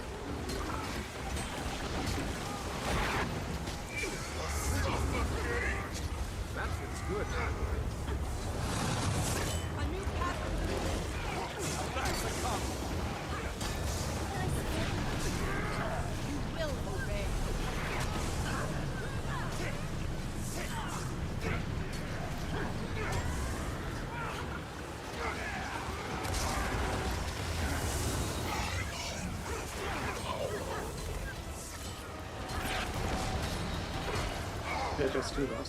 Stupid. Just, I'll eat something there.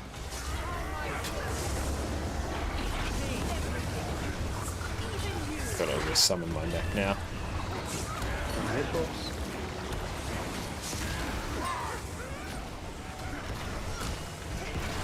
Take the position after. Bigger. Recovery.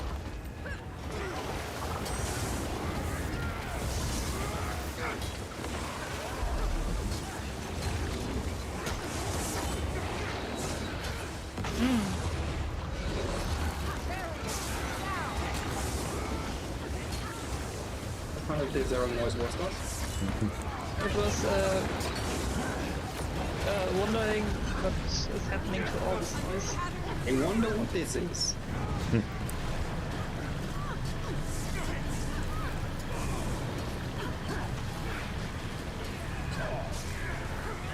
Pre-position.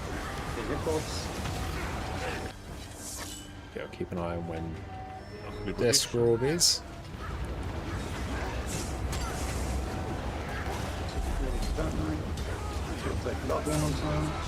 Okay. I guess we'll take the greens instead. Thank you, Jess, for that amazing dinner. Not dinner, dessert. Nope, sorry, that was loud. What happened there? Greens haven't. But why? Orbis lost it. Ah. 3. Always wake up. Oh, yeah. Okay, let's go. Let me know how the Discord audio is now. It's a bit lower. 1. Go. Alright, now let's go. Come on, ping. Hold out.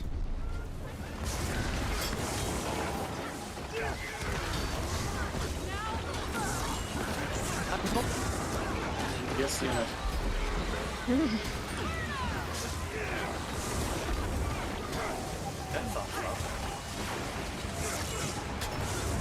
what do you expect? Nourish? No. A little early. Yeah. One is one premature position. There we go. I've actually set up the build correctly Every now. time where it was this, but just to be sure. Yeah. One this time will be correct. We exist in physics.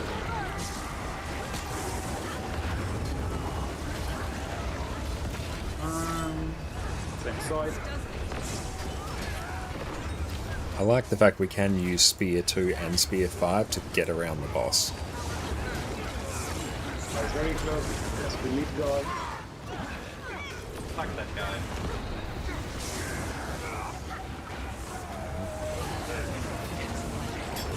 And you would die.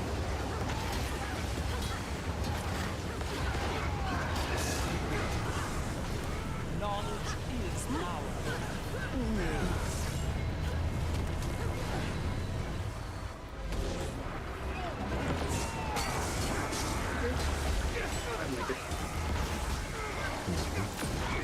Good position. There's a little one heading to you. Yeah, got it. Greens. Yo, I'm so backbeat. Nice. Position. Very good.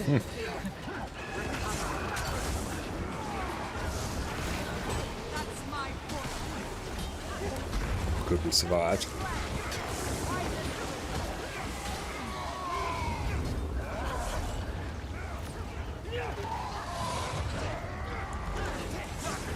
What do you want to know? The other thing? And bow and arrow, same connection problem with you? Oh, that's frustrating. Isn't like a connection problem to Guild Wars 2? Even worse then. It's holding together now, which is good.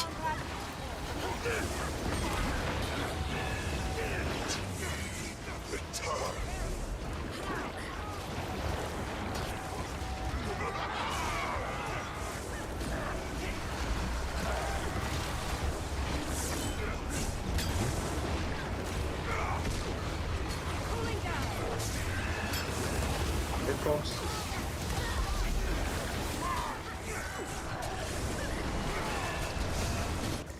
The position after.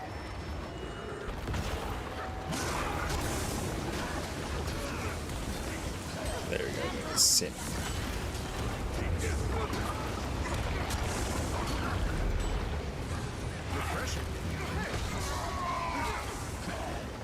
Not enough energy.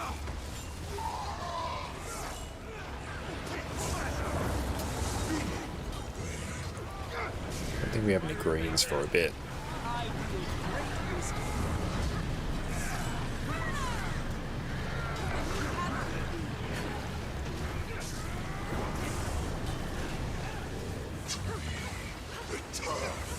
Yeah, I might go back to nades. It's just a little bit more engaging, and plus then I can constantly keep attacking.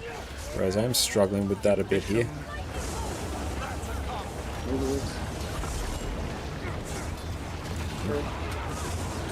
Stay. Ready to CC. Your seeds are showing. Okay. Then same side. Okay, other side then. Position. Got it, got it. Sidestep. Fine. Your position again. Knowledge is power. That's what's good.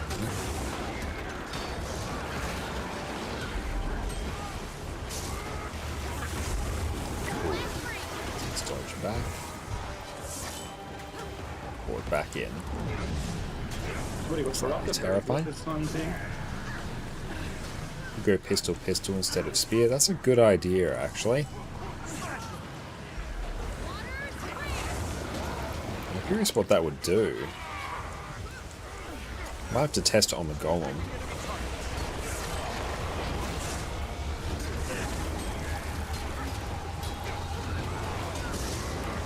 I can also eke out a bit more damage by actually forcibly activating my mech skills.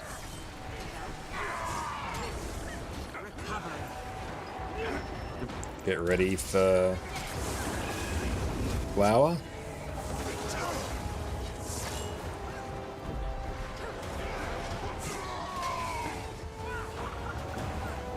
Position after. Oh, I dodged early. Sorry. We're missing one? Ah. Yeah. Yeah. Did you? No, you missed the dodge. Okay. Yeah, I dodged early. Oh, doing another pass. Dodging too early can be fine. Let's check. What you can do, if you want to be safe, you can just have your back to the portal, and even if you overshoot it, you have a tiny amount of time before the. No, I dodged so early that as the moment my dodge in this frame ended, the things came down and killed me. Oh, that early. Okay, it wasn't the tick; it was just the drops. No. Okay. Yeah.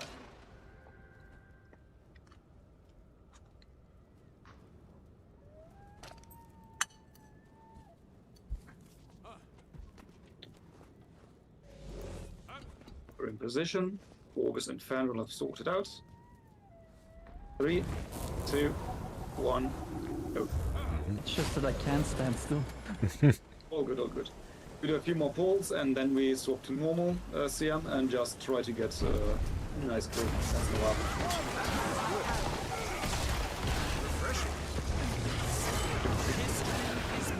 Holy easy, right? Keep a position right. It's honestly, it's not much more difficult, really. I got it.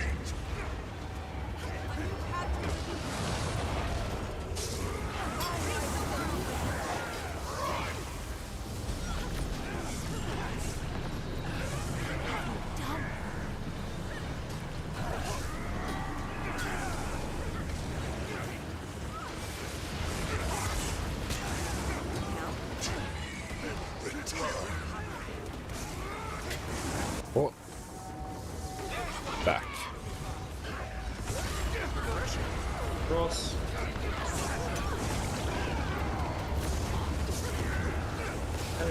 Good.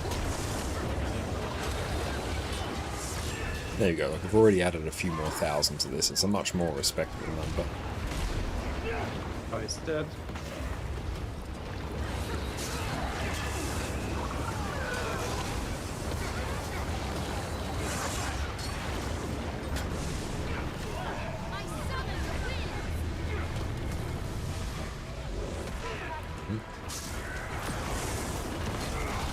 Let's discharge a ray, roll and smash. I need to figure out what the priority is. That was May. Position. Ooh, amazing. There is helping, let's go. Position. Maybe the game was just punishing me for playing Kitless Condi mech. Position. It's decided our hubris was too much.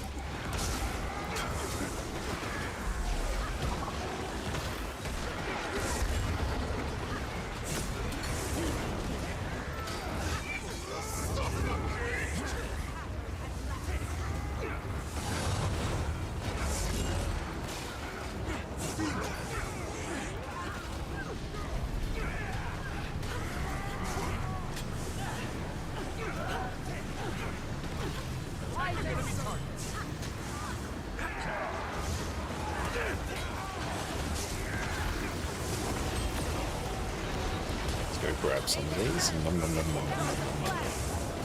Things seem to have stabilized for a bit now, which is good. Let's run that.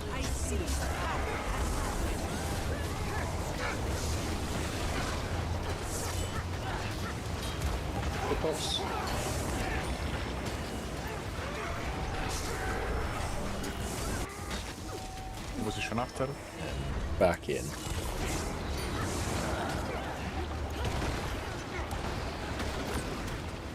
Anger.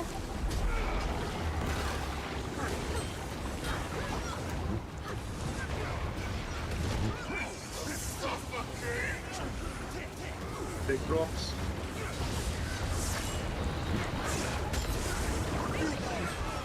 There. Yeah, let's just focus on nailing the mechanics as much as we can.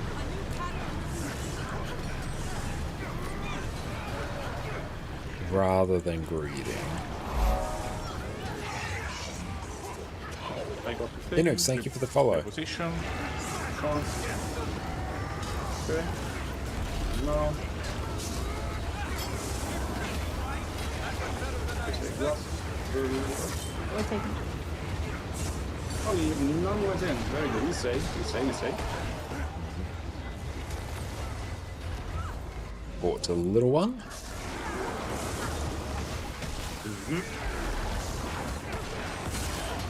Yep. Position. No, I missed it. Yeah, we have 2 more stacks. We should have 3 now. I got it correctly. Reposition. Yeah.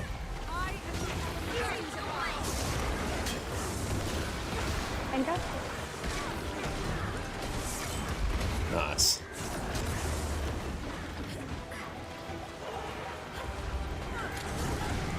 Let's rock yet again. You did good.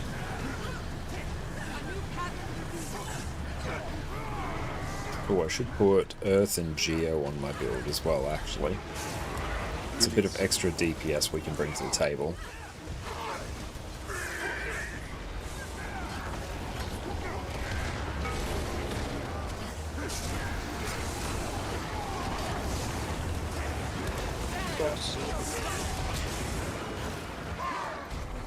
Two stacks went in from Dark Collect. That is somewhat acceptable.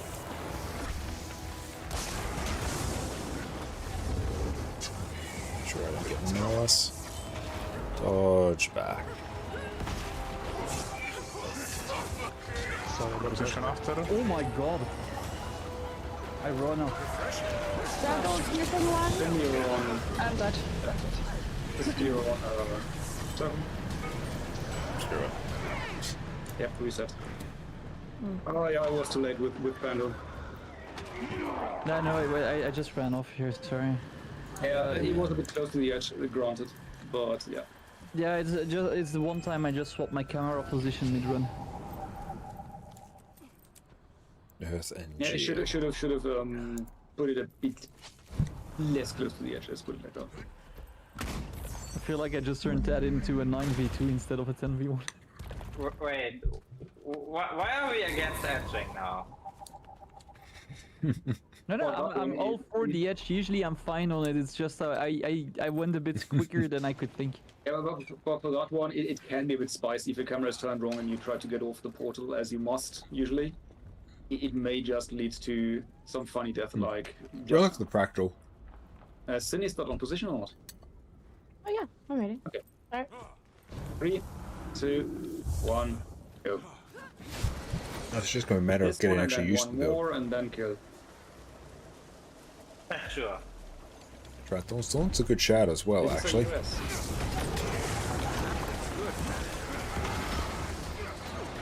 Are we doing this on the game or? Yeah, after this one.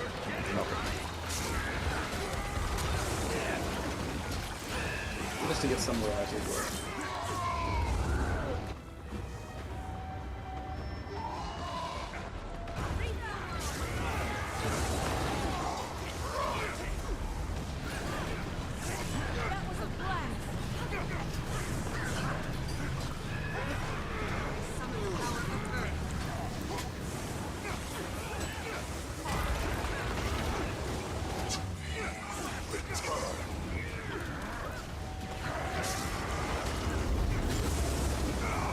Across. All across.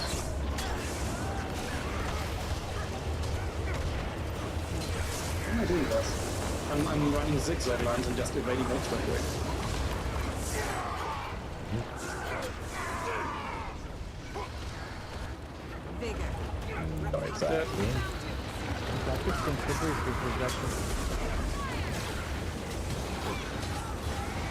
Check the blasting.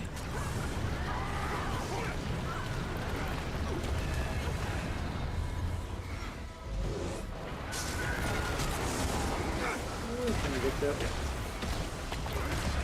Position. That one. I might try thorns. No. I might check the Void Land as well, see if there's any specific versions or tweaks to the build they suggest.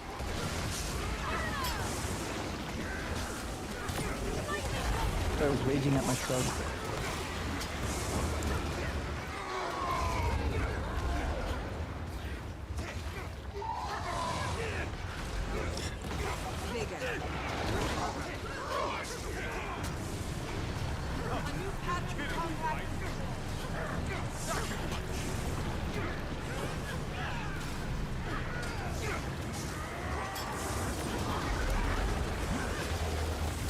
What boss is this? This is Ceres from Temple of Thebe, and it's its own encounter. So you're doing the challenge mode of it.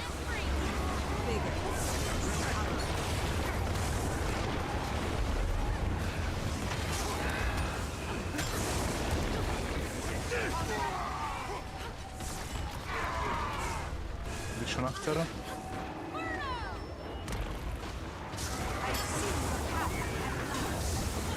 There's a Discord there. Always forget that I actually need to reposition there.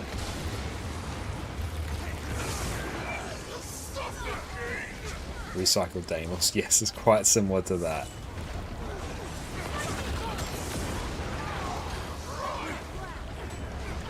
Okay, so Relic of Thorns, no on this encounter. Okay. I mean, like, we're doing okay, especially considering I'm not overly comfortable with the build compared to something like Revenant. Oh, true, we have to do that again. Oh no, I will never be able to do that. The position. Wall grounding again. Fine. Yeah, we'll take these. Wouldn't even needed to take those orbs, amazing. Good damages, but they seemed slow towards the end. That was me, I forgot to not use my F3. I was not in the right element.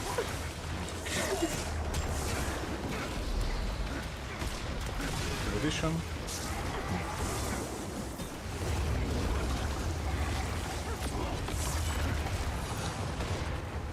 Position.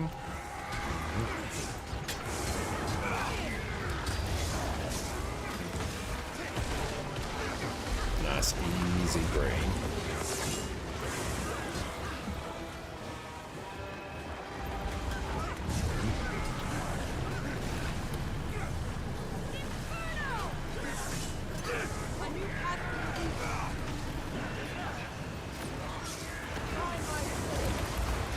Units.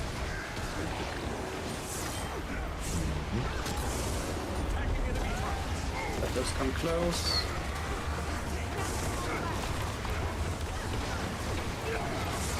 Where is the port? I wait.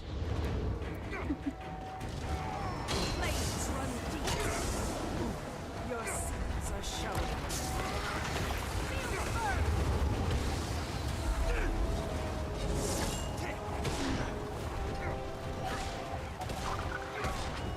So even though we got a bit turned around, Position after. we were able to Yes, you are survive. to the right of Tarek. There is no marker. Moving to position after. Please get chase the partner. One time. Yeah, that was good. Then we go to the analysis. Go, let's go forward.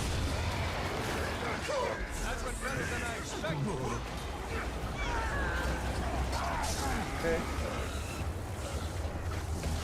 Let's go deal with that.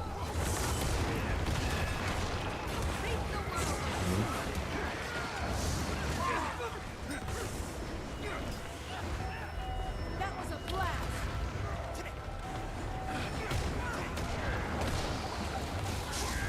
Sure, I can grab that. And it goes.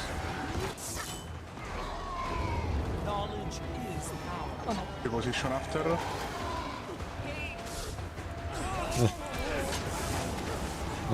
think I was too slow. I will die now. Goodbye. Let your dreams be dreams. Oh, while we all just wait here in agony.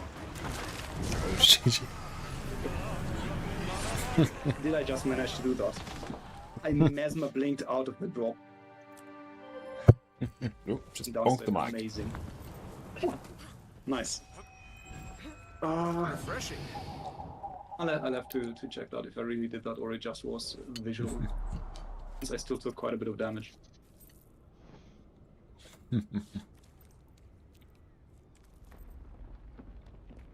DPS was better there. Orbis, there is just one danger now. I have never moved off green when somebody else came to us. There is another thing now. There is no more triple green now. We're doing just a normal kill. Okay, yeah, then I'll be P1 just for this pool. How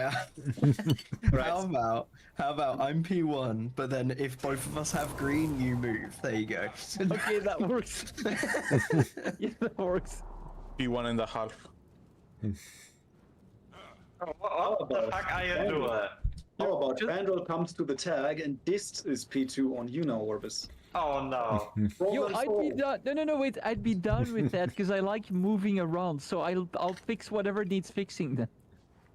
But for now, let's not care about that, and let's just do normal kill. Remember, we kill the middle one now.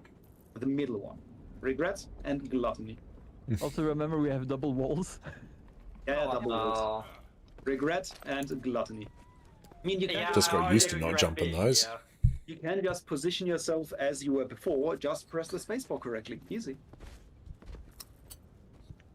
Yeah, if you don't have the Unbounded Optimism achievement, that is a good chance to get it. Can I swap to Virtuoso for that? Up to you. Up to you. I'm not confident jumping because I actually have to fax in my inputs to ArenaNet so I can actually control my character. It's actually quicker than the Australian ping. We do normal CM or LCM? Normal CM, I think. Ah, damn. Yeah, just for a kill towards the end. Wait, do we go 3 healers still, or we? Yeah, we do have the damage. I mean, come on, you have seen the damage. I mean, like I'm fine with that. All Humba has to do is pump harder to carry me, so we're good. I mean, we have more than enough damage, is what I mean, Fandor. Yeah, I mean, as long as Humba keeps pumping, I'll troll. What do you mean troll? Dude, have you seen me play today, man? Like, this is a low light reel. If you want one less healer, if you want, then you go Chrono and I go Scourge. Yeah, me on Chrono. We're about to witness something. Yes. Your stream will witness it as well. Oh my god, I can't. Mesmerizing the Char. Oh god, it's the Char. No, dude, are you gonna be triggered as fuck if you come on an Asura with that character? It would be so funny. No, it's just me being uncreative. Holy fuck. I actually took Okay, that no more EOS, now normal CM. Either the mass might was the least common thing on the stat side. Alright. Give it 2 efficiency, I think. 3, 2, 1, go. And it's also a quick reminder for what me and Desire have to do at 10%. We haven't seen that in a while. Yeah. Surely it will be fine.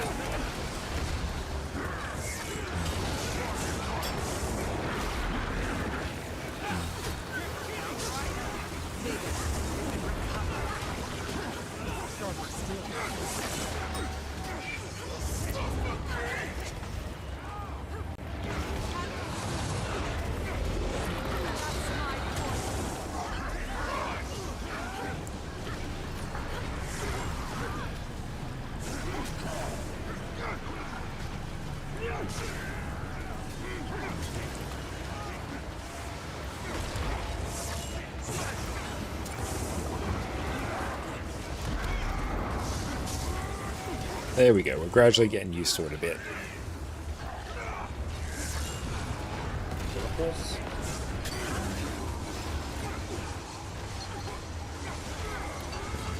Stuck. Well, that was wait.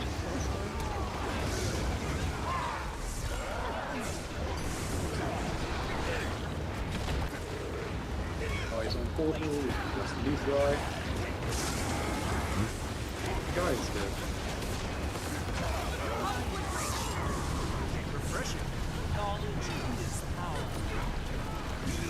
Beat the Remember, CC. kill the middle one now. Kill the middle. The middle.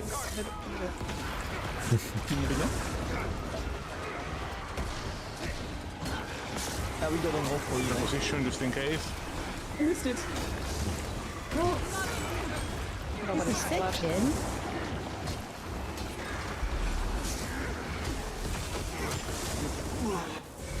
Okay, mind the wall on the right. I go to the right. Unless you want to jump. Well, first of all, we go out.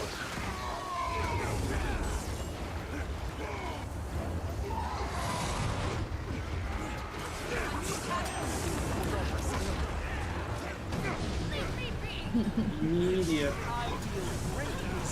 Remove buffers. Remove the upgrade. Thank you.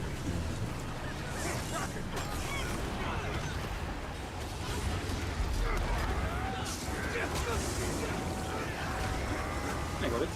Nice.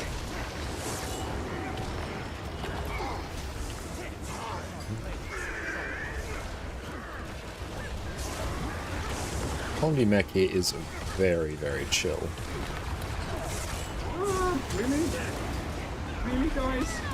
We have to call out single and double.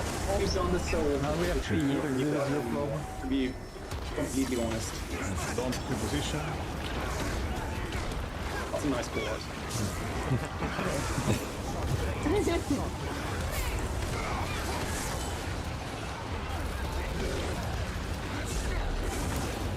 After this we have to... Pause. 25 Run around. And jump. Oh my god. Oh, I did it. That's the real one. What the fuck? They're running. And I just ran. Yeah. I don't want that.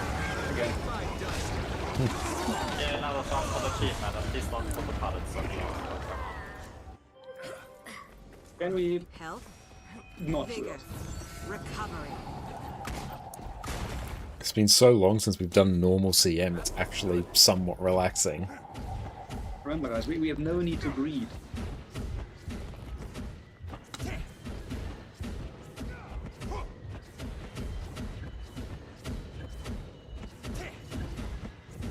Whoops.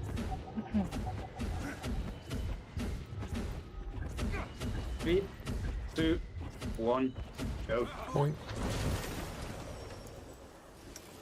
You can also go. You have me now, Orbis. There we go.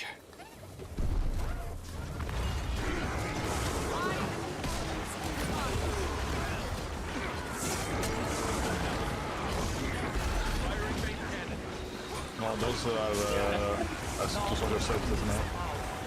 Oh, so none of you have them. Yeah. You just drop them off at their nearest collection point.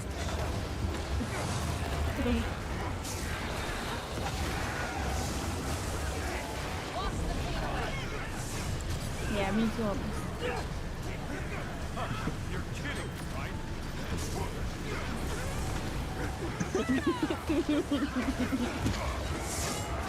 I haven't seen that as a walking thing. Or the language is that.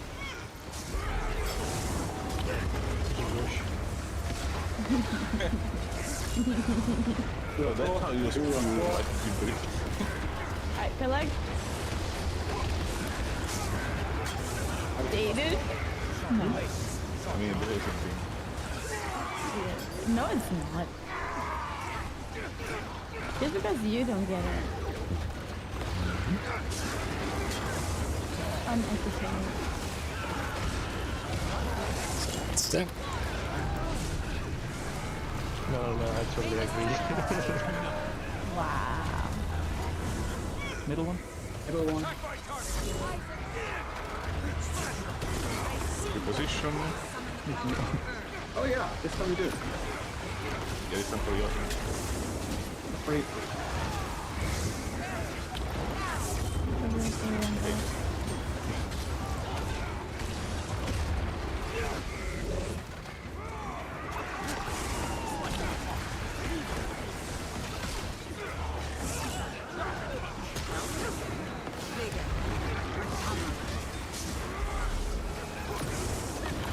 Playing for 2 hours. Thank you, Jake.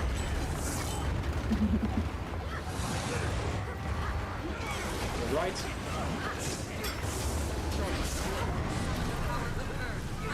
Jump more fail, good job. There we go. We're getting a bit better at this. Honestly, just need to play it more outside of this.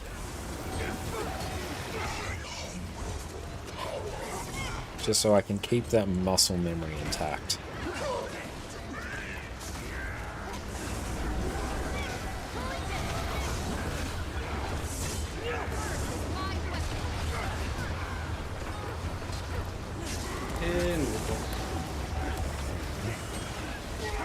It didn't open. It's not active. Those spots. I pressed the fucking key. Oh my god, I'm getting trolled here. A mechanical issue. I pressed the key, but it just did not. Maybe what I did was accidentally release a bit too much and press it again, so it maybe was a double tap, so the Mimic portal just got replaced by the other one. I'll have to check the log. Let me open that real quick. Yeah, okay. 3, 2, 1, go.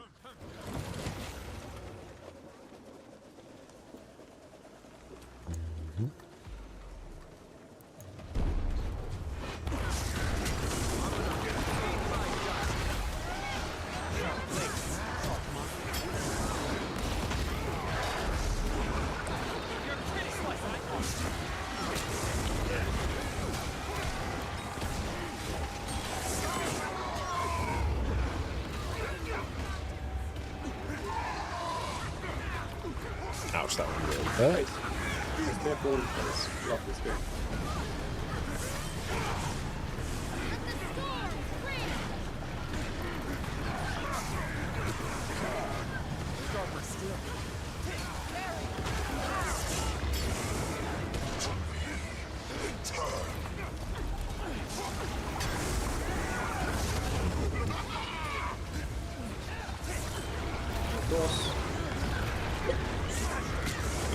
Bless you. Yeah.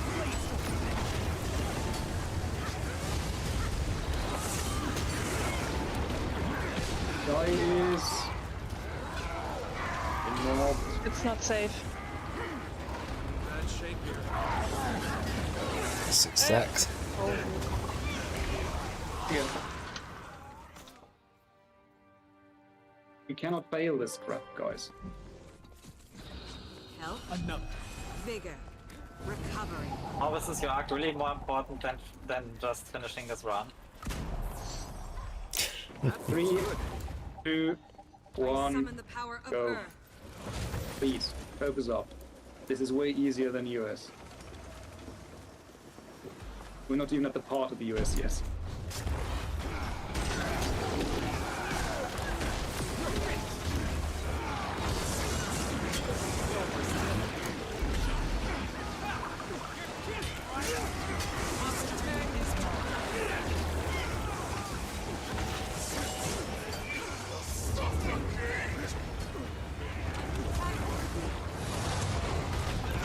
Ouch, that hurt. There's a puddle there. Yeah, thanks for well. Probably a bot.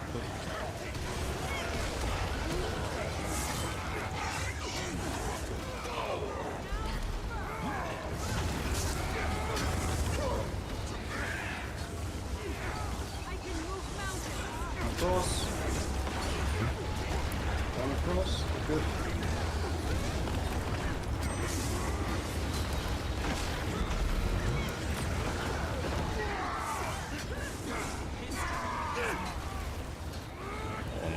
Or in, don't worry about damage.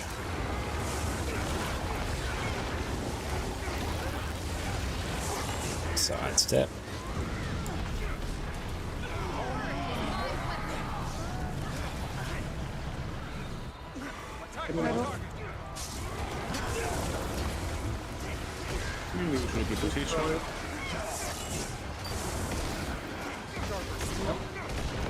Oh, you didn't use the other one. Oh, yeah, you're fine. Stun.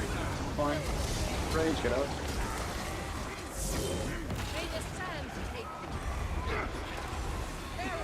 Arrow.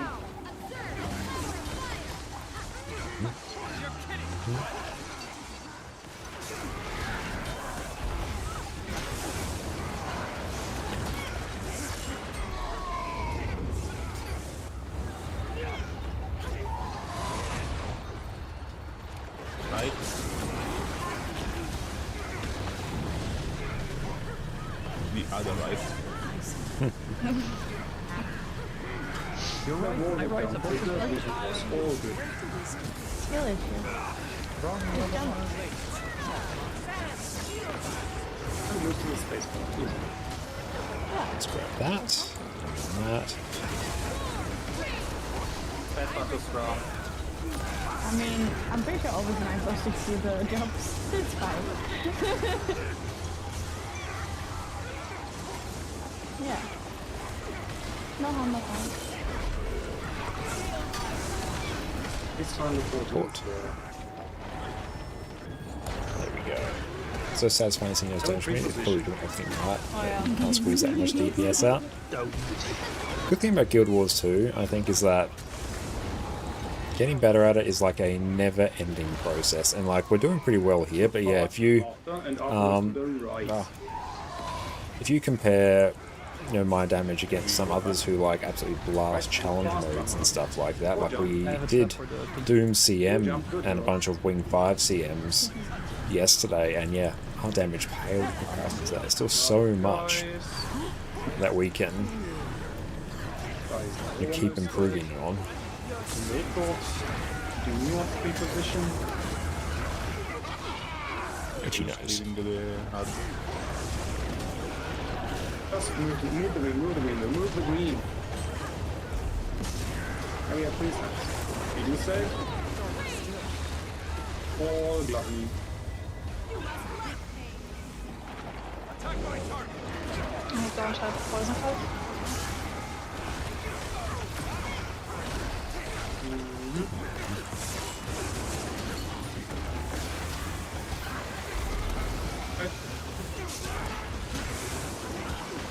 What?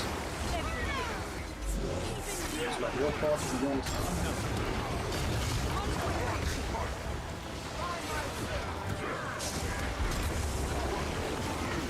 Pull it out. Back in.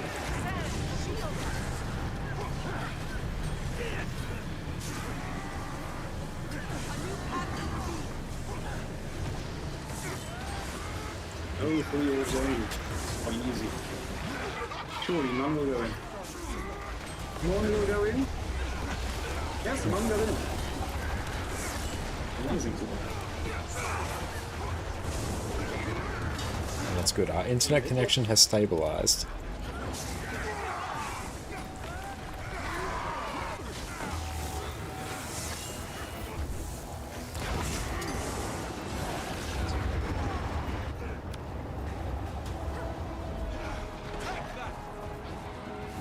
What else?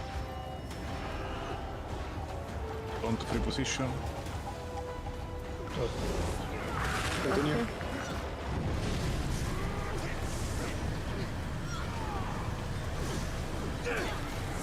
Arrow, arrow, arrow. Don't to free position again.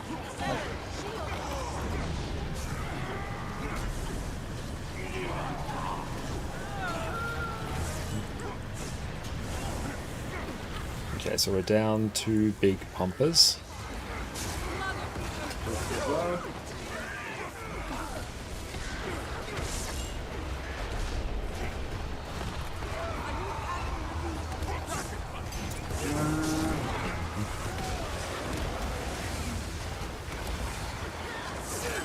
Vert's still really good. Even though Vert has like a bit lower DPS, it's incredibly consistent DPS.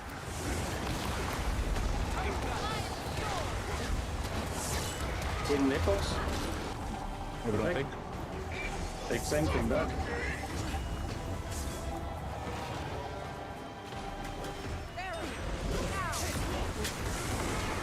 More practice.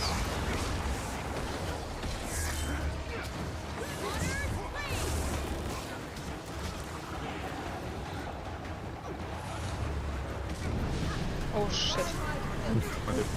That'd be me. And again. Nope. Huh. How is it that the US runs are cleaner than this? At this point, I feel like it's because they happen sooner. We might be tired now. Yeah, that's fair. Or maybe because we're more used to the other one now. I don't know. I mean, the mechanics we're failing are not US specific. 3, 2, 1, go. Yeah, we are struggling a bit here, given that we've done CM and LCM, and we've done most of Maybe for my EOS. fault, I never killed on you, on Flower. No, it is their own spawn. Okay. Fuck that guy. Exactly. Alright. If he gave the Professor Muse, he will have killed by now. Yeah, true. He ended the team. Others away.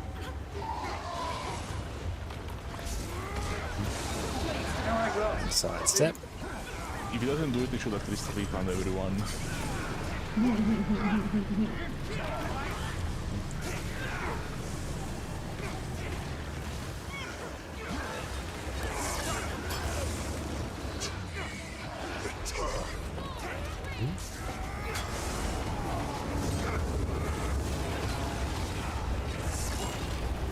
Side.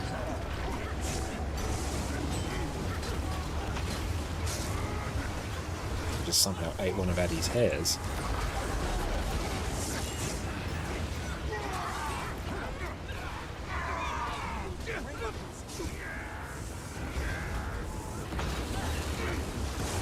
Someone got clipped. Yeah.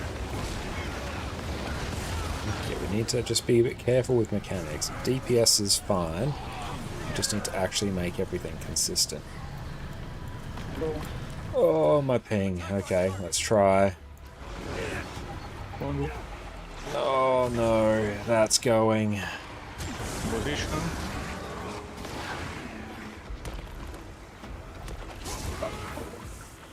Actually, I haven't. Nice.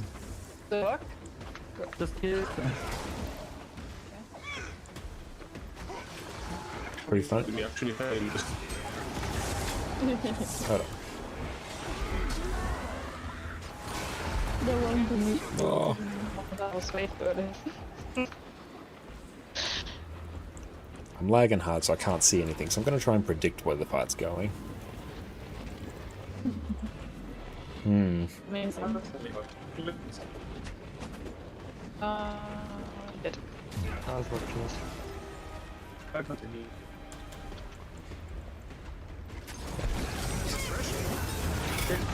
Oh, there's everything. Oh.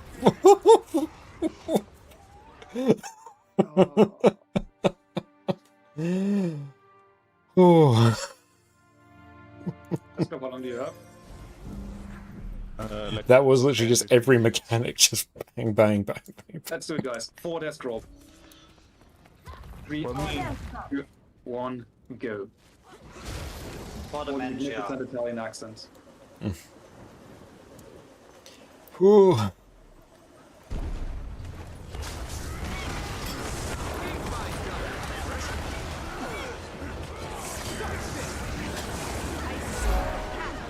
That was spicy.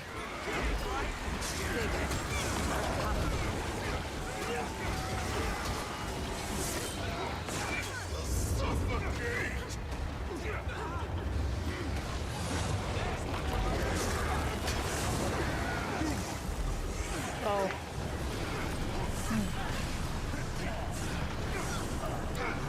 Daniel, welcome in.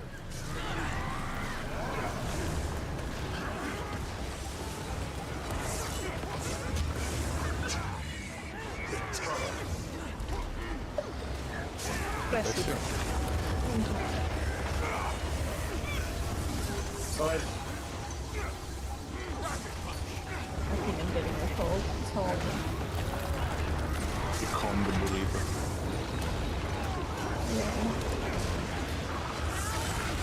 Yeah, this is your fault. I mean, what did I write at the start of the talk? Sneezery.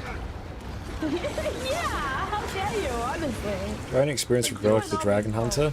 Aside from maybe running a little bit of Dragon Hunter in the past, not a huge amount. You Christman always gave it. Solid DPS Relic if you do a bunch of traps, I'm pretty sure. The position. We get one. There we go. Nice one.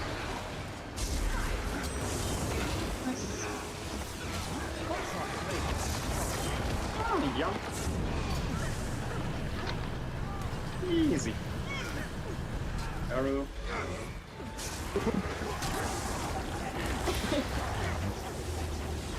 Seems really good so weird. It does.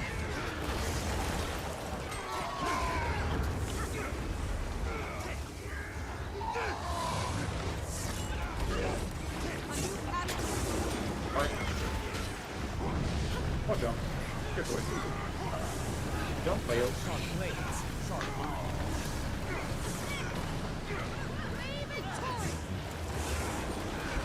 That once in a while. Me here doing somebody else there, but... Yeah, I'm swapping back to nades a bit too soon. Yeah, shooting strictly was corrupted after the right time. Sure. Folks.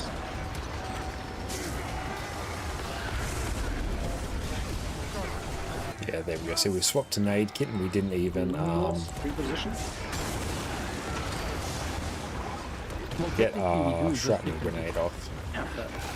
Not wrong.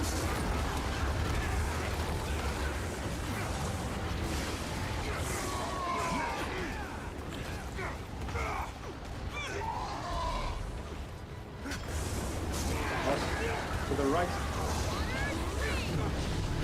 Oh. Run around.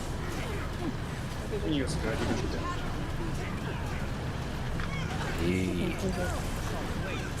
Immortal, the guy.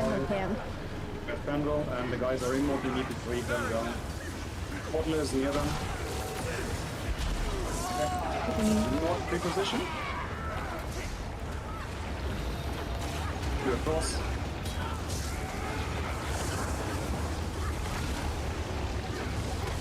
Okay. That is a stake. Ball gluttony.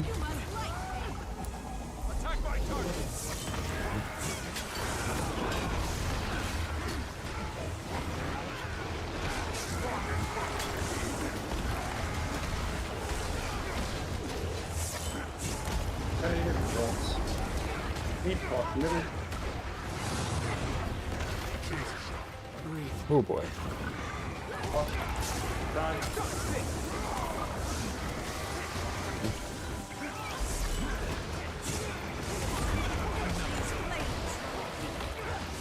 Back.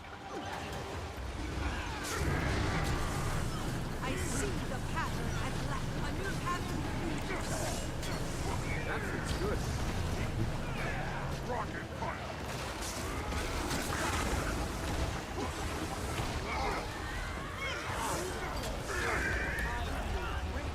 That. Swapped when I shouldn't have. In the hitbox.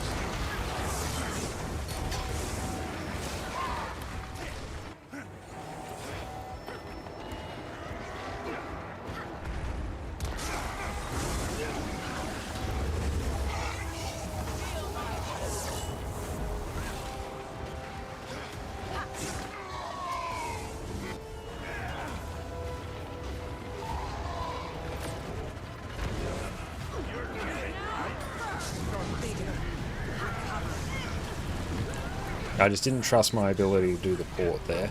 Arrow.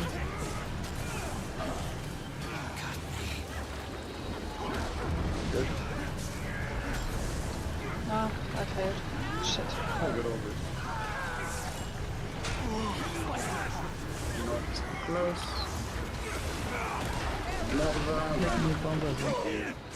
No.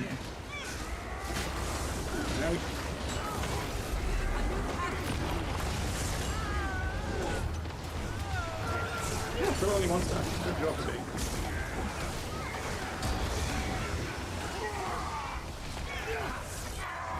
Take it, Darby. Take it, take it, take it.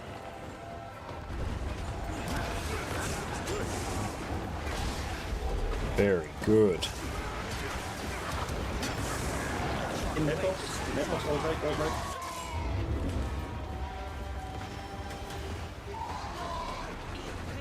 Oh shit. Can you risen? I was so scared about taking the back. On arrow. Hit the job,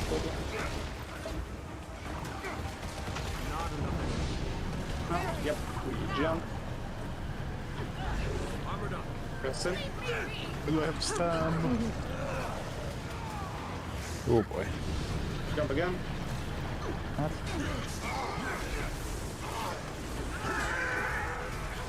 Go away. And across. In zone. You want to repeat position? Arrow. Are we going alright? Yeah. But we need to... We need to interact probably. Yeah. Portal for Nemesis. Go around.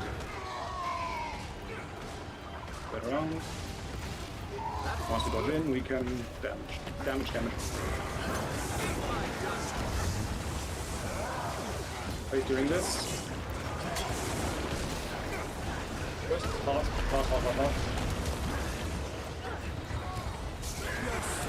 So early, way too early. Sorry, I was... Circle around and dodge inwards. Oh yeah, I know.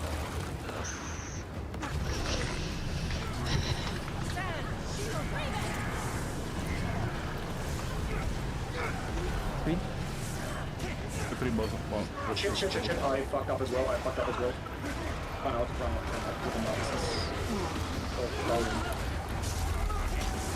Oh, that is so bad. There is no portal. Circle around was on the outside if possible. That was my bad. That was so fucking bad on my end as well. I just brain farted completely. Wait, can I get a quick cross? Never mind, I'll GG if the green pops. Yeah. We all fucked up so bad there. 3%. God. Is finishing Guardian auto attack chains important? Pretty important, yeah. Guardian, I think, also has quite a few aftercasts that once cancelled. Oh, yeah. 99 stacks, come on. No, we got once more. One lost. No, we have an early non-stage rotation. My brain up. It's already 12, are you sure? It's already at 12. Please, thank you for the follow. Up to you, Deskrop. If you want once more, then not. Then you want. Up to you. Always I fucked up as well. I can give it one shot. It is what it is. One pull, regardless of how far it goes. Yeah. 3, 2. Hey guys, wonderful. I'm going very, very well. Huh? Oh, sorry. Drop down, not drop down. This was the pull. Ah. No. Boss health bot in the pit. That went The awful. boss didn't spawn, so we got him to 0%, right? 3, 2, 1, go. True Advice in class does remind auto chain there isn't too reminder? complicated to pick Oh, up. the Oddly enough, actually, Yeah, Power I was Conduit kind of doesn't panicking rely on all it of that much. And Power Conduit is definitely up there. It was salvageable, But usually when it comes to practicing your DPS rotation, finishing your auto attack chains is very much you're at the peak end of DPS anyway, so then it's just a final refinement. Base. Very sparse and Miragon and Pandro.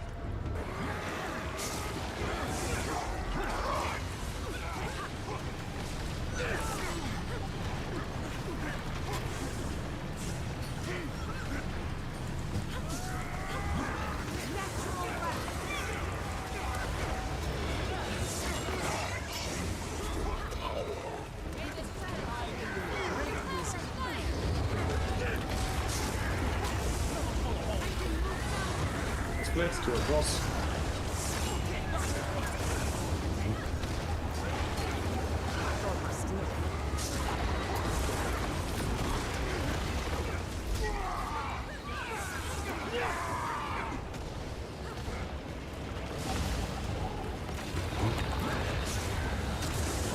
Don't worry about DPS, we'll simply just blast. Oh. Just turn alarm off. Nox bowl. Middle. Middle. Reposition.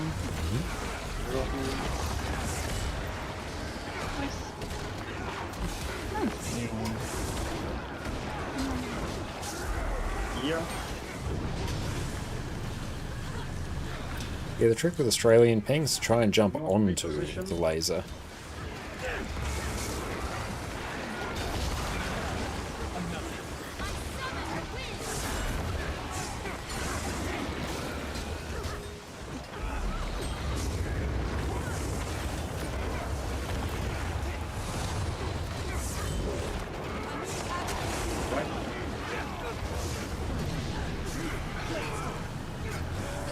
My character stop moving. What the fuck? We might go for two. Oh my swiftness is gonna run faster now.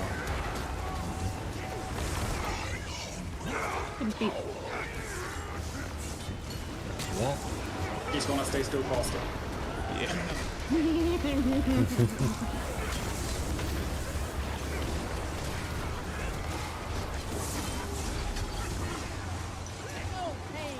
In late box.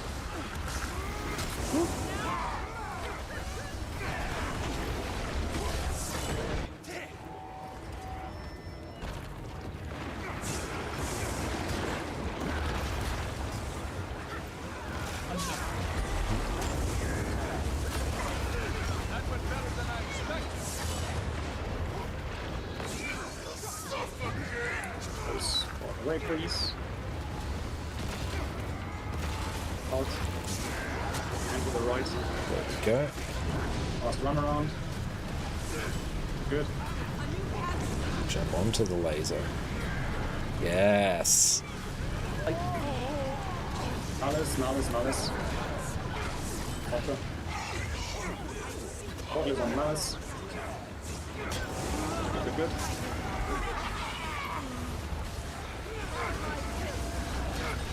Split. Arena portally. Good. Very nice, Mr. Speed. Stay. Lovely.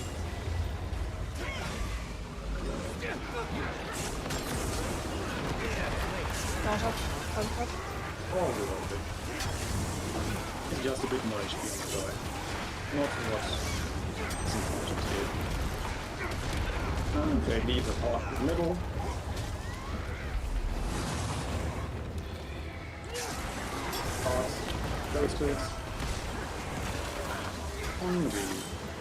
Oh yeah, I actually can't see any markers.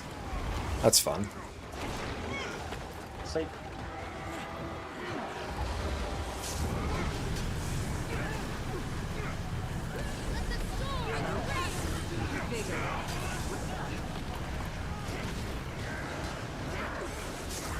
Oh, well, that's fine. No markers for me. That's right, not like I really need to know too much about it. I'll just stack on sparse. That happened a few times as well. Yeah, I only just noticed it now. It's super weird. Very strange instance.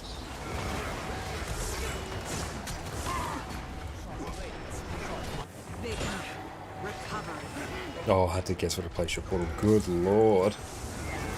It's happening a lot with markers breaking this patch. Oh, that's unfortunate. I am dropping a trap, sorry.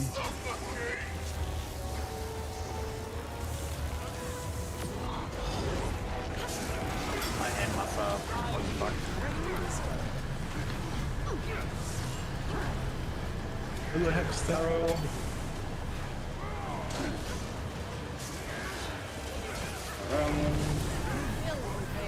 Alpha was maximum speed. One guy kill.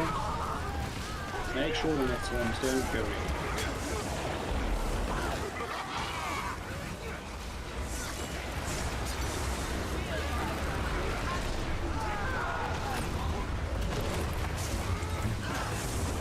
It's really nice having, honestly, shifts in here just to move around. It means, honestly, I can be a bit, not lazy, but play it a bit safer and not have to do the flower port if I don't want to. If I ever get like the heebie-jeebies or I psych myself out, I can just go, nope, no portal for me. Wait, that's not a good for. In hitbox all day. See, like here, I don't want to take port. I want to do this instead. Which means I basically can't fail the port.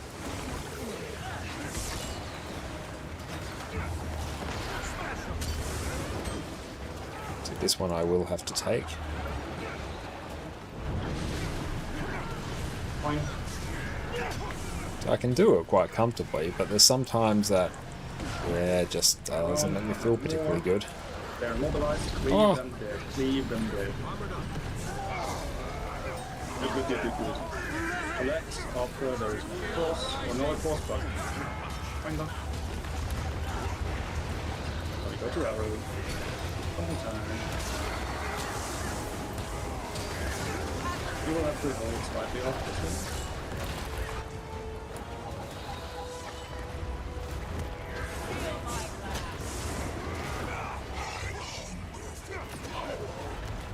Drop it on the portal and then take it back. Oh my god! Goodbye.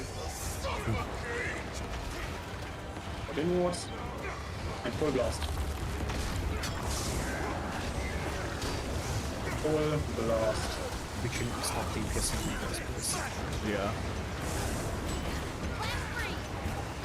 We're already way behind. Oh, hard locker. I have no idea where hard is, so follow tag. Second slap. This. Egg. Malicious.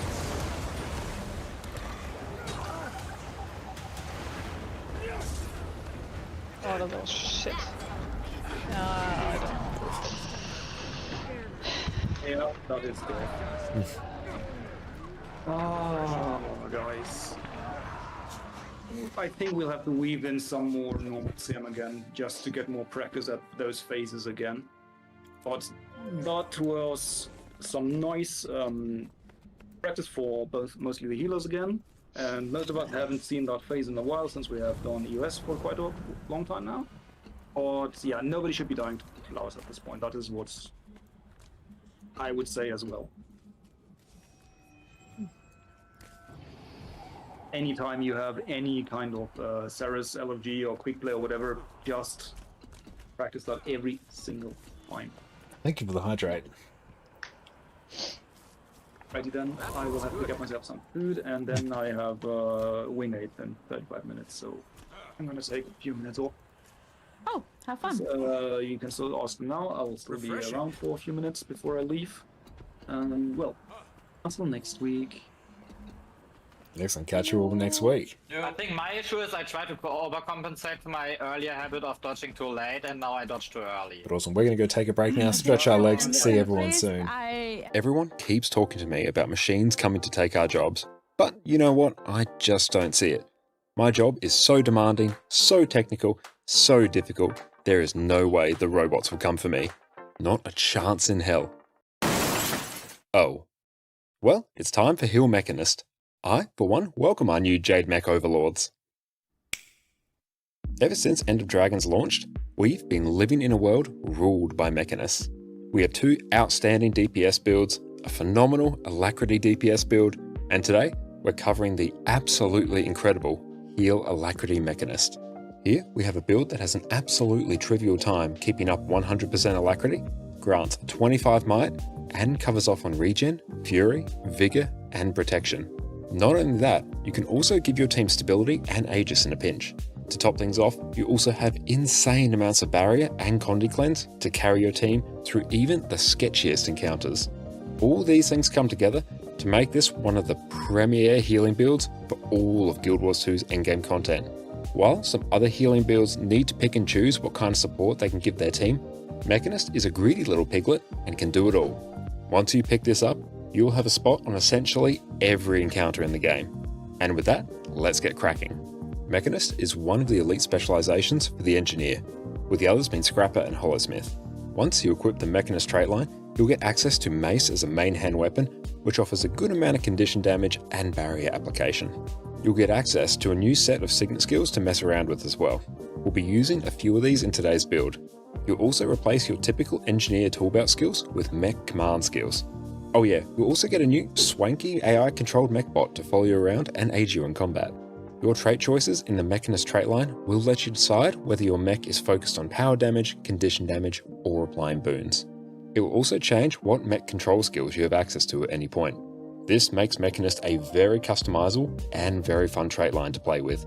We'll quickly cover off on where your healing on Heal Mechanist actually comes from. Heal Alacrity Mechanist by default runs 3 kits, which gives you access to 5 additional skills each, so you'll be dipping in and out of them often for healing. Medkit is your default heal skill and gets buffed by the trait Health Insurance. Here you have access to Med Blaster, which will spray healing to allies in front of you, Bandage Blast, which will fire bandages ahead of you, heal allies and apply regeneration, Vital Burst, which will provide a single burst of healing around you. You also grant regeneration with Infusion Bomb, with a particularly long base duration of 10 seconds. The 5th skill in Elixir Gun, Super Elixir, will provide a burst of healing and then pulse additional healing for 5 seconds. The 5th skill in Mortar Kit, Elixir Shell, will lay down a water field which you can blast for additional healing, and it will also pulse healing for 5 seconds. You will also heal allies whenever you use a mech command skill due to the trait Soothing Detonation. With the trait Medical Dispersion Field, when you're in combat, you'll store up 33% of the healing you apply to yourself, and every 3 seconds you'll use that to heal nearby allies. You have access to 2 water fields on Cleansing Field in Medkit and Elixir Shell, which you can blast for some extra healing. On top of all this healing, you also apply a ton of barrier on Mechanist, which you can think of as a kind of preemptive healing. Alacrity is the most important boon you'll be providing with Heal Mechanist, and is made possible by a single trait, Channeling Conduits in the Mechanist line. This trait causes you to apply Alacrity to a target when you also grant that target barrier, which you will apply through several traits and skills. For a quick rundown of how you apply barrier, your Mace auto attack chain will apply barrier to allies around you. The trait Barrier Engine causes your mech to apply barrier to nearby allies automatically every 3 seconds. Your mech command skill, Barrier Burst, will apply 5 pulses of barrier and alacrity. When you activate Barrier Signet, you'll again apply 5 pulses of alacrity. On top of applying alacrity through barrier, you'll also grant alacrity via your mech command skill, Crisis Zone. All these ways in which you provide alacrity mean you'll have an absolutely trivial time upkeeping 100% alacrity. Before we jump into the build proper, we have a balance patch coming up at the end of June, so let's touch on the changes to Mechanist and how they impact this build. Mechanical Genius currently causes your mech to inherit a percentage of your stats, with this being reduced if your mech is standing too far away from you. After this next patch, instead of your mech gaining less stats, your mech command skills will take longer to recharge when it's too far away from you. Just keep your mech close and you won't have to worry about this change either way. The trait Barrier Engine will be receiving a slight nerf in PvE to bring it in line with the PvP and World vs World versions, so expect to see slightly less barrier being applied to your group automatically by your mech. The skill Barrier Burst is having the base barrier that it applies significantly increased in PvE, and it's also going to scale much better with healing power, so look forward to this skill just being way better now. Now let's cover off on our weapons. Fortunately, the weapons on Heal Mech are fairly simple. You'll always want to run Mace and Shield. Mace is the new weapon that you get access to when you become a Mechanist. It outputs a ton of barrier, applies confusion, grants regeneration and vigor, and gives you access to more CC. Mace auto attack will deal some strike damage, inflict confusion, and on the last strike, grant barrier to nearby allies. This is one of the main ways you'll be providing alacrity. Just auto attacking with your mace and having your mech attack a target is enough to upkeep 100% alacrity on your team. Energizing Slam will inflict vulnerability and confusion on your target, as well as grant regeneration and vigor to allies. You'll be wanting to use the skill off cooldown to help upkeep these boons.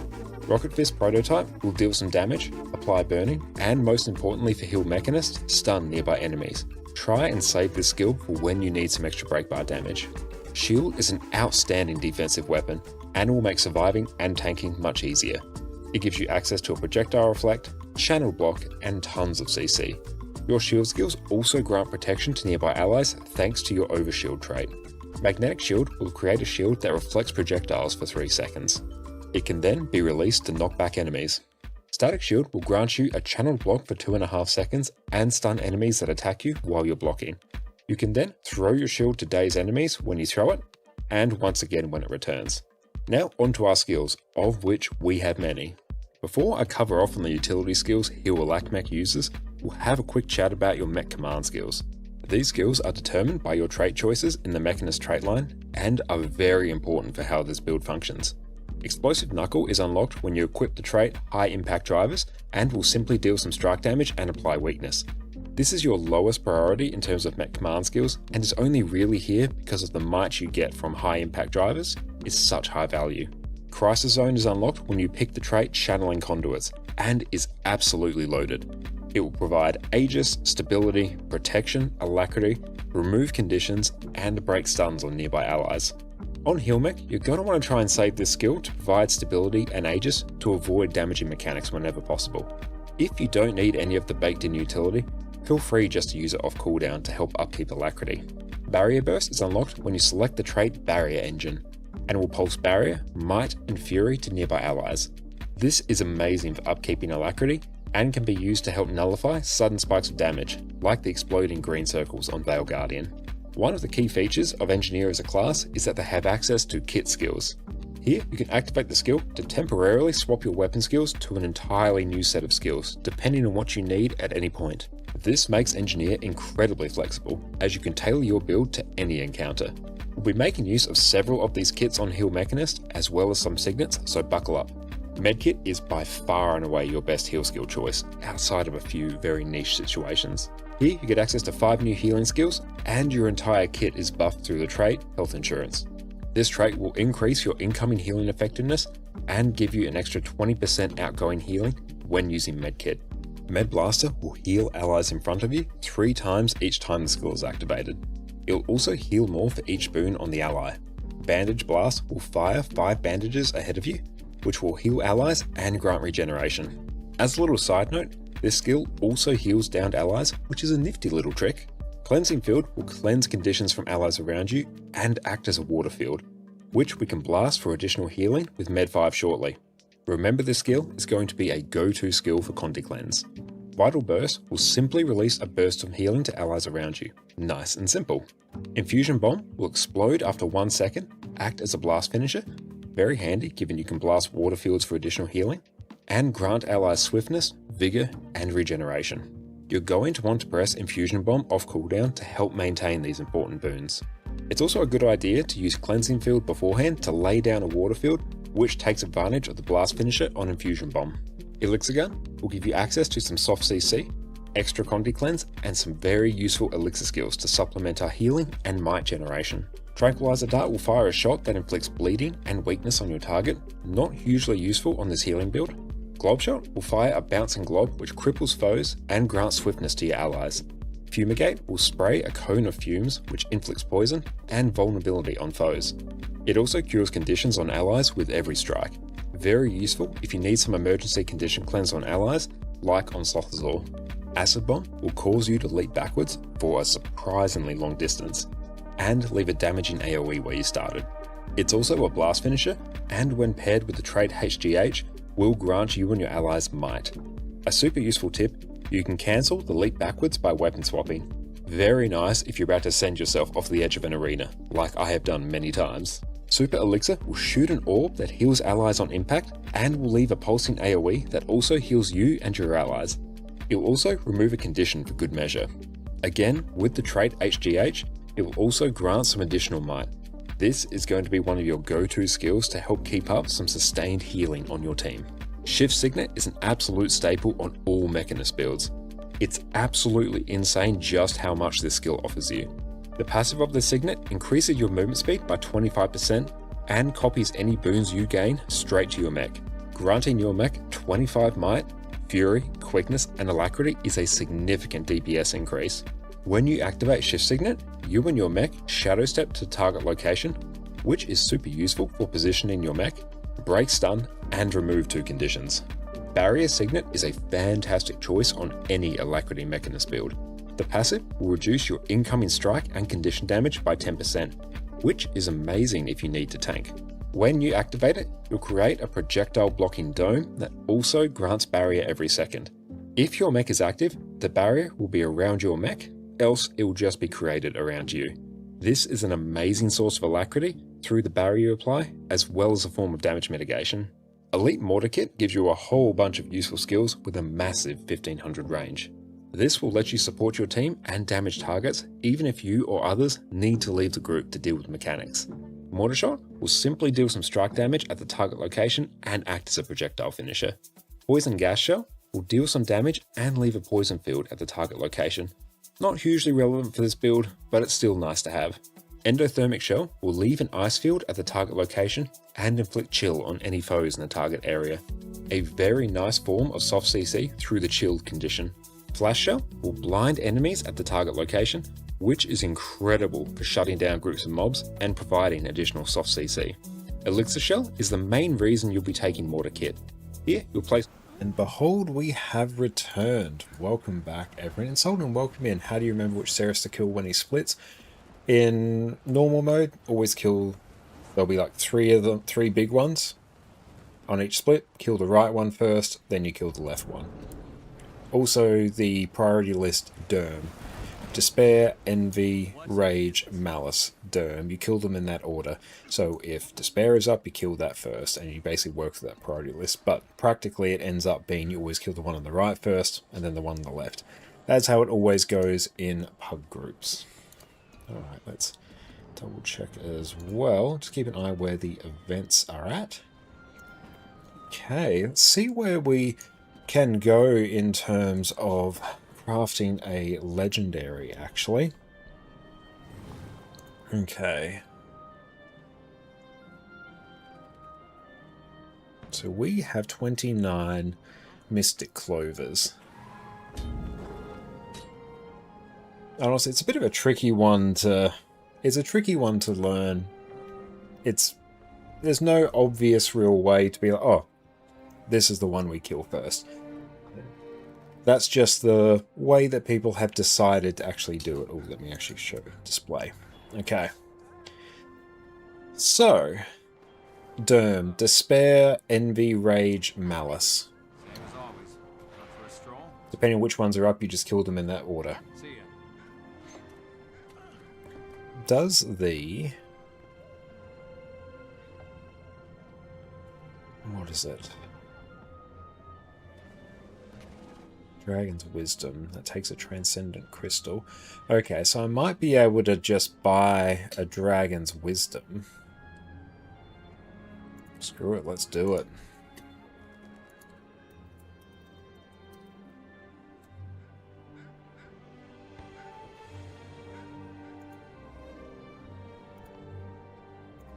Let's do that. That will at least eliminate some of the ectoplasms that I need.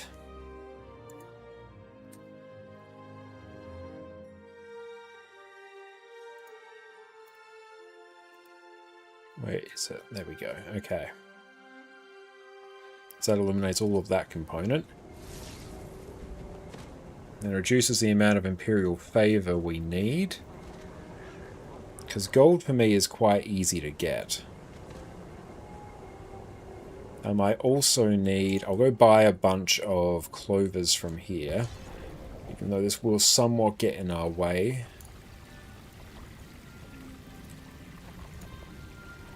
It gets us 10 clovers.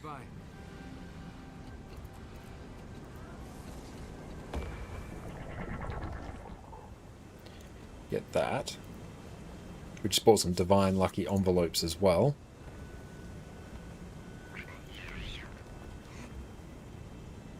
So let's set this up in a shaw.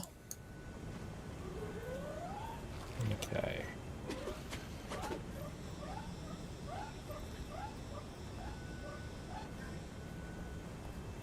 That will update in due course. Do I need... I might just buy Amalgamated Draconic Lodestones, I'm pretty sure. Yeah, I'll probably do that. Or where do I get the recipe? It's a particular achievement, isn't it?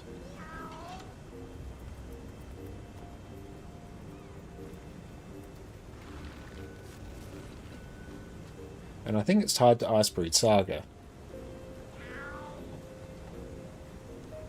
Okay, so these take a recipe.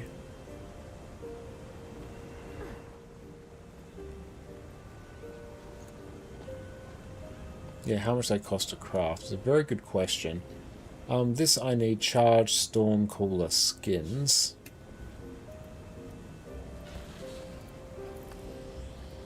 I'm just seeing Master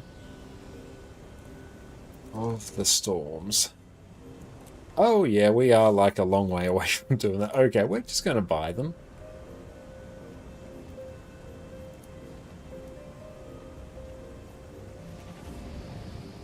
Crafting steps. So let's see if this factors in everything we've got. Using own materials, we should have more clovers now. That will update every minute. So we're just probably waiting on our API to update there.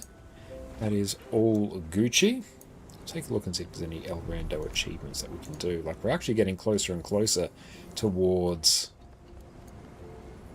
15k, which is sweet. Let's go back to the aerodrome. Because yeah, we've basically done all our raids now. Fractals are still on the cards. There's always world versus world as well.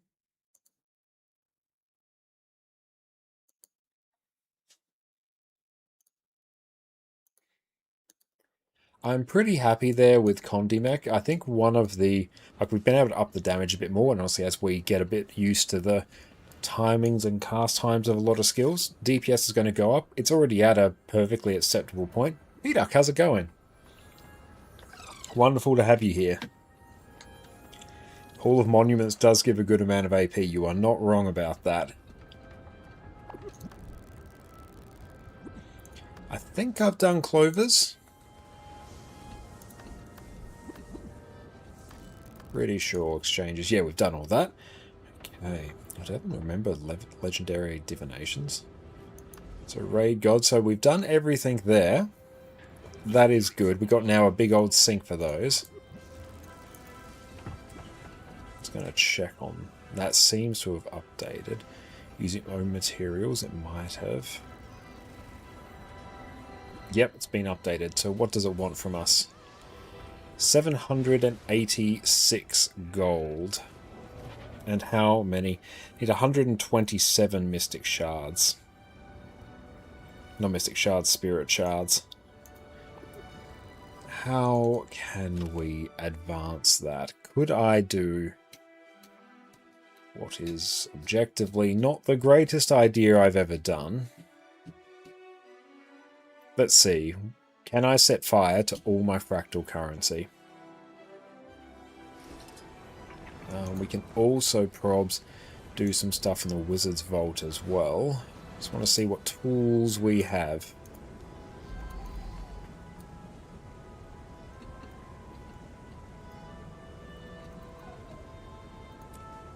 I was not joking when I said spirit shards were our gate.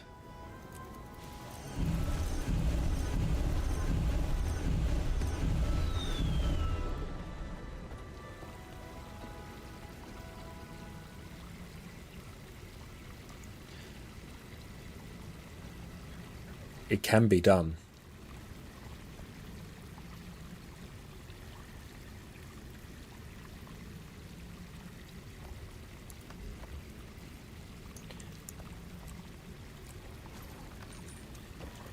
Is it a good idea? Not necessarily, but will it work? Yes. Yes, it will. Guess there's something good of you not making too many legendaries too fast. You always have spirit shards. Yeah, you avoid my situation. Goodbye.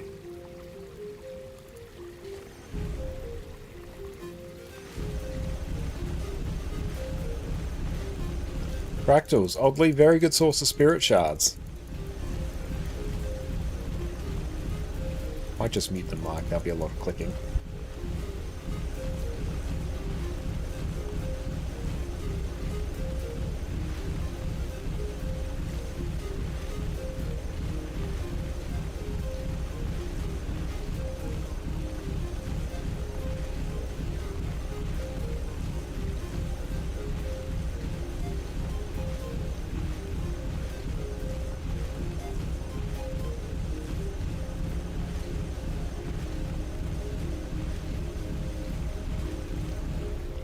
Okay, that's done.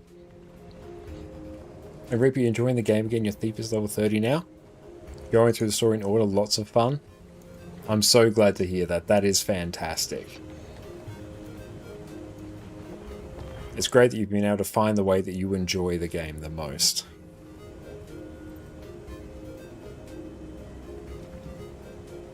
Just tossing up. No, I don't craft a core tier legendary. No, stop it, Josh. It's a bad idea. You don't want to do that. You actually don't want to. Okay. 2,500. I need a bloodstone shard. I have exactly the right amount of spirit shards. Could not be more perfect. I have 200 spirit shards, and then he said, let there be none. I now have 0 spirit shards. Not a single one. Could I do this slower without bankrupting my account? Yes. Yes, I could. But where's the fun in that? Okay.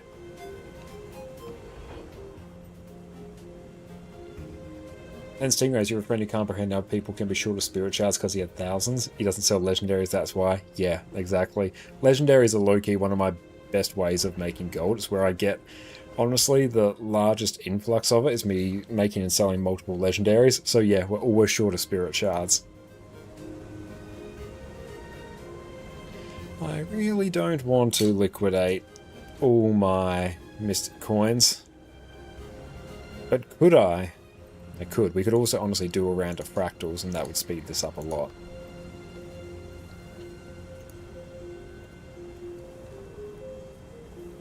Okay, let's get that. Now, let's just check. This is on 148. You could also get the free money for envelopes on all your accounts. I could, yeah, I just grabbed some of those. I should actually cycle through my other accounts. But yeah, there'll be about 20 gold a day, thereabouts, from doing that. So it is not a bad idea. Cool, that now has many agony. Okay, so I can now do DPS, customize. I can do a lack DPS, and I can do Condi DPS. Yep. Okay. Let's get on with some fractals.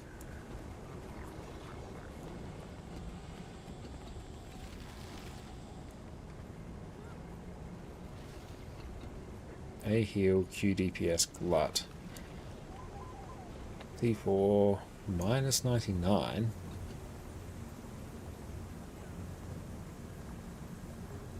No, let's just do this. /D DPS.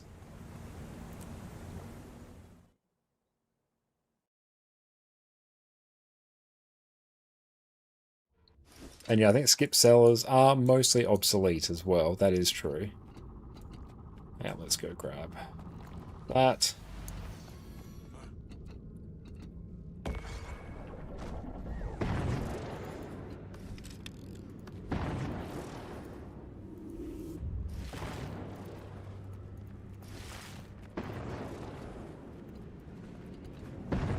You have to end now.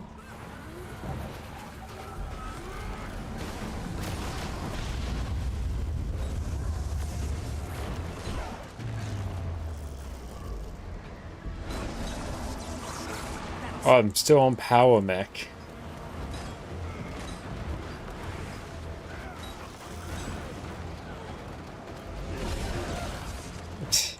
Like, why isn't this build correct? Okay, we've got Condi mech skills on power mechanist gear. Lol jokes, it's still going okay.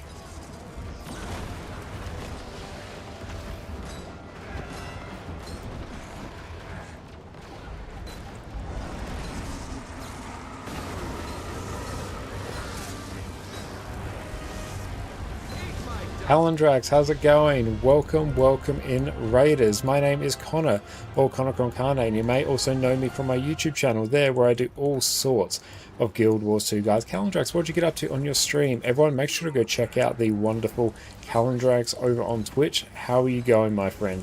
Hope you're having a great day. I'll put Snap Target on now. Good. We're just doing some fractals. I'm running entirely the wrong build, and things are going very, very wrong. You'll always be.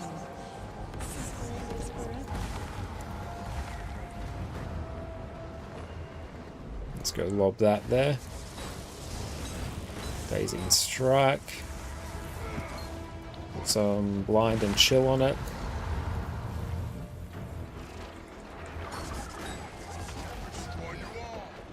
There we go. Okay, thank you so much for the raid, Calendrax. Oh. You'll end. The hurt will never, ever stop.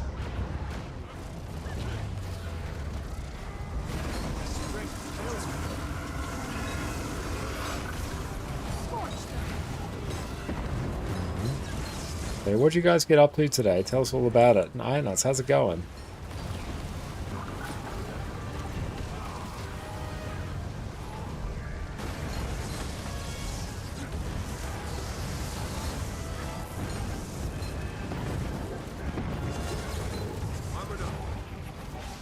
Don't fight unmaking. Hold on to the hook. Squeeze it tight. I have to go. Ah! No.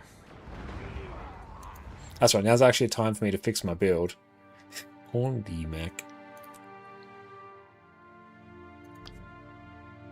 Good, I think the build's right now.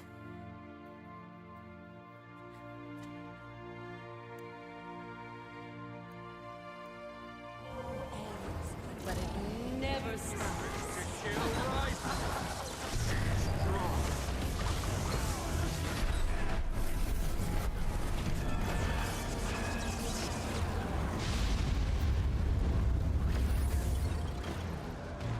We're going to be winning a lot more now than what we were.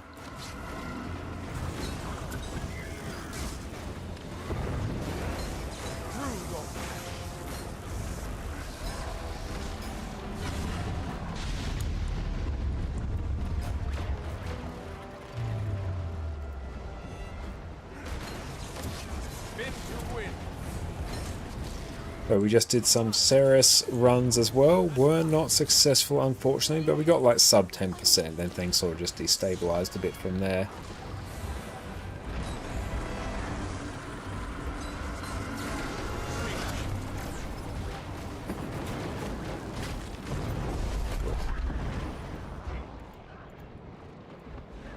Oh, I actually wiped us there. Hang on. Let's see.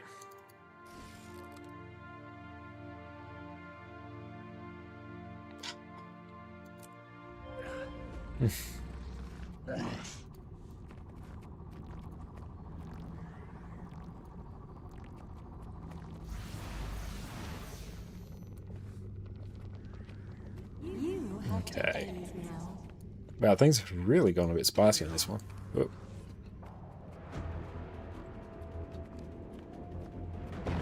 What do we need?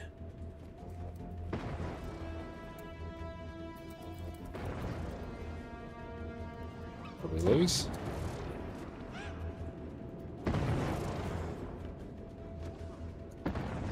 Okay. Oh, they can fill? Perfect.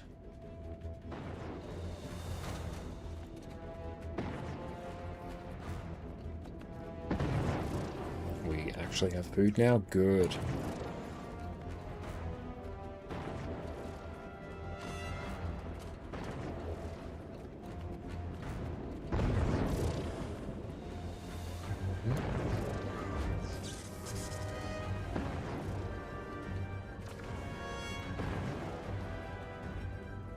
Actually, I strictly don't need any of the fractal currency. I did, because I already have the infinite Omni Potion from the Wizard's Vault.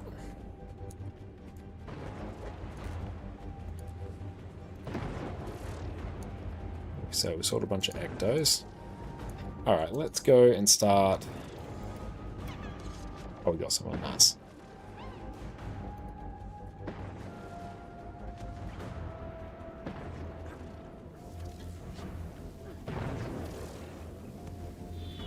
$186 gold.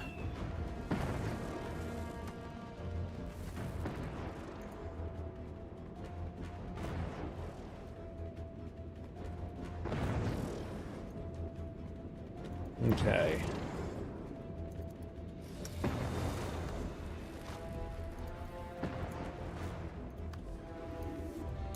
Not the smartest thing. You have to end now.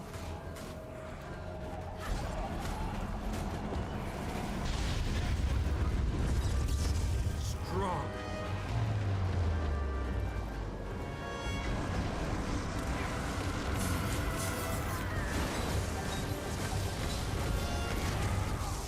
Only 2 people GG there.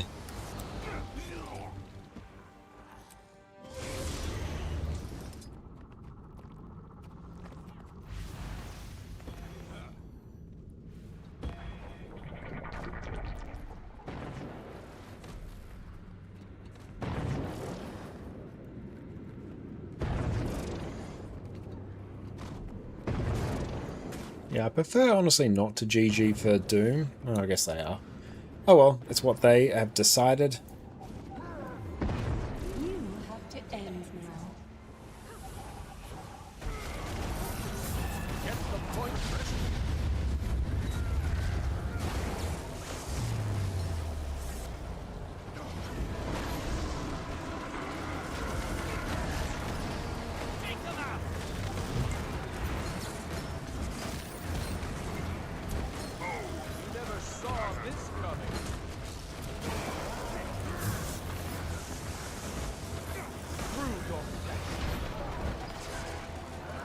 70%.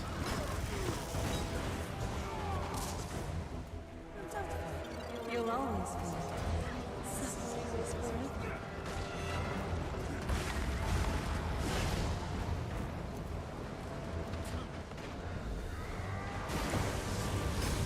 Cool.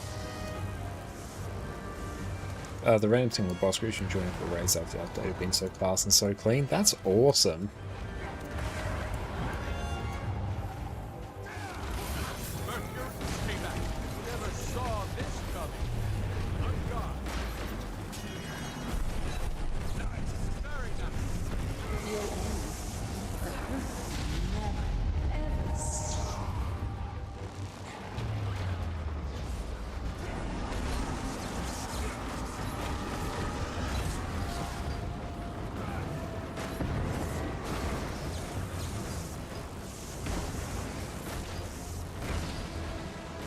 What are we doing? What about quickness?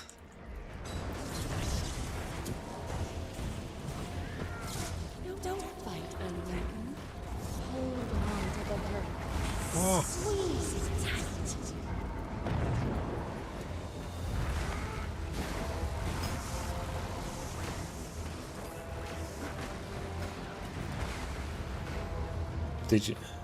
Did you hear they're doing a remake of Guild Wars? They already released Guild Wars Reforged, which wasn't so much a remake as a quality of life update for Guild Wars 1. Seriously. I've seen it in all areas, but it never stops.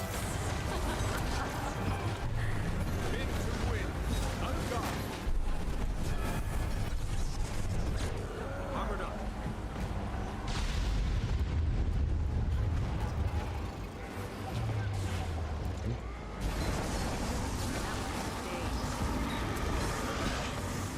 Yes.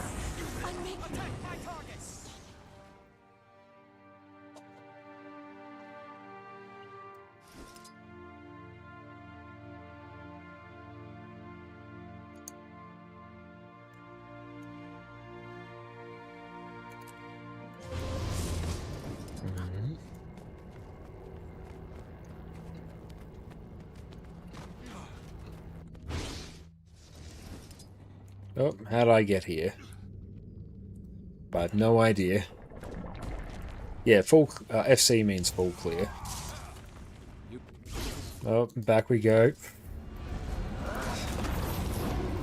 Alright.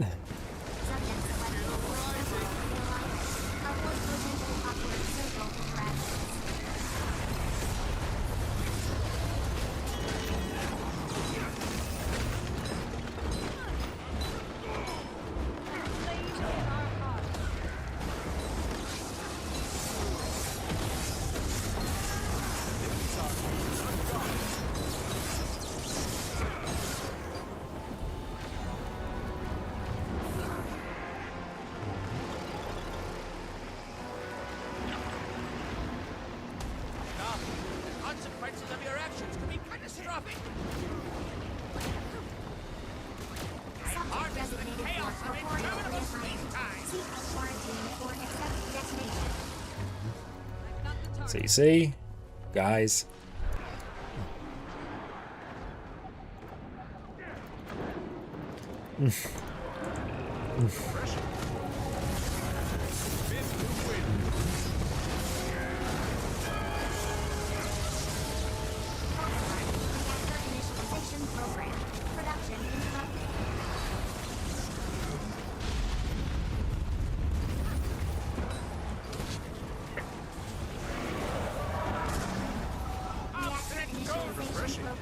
So I'm actually just gonna kill these.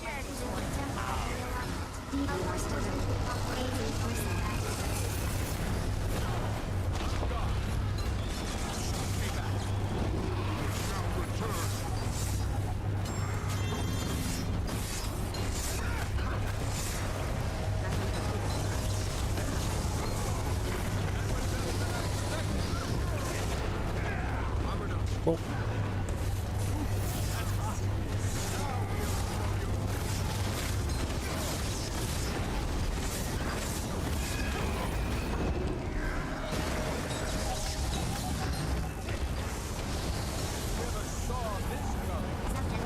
That's right, we're going to work here.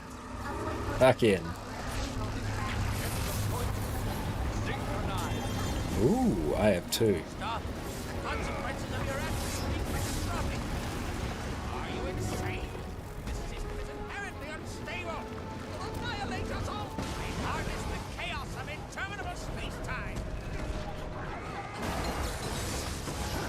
Big CC.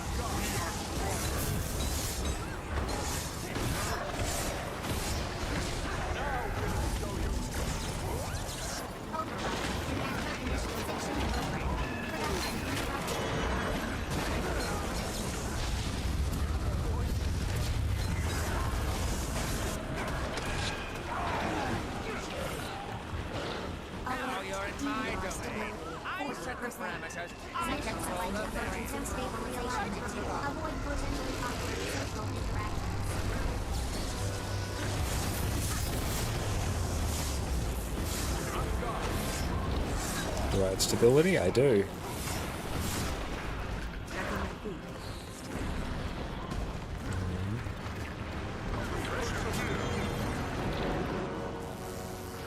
Oh.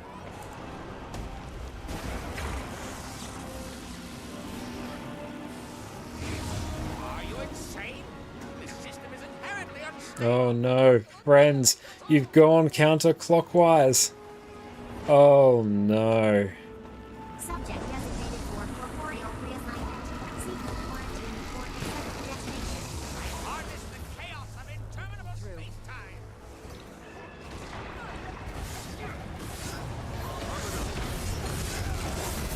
Ooh.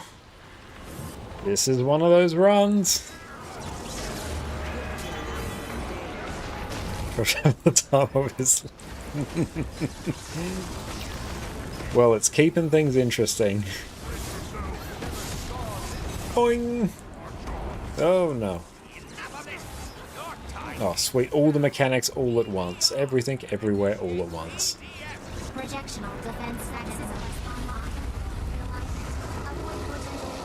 You know what, screw it. Don't trust in this one getting cleared.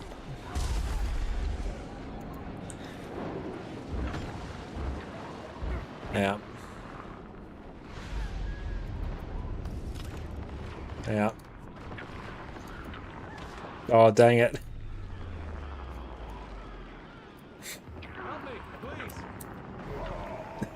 I was going to try and swing a cheeky revival, but I'd have to somehow time it perfectly.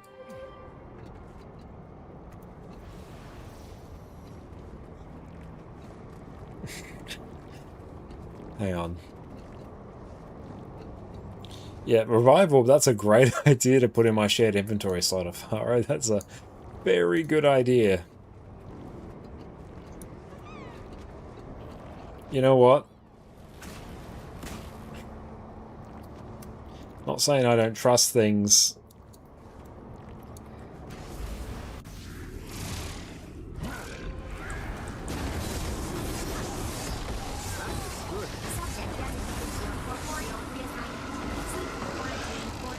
Put that right on me.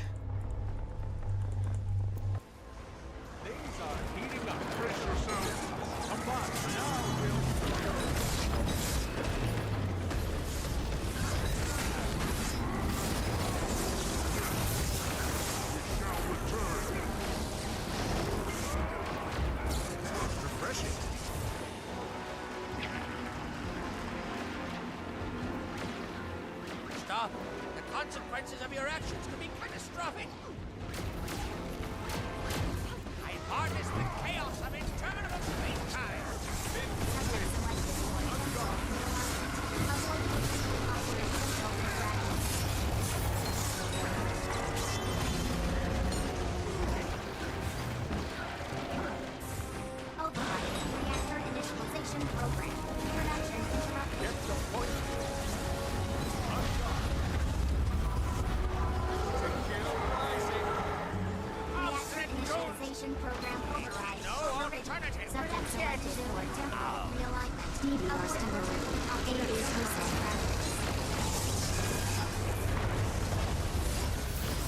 Doodles.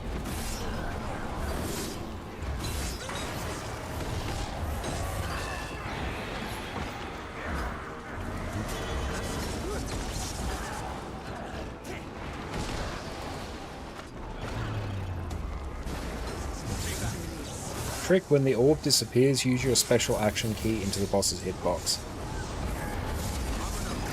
Means the orb doesn't leave an AoE for you.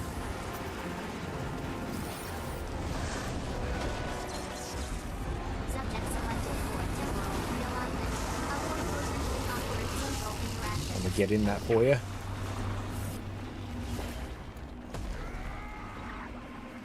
Stop! The consequences of your harness the chaos of interminable space-time!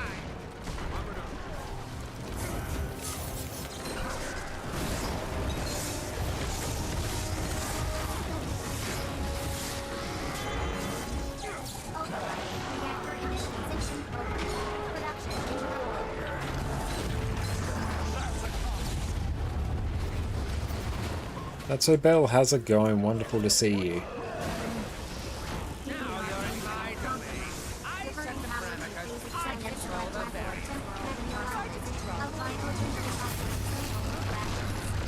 Boom.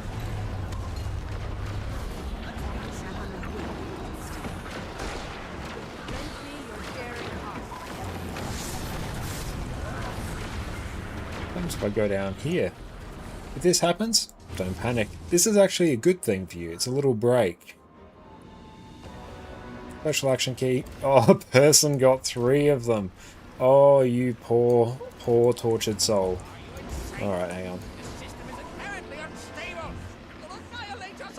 Yeah. Stop! The consequences of your actions could be catastrophic!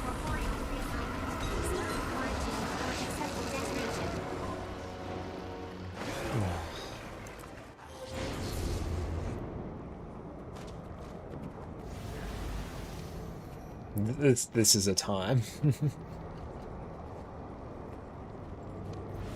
You happy fastest are going down in price. Oh, sweet.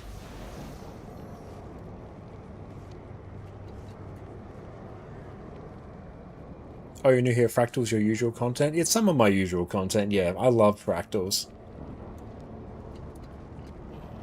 They usually go much smoother than this. This is a bit of a spicy one.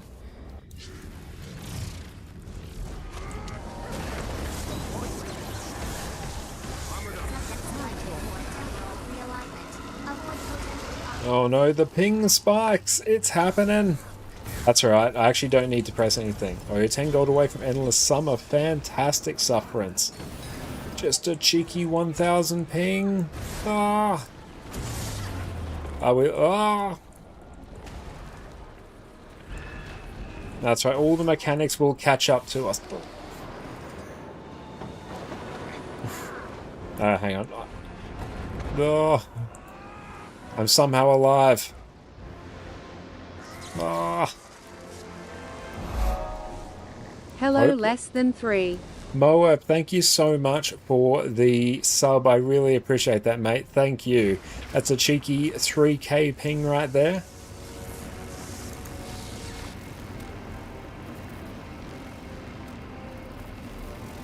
Got...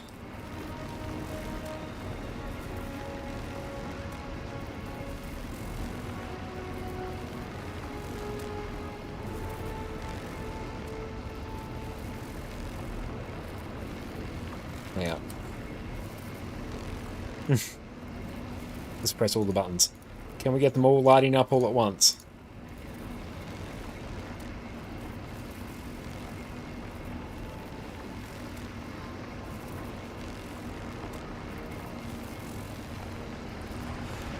What happens if we go off the edge?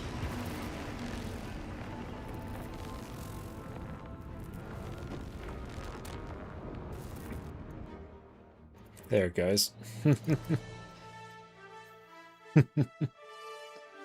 What's the meaning of cheeky? Like,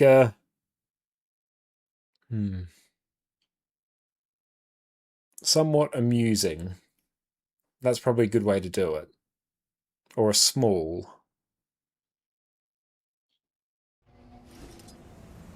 Alright, I think that was a bit of a... Ooh, that's alright. We might leave that one. That was a bit dicey. I just want to do fractals for a bit of gold. Actually, let's just get T4 dailies. Gwen, thank you for the follow. I appreciate that. You want a heal? Do I want to do an A heal? Nah. This seems to chat would be pretty good. I might actually do that after a little break. We'll take a little break in a little bit, and then we'll come back and do some fractal CMs. In the meantime, let's see. Yes, there we go. Do I have enough gold now? Oh, you're back? Nice. Welcome back. Hang on, let's make a bit of gold. Okay, we need to suss out how we are going to make our fortune. So, where is it?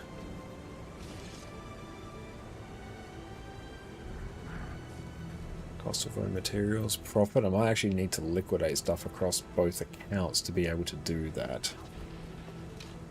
Unless we get the weekly on a third account. Amusing small, so all puppies are cheeky? Yeah. I think it's universal that all puppies are cheeky. That is true. Any legendaries in the making? You're trying to get yourself Aurora, but Clover's the problem as usual. Yes, I'm planning to make the Aurene Legendary Scepter. But I'm about 100 golds short, so I'm somewhat trying to figure out the most efficient way for me to do this. And I think I might actually know it. That's good, actually. It might give the EU account just a little bit of a break right now. Is it Alt 1? Or do you count as Alt 2? No, you actually count as Alt 1. Yes. Kessa and Faranex, thank you for the follow. I really appreciate that.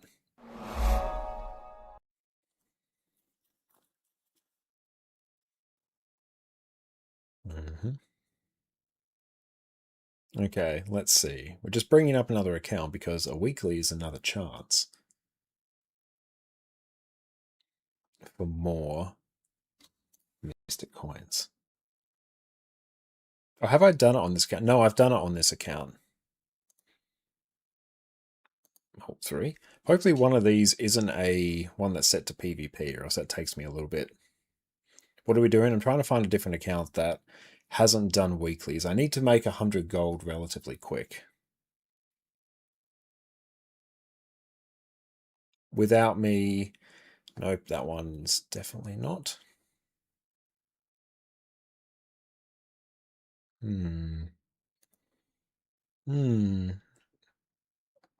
Let's start at the bottom.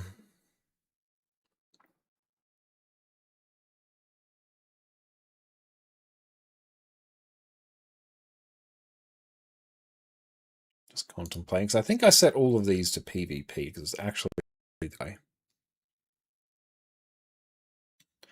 I'll check. This one could be it.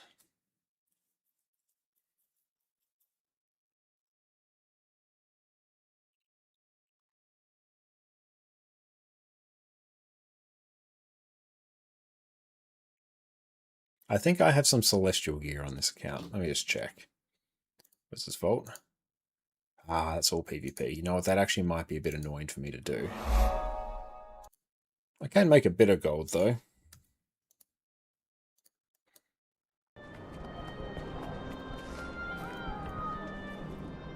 Definitely send that over.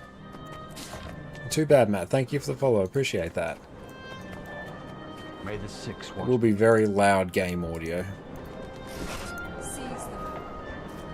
Yeah, I've kind of liquidated this account.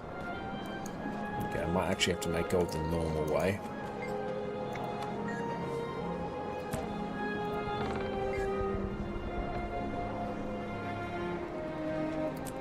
Deposit 6.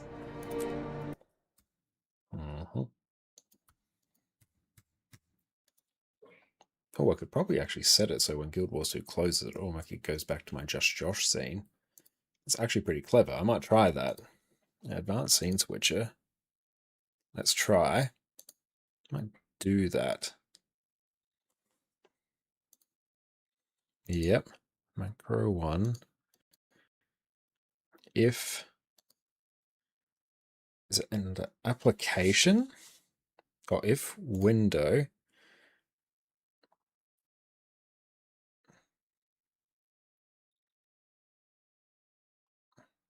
Let's see. It might not actually work. You know what? That's probably not going to work. Oh well. G. I was trying to figure out if there was a way where I could set it so when Guild Wars 2 closes, it automatically toggles scene. There probably is a way. It's just a bit annoying for me to do now. Why have you got so many?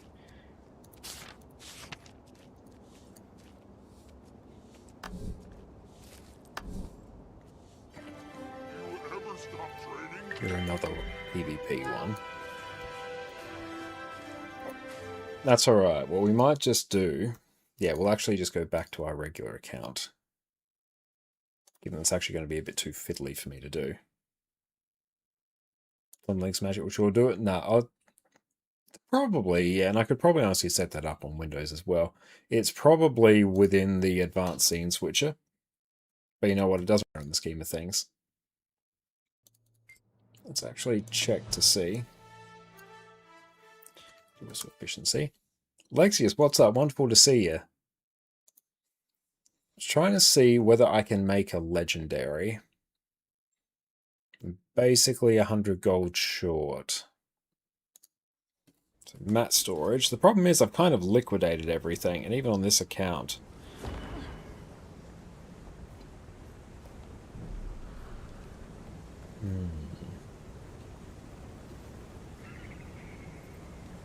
I literally could do it tomorrow, but I'm getting hyper fixated on doing it today. That's 51 gold there. Where's the bulk of that sitting? It's all a bunch of like 1 gold a pop. Actually, let's change this actually. Price. Yep. Yeah, we're making the legendary Aurine Scepter. So,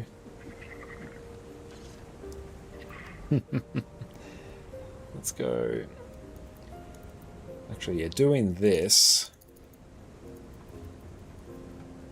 This will actually work quite well. If I can get a heat map.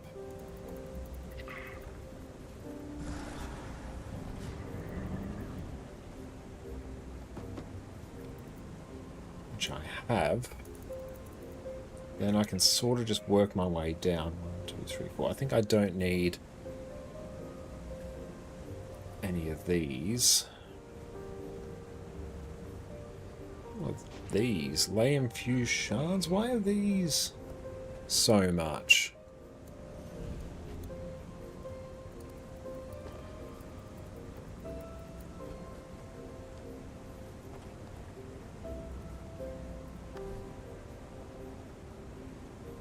I love the look of the Aurine legendaries as well. I think I'm actually having some pretty big connection issues to EU, so what I might also, pardon just the account admin. Oh yeah, that's definitely struggling a bit. Let's go region selection. I'll actually swap over to America. Cool, we'll let that actually come back up. Because yeah, I've been having a bunch of connectivity issues all night, but that will probably fix once we're on NA again. So let's just bring that up. Oh, just one more Mount Balrai convergence and you have your Clobion. Hell yeah, that's fantastic.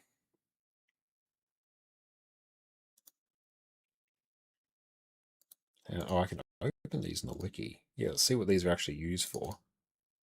There we go. We're back. Lay infused sand. Yeah, why is that so expensive?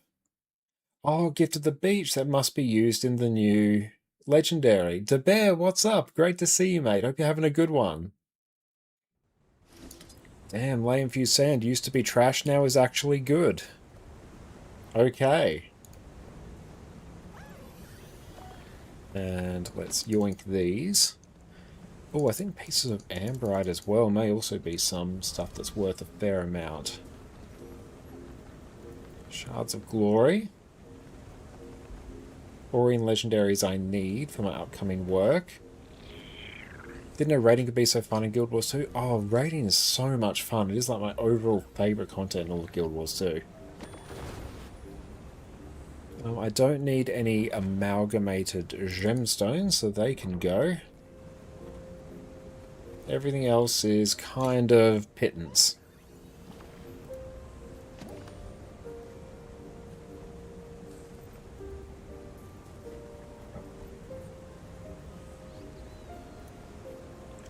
Yeah, we'll just wait. We'll actually be a bit smart and list things.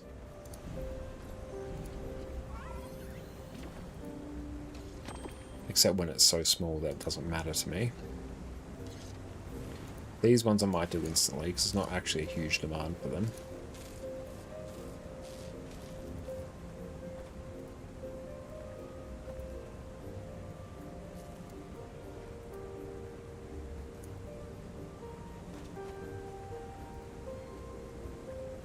Yeah, close enough for me to sell instantly. You went from looking at legendary something you never get into crafting Clobion, just need spirit shards to do sunrise. Oh, that's awesome. And yeah, once you do your very first legendary, that's when things really start falling into place. Is it okay to play quick raids as a total noob? Absolutely it is. In fact, I encourage it. One of the best ways to get in and just sort of start learning.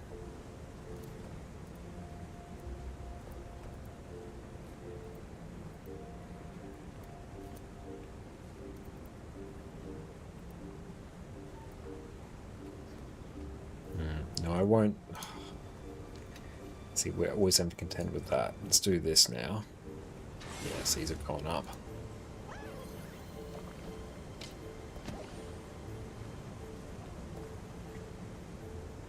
Sell those. Oh. What happens when you sell things too quickly? Other currencies. What can be converted? How much volatile magic do I have? Probably not a lot. Not enough to make an impact. literally have 0 spirit shards. Could convert magnetite to gold, but I don't want to do that. That's going to really sort of break things going forward. Oh wait, thank you for the follow. Yeah, nothing here is really screeching to me that it's a good way for me to... Also, literally converted gems, but I don't want to do that. That feels a bit like cheating.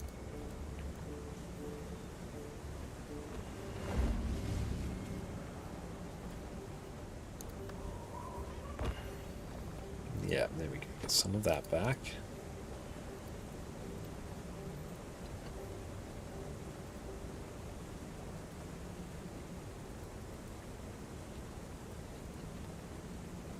My infused sand.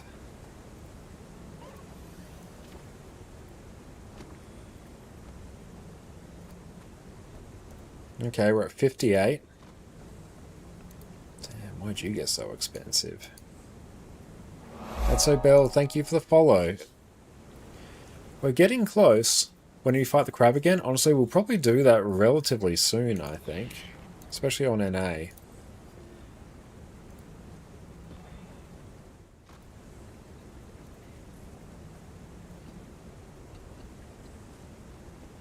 Lexi's welcome in. You want to kill that crab? Yeah, I think what we'll probably do, once I just liquidate a bit of stuff, then I will form up for that. And we can get going. Got 3 kills last night with Plenix. It was a lot of fun. Awesome! How would you describe the strat that Plenix used to get the 3 kills? Because, yeah, we've got the kill on EU, but I want something a bit more consistent.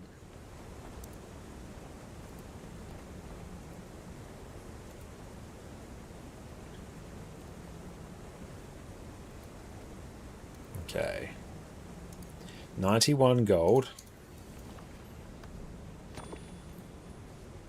746.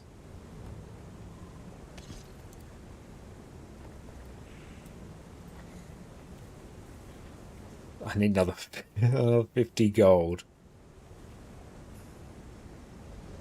Oh, you spent 3 hours within theory crafting before that. Nice. Did I sell a bunch of stuff that's really going to break me?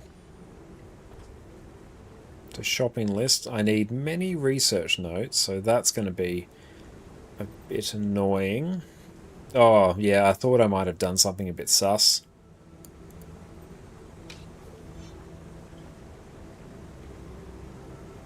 I mean, literally, as soon as the weekly goes, I can do that across 3 accounts and I'll get like 300 gold, so I'll have it done tomorrow. I need to grind the new legendary ring. Have you started yet? No, I haven't yet, because I've already got basically full legendary across 2 accounts. I haven't done it yet. It's not immediately on my list. Map completion has to be on the same character? No. You can do map completion on any character to get a gift of exploration, whatever you need for your legendary, so that's fine. Any more stuff to liquidate? What's the best way to acquire Curious Lowland Honeycombs? Welcome to Immigrate Doodad and Curious Mosaic Currencies. Honestly, it's just going to be doing events in the new maps, I'm pretty sure. Nothing particularly fancy about it. Oh, you have to do it on 1 character, yes. For that. Yeah, you can't cheese your way around that. Is this game good for beginners? Yes, Guild Wars 2 I think is a very beginner-friendly game. The level 1 to 80 experience is deliberately tuned to be quite easy and quite suitable for more casual players. And overall, the difficulty of the game is lower than what you find in other MMOs. It has really hard encounters, but they are very sort of few and far between. Overall, the game is tuned to be quite easy for people.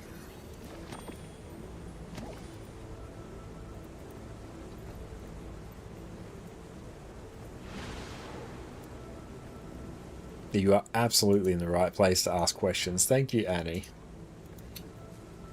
Yes, everyone, make sure to go drop Annie a follow as well. Long time friend of mine and fantastic Guild Wars 2 streamer. You absolutely should download it.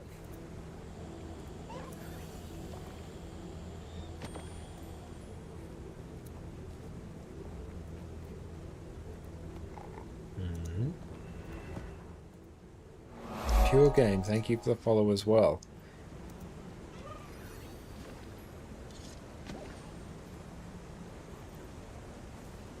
Okay.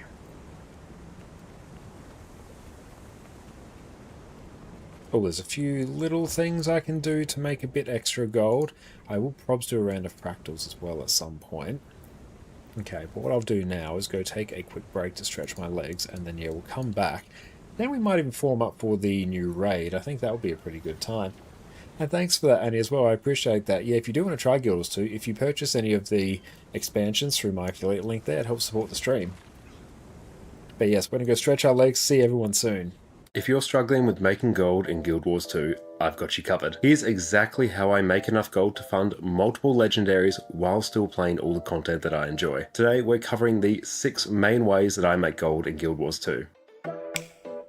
At the end of the day, gold is everything in Guild Wars 2. It's how you upgrade your gear, buy materials for crafting, and it's how I purchase anything I need from the gem store. Once you learn how to make gold, everything in Guild Wars 2 opens up to you. Right now, I'm in the process of crafting a set of legendary armor and 4 legendary trinkets for my second account. So farming gold has been front of mind for me recently. So today I'm going to be walking you through what I do to make gold, how I get value from all the different currencies I farm, all while still playing the content that I enjoy. Let's dive in. Truly one of the easiest ways to make gold, accessible to all players, especially those with limited playtime, Astral Acclaim and the Wizard's Vault. Now the Wizard's Vault replaced the old daily login system we used to have before Secrets of the Obscure, but it's even more profitable than what came before. By doing simple daily, weekly and special achievements, you'll load yourself up with Astral Acclaim, which you can then exchange for all sorts of rewards. I've made a separate video about how to best spend your Astral Acclaim, which is linked in the description, but here are some of the best items to buy. We've got Mystic Coins, the bags of gold for 6 Astral Acclaim, Laurels, heavy crafting bags, the bags of coin for 35 Astral Acclaim. You can also buy the Legendary Starter Kit, which is insane value. Here you could either craft a certain legendary to keep or sell on the trading post. I always recommend getting this as crafting legendaries is another huge source of my gold. Mystic Clovers are also great, as chances are as a Guild Wars 2 player you're going to need them eventually. The chests of Ascended Gear are also worth quite a bit, especially for new players.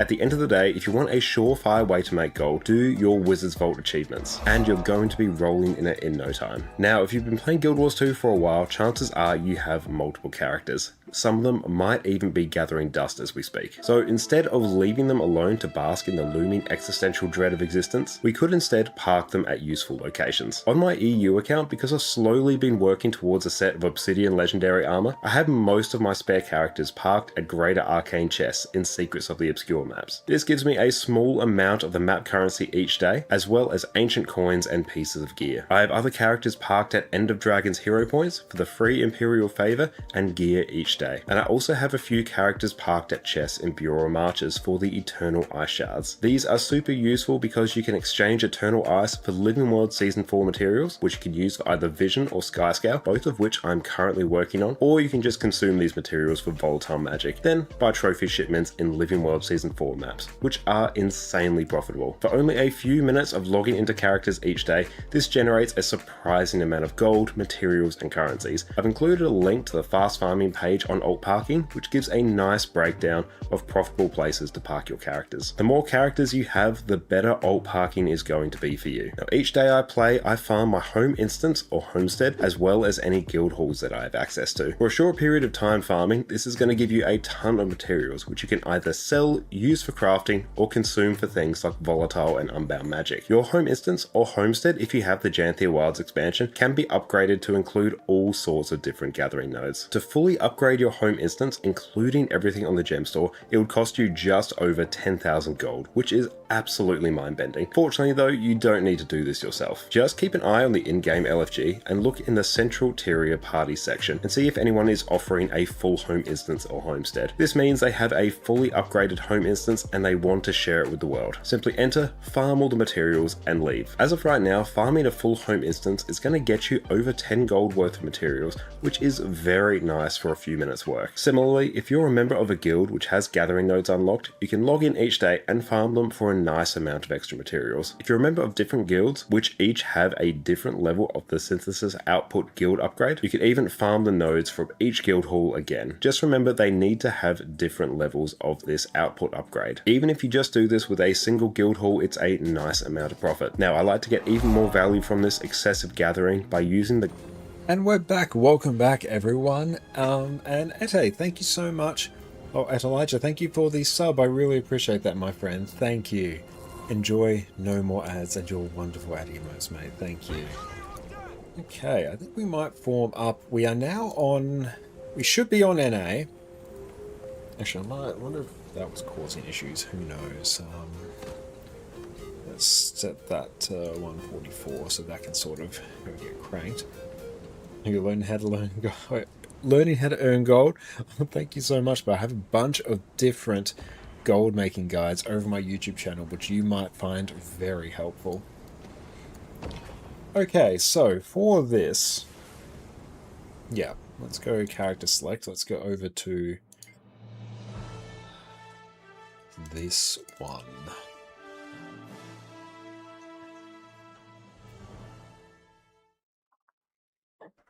Now we're on NA, so any crab enjoyers, feel free to chime in with any strategies that you found successful. I've cleared it once with me kiting.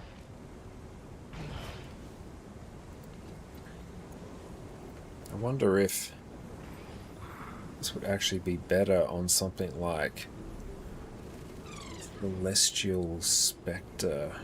I don't need that much survivability, actually. I just need to not get hit like a pleb. I just need to get good. Maybe.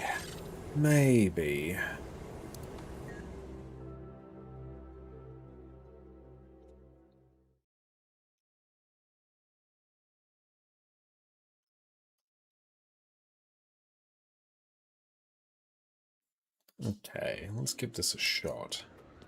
So we have Scepter Dagger, there's Power, Precision, Expertise.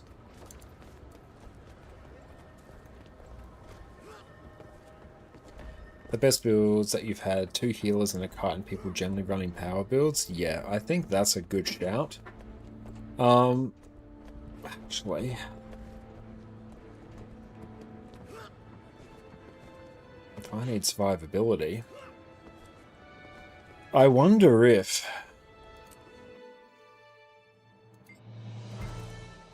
I literally just bring my kiting build. Maybe we do. Because then we can give quickness. We're going to be powered DPS. Yeah. Okay. New plan. I don't need much CC. So let's go...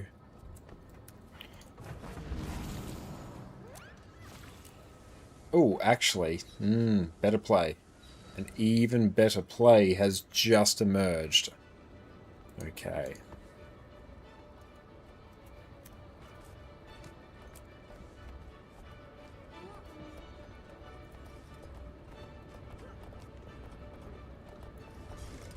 Still impact. I don't know. Here we'll go. Force. Energy. We come back to Guild Wars 2 when Hot wasn't a thing yet. Wow. Heard you can make actual Guardian DPS now. What are your options for power builds? Oh, there's so many, actually. I'll just pull up. I don't actually make I haven't done videos on Guardian builds myself, but if we go to the website Snowcrows, I'll make sure I dump the link for you in a moment. Struggling to read. Just pure raid builds, which are basically sort of your go-to endgame builds.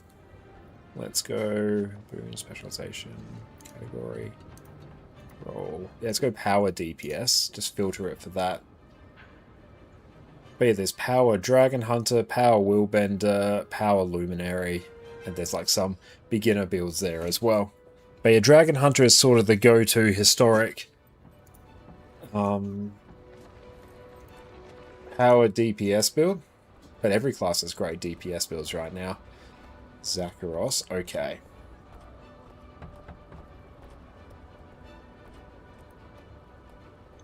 Sharper still. That's Deadeye.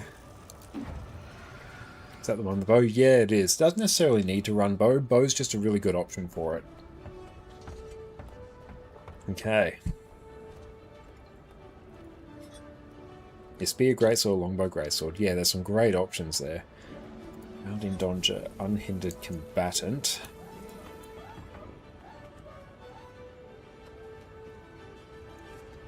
Alright.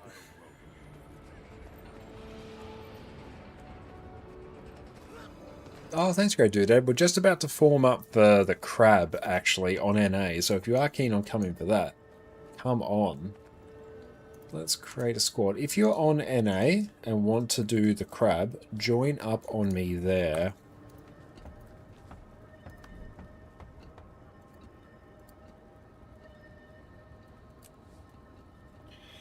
Crab. Boon heal. Boon DPS. DPS. I'll just say power DPS.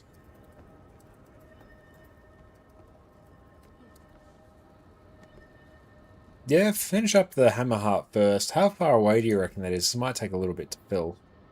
Lexius, let me find you. Ah, there you are. Okay, so I'm going to just set you as Lieutenant so I know you are a boon.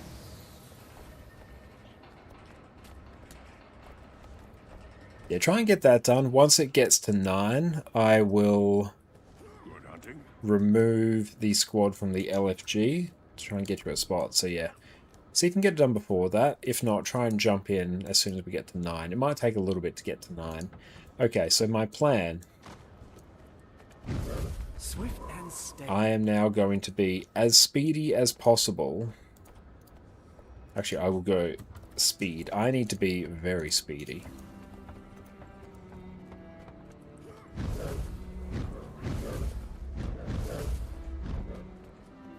There we go.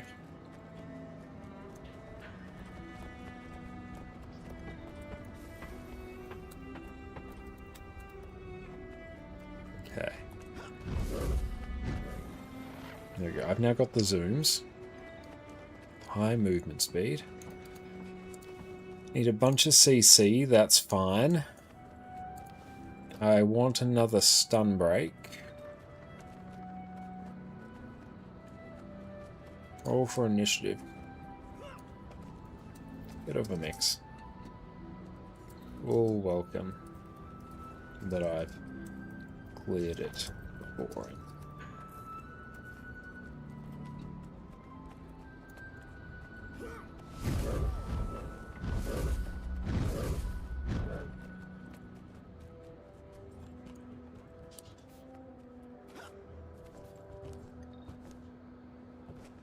Yeah, this way I can just have Giga survivability plus mobility.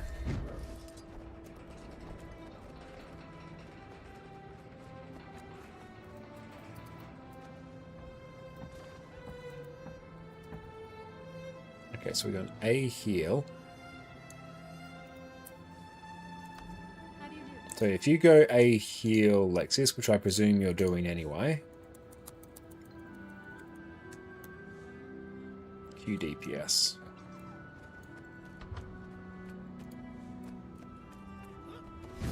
Swift and steady.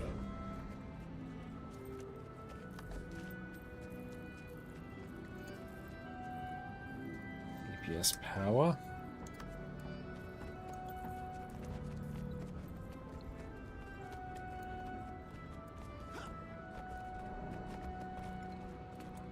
Okay, yep, I think that's kind of set up just fine, or I can also do...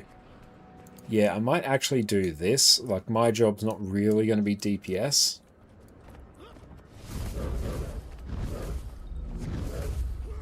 I just need as much mobility as possible. Is Ascended Armor from the Wizard's Vault worth it if you run around in full exotic gear? Yes, especially if you're a new player, I 100% recommend getting the Ascended gear from the Wizard's Vault.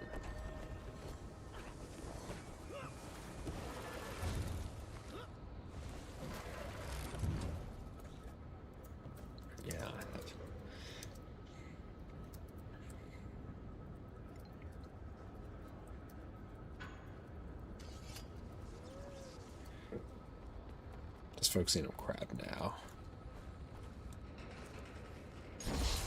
Oh, nice. Yeah, I need to get that one set up. I tried to install that, but I was having issues actually getting it working, which was really strange, because I like that one. You see that almost no tank builds are running the shield. Is Starfleet without OP? Is tanking a bit different in Guild Wars 2?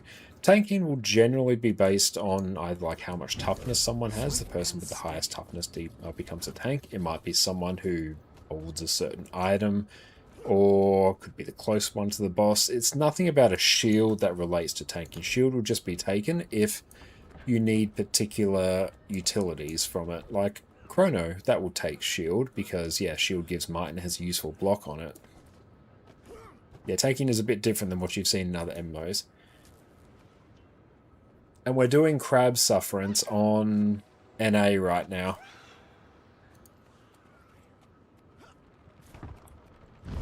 Sweet and steady.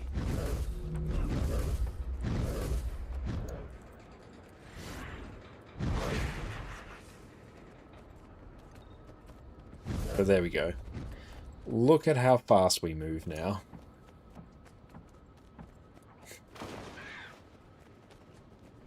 I'm glad I could help, and you ask away with any questions you have.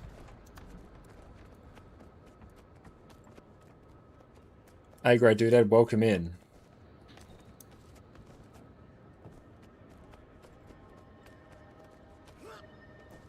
Yeah, let me know what role you want. Go DPS. Need Q DPS. What's your favorite color? Blue. Okay, well, I'm glad squad roles is working for you. I need to get that reset up. Oh, I can just set people as lieutenant now, so then if I know... That's fine. I will explain in comms. I'll set up comms in a little bit.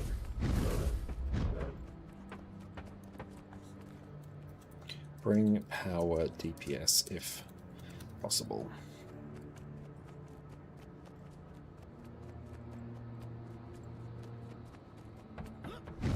Rifle mech is perfect for this, actually. Rifle mech is actually a really good choice. You got 2 specs on your Thief, Spectre and Daredevil, running around open world stories. Which spec should you get ascended gear for first?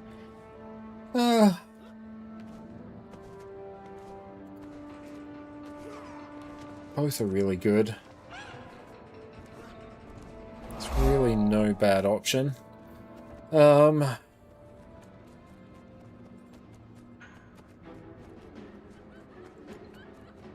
Personally, I'd go Spectre, but there's no bad choice there. Honestly, whichever one you enjoy the most, get ascended gear for that first. But I'd personally go Spectre if you need an answer, but both of them are totally valid. And Spax, welcome in. You did your first raid. Old Lions Court died only once. Oh, nice. That I was a strike prior to the latest update. Yeah, that one was... It's been out for a few years now, but yeah. Samson, thank you for the follow.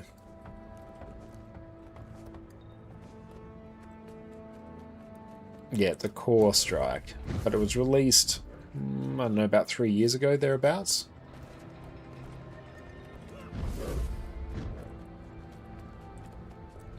Now, where's bow and arrow?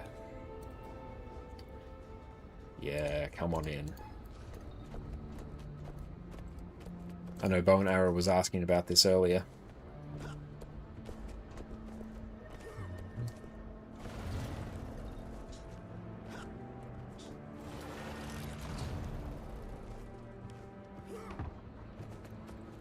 Love the speed that we have.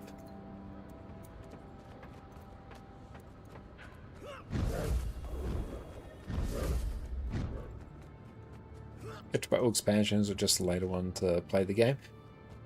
You have to buy all the expansions if you want the full experience. It's not the case where you just buy the latest one to get them all. But Guild Wars 2 doesn't have a sub fee, and if you just want to buy one expansion to start with, buy the Heart of Thorns Path of Fire bundle, 2 expansions, the price of 1. But yeah, like, you can play the game free to play as well, which is the core game as it was released in 2012, which will still give you hundreds and hundreds of hours if you want to decide whether or not you like the game.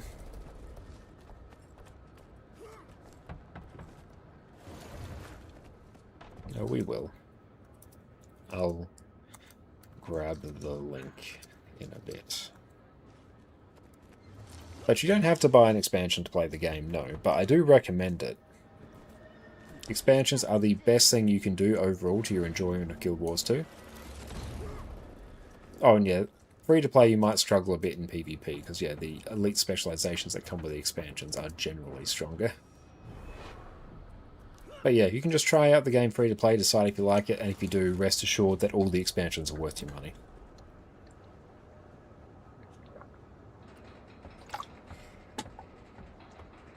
Yeah, let's see if we can get bow and arrow in. And let's see. I have to reopen Discord. Copy link.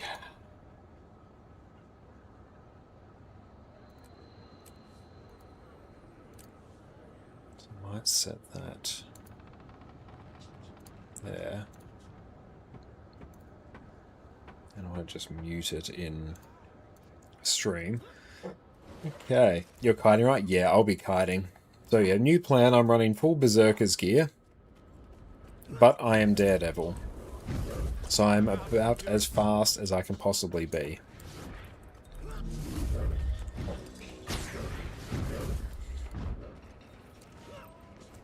Hey, what's up?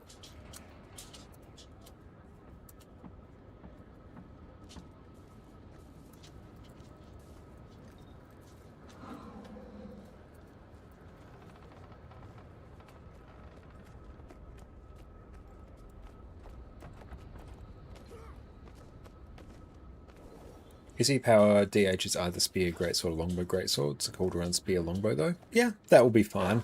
It might just be slightly lower DPS, but not to the point where it's really going to impact your gameplay that much.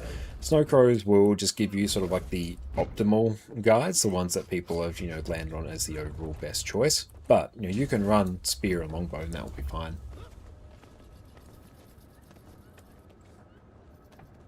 Okay, do I have some gathering tools? Hey, what's up?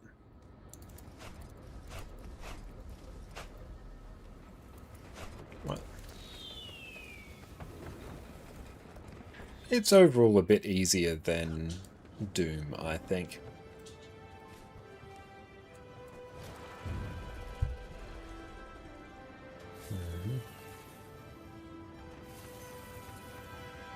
Yep, can hear. It's a...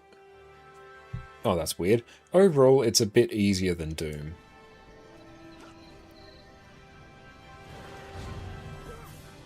All weapon sets would be very nice.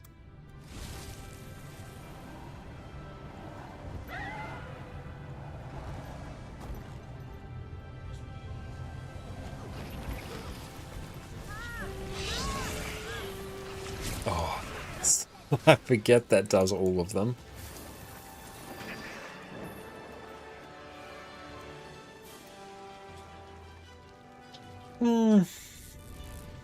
Kind of depends on what everyone's overall comfort level with the game is. I expect probably about an hour at least.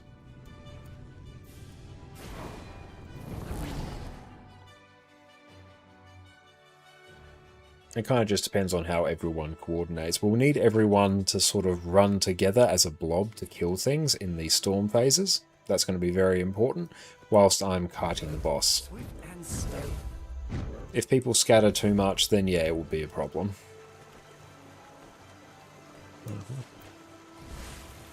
I've been playing Guild Wars 2 since launch. Wow. Hey, Gossek, thank you so much for the raid, my friend. Welcome, welcome in Raiders. My name is Connor, or Connor Concarne, and you may also know me from my YouTube channel, where I do a whole bunch of Guild Wars 2 guides. Gossek, what's up? Everyone go check out Gossek over on Twitch. How's it going, mate? Raids, stop. TY, go Q DPS payer.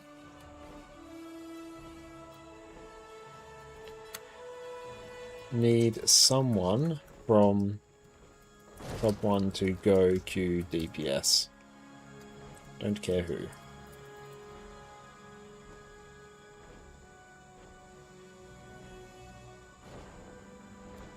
Yeah, I'm going to need someone to do it.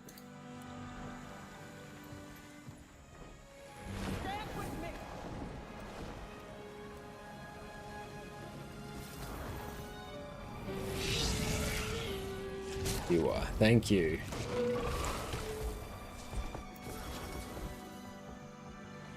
I had a balanced power, precision, ferocity, power. Segment 1 at the moment, so you're asking for entry level endgame content. Once you get to level 80, well actually I'll just ping you the guide for gearing. That's good, Laura. Yeah, once you get to endgame PvE, just buy yourself a set of exotic Berserker's gear. You don't really need to balance it, just get full Berserker's gear, and that will basically be correct.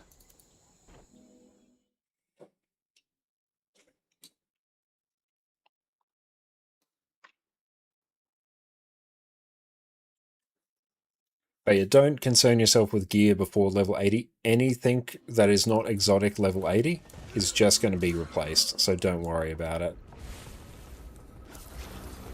Okay, now let's go into Guardian's Glade.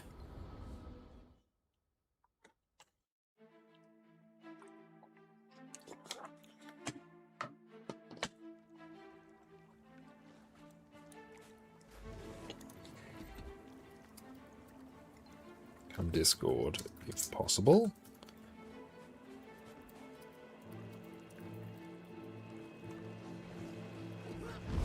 Swift and steady. Okay. Got one.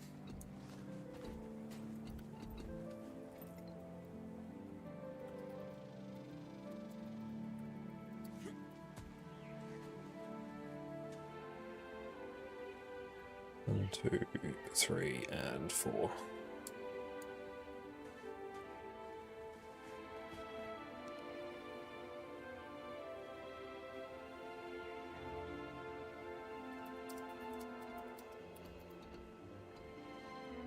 Okay.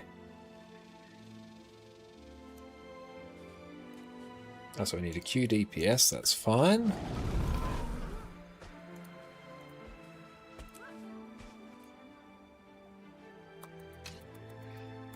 Q DPS, perfect.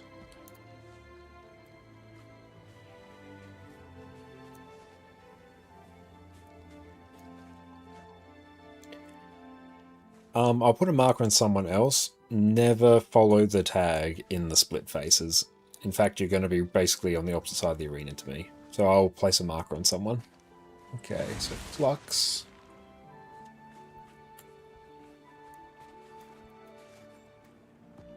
Okay, so that's Rock Chair.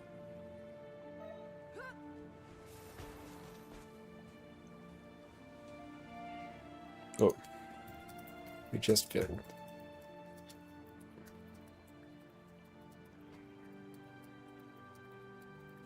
Right, as soon as a slot opens, okay, hang on.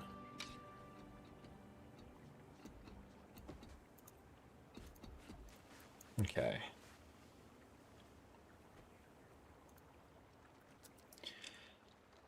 As much of both as you can. CC is not a huge deal here, but we will need some at some points.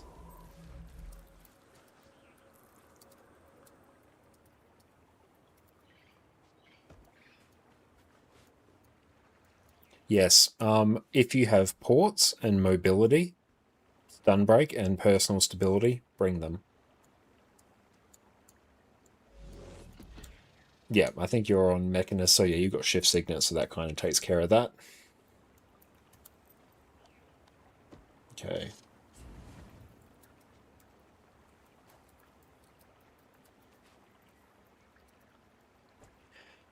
Okay, so generally this fight is going to have two phases. It's going to be a DPS phase, and then there's going to be a Storm phase. It's going to alternate between them until we actually beat the boss. So, for the first part, we are going to stand on Arrow. I will kite / tank, so I'll try and point the boss one direction, and you just hit it. The boss is a little bit weird in terms of its movement, so it's going to move around a lot. So just try and roll with it. But yes, we're going to start on Arrow, and then we're just going to DPS the boss down, and basically ignore everything else. Periodically, crocodiles are going to spawn and they're going to run towards random people in the group. When they pop up, pop stability and we'll cleave them down. It's very important that we have stability from the healers and boon supports, because that's going to basically stop people getting stun locked. Because every time they attack, they knock you down for 5 seconds and they can just flat out stun lock you completely. And they do about 10k damage per hit, so stability, burst them down. Now, there's another set of mobs that will pop up periodically called the crabs. You'll see them, they'll just be giant crabs with AoEs around them. Once we are done with the boss phase, the DPS phase, and you have killed the crocs that spawn, then you will move on to killing the crabs. Because the crabs have an AoE that expands around you, expands around them, which slows down everyone. So we want them gone as quick as possible, or else that AoE expands to cover most of the arena and we don't have much room to work. So that's basically what you'll be doing. So follow Spiral, the person I've marked as Spiral, purely because they've done it before. I'm going to need everyone in that phase to be wandering around like a big swarm of locusts, first killing the crocs and then killing the crabs. Anyone in the sort of DPS section, basically everyone in the squad that's not me, feel free to call target on something and everyone just swarm it. It all just needs to die really quickly. Then, once you have killed a crocodile, it will go into a big down state, similar to certain, Toxic Alliance mobs, the ones that you have to actually stomp to finish.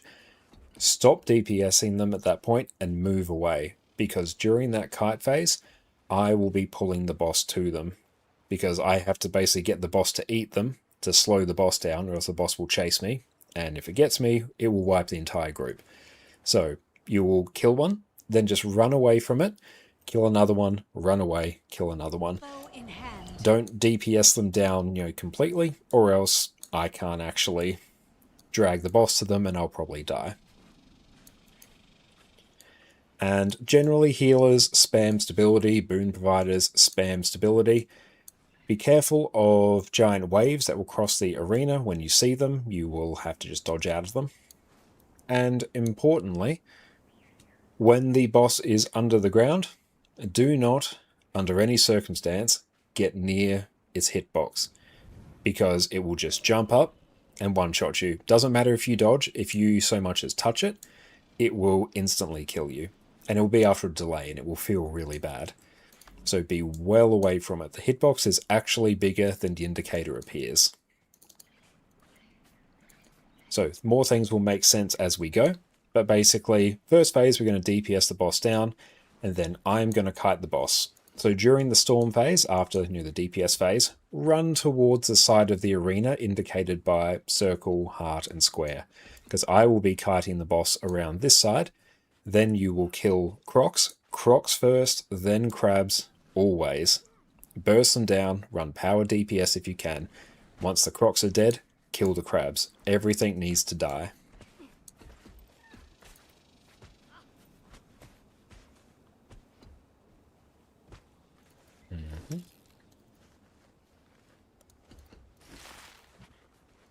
And that is kind of it. I'll see how it goes me tanking on this particular character. If I need, I'll swap to something tankier.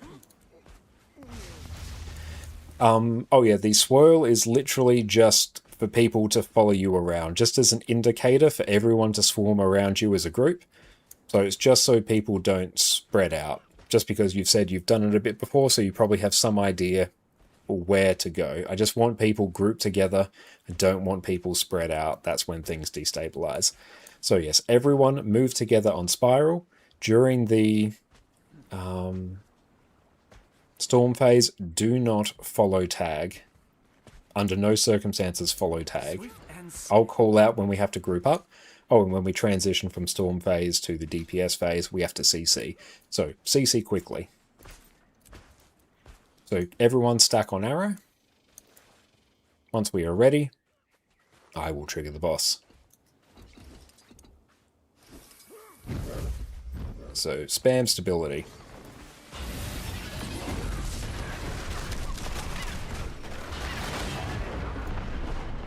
Okay, I might actually need more health. Actually, just GG that. I'm just going to put a bunch of toughness gear on. I didn't expect to get one shot by that.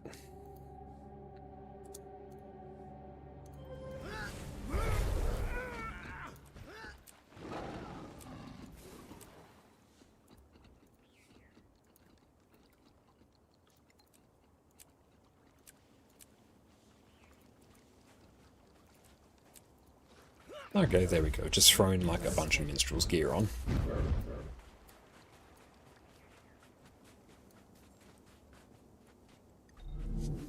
I'm surprised that just straight up one-shot me.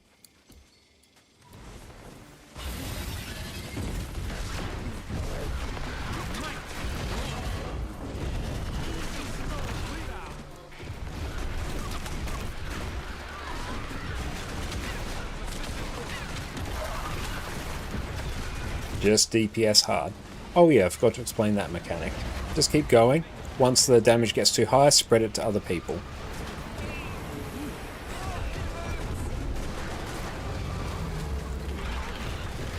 If you have those, stack on top of each other. Okay, everyone stack up and heal now. Okay, get the res.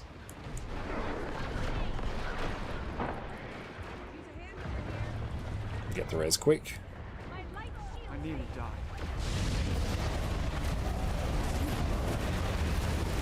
Okay, we're gonna GG that. So yeah, I forgot to explain that mechanic. During the start, people are going to get, they're called wasps or bees. I'm going to refer to them as bees. One person will get them at random.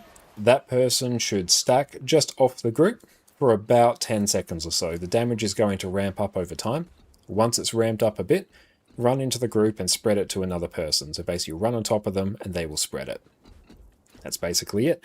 And then those two people run out, try and stay stacked up. It's not the AoE itself that damages, it's just the fact that you have it that damages you. So you can stack them freely. In fact, it's better that you stack them because then your healers have an easier time healing you.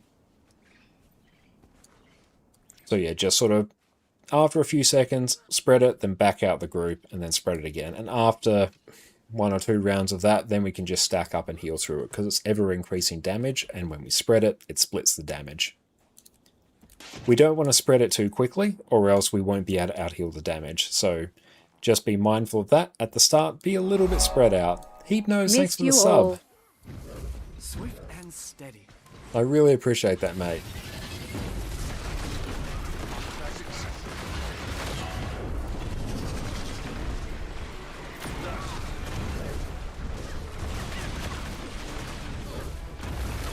So you can just be behind the group, you don't need to be too far away.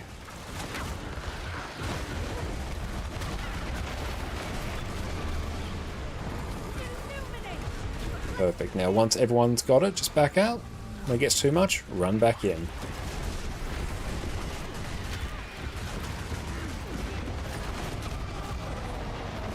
Perfect. Now we'll just stack up and heal through it. Boss is going to phase. Do not be near its hitbox. Everyone run towards square, then kill the crocs. Run as a blob. Big blob, and kill the crocs. The crocs are the priority, not the crabs. Pull target on a croc and kill it. That needs to go. They need to be burst down instantly. Full DPS rotations. This is the new raid encounter. One's down, move away. Move away. I'm bringing in the boss.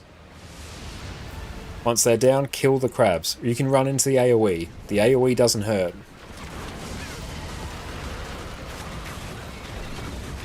Just run in and blast them. Don't worry. The buff disappears. You can go in. It doesn't damage you. Crocs are back up. Burst them down.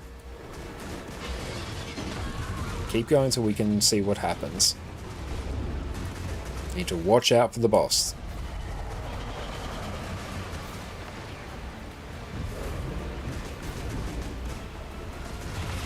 Boss is up. Get ready to CC. CC.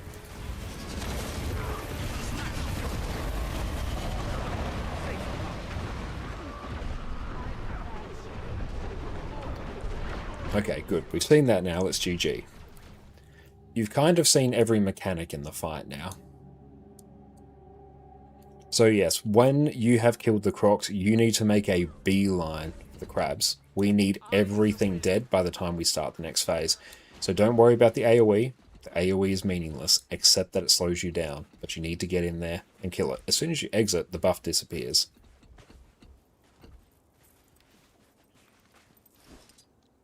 I might actually run this set instead. Then I might run that Shadow Arts.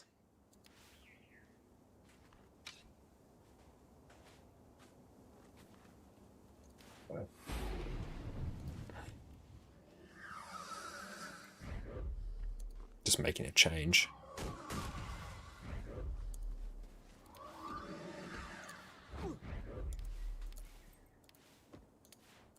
Oh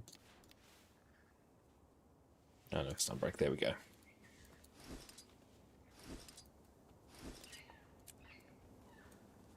Don't worry about my Uber Curse build. But yeah, as soon as the Crocs come up, just focus them down. Everything else doesn't matter, you have to kill the Crocs and then move away from them.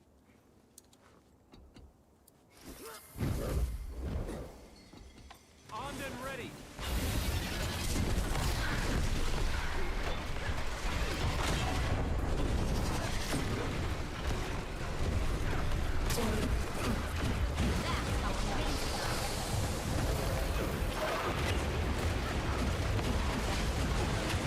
Coming in to spread.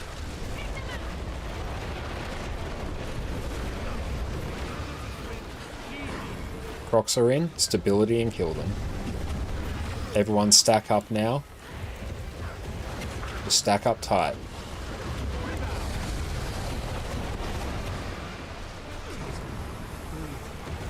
Beautiful.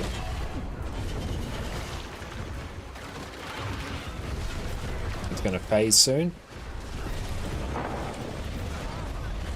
Okay, run away from it. Go stack on that crab and just kill the Crocs on it. Just run in, don't worry about the AoE. The AoE doesn't hurt. The Crocs do though. And ignore the big, or run away from the big wave is a better way to say it. Burst those Crocs, they need to go. I'm bringing in the boss. So don't be near me. Run well away from me. Okay, Crocs are dying, that's good. I'm bringing in the boss.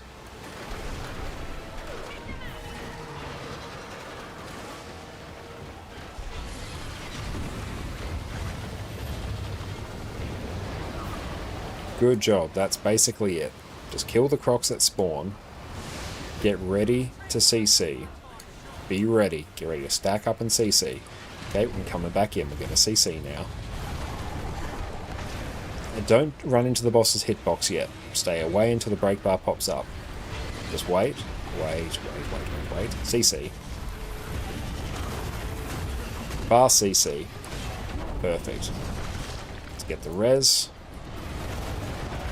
That's fine, it happens, just res.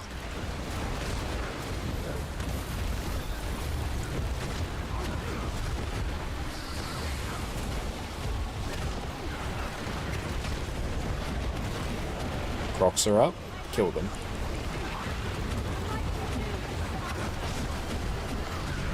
I'm going to pull the boss a bit more towards Arrow. We can spread them a bit now.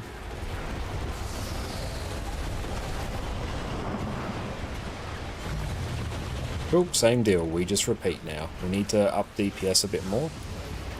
Same deal, go to the other side of the arena, I'm pulling the boss away. Kill the Crocs that spawn and the crabs. Crocs are the priority over the crabs. As soon as that Croc is dead, just move on to the crabs. Run in and blitz the crabs. Perfect, run away from it. I'm bringing the boss to it. The boss speeds up as it goes, that's why I have to pull it to the Crocs. Yeah, if you want to port out of that, get the res, you're presumably going to need it. Excellent, good. Now focus more Crocs. There's one there. Let's yeet it.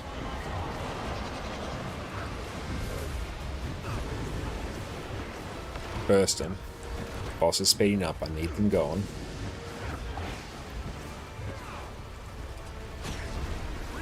Okay, I'm bringing in the boss, get out of that. Okay, get the CC. CC first and res. That's an unfortunate wave placement. Yeah, so we are a bit at the mercy of the wave placement. So yeah, we just have to deal with that.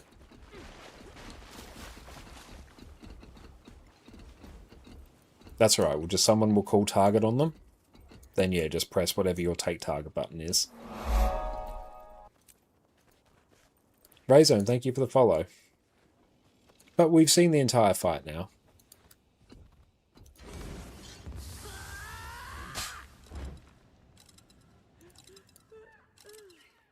We'll get just an A heal. We'll bring bow and arrow, but I don't think they can A heal.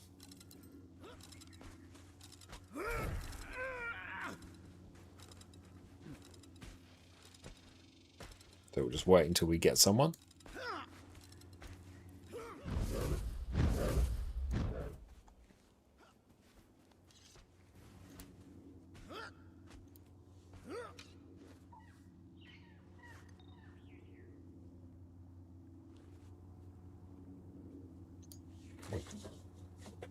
Ignore my Giga Cursed build.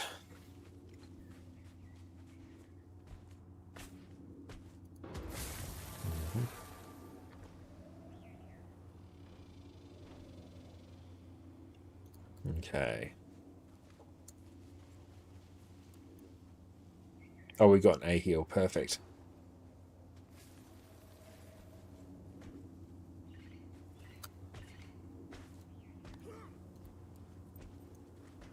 Go A heal. Bring as much stability.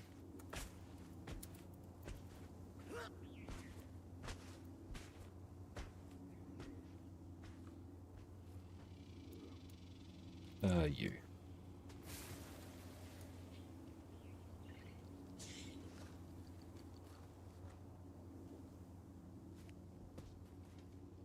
Okay, let's get everyone in here. And yes, can never have enough spirit shards, that is true.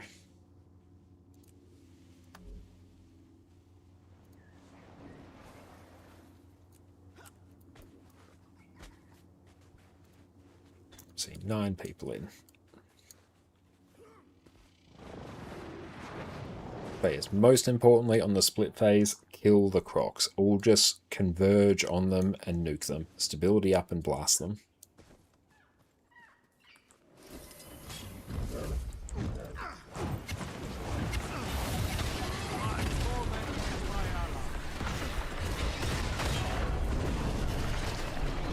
That attack, even though I literally evaded it, it says no.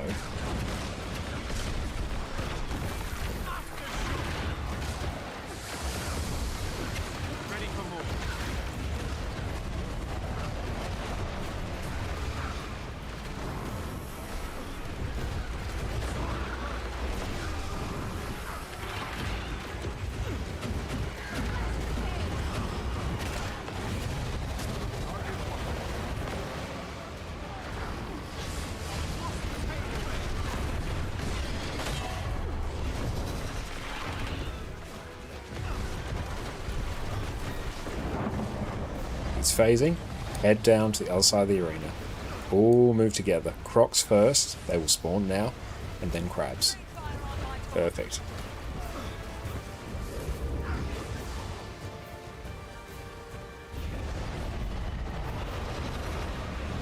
Cool, I'm bringing in the boss. Kill the crabs now. Run in and kill them. They just need to go. And then that one. There's one more over there. Go nuke it.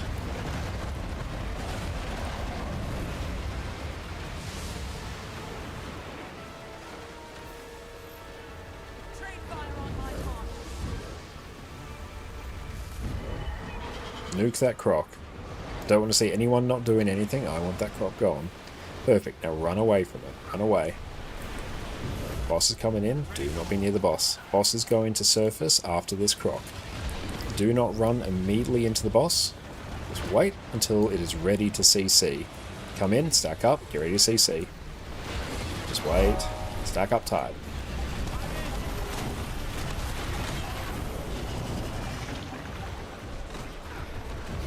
Perfect, same deal. We just repeat now.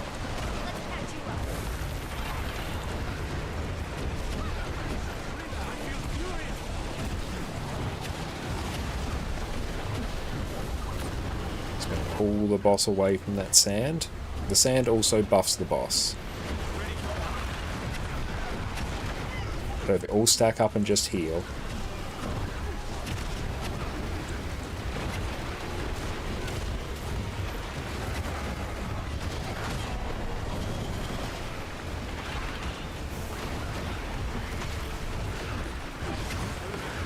CC.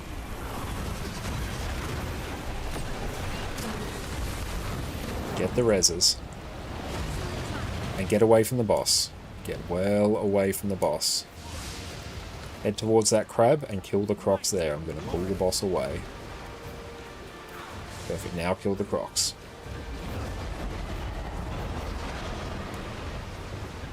Just focus the crocs.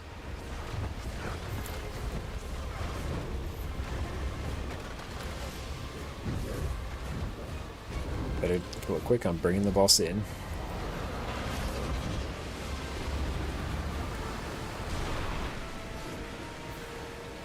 These are alive for way too long.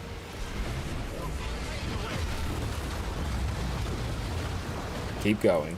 Need to focus the crocs more.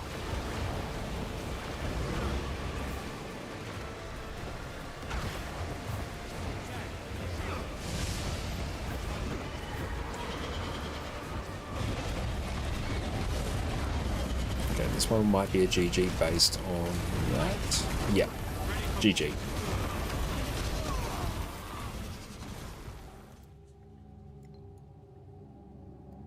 Heard they fixed the crocodile mechanic. What's the fix they may have done?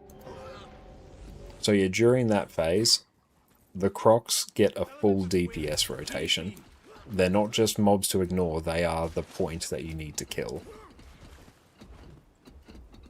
So yes, make sure you move from one to another, and then if there's nothing else alive, just stack up together, stand as a group, so then when something else pops up, then you can move on to the next thing. Don't be spread out. That's the worst place you can be. Because we need everyone focusing on those crocs.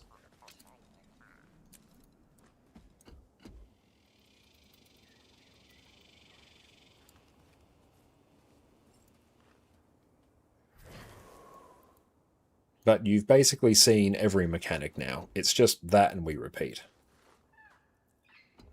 Do you try and insta-kill the Executor of the Ways or wait for the phase to kill? I've waited for the phase to kill. What's been your experience? What's the best thing that you've done? Because that's how I've cleared it. But yeah, I'm curious how you've done it and what you think is better. Memoria, thank you for the follow. Welcome in.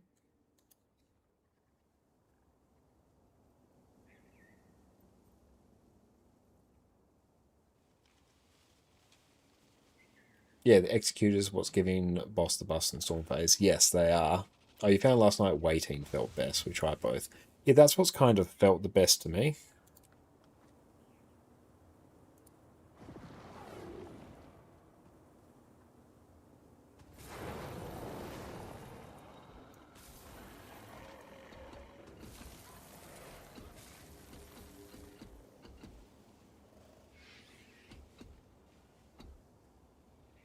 What your group has done was killing Executors ASAP.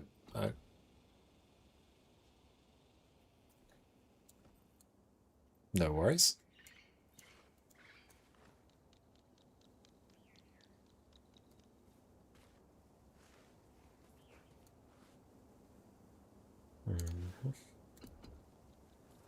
I could run Spectre and actually give more group buffs. I'll see if it's worth.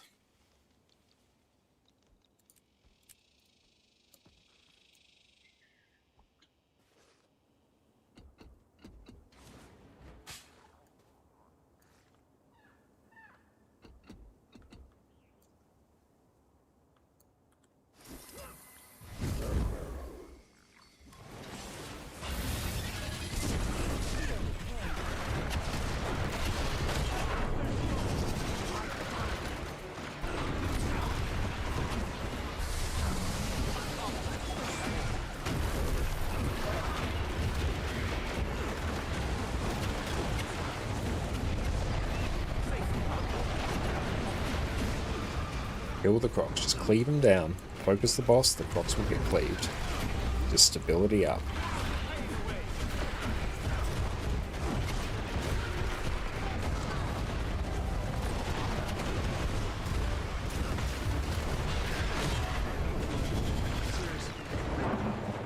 But move away from the boss, it's phasing. Just converge on that crab and then kill.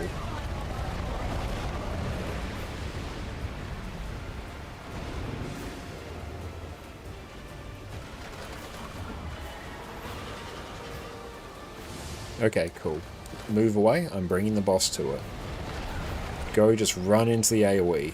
The AoE doesn't matter, run in.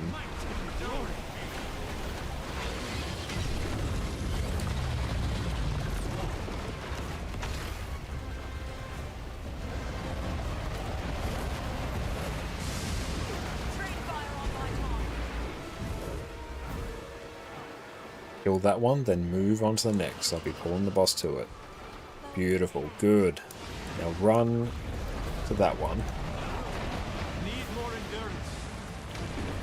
GG that.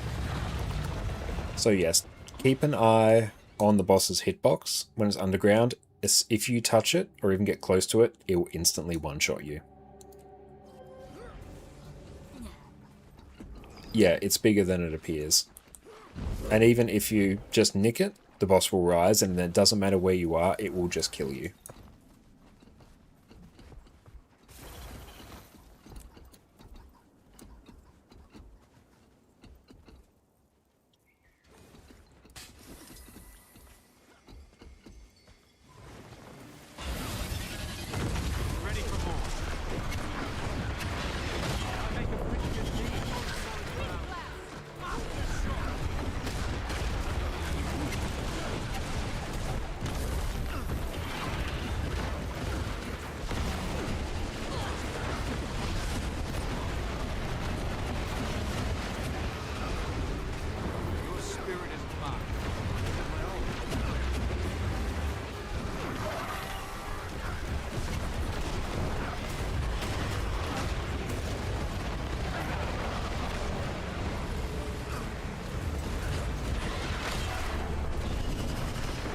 Phasing.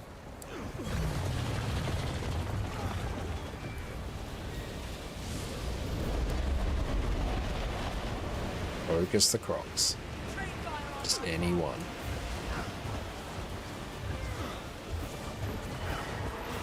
Just stack on them, stability, and burst them down. Don't worry too much. If you go down, it's easy for people to res you when you're all stacked. Just run in and kill.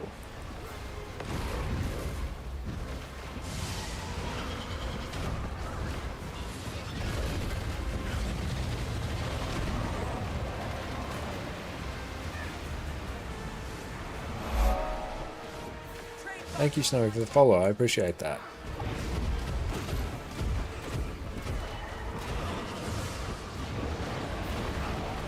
Get ready. The boss will come up in a moment. Be ready to CC. Stack up. Get ready to CC. Come on, let's CC. Just wait. Don't run in. Beautiful. Perfect. That's what we want.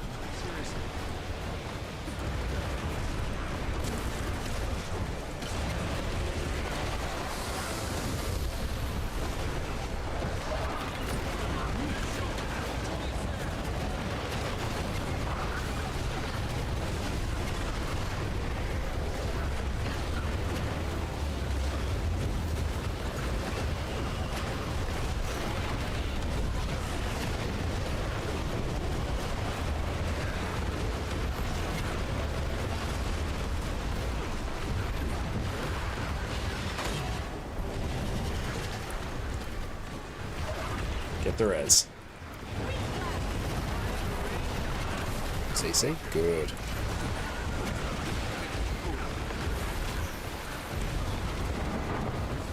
It's phasing. Run away.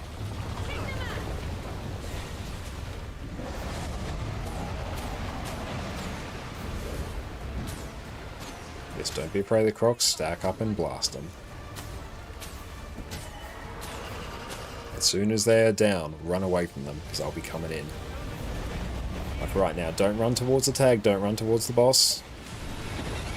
Definitely do not do that.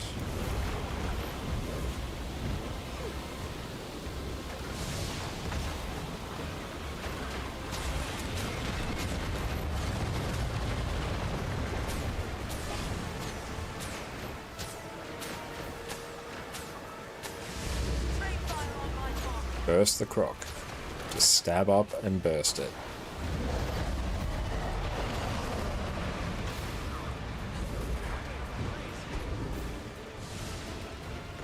Great. Okay, get ready to CC.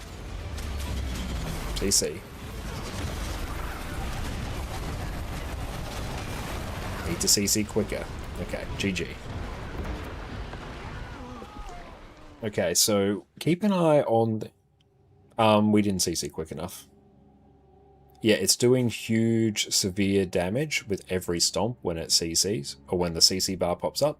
So what happened there is we didn't group up quick enough, and we didn't CC quick enough. So keep an eye on the progress bar in the top right, where it says, you know, the actual like event itself. That will tell you when each phase is going to change.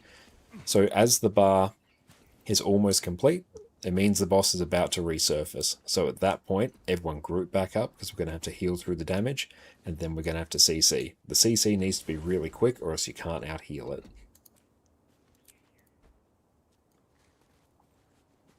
But that is all the mechanics, basically, and everyone's actually doing a pretty good job at killing those crocs, better than some of the other groups I've seen, so that's good.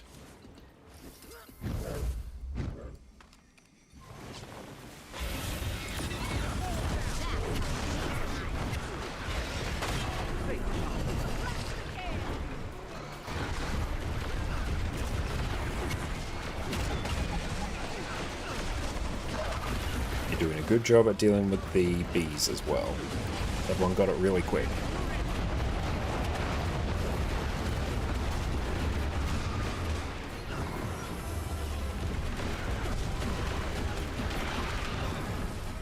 Now the crocs there will just die underneath the boss, so you don't have to worry too much.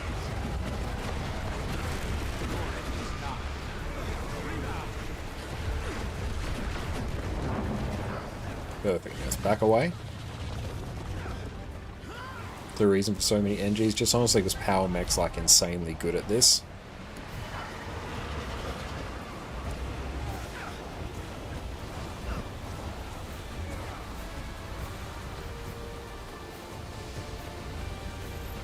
Okay, cool. Move away and bring in the boss.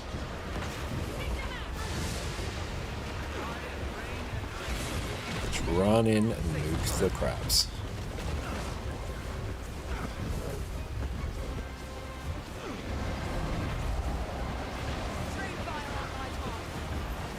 Once that's down, back away, I'll bring the boss to it, and then we're about ready to phase. Perfect, good, that's dying quick. Stay away from this one, the boss is coming in.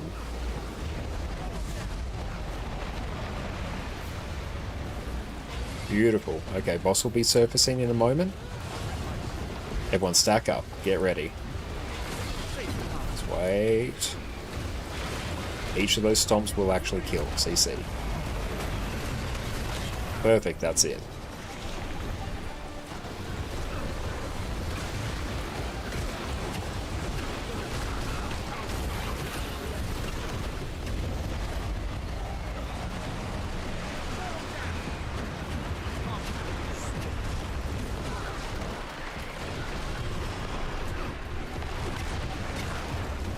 Good job stacking those up, that's good.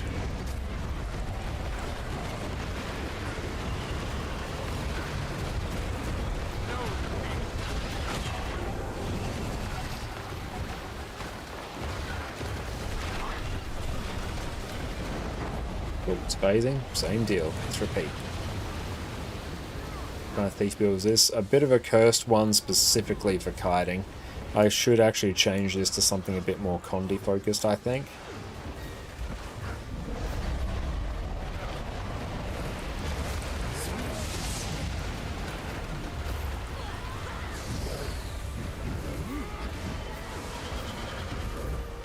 Ah. Coming in.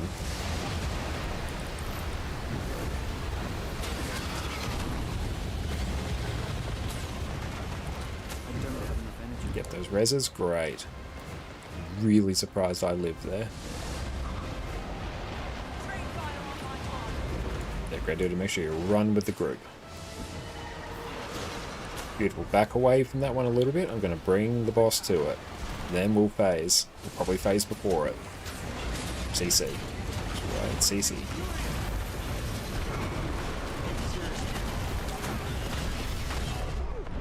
Okay, I need the res.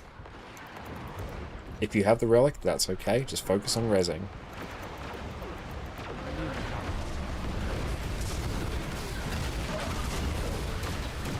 Okay, that's GG.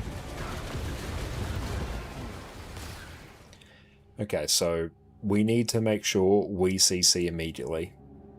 Because, yeah, that severe damage is too much. So that's the main thing we're struggling with now, and that's okay. Yeah, we just need everyone to just unload CC as soon as that break bar pops. And yeah, just a reminder, don't go under until the break bar pops. The boss's animations are a bit funky right now, where it will actually... What's it? It will actually just one-shot you for every one of those stomps. It doesn't have an indicator. Super weird. I'm just making a change to my build.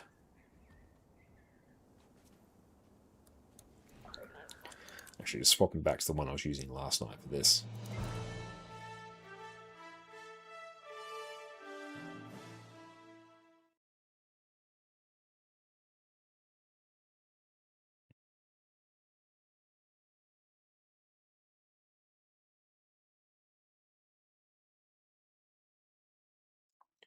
And let's just go raids, thief.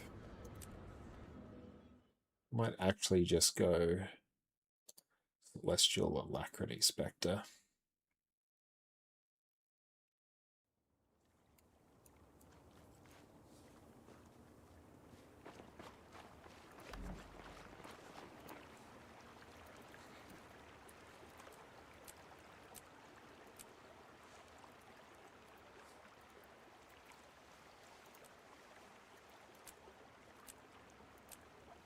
I'll be right there, just making a quick change to the build.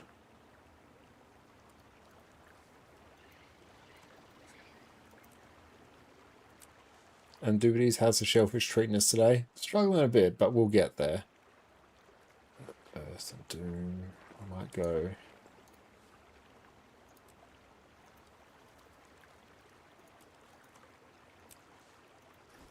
And I'll put a, yeah, this here.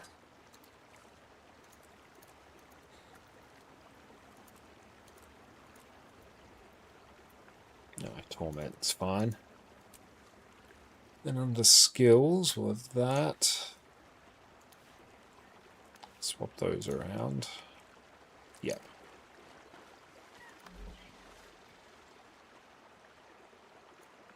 Yeah, I need the build template.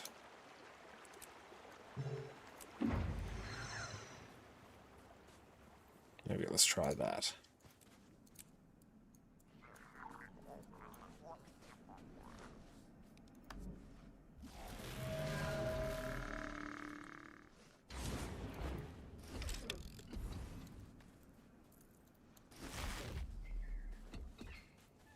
Yeah, and here, yep, that's, actually I'll do this. I need speed.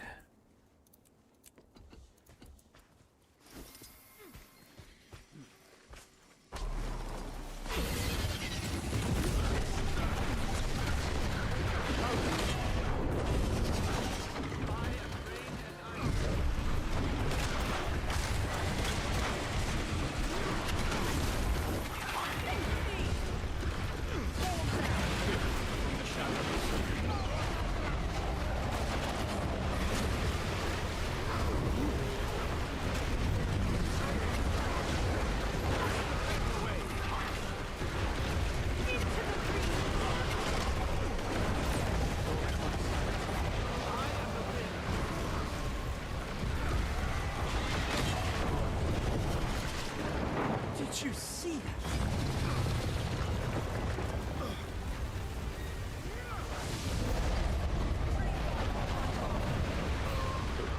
Yeah, just GG, I got nicked. got to actually put Shadow Step on the build.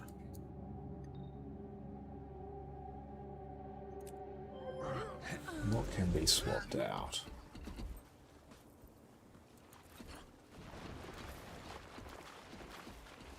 There we go.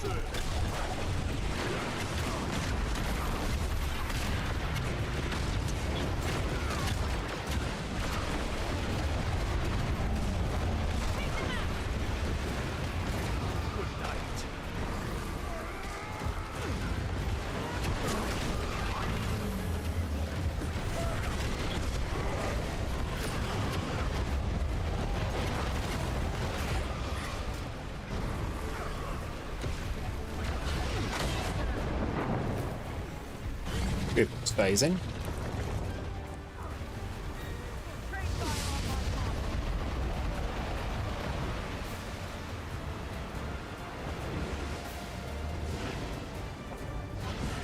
Cool, I'm pulling to the croc. Good, they're dying quick, I love to see it.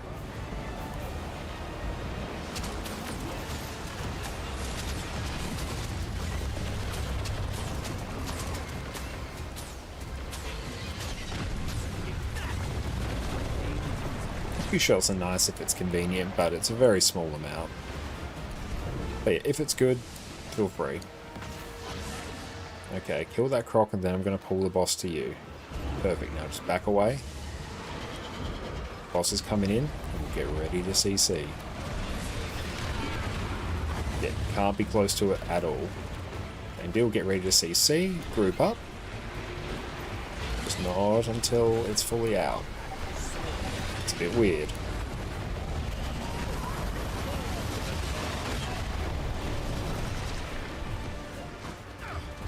So keep going.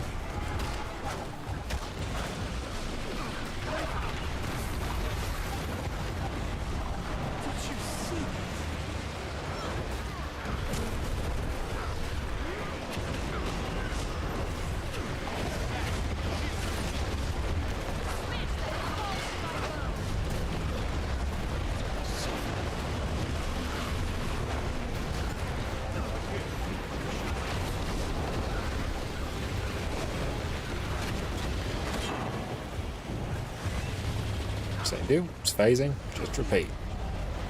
This is why it's good to take blinks, so you can move away from that easier.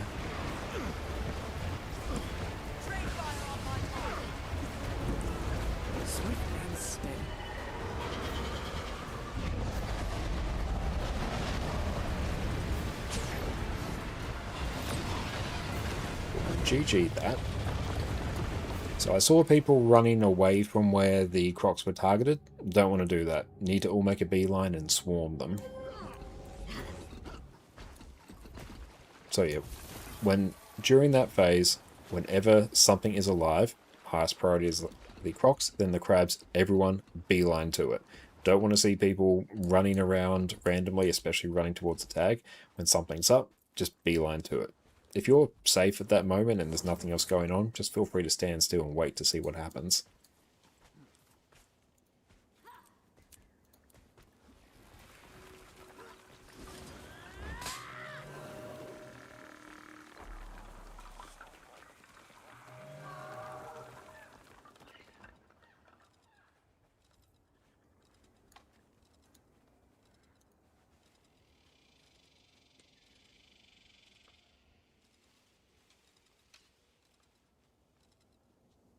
And that's fine.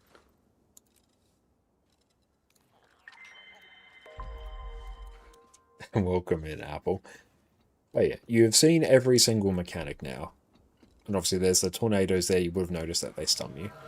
Who should we follow as a stack during the stun phase? You should follow... Actually, hang on, let me...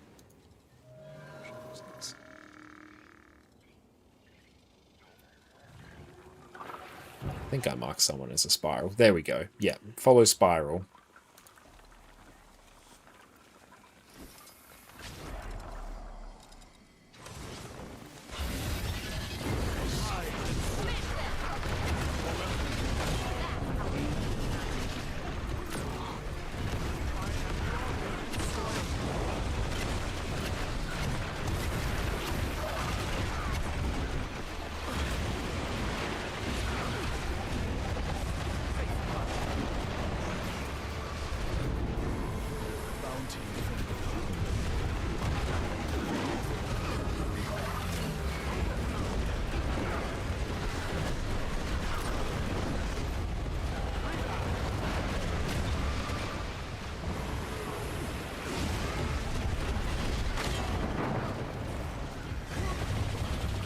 Same deal. Beeline for the Crocs. Always head towards that opposite side of the arena. That, yeah, where square is.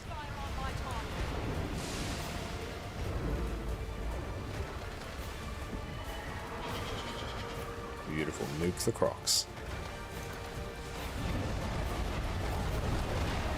Bringing the boss in. Stay well clear of it. Yep, that's why. Awkward spot to be, but yes, always be somewhat aware of where the boss is. Why so many Mechanus? Mechanus is just honestly really good at this encounter.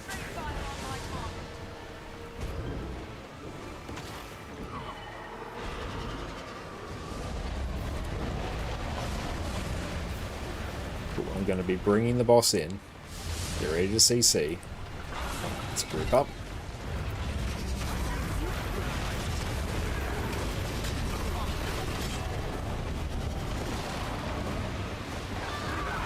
Bit awkward when that happens. Just try and recover.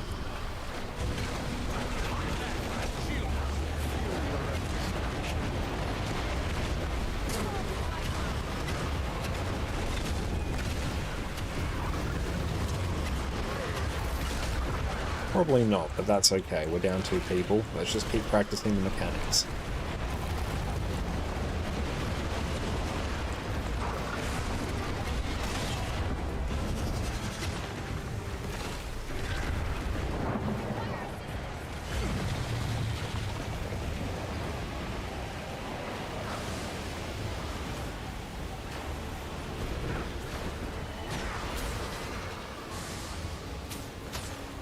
So yeah, CC the Crocs. Not CC, defeat the Crocs.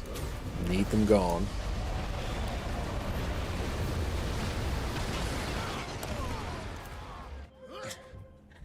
That was me getting snagged by the boss.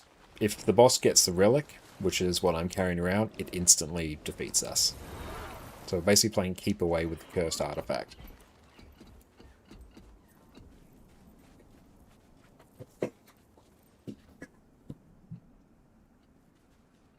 No, there's nothing that, especially your DPS is kind of fine. It's really just trying to attack the boss as much as possible, really. And basically after the first, weird swipe attack that throws people, I'm just going to stack up on the group and we can just face tank his attacks, because he moves in a super erratic manner. So just stability and protect through his attacks. And it's only after the B attacks, after they fade, then I'll try and point him in different directions so people don't get thrown.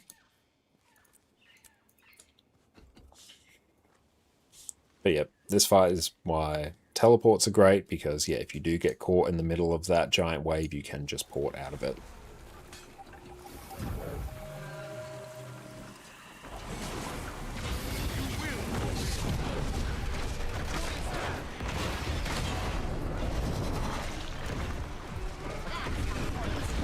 Coming back on the group.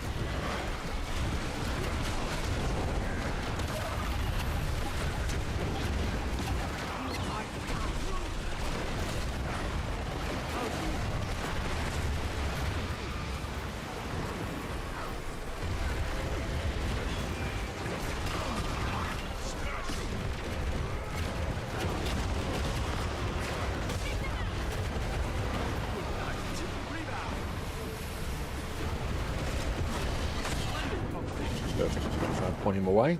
That's good. DPS a little bit better.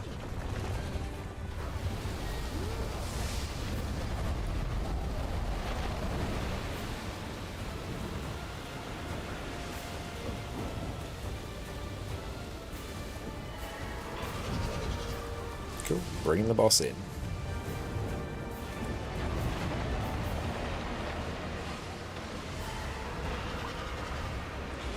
Just try and get those reses quick. And kill the crabs.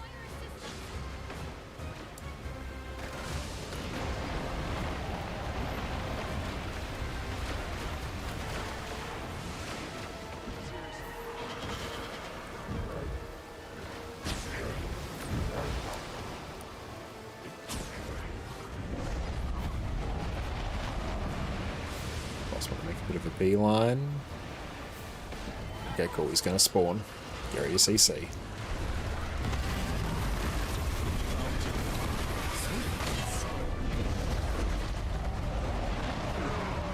Yep, super awkward when that happens. Just get the reses. Power res.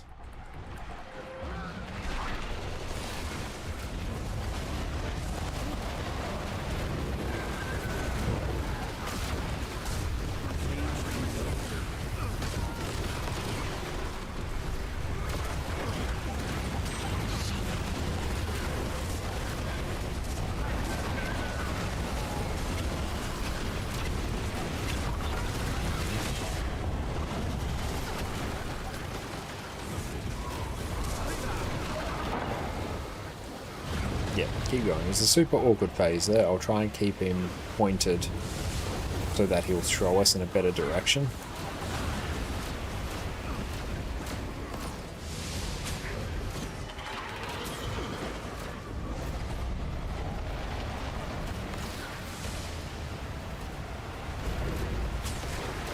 Bringing the crocs in. Just be careful of that crab because I'm bringing the boss in.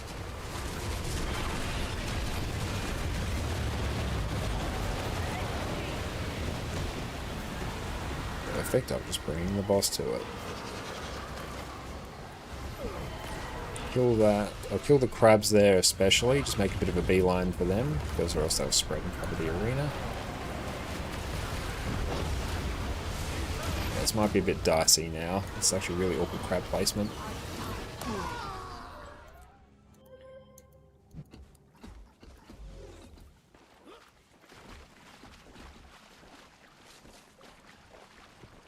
It is random, yeah.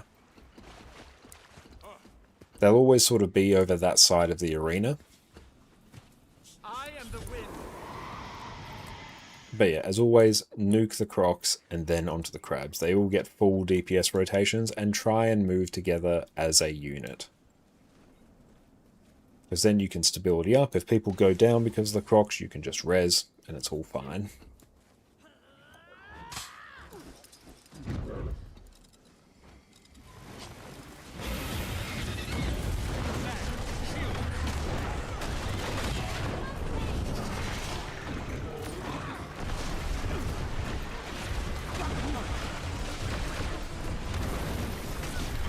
Those attacks weaken stability.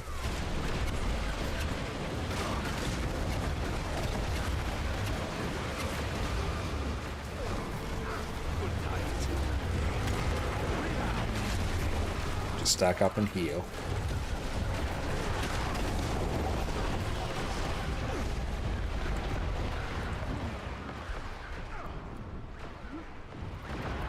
Get all the reses. If you have the relic, throw it to me. Throw it to tag. Special action key.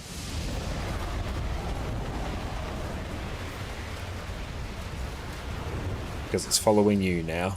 So throw it to me.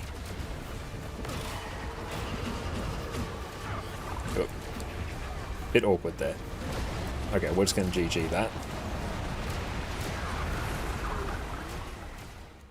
Because yeah, the boss will grab the relic there. So just be careful we don't spread the bees too quickly, or else the damage becomes too much to heal through.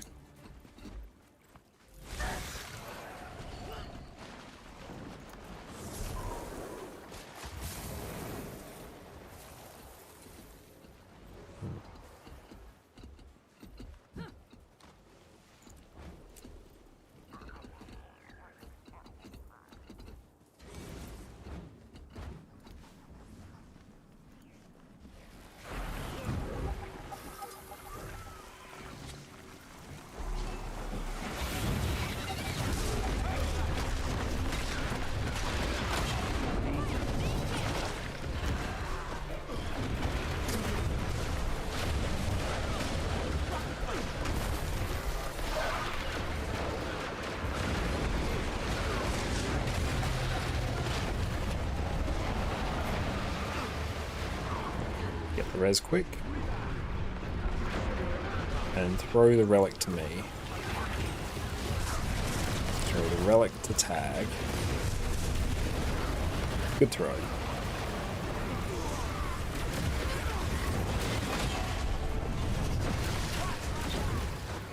Perfect, just get the reses.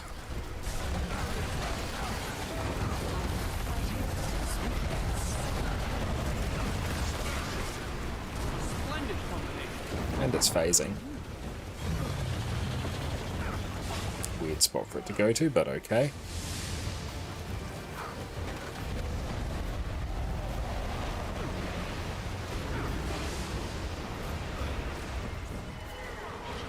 I can see Croc's down, bring in the boss.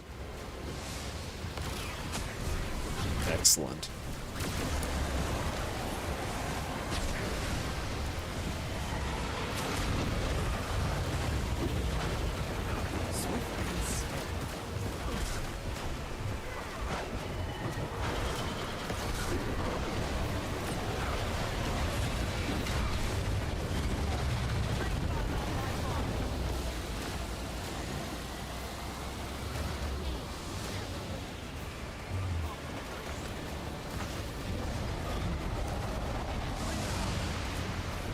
Boss, it will probably resurface.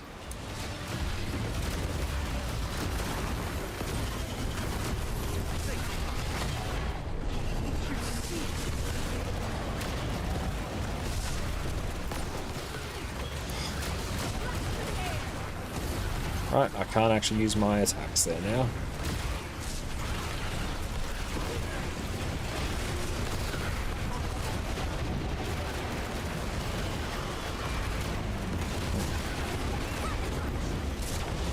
Alright.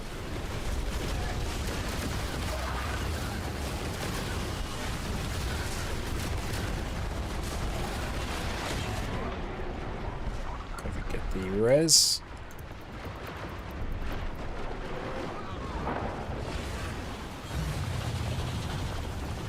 Oh, that's fun. I actually can't use any skills. That's neat. Oh well, let's see how we go. First that Croc down, I'm going to need to pull the boss to it, so I'm going to be slow for a bit.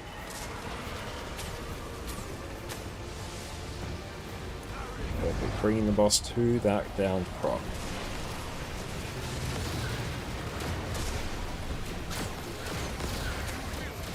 Okay. I can do it now. Nice.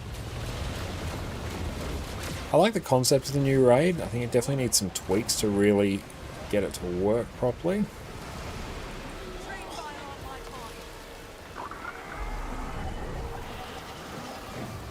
Where's...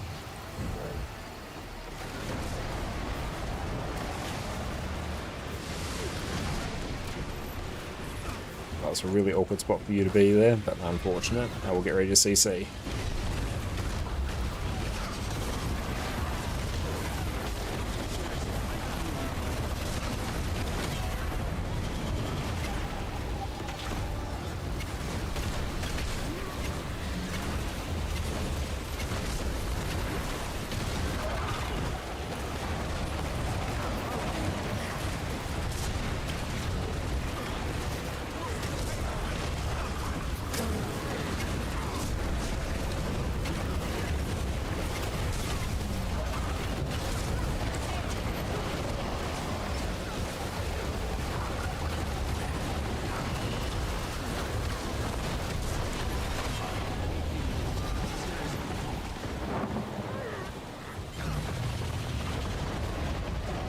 Let's kill that one that's I was going to say it's very convenient, actually. Yeah, just run away from me, because that boss is going to come right to it.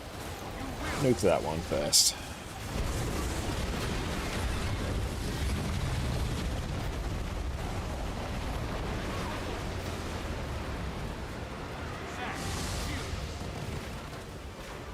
Okay, well GG that. I think some people are going to be fed to the boss for a moment. Yep. Yep, so make sure you move as a group, because if you go down, people can res you instantly. And yeah, just spam stability on the Crocs. Because then you can just ignore their attacks and burst them down, which works way better if you're all stacked.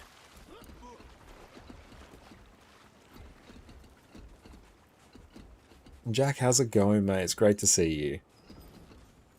It's going okay. We're getting there. I'll actually just check.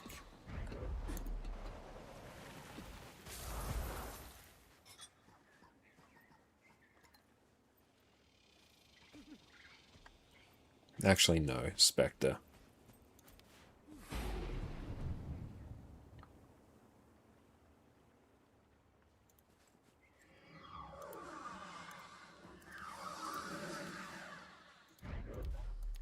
Oh, yeah.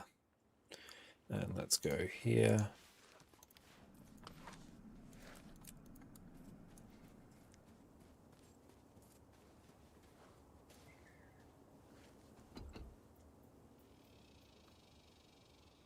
Yeah, we want to make sure as it's going to emerge from the ground, yeah, we need to be close to it so we can start to CC.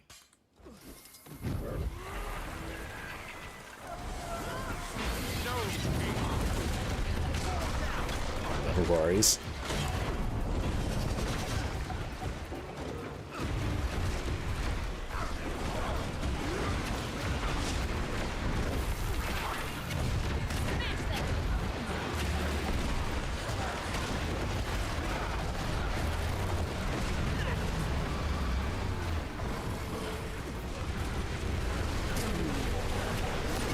Just stack up and heal through now.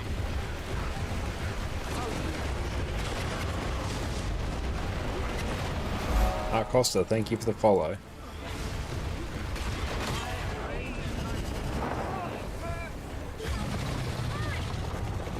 Just res and get away from the spot. Get away from the boss. That's right. Good salvage. Excellent. Focus that croc. Coming to it.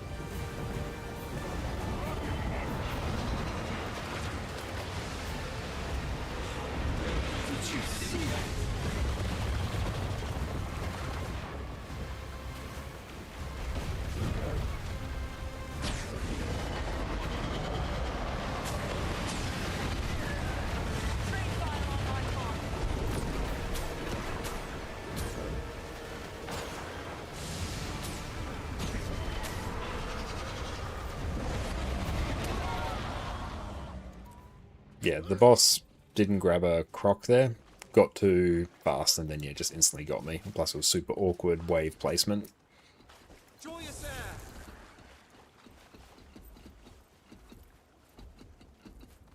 And ideally, kill one croc, move away, kill another. Because then it means I can sort of kite the boss between them longer.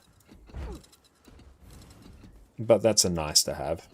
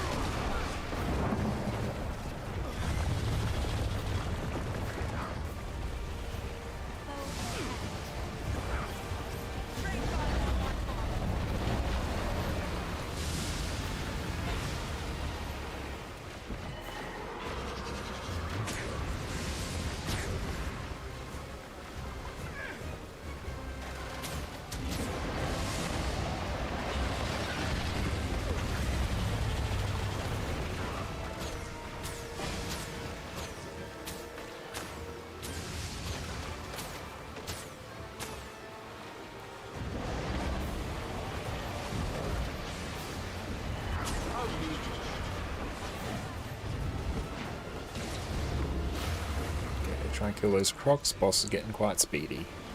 Kill them and back away.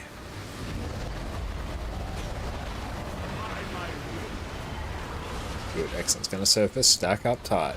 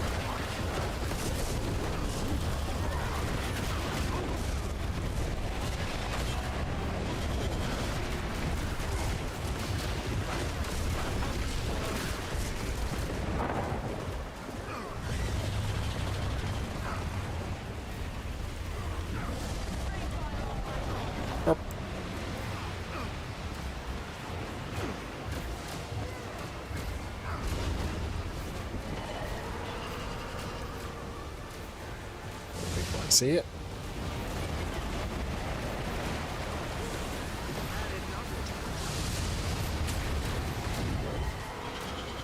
Try and get that res if you can. Make the time for it. Good save.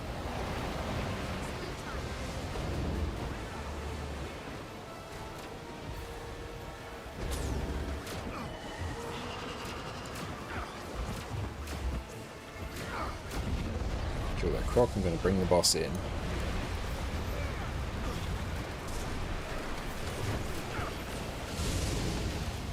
Hooked up.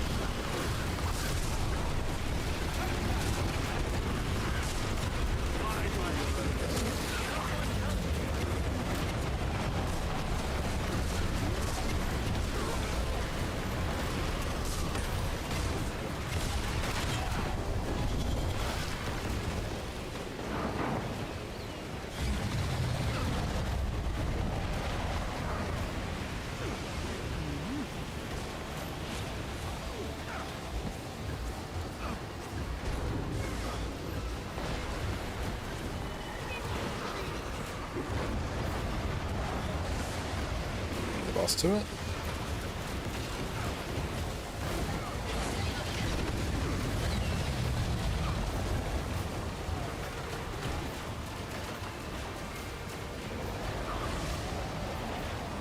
That's good. Everyone's moving together.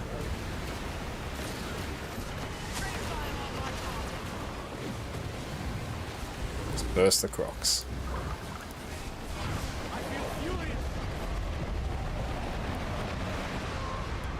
Super awkward wave.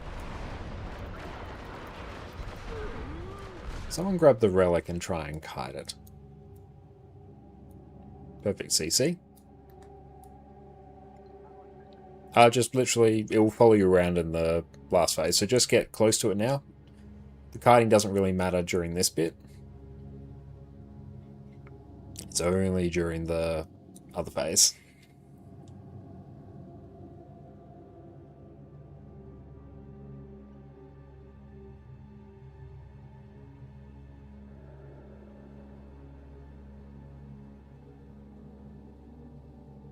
I might even actually go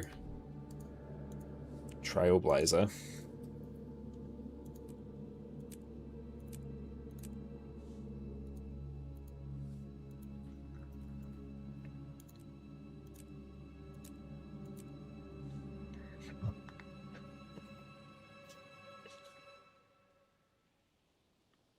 Yeah. And yeah, so now you just stay away from the group. That's alright, that happens.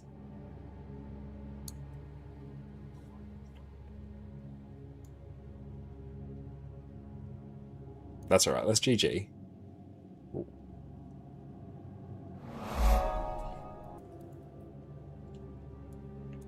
But yeah, these are all the mechanics. It's just a matter of trying to get enough DPS on the boss during the initial phase. That's why loading up with stability is great, because then you just ignore all its attacks.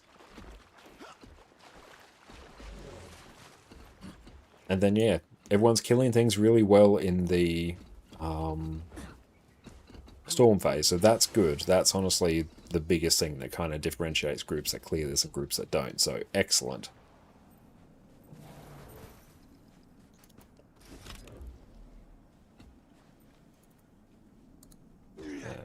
That.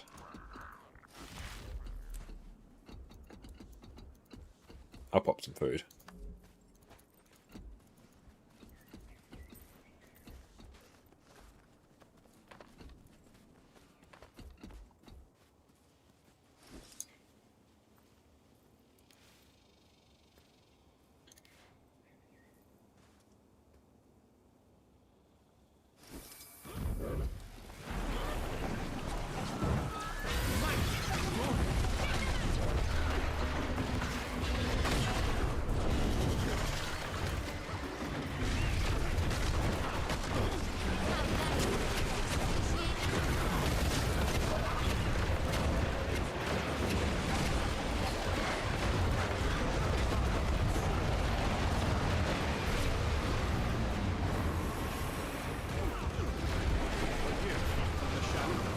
So now just stack up tight. Everyone stack up to one big blob. Spread the bees a bit more and heal.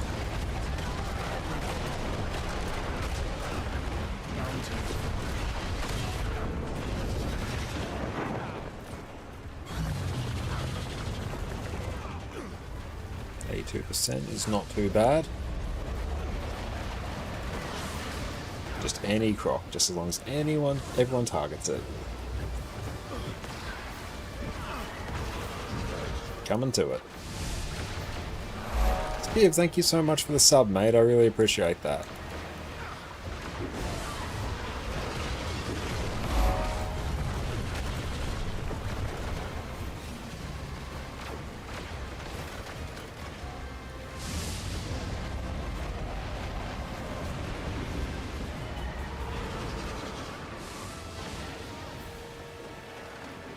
Take that one, then move away.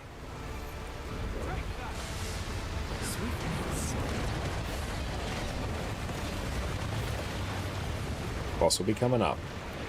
Get ready to CC.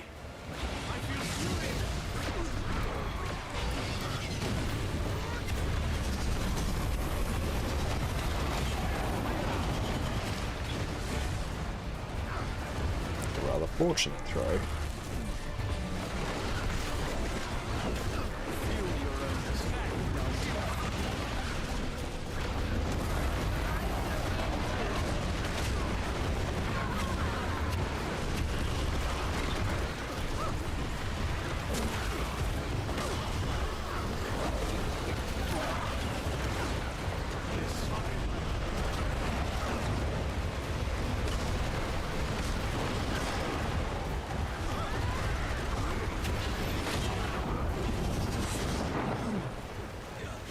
Perfect, same deal, repeat.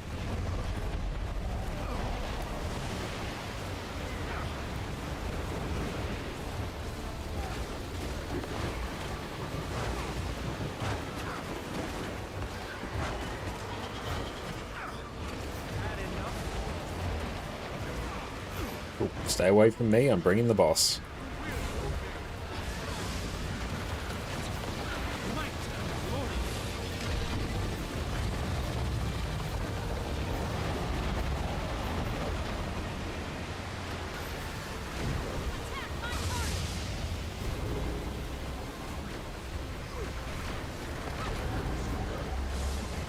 We're bringing the boss here, and then it will probably phase.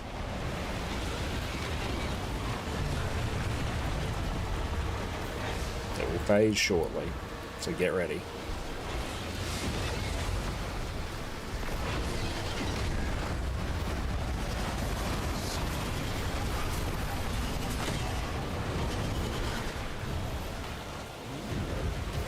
Started Guild Wars 2 3 days ago and you're addicted? That's awesome.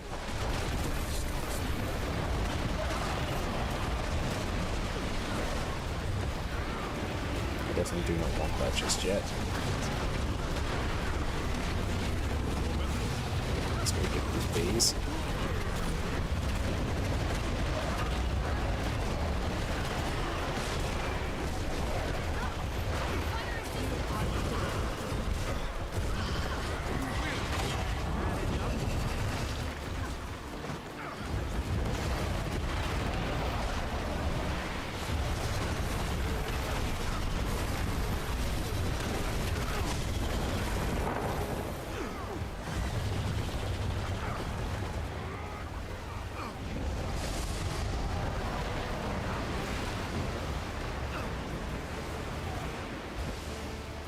It's GG, yeah.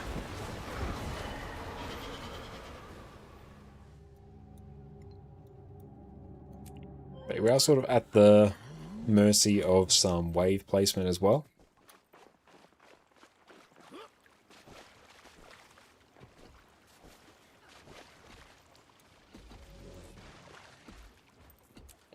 Yeah, the tornadoes are sometimes invisible. Yeah, if they're in some of the sand, they can't be seen, so it's super annoying in that regard.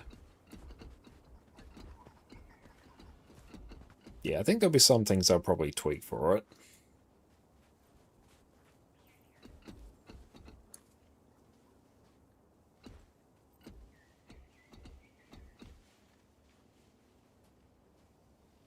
And if any DPS can also slot on any quickness providing traits, if that's easy. Our quickness uptime is a little bit low, so that will be good to tidy up. This is very similar to Soulless Horror, actually, yes.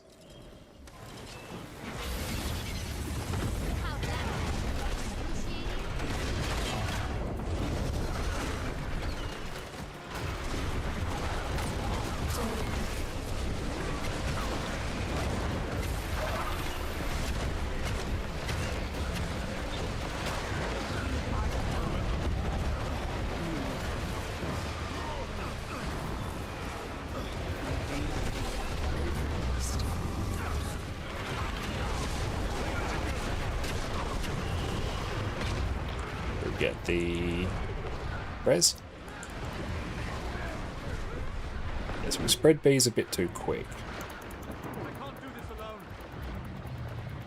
It's GG that. Yeah, we're down someone already. Yeah, so we just need to not spread the bees so quick.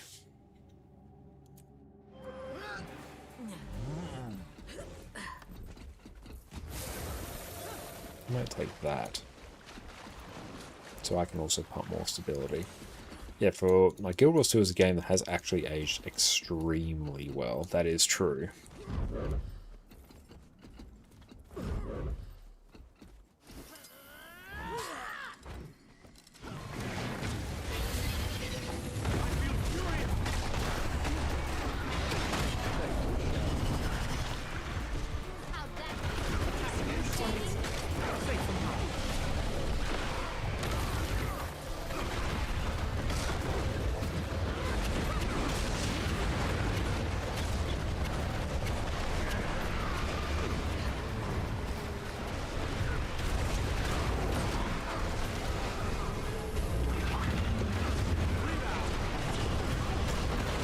Oh, what else do you play in terms of Guild Wars 2 or other games?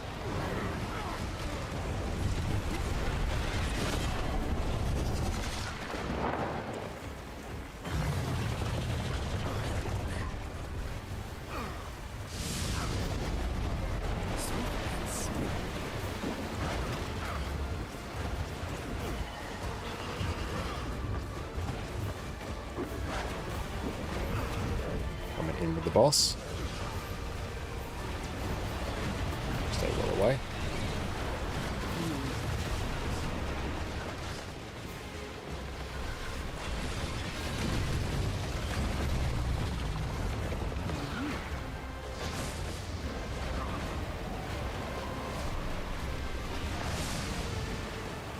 Get ready to CC.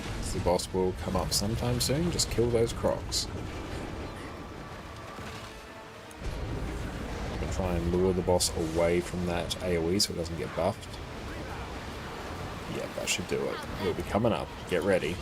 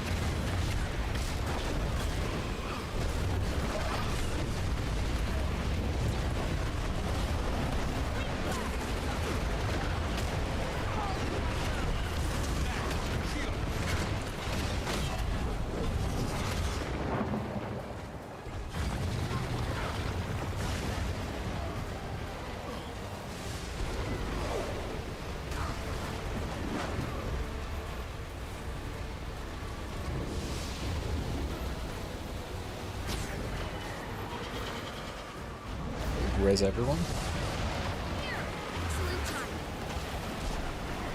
Just back away. Excellent, good.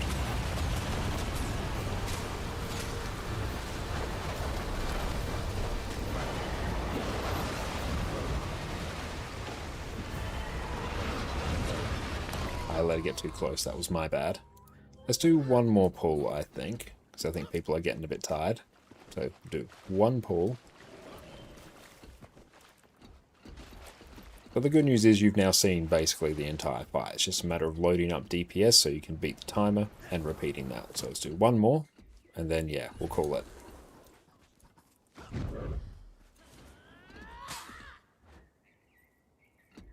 You don't make the tornado stop.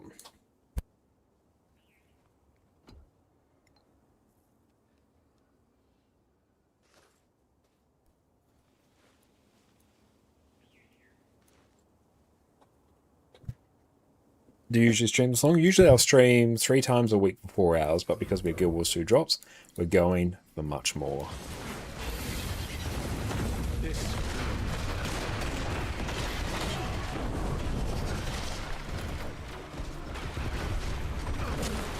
I think expedition contracts worth it. That's a tricky question. So you can stack up the bees now. People who have bees, just group up.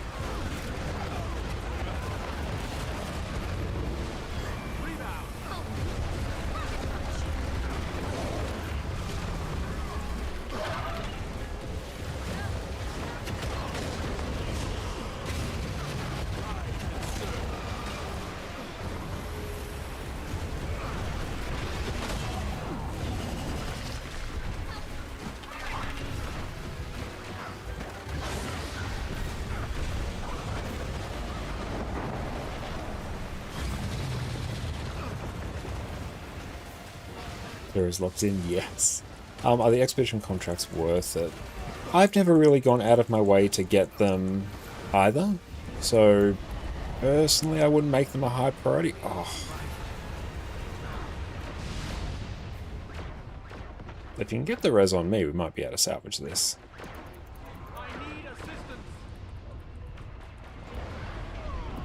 Okay, I think we might call that one there, unfortunately. Yeah, I'm starting to get a bit sloppy there as well. Yeah, I wouldn't buy them discount. Yeah, I wouldn't really prioritize getting them. But yeah, good attempts there, everyone. But yes, you have... No, that's fine. You have all seen the full encounter now, so it's really just a matter of doing that over and over again. So that's basically it. So honestly, you're basically ready to roll into any other group now. That's the entire fight.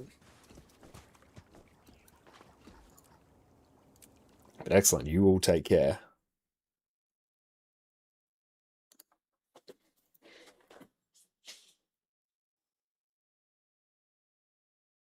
And Cow picking up Guild Wars 2 after 6 years. Oh, level 80 ranger there. Nice. Need to rewind a lot of YouTube channels, helping a lot. I'm really glad to hear that. Thank you. I guess a Volatile Magic Glyph. Yes, that's a really good one. Volatile Magic Glyph is 100% worth it. But okay, let's go take a quick break now and stretch our legs. We've been going for a hot minute, so sit tight. The rumours of the death of Jade Runestone farming have been greatly exaggerated. I'm going to show you how to make more gold with less effort and put these lazy, freeloading characters back to work. Just at the end of the new Kaineng City jumping puzzle just got a massive nerf. Previously, you could open this chest every day on every single one of your characters with a guaranteed Jade Runestone each time you opened it. Now, you can only do this once per day across your entire account. The second this was done, the price of Jade Runestones skyrocketed from 30 silver all the way up to almost 2 gold. At the time of recording, prices have fallen and they're sitting somewhere between 80 to 90 silver, which is still almost 3 times the price of where we used to be. On a regular day, I'd have 15 spare characters parked at this chest, and was making absolute bank off the few seconds it took me to log onto each character, loot the chest, and be on my merry way. With this update, however, we need to tweak our strategy. Fortunately, we can still farm a very similar amount of gold with less time, less effort, and with far fewer characters. The biggest change we need to deal with is that we need to park our characters in multiple different chests across Cantha. First up, all isn't lost for the new Kaineng City jumping puzzle. We can still loot this chest once per day on our account. So go ahead and leave your least favourite character here. You can either complete the jumping puzzle to get here, or you can just do what I did and use a teleport to friend to one of the noble and selfless commanders that leave their characters parked here. Next up, we have 4 chests located in Eckewald Wilds. These 4 chests are fairly close together and will give you a guaranteed Jade Runestone each day. Each of these will be far easier for you to get if you have the Skyscale unlocked. I will be showing how to get these chests without Skyscale, however, so don't worry. Our first chest is located above the Jade Gate waypoint. Here you can just Skyscale your way up the nearby buildings to the chest platform, or you can do it up the tree branches. This chest will be guarded, so bring a build you're comfortable with. Once you're done, park your character off the platform nearby so you don't get murked when you log in. You can also take these zip lines to get up into the branches and make your way to the chest without the Skyscale. Our next chest is going to be located down below the Jade Gate waypoint. A quick note, you're going to need the Crypt Seeker achievement for getting access to the chest in this cave. If you don't have it, you'll be kicked out, so make sure you get this achievement beforehand. Simply jump down from the Jade Gate waypoint and head south to this cave. You can instantly open this chest, so there's no need to defeat the mobs that guard it. Simply loot it, run back outside the cave, log out, and move on with your day. Our next chest is going to be located above the Teleri village point of interest. This chest will be on a platform high above the village, so just use the Magicka Skyscales to make your way there. If you have no Skyscale, then you can follow the route shown on screen. It's quite a long path with many zip lines and a small waltz through the tree branches, but don't worry, I believe in you. As long as you park a spare character here, you won't need to make this trek every time. Again, you can open this chest instantly, so there is no need to defeat the mob guarding it, so feel free to leave a weaker character here. Our last chest is going to be located north of Mori village.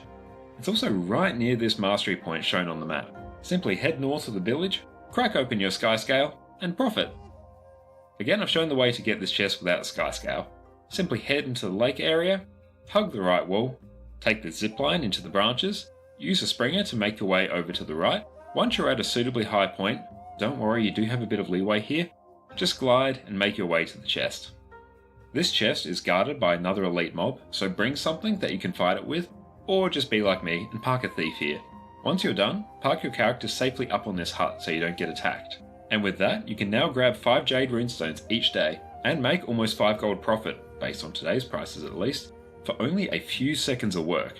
5 gold a day over a month is an extra 150 gold in your wallet for next to no effort. Make sure you park your spare characters here, you're gonna thank me later. Thank you all so much for watching, and make sure you subscribe for our next video. We have tons of build guides in the works and lots of other helpful tips to make your Guild Wars 2 life easier and much more profitable.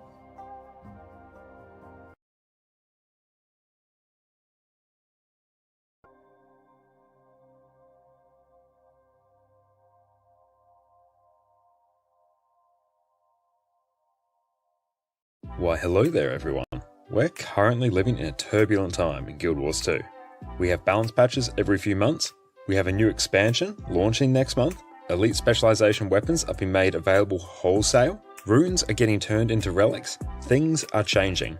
But amongst the chaos, something has risen.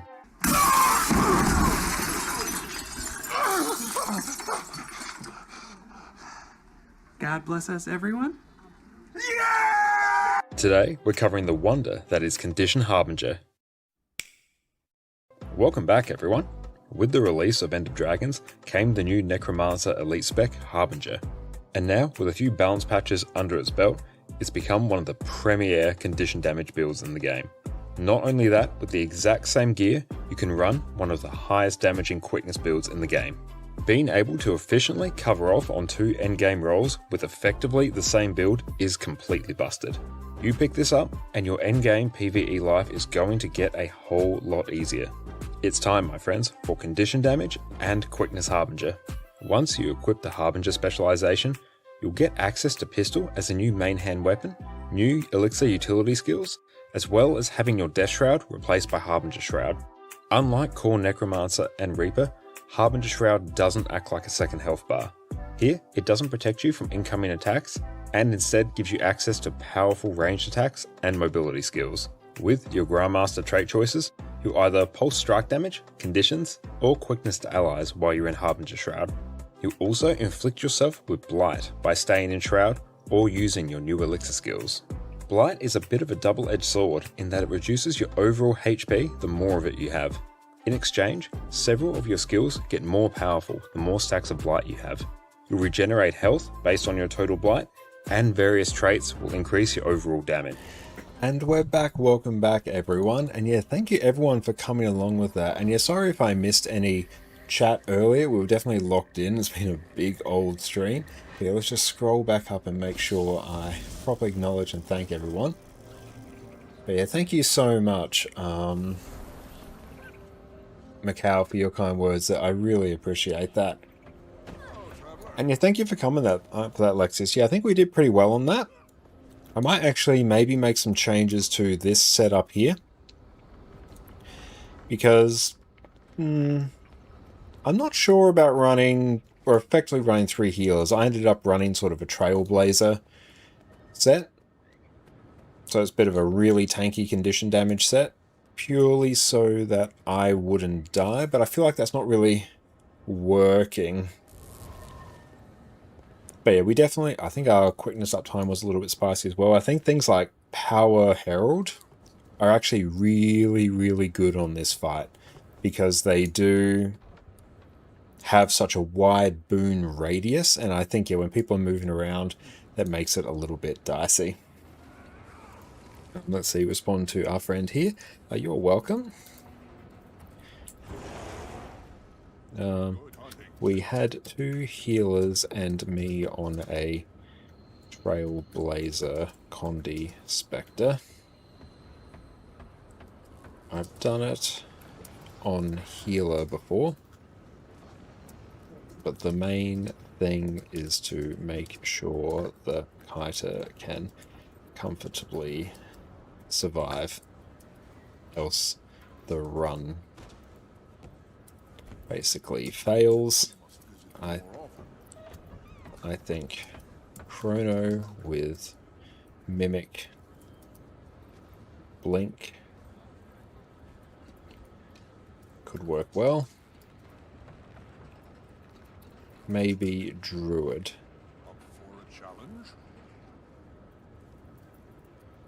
I mean, Rebound is a really good shout there. It really is. Because, yeah, so many people just get down there, because especially during the CC phase, the damage that people take is severe. So I feel like, yeah, taking Rebound there is a pretty good shout. I think that's quite smart. Okay, let's take a look now, because I think a whole bunch of our stuff has actually come in. I probably would need to quite literally bankrupt this account to be able to do it. Or do I just wait until tomorrow? I might wait until tomorrow, because then honestly I can get a huge influx of gold as well. Let's take a little looky-loo now, see if any other builds have been updated on Snow Crows actually. Well, Power Renegade and Hammer Sword. Hammer Sword apparently is a build. Okay. Let's maybe just see what else is popping off on raids. Not too much. I'll see if there's any frackies. Cheeky round of T4's not go astray. I think now what I might do actually is just pop back to EU, because that's usually a better time slot for that region. So let's do that. Region selection, Europe. Yeah, let's do that. We do need to just eke out a bit more gold. If we are able to do like one round of tier 4 fractals, I think that might actually be enough gold for a legendary. It does bankrupt our account again, but our account is basically always in a state of being bankrupt, so it's really sort of par for the course. Not too worried about that in the scheme of things. I'm glad the stream itself has been stable. We did have one crash earlier, super early into the stream, but we managed to not have that again, which is nice. It's definitely one I hadn't seen before. I'm curious about this Hammer Renegade build. And cool, that's loaded in. Let's check that. Bring that up for everyone's viewing pleasure. So Power Renegade. It's got a 41k bench.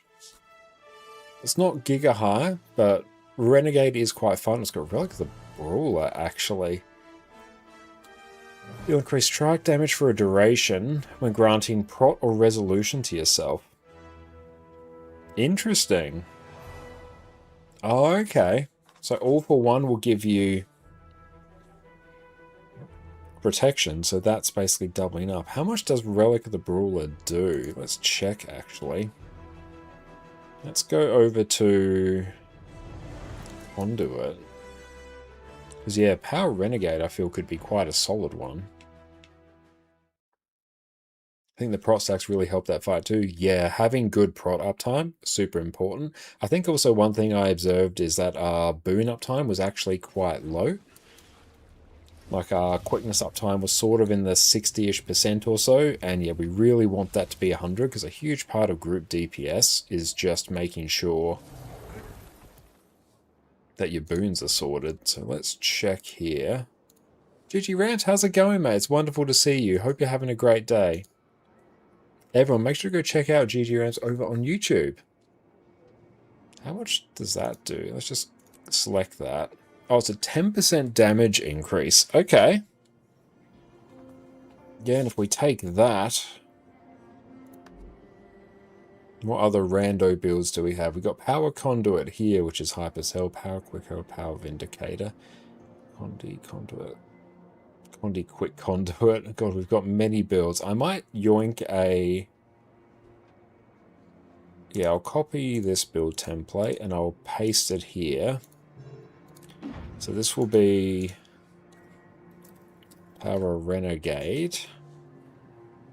And then we'll slot on Renegade. Bam, bam, bam. Check. Build again. Yep, that's... Oh, it takes charge miss. Avoid dodging.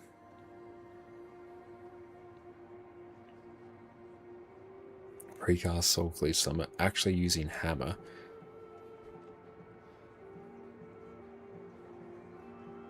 Yeah, we're actually using Hammer as a DPS build. What world are we living in? Oh, let's actually equip that. I might actually need a hammer. I'm gonna have to drop the hammer. I should have one. I do. I have several. Perfect. Literally the one we need. Okay. So this one will actually run dual swords. What are you doing today? Today we have done a whole bunch. We have finished off all of the weekly raids. So we'll pull that up. So raids, weekly raids, everything is done. We have done every sort of former strike mission as well. So that's all taken care of. We've been progging, we did some Ceres prog today as well. So we did pretty well on that, did some Embodiment of Sin runs, slowly getting a bit better at that, and we got to 8% on a normal, was it 8? Or maybe it might have actually been 4% for the regular Ceres CM, so that's good. Then we did some raid training on NA. We were showing off the new the new raid encounter, the Big Crab, so that was good fun. Any plans for Endless Summer? No immediate plans. I have my more immediate plans crafting an Aurene Legendary. Where's that chest in Echoval from your video? Ooh, I'll have to go and show that, actually. I've got a few characters parked at them. Let me take a look. There's a few. The one that's got 2 is the sort of highest value one, which, let's try and find. Cunning City. I might have moved the character. Hang on. Oh, crafting Legendary Relic. What a headache. Yeah, the Legendary Relic is a lot. I could craft an Aurene Legendary basically now. I'll show you where the 2-slot one is. That's fine. No, I've got plenty of time. Wow, we've been going for 11 hours. Sweet. That's good. It gives me a bit of time to collect my thoughts and plan our next action as well.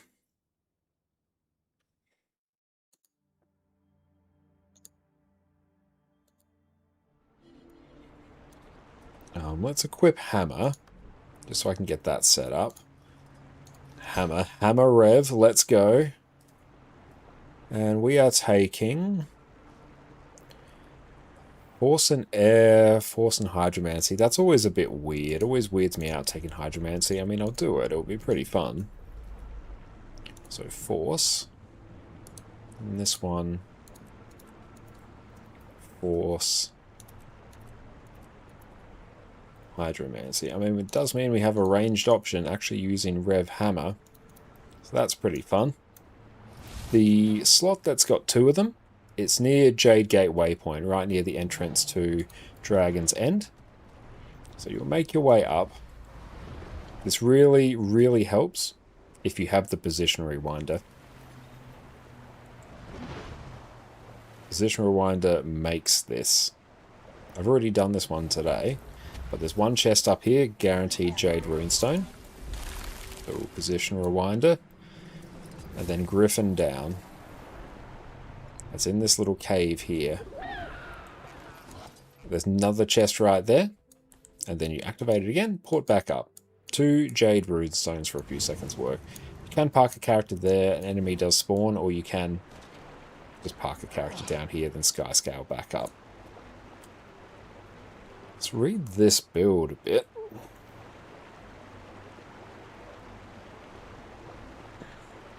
Okay. So start, we use Drop the Hammer, which is 5, and Coalescence of Ruin, which is 2. So we're doing 5, 2, Ice Razor's Ire, then Assassin's Stance and Weapon Swap. Where on the map is that? That is... So Echowild Wilds, the easternmost waypoint, Jade Gate Waypoint.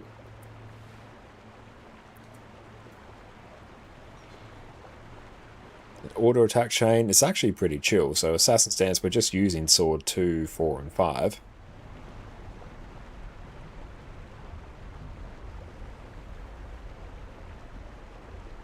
Actually use Orders from Above and 2 Chilling Isolation. Okay. Then we will weapon swap, so we're on Hammer during Kala. Ice Razor Ire, drop the Hammer into Coalescence of Ruin. This is actually... Recharge Coalescence of Ruin if you strike an enemy. Why wouldn't we use Coalescence of Ruin and then that? Because, yeah, normally what you do is you do Coalescence of Ruin into Drop the Hammer, which recharges Coalescence of Ruin, and you go again. Oh, wait, no. It works, actually, because you do Drop the Hammer. It probably works more with quickness, actually. Because, yeah, Drop the Hammer has a cast, so during that cast, if you're quick, you can do a Coalescence of Ruin. But I'd actually probably do Coalescence of Ruin, then drop the Hammer, and then auto attack and Coalescence of Ruin again. So let's kind of just see what that looks like on a mob. It's be without quickness, so it'll be a little bit slower. It's definitely banks on you having quickness. Let's just nuke this crane, so... Well, that's not actually particularly helpful. I need something a bit stronger than just that crane.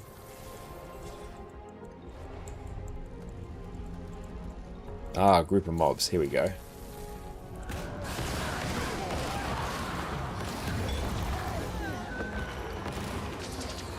Nice.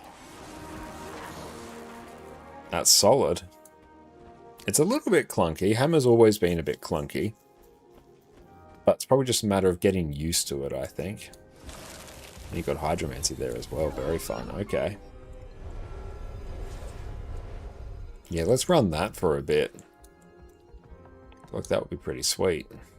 I was a veteran. I might actually be able to take a few hits.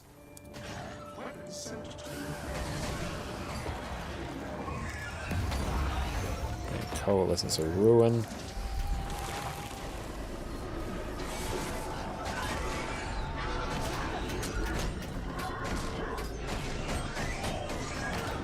Cast down the oppressor. The time is at hand for a reckoning.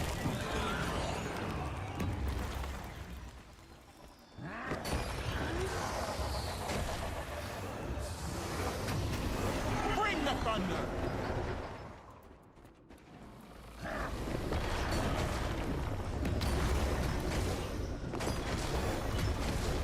It's going to have pretty good AoE cleaves. That's going to be fun. Do you also play Power Conduit? Yeah, I do play a lot of Power Conduit as well. That's been really sort of the new hotness that I've been playing a lot for the past while. Deimos, win 5. It's 5, we've done that. Let's see if there's a quick fractal off.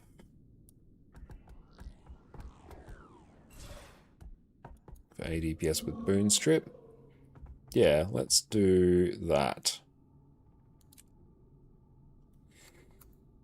/P sup a DPS.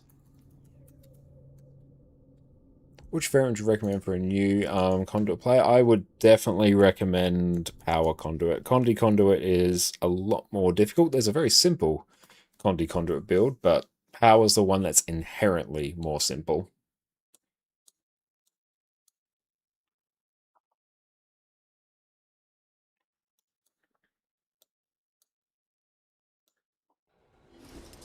Actually, I might just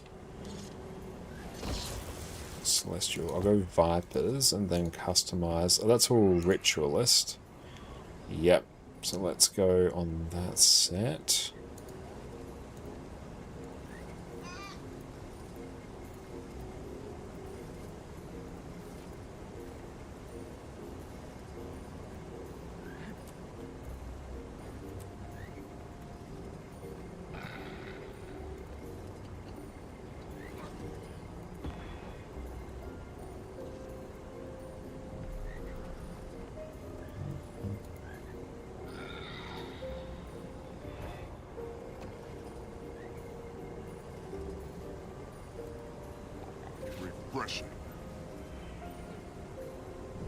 That's a regular spear. Hang on.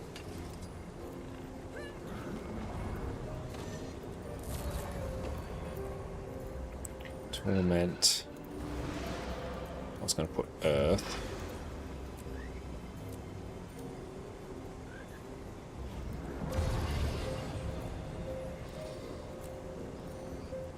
Yeah, that will work.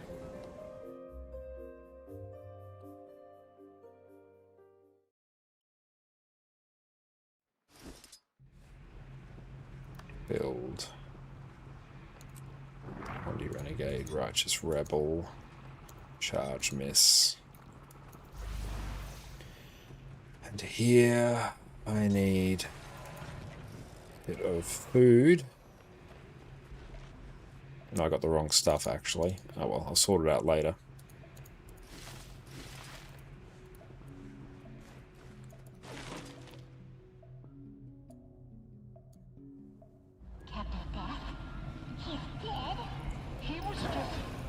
We can begin. Strong. I wield great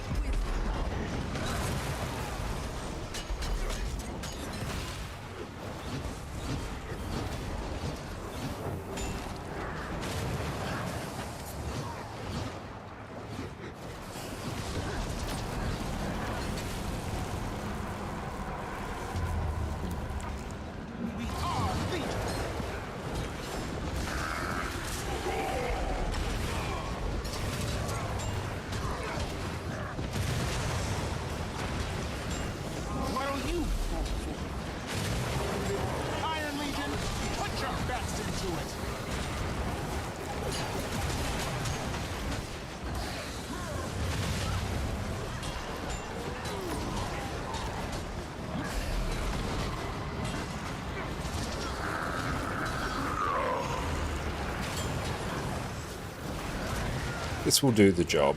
It's not going to be amazing, but it will work. This is Alpha. Bring the thunder.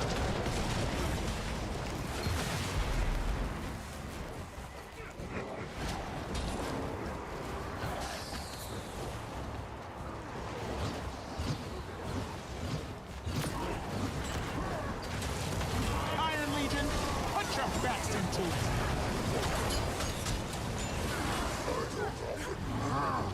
Freedom must be earned, not given.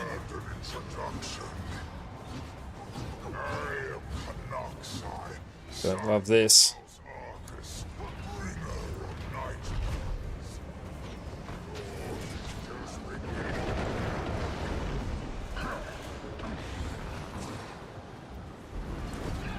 Warband in position.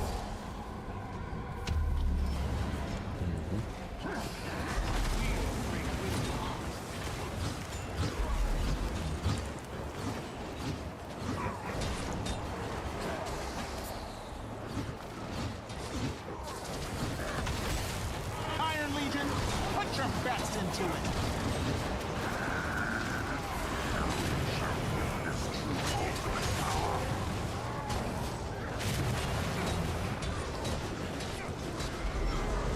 Fate, meet fist.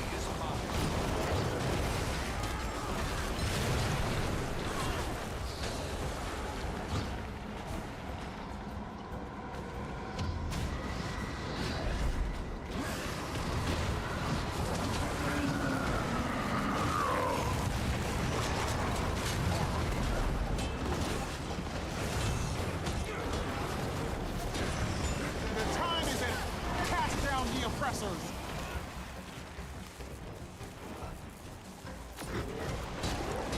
Back me up.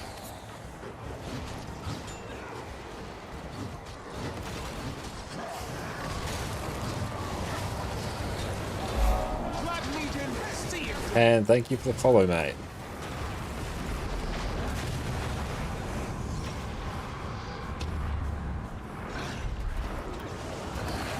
The time, Iron Legion, put your backs into it. Never surrender. The timing of my return was fortuitous. To behold such bounty, the end Hate this particular one. Blood Legion, see it done.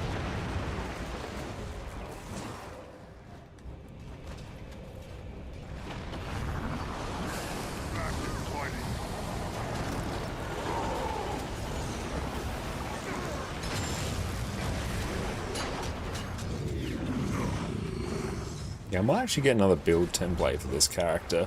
Or a ritualist set. Or equipment template. The time is at hand for a reckoning. Ash Legion, forward.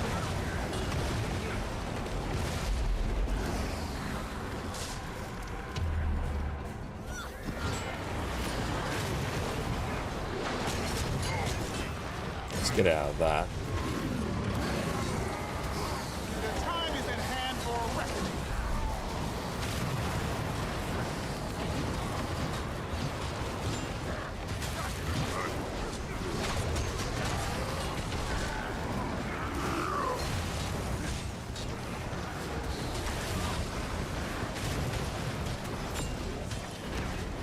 This is doing acceptable. I'm fairly happy with this.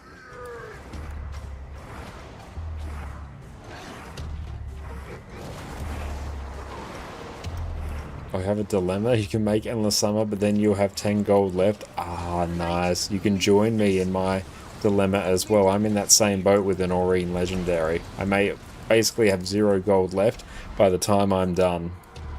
I think you should do it. Gold is but a made-up currency. It's not real, whereas Legendary's going to give you that joy immediately. I think you should do it. You can always make more gold in Guild Wars 2. So I think roll with it.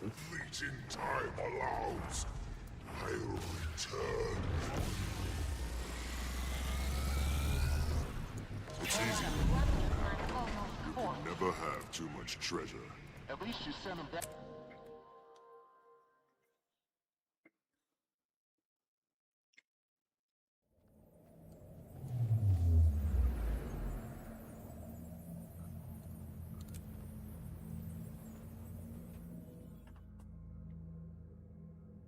Life on the edge. That's the way to do it.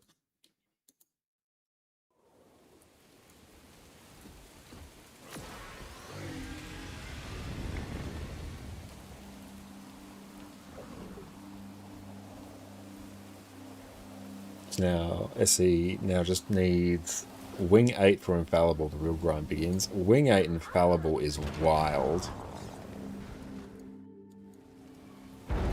It's actually insane.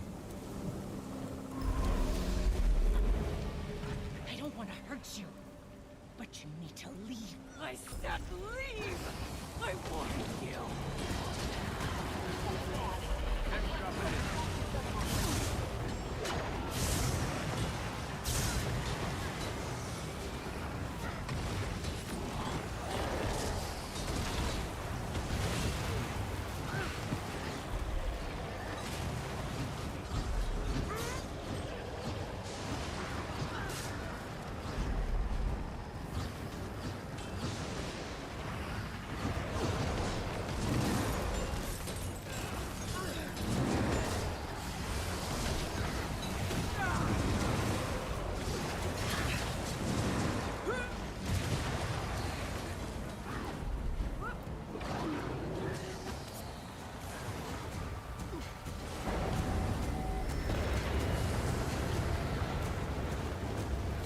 I wonder if the timer or down speed is a bigger issue. Yeah, and the timer on it's like insanely tight, isn't it?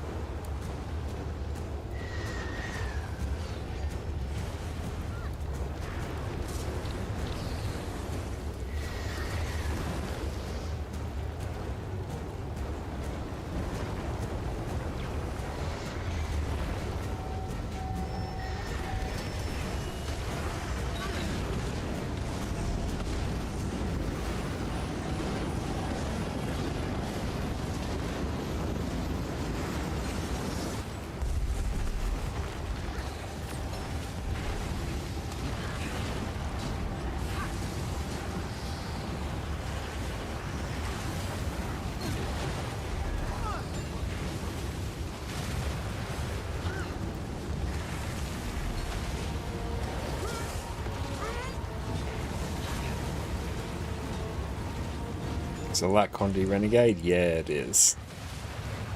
Just sort of adapting to it, because it's been a while since we've played it.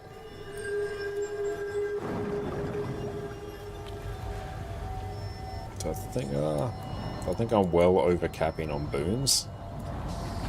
On boon duration. But honestly, it's hard not to do, or hard to overcap on boons on Condi Renegade anyway, because its boon duration is actually quite tight.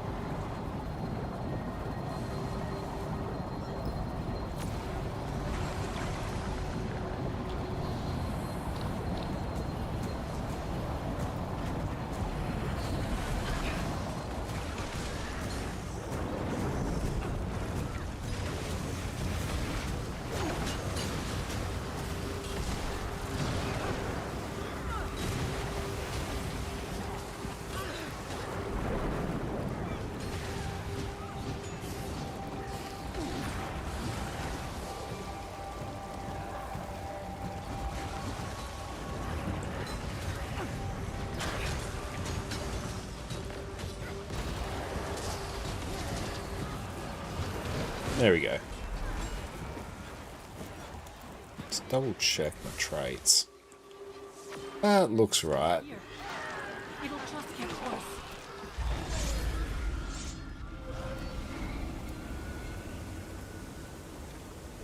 Yeah.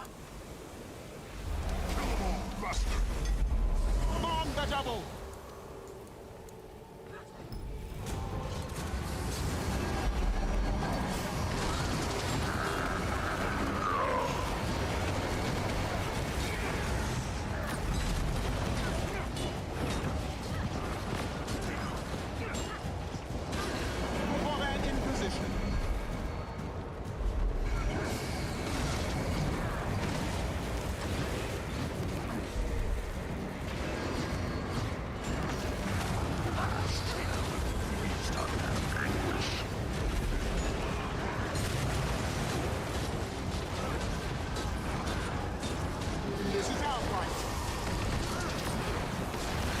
weird phasing.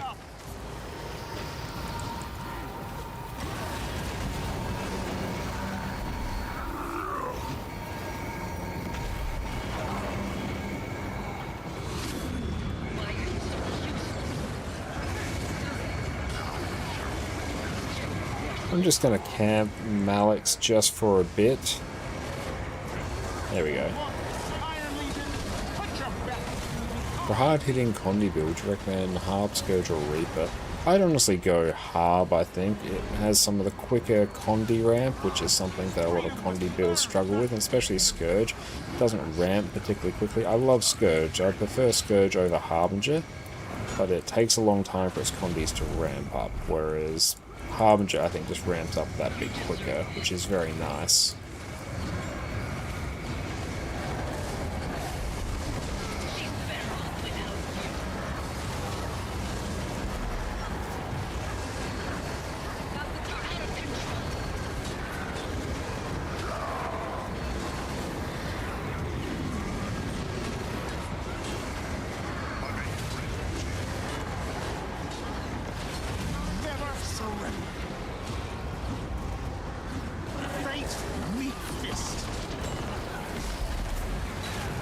Revenant Spear is ranged bow and arrow. Welcome in. It's a mix. It will alternate between ranged and melee depending on how far away you are. What we got there. Yeah, I think Harbinger's probably going to be the one that will suit you best. And Harb's a very fun one to play. It's got a lot of mobility baked into it, so it feels quite snappy. I'm glad we could be here for her. Losing.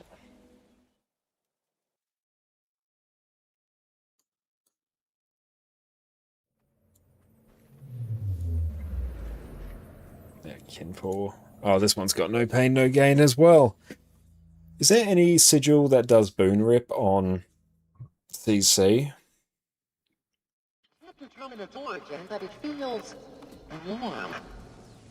Well, it should be enough to protect you from the ice magic here. I'm picking up a massive Elder Dragon energy signature. It's not real, but I know in my sensor tag. Wait! Don't leave her behind. She cried out for you, but her voice was so faint.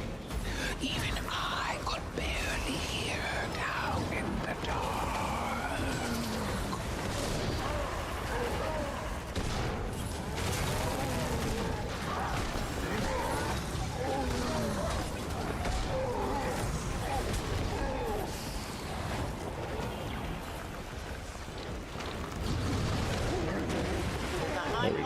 Crash, thank you for the hydrate. It looks like the only way through. That water out for this water. One of you will have to sacrifice that protected energy. Thank you. Vulnerable, so Light fire frightens my ice brood. Why not surrender it all? Find peace with this fractal should represent a real place, but it's not quite right. Well, it's been done. Congratulations. That's amazing. There's a fractal echo of someone here, and this is their perspective. I have to share some screenshots of what it looks like. I actually haven't seen the new one yet. You might get some contact with news. Ooh, nice Endless Summer. Congratulations. That's awesome.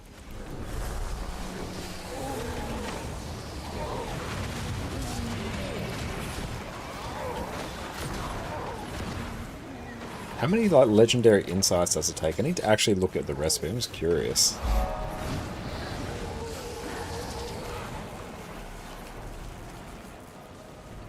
And thank you, Cupcake, for the follow. I really appreciate that. Okay, let's go deal with these.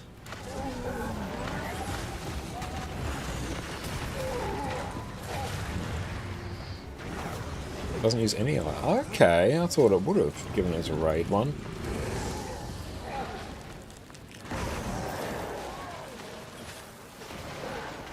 Oh, bear with me. Ping's pinging.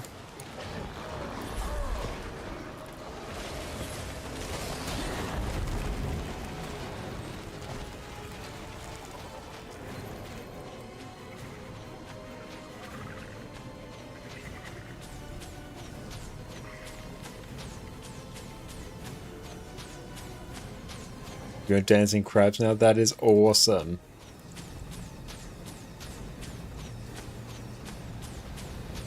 Let's get all the skills.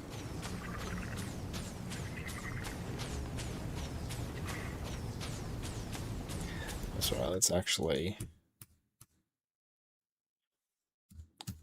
just close that. Yeah, Guilds who want to use really been struggling. I think there's something up with the connection.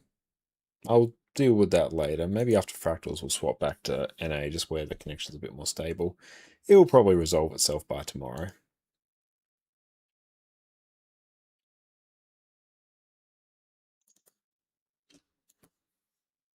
Back we go.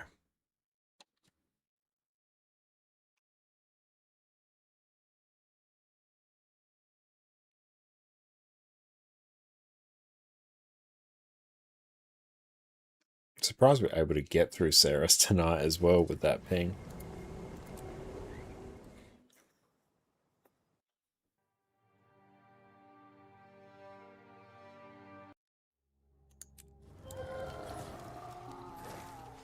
I understand your rage, your fear. I've warned my own family, my brother.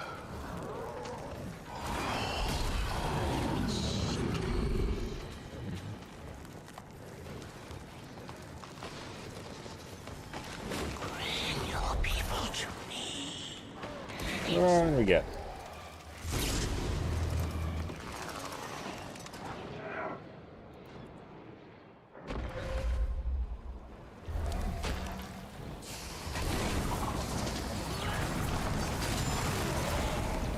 There we go. Hey,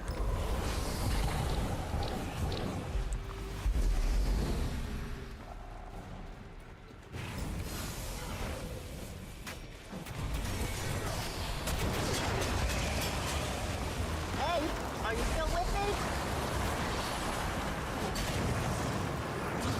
What we get?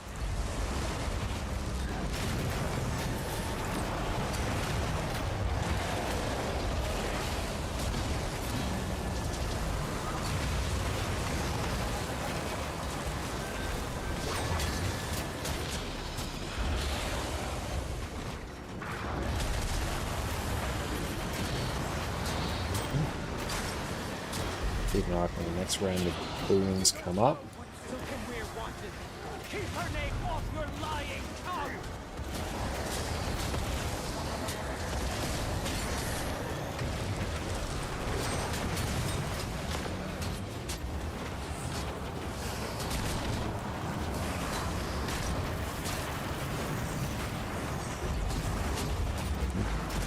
Freedom root, there we go.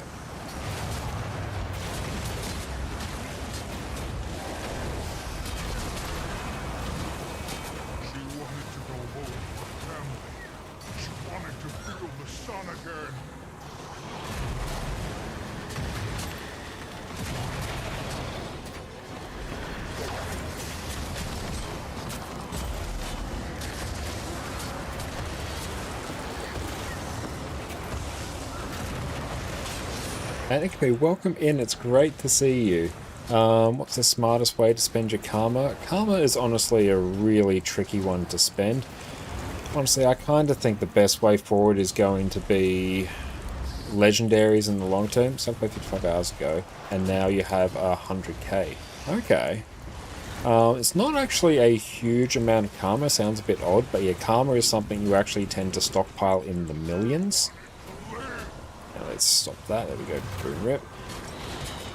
Because 100k actually isn't that much. So overall for now, especially given you just started, I'd be holding on to it. Your first thing you're probably going to want to do is spend it on a legendary, and you typically need quite a lot of karma for legendary weapons, like in the millions. So I would hold on to that. Alcar, how's it going, mate? It's wonderful to see you. You understand nothing or of sacrifice. You feel no. But yeah, overall the ways you'd spend it will be on legendary weapons, and you'd spend it buying Pack Scouts mapping materials from the Pack Supply Network vendors, which you unlock via a mastery. And you basically stockpile the mapping materials, and you go to a map with a good map reward and spam them when it's good. How much karma do you have? 3.5 million.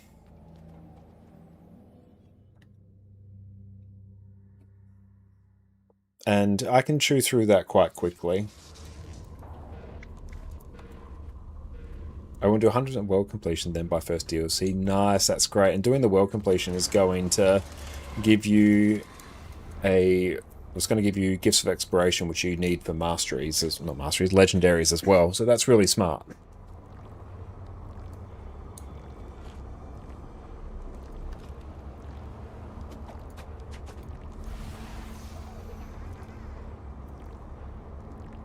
Also Tormented Earth. I'm just going to camp this. It's fine.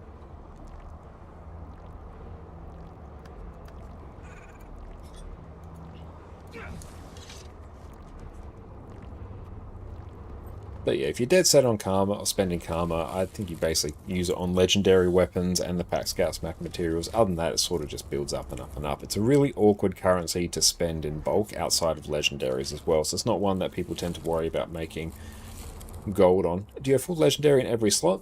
Almost. I'm working on all the Aurene legendary weapons at the moment, but I've got... yeah, I've got all legendary here. I've got 3 sets of legendary armor. I've got legendary runes and sigils. Oh, I should change this, actually. Trapper. There we go. That's going to be big damage right there. I had the wrong runes on. But I've got legendary Aqua Breather. I've got 1 legendary spear and a legendary sword. So I'm working on weapons now. Once I have all my weapons, then I am full legendary. Planning to get all the variants of Aurene too? Oh, that would be a very long-term goal. I mean, potentially, but yeah, we're focusing more on at least just getting the convenience first, and then I might actually start upgrading maybe some things surrounding our account, I think. Like more build templates, more bag slots. Yeah, you did all Zaytan and burned out. Yeah, I feel like for the amount that I normally play Guild Wars 2, I would probably... that would probably actually take me about 2 years or so to do, which I might get some if I'm super keen on the skin. But we'll see. It's not that high on my list.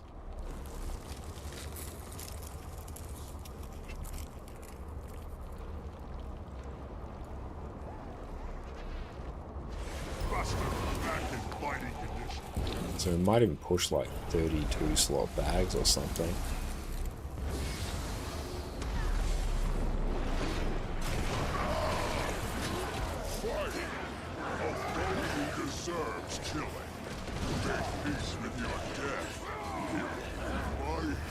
Nice.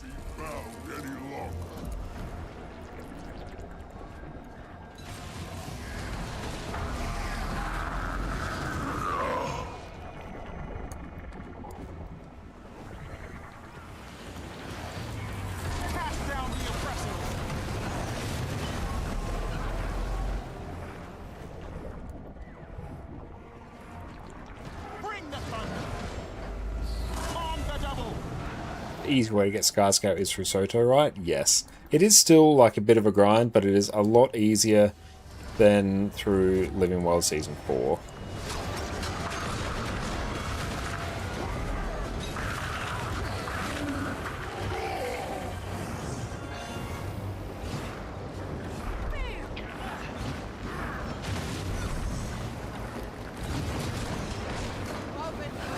Iron Legion, put your best into it.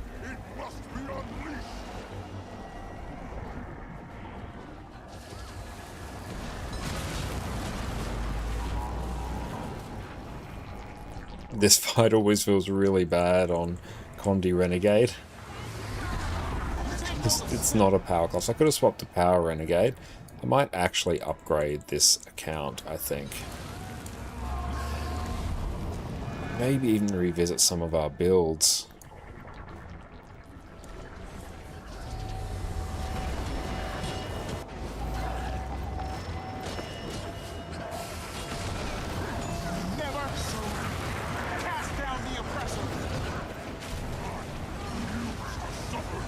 There we go.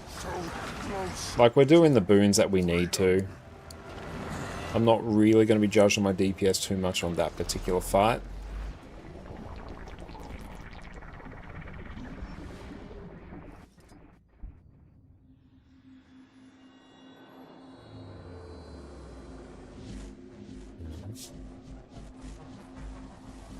Very bright.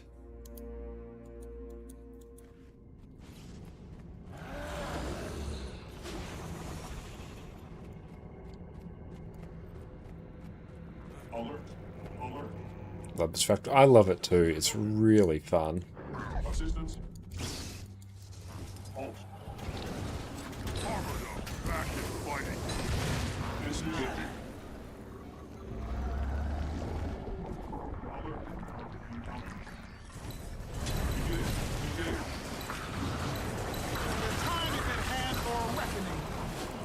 Task failed. Remain here. Yeah, the level design in this one is fantastic.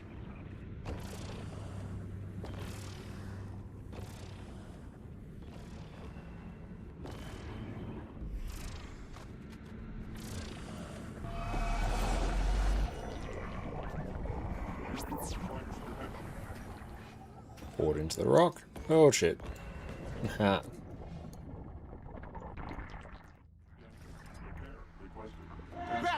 Back we go.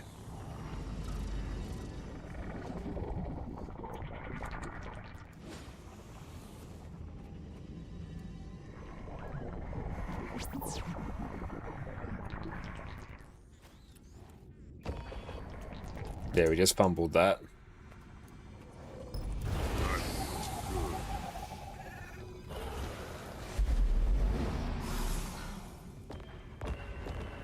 What are we playing? We're playing Condillac Renegade right now. You have to end now. Time for a revolution!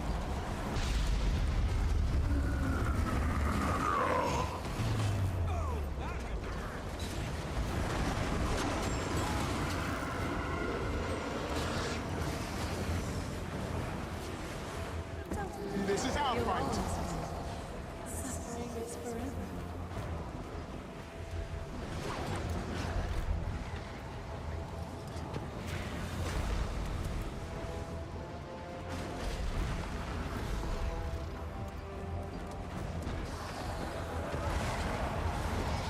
Move, soldier!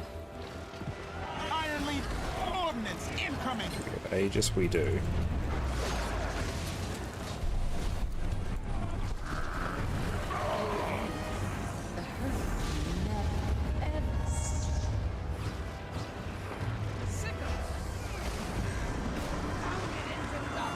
No, we're just straight up phasing it before we're doing mechanics.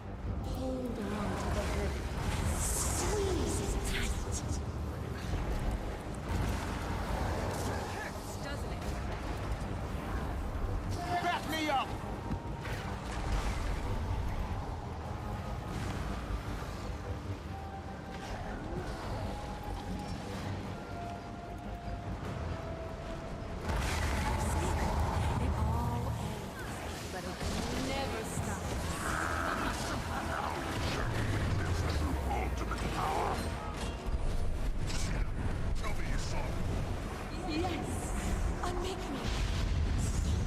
This is our fight. There we go.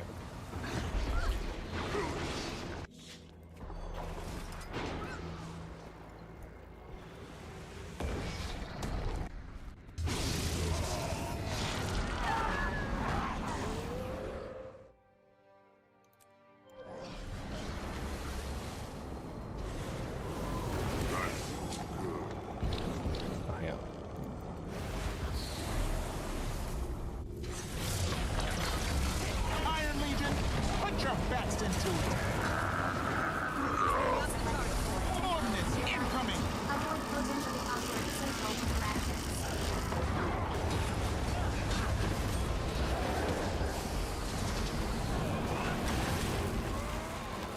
There we go.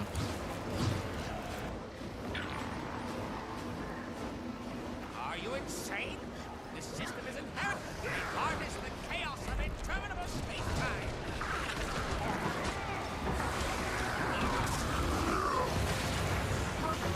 Reactor initialization program. Production interrupted.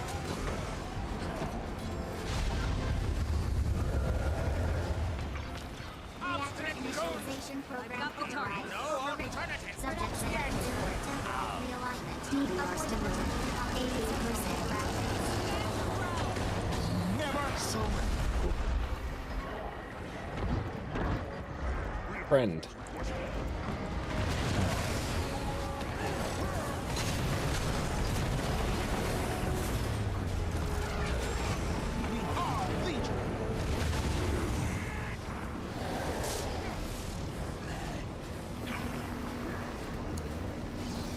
Stop. The consequences of your actions may harness the chaos of interminable space-time.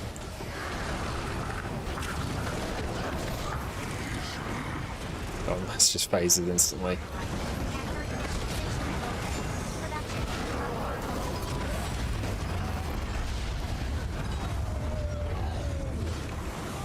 Now you're in my domain.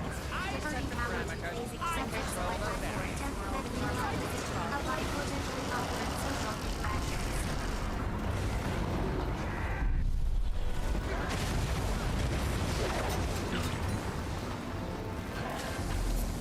Stop. The consequences of your actions can be catastrophic. They harness the chaos of interminable space-time.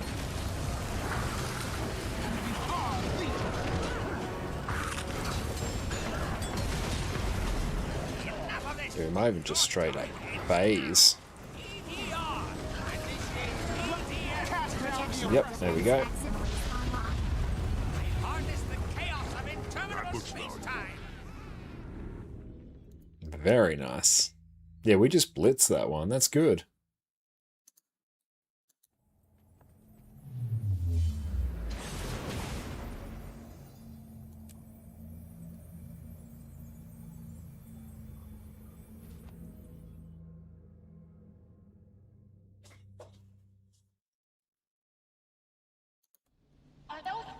Marto, thank you for the follow. Be careful.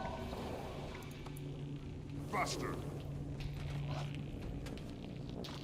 Yep.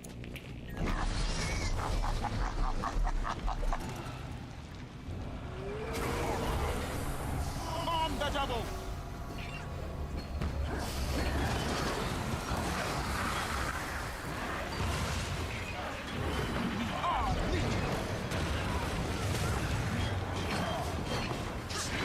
Tell me you saw them.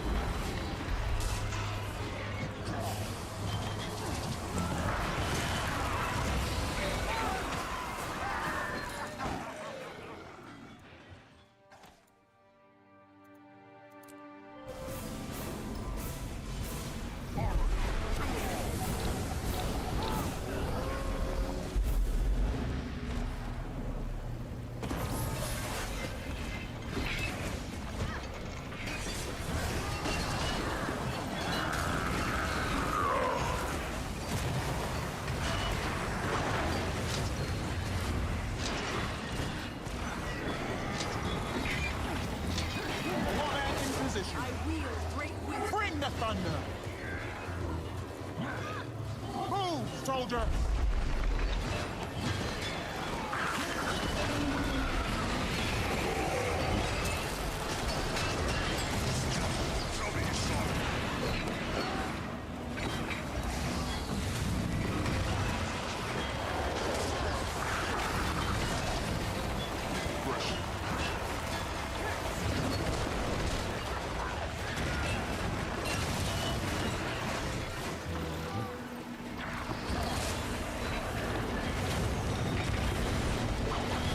Oh, well, we've got permanent alack, so we don't need to worry too much about it.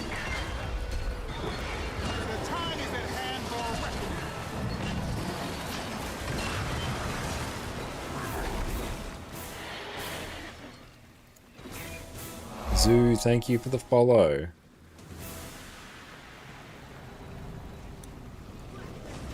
I wield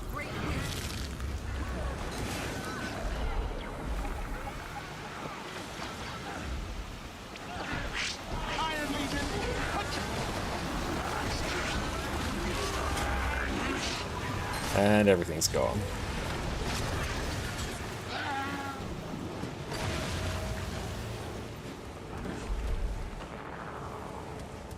What are you?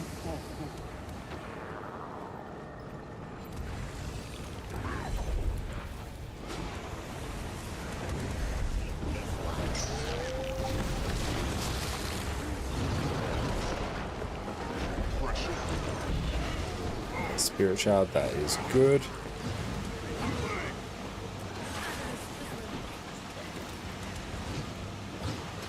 It's ready to go.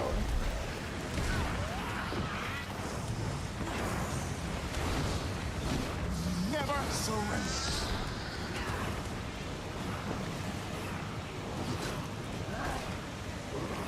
So capture the central altar. Boy.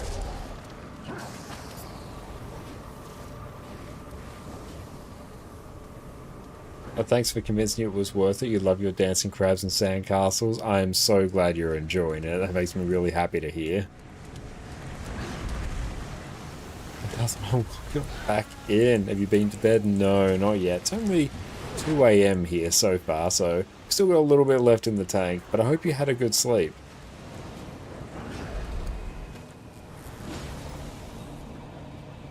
Buster.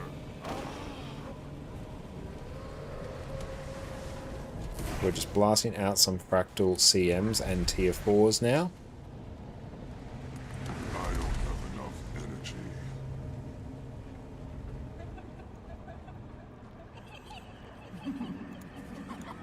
Boon support and healer goes down there.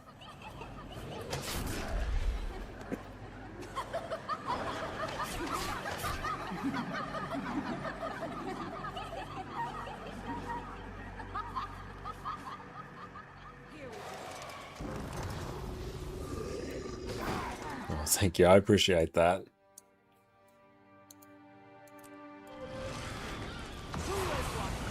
Knowledge is power. Time. Freedom must be earned, not given.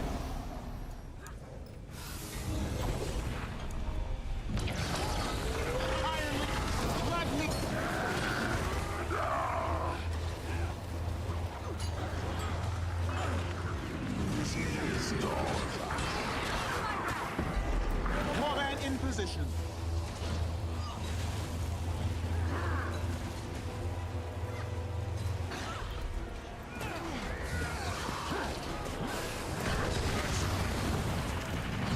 Trying to burst as hard as we can against some power builds on a particularly not bursty class. It's tricky, but we're working.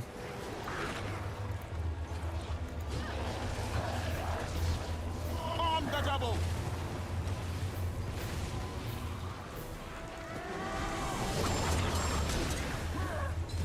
What are you?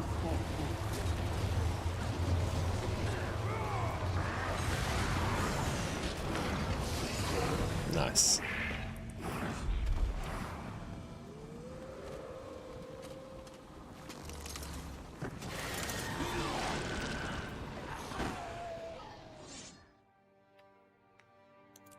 There we go. The time is at hand for reckoning.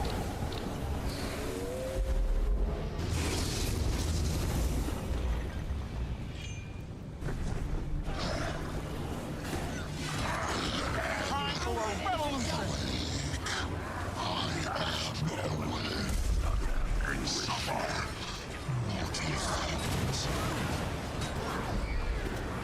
Good, this boss actually has a bit of a phase duration, which is good. Freedom must be earned, not given. Iron Legion, put your best into it. You can see it's actually got some time where we can phase. One tricky thing about Condi builds and fractals, especially when you have an uber bursty power comp, like I've got a bunch of people here just running straight power, it takes time for conditions to ramp up. But quite often you'll find you actually have low DPS because the boss will die before your Condis can ramp. Oh, you have enough AR for tier for fractals, but haven't got out of tier 2 for personal fractal level yet.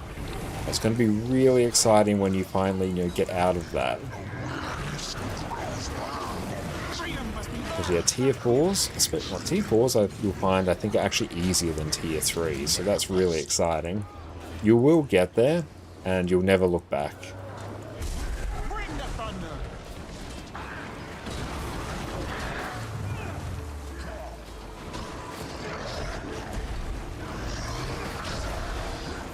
Hey, Unbound Jay, thank you so much for the raid. Welcome, welcome in, Raiders. My name is Connor, or Connor Concarne. Oh, no. And you may also find me on my YouTube channel there, where we do a whole bunch of Guild Wars 2 guys. Unbound Jay, what did you guys get up to on your stream? Tell us all about it. Thank you so much for the raid and for trusting us with your community. I really appreciate that, mate. I hope you're having a wonderful day.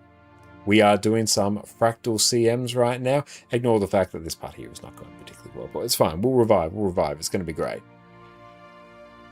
We just spawned into all of the orbs and we didn't do anything to rectify it. There we go, we're back. How are you going? What'd you guys get up to?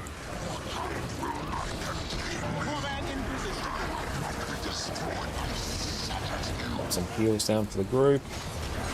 Ate quite a few attacks there.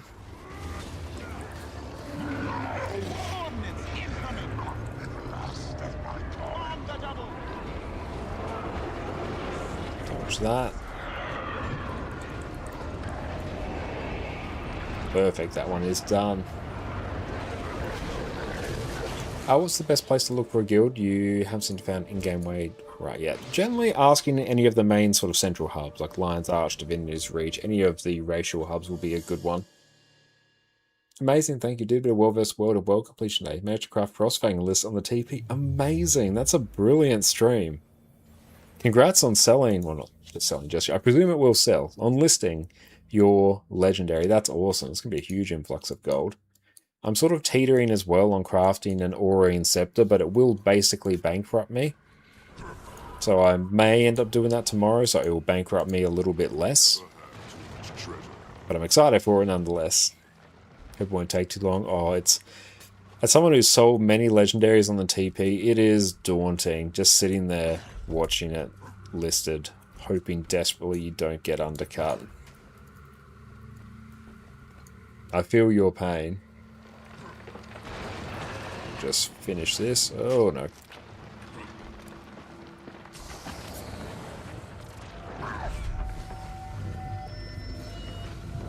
There we go.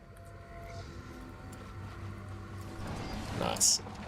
You can pull to some T3s by a group on purpose, and somewhere well, others not so well. Oh, nice, well it's good. Those T3s will really help your fractal level get up there. But yeah, T3s are somewhat notoriously rather difficult, because at that point people aren't yet familiar with fractals and don't usually run really organized compositions like they do in tier 4s. So tier 4s, people will be more experienced, will be better at their build, and people will run a healer, a boon DPS, and DPS, which will really stabilize things. You think you just need clovers to use the other gift explorations? Hopefully a Twilight will be made and sold soon. Ooh, that's exciting, nice.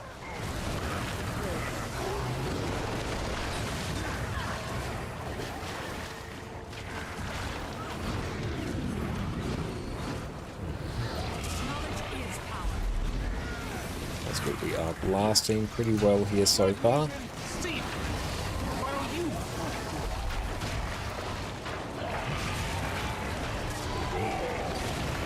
Ouch, that mob really hurt. Try and just get a heal off at some point. There we go, we're back.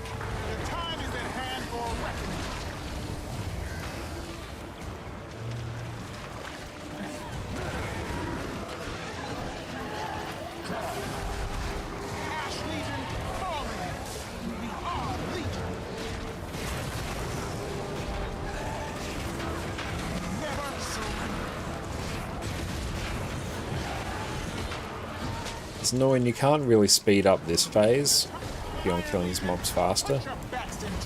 Let's target Bloom Hunger. We can probably just phase him right here, actually. Yeah, there we go. yeah, with a fairly high DPS group, everything just sort of falls over.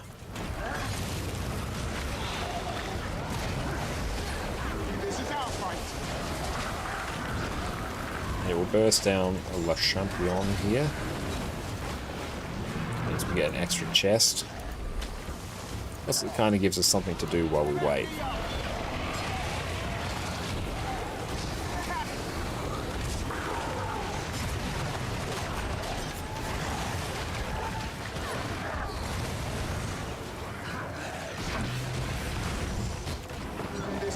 Iron Legion, put your best into it. Ash Legion, forward.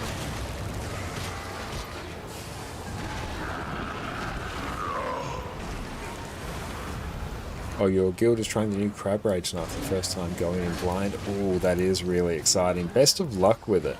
I've managed to get the clear on it once. And yeah, I've done a bunch of trainings with other people as well. Bit of a tough one, but it's doable. Brings stability, teleports, just so you can move around, and some power classes.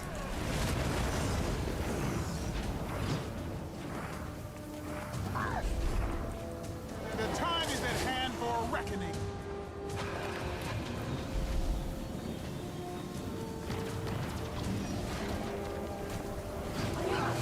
Time for a revolution.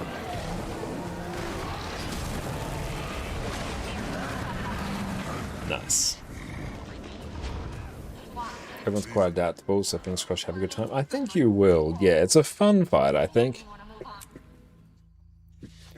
Do any of you use Discord-based trading post communities to avoid the huge fees associated with the TP? I have in the past. I've used like the Overflow Discord, which is not the place where people would typically sell legendaries, but nowadays I don't, because I don't really have the time to monitor my in-game DMs or my Discord DMs and then log into the game to sell it, so I'll just dump it on the trading post. And honestly, now I actually, whenever I craft legendaries to sell, I actively look for which one has a fairly close buy and sell price, and I'll actually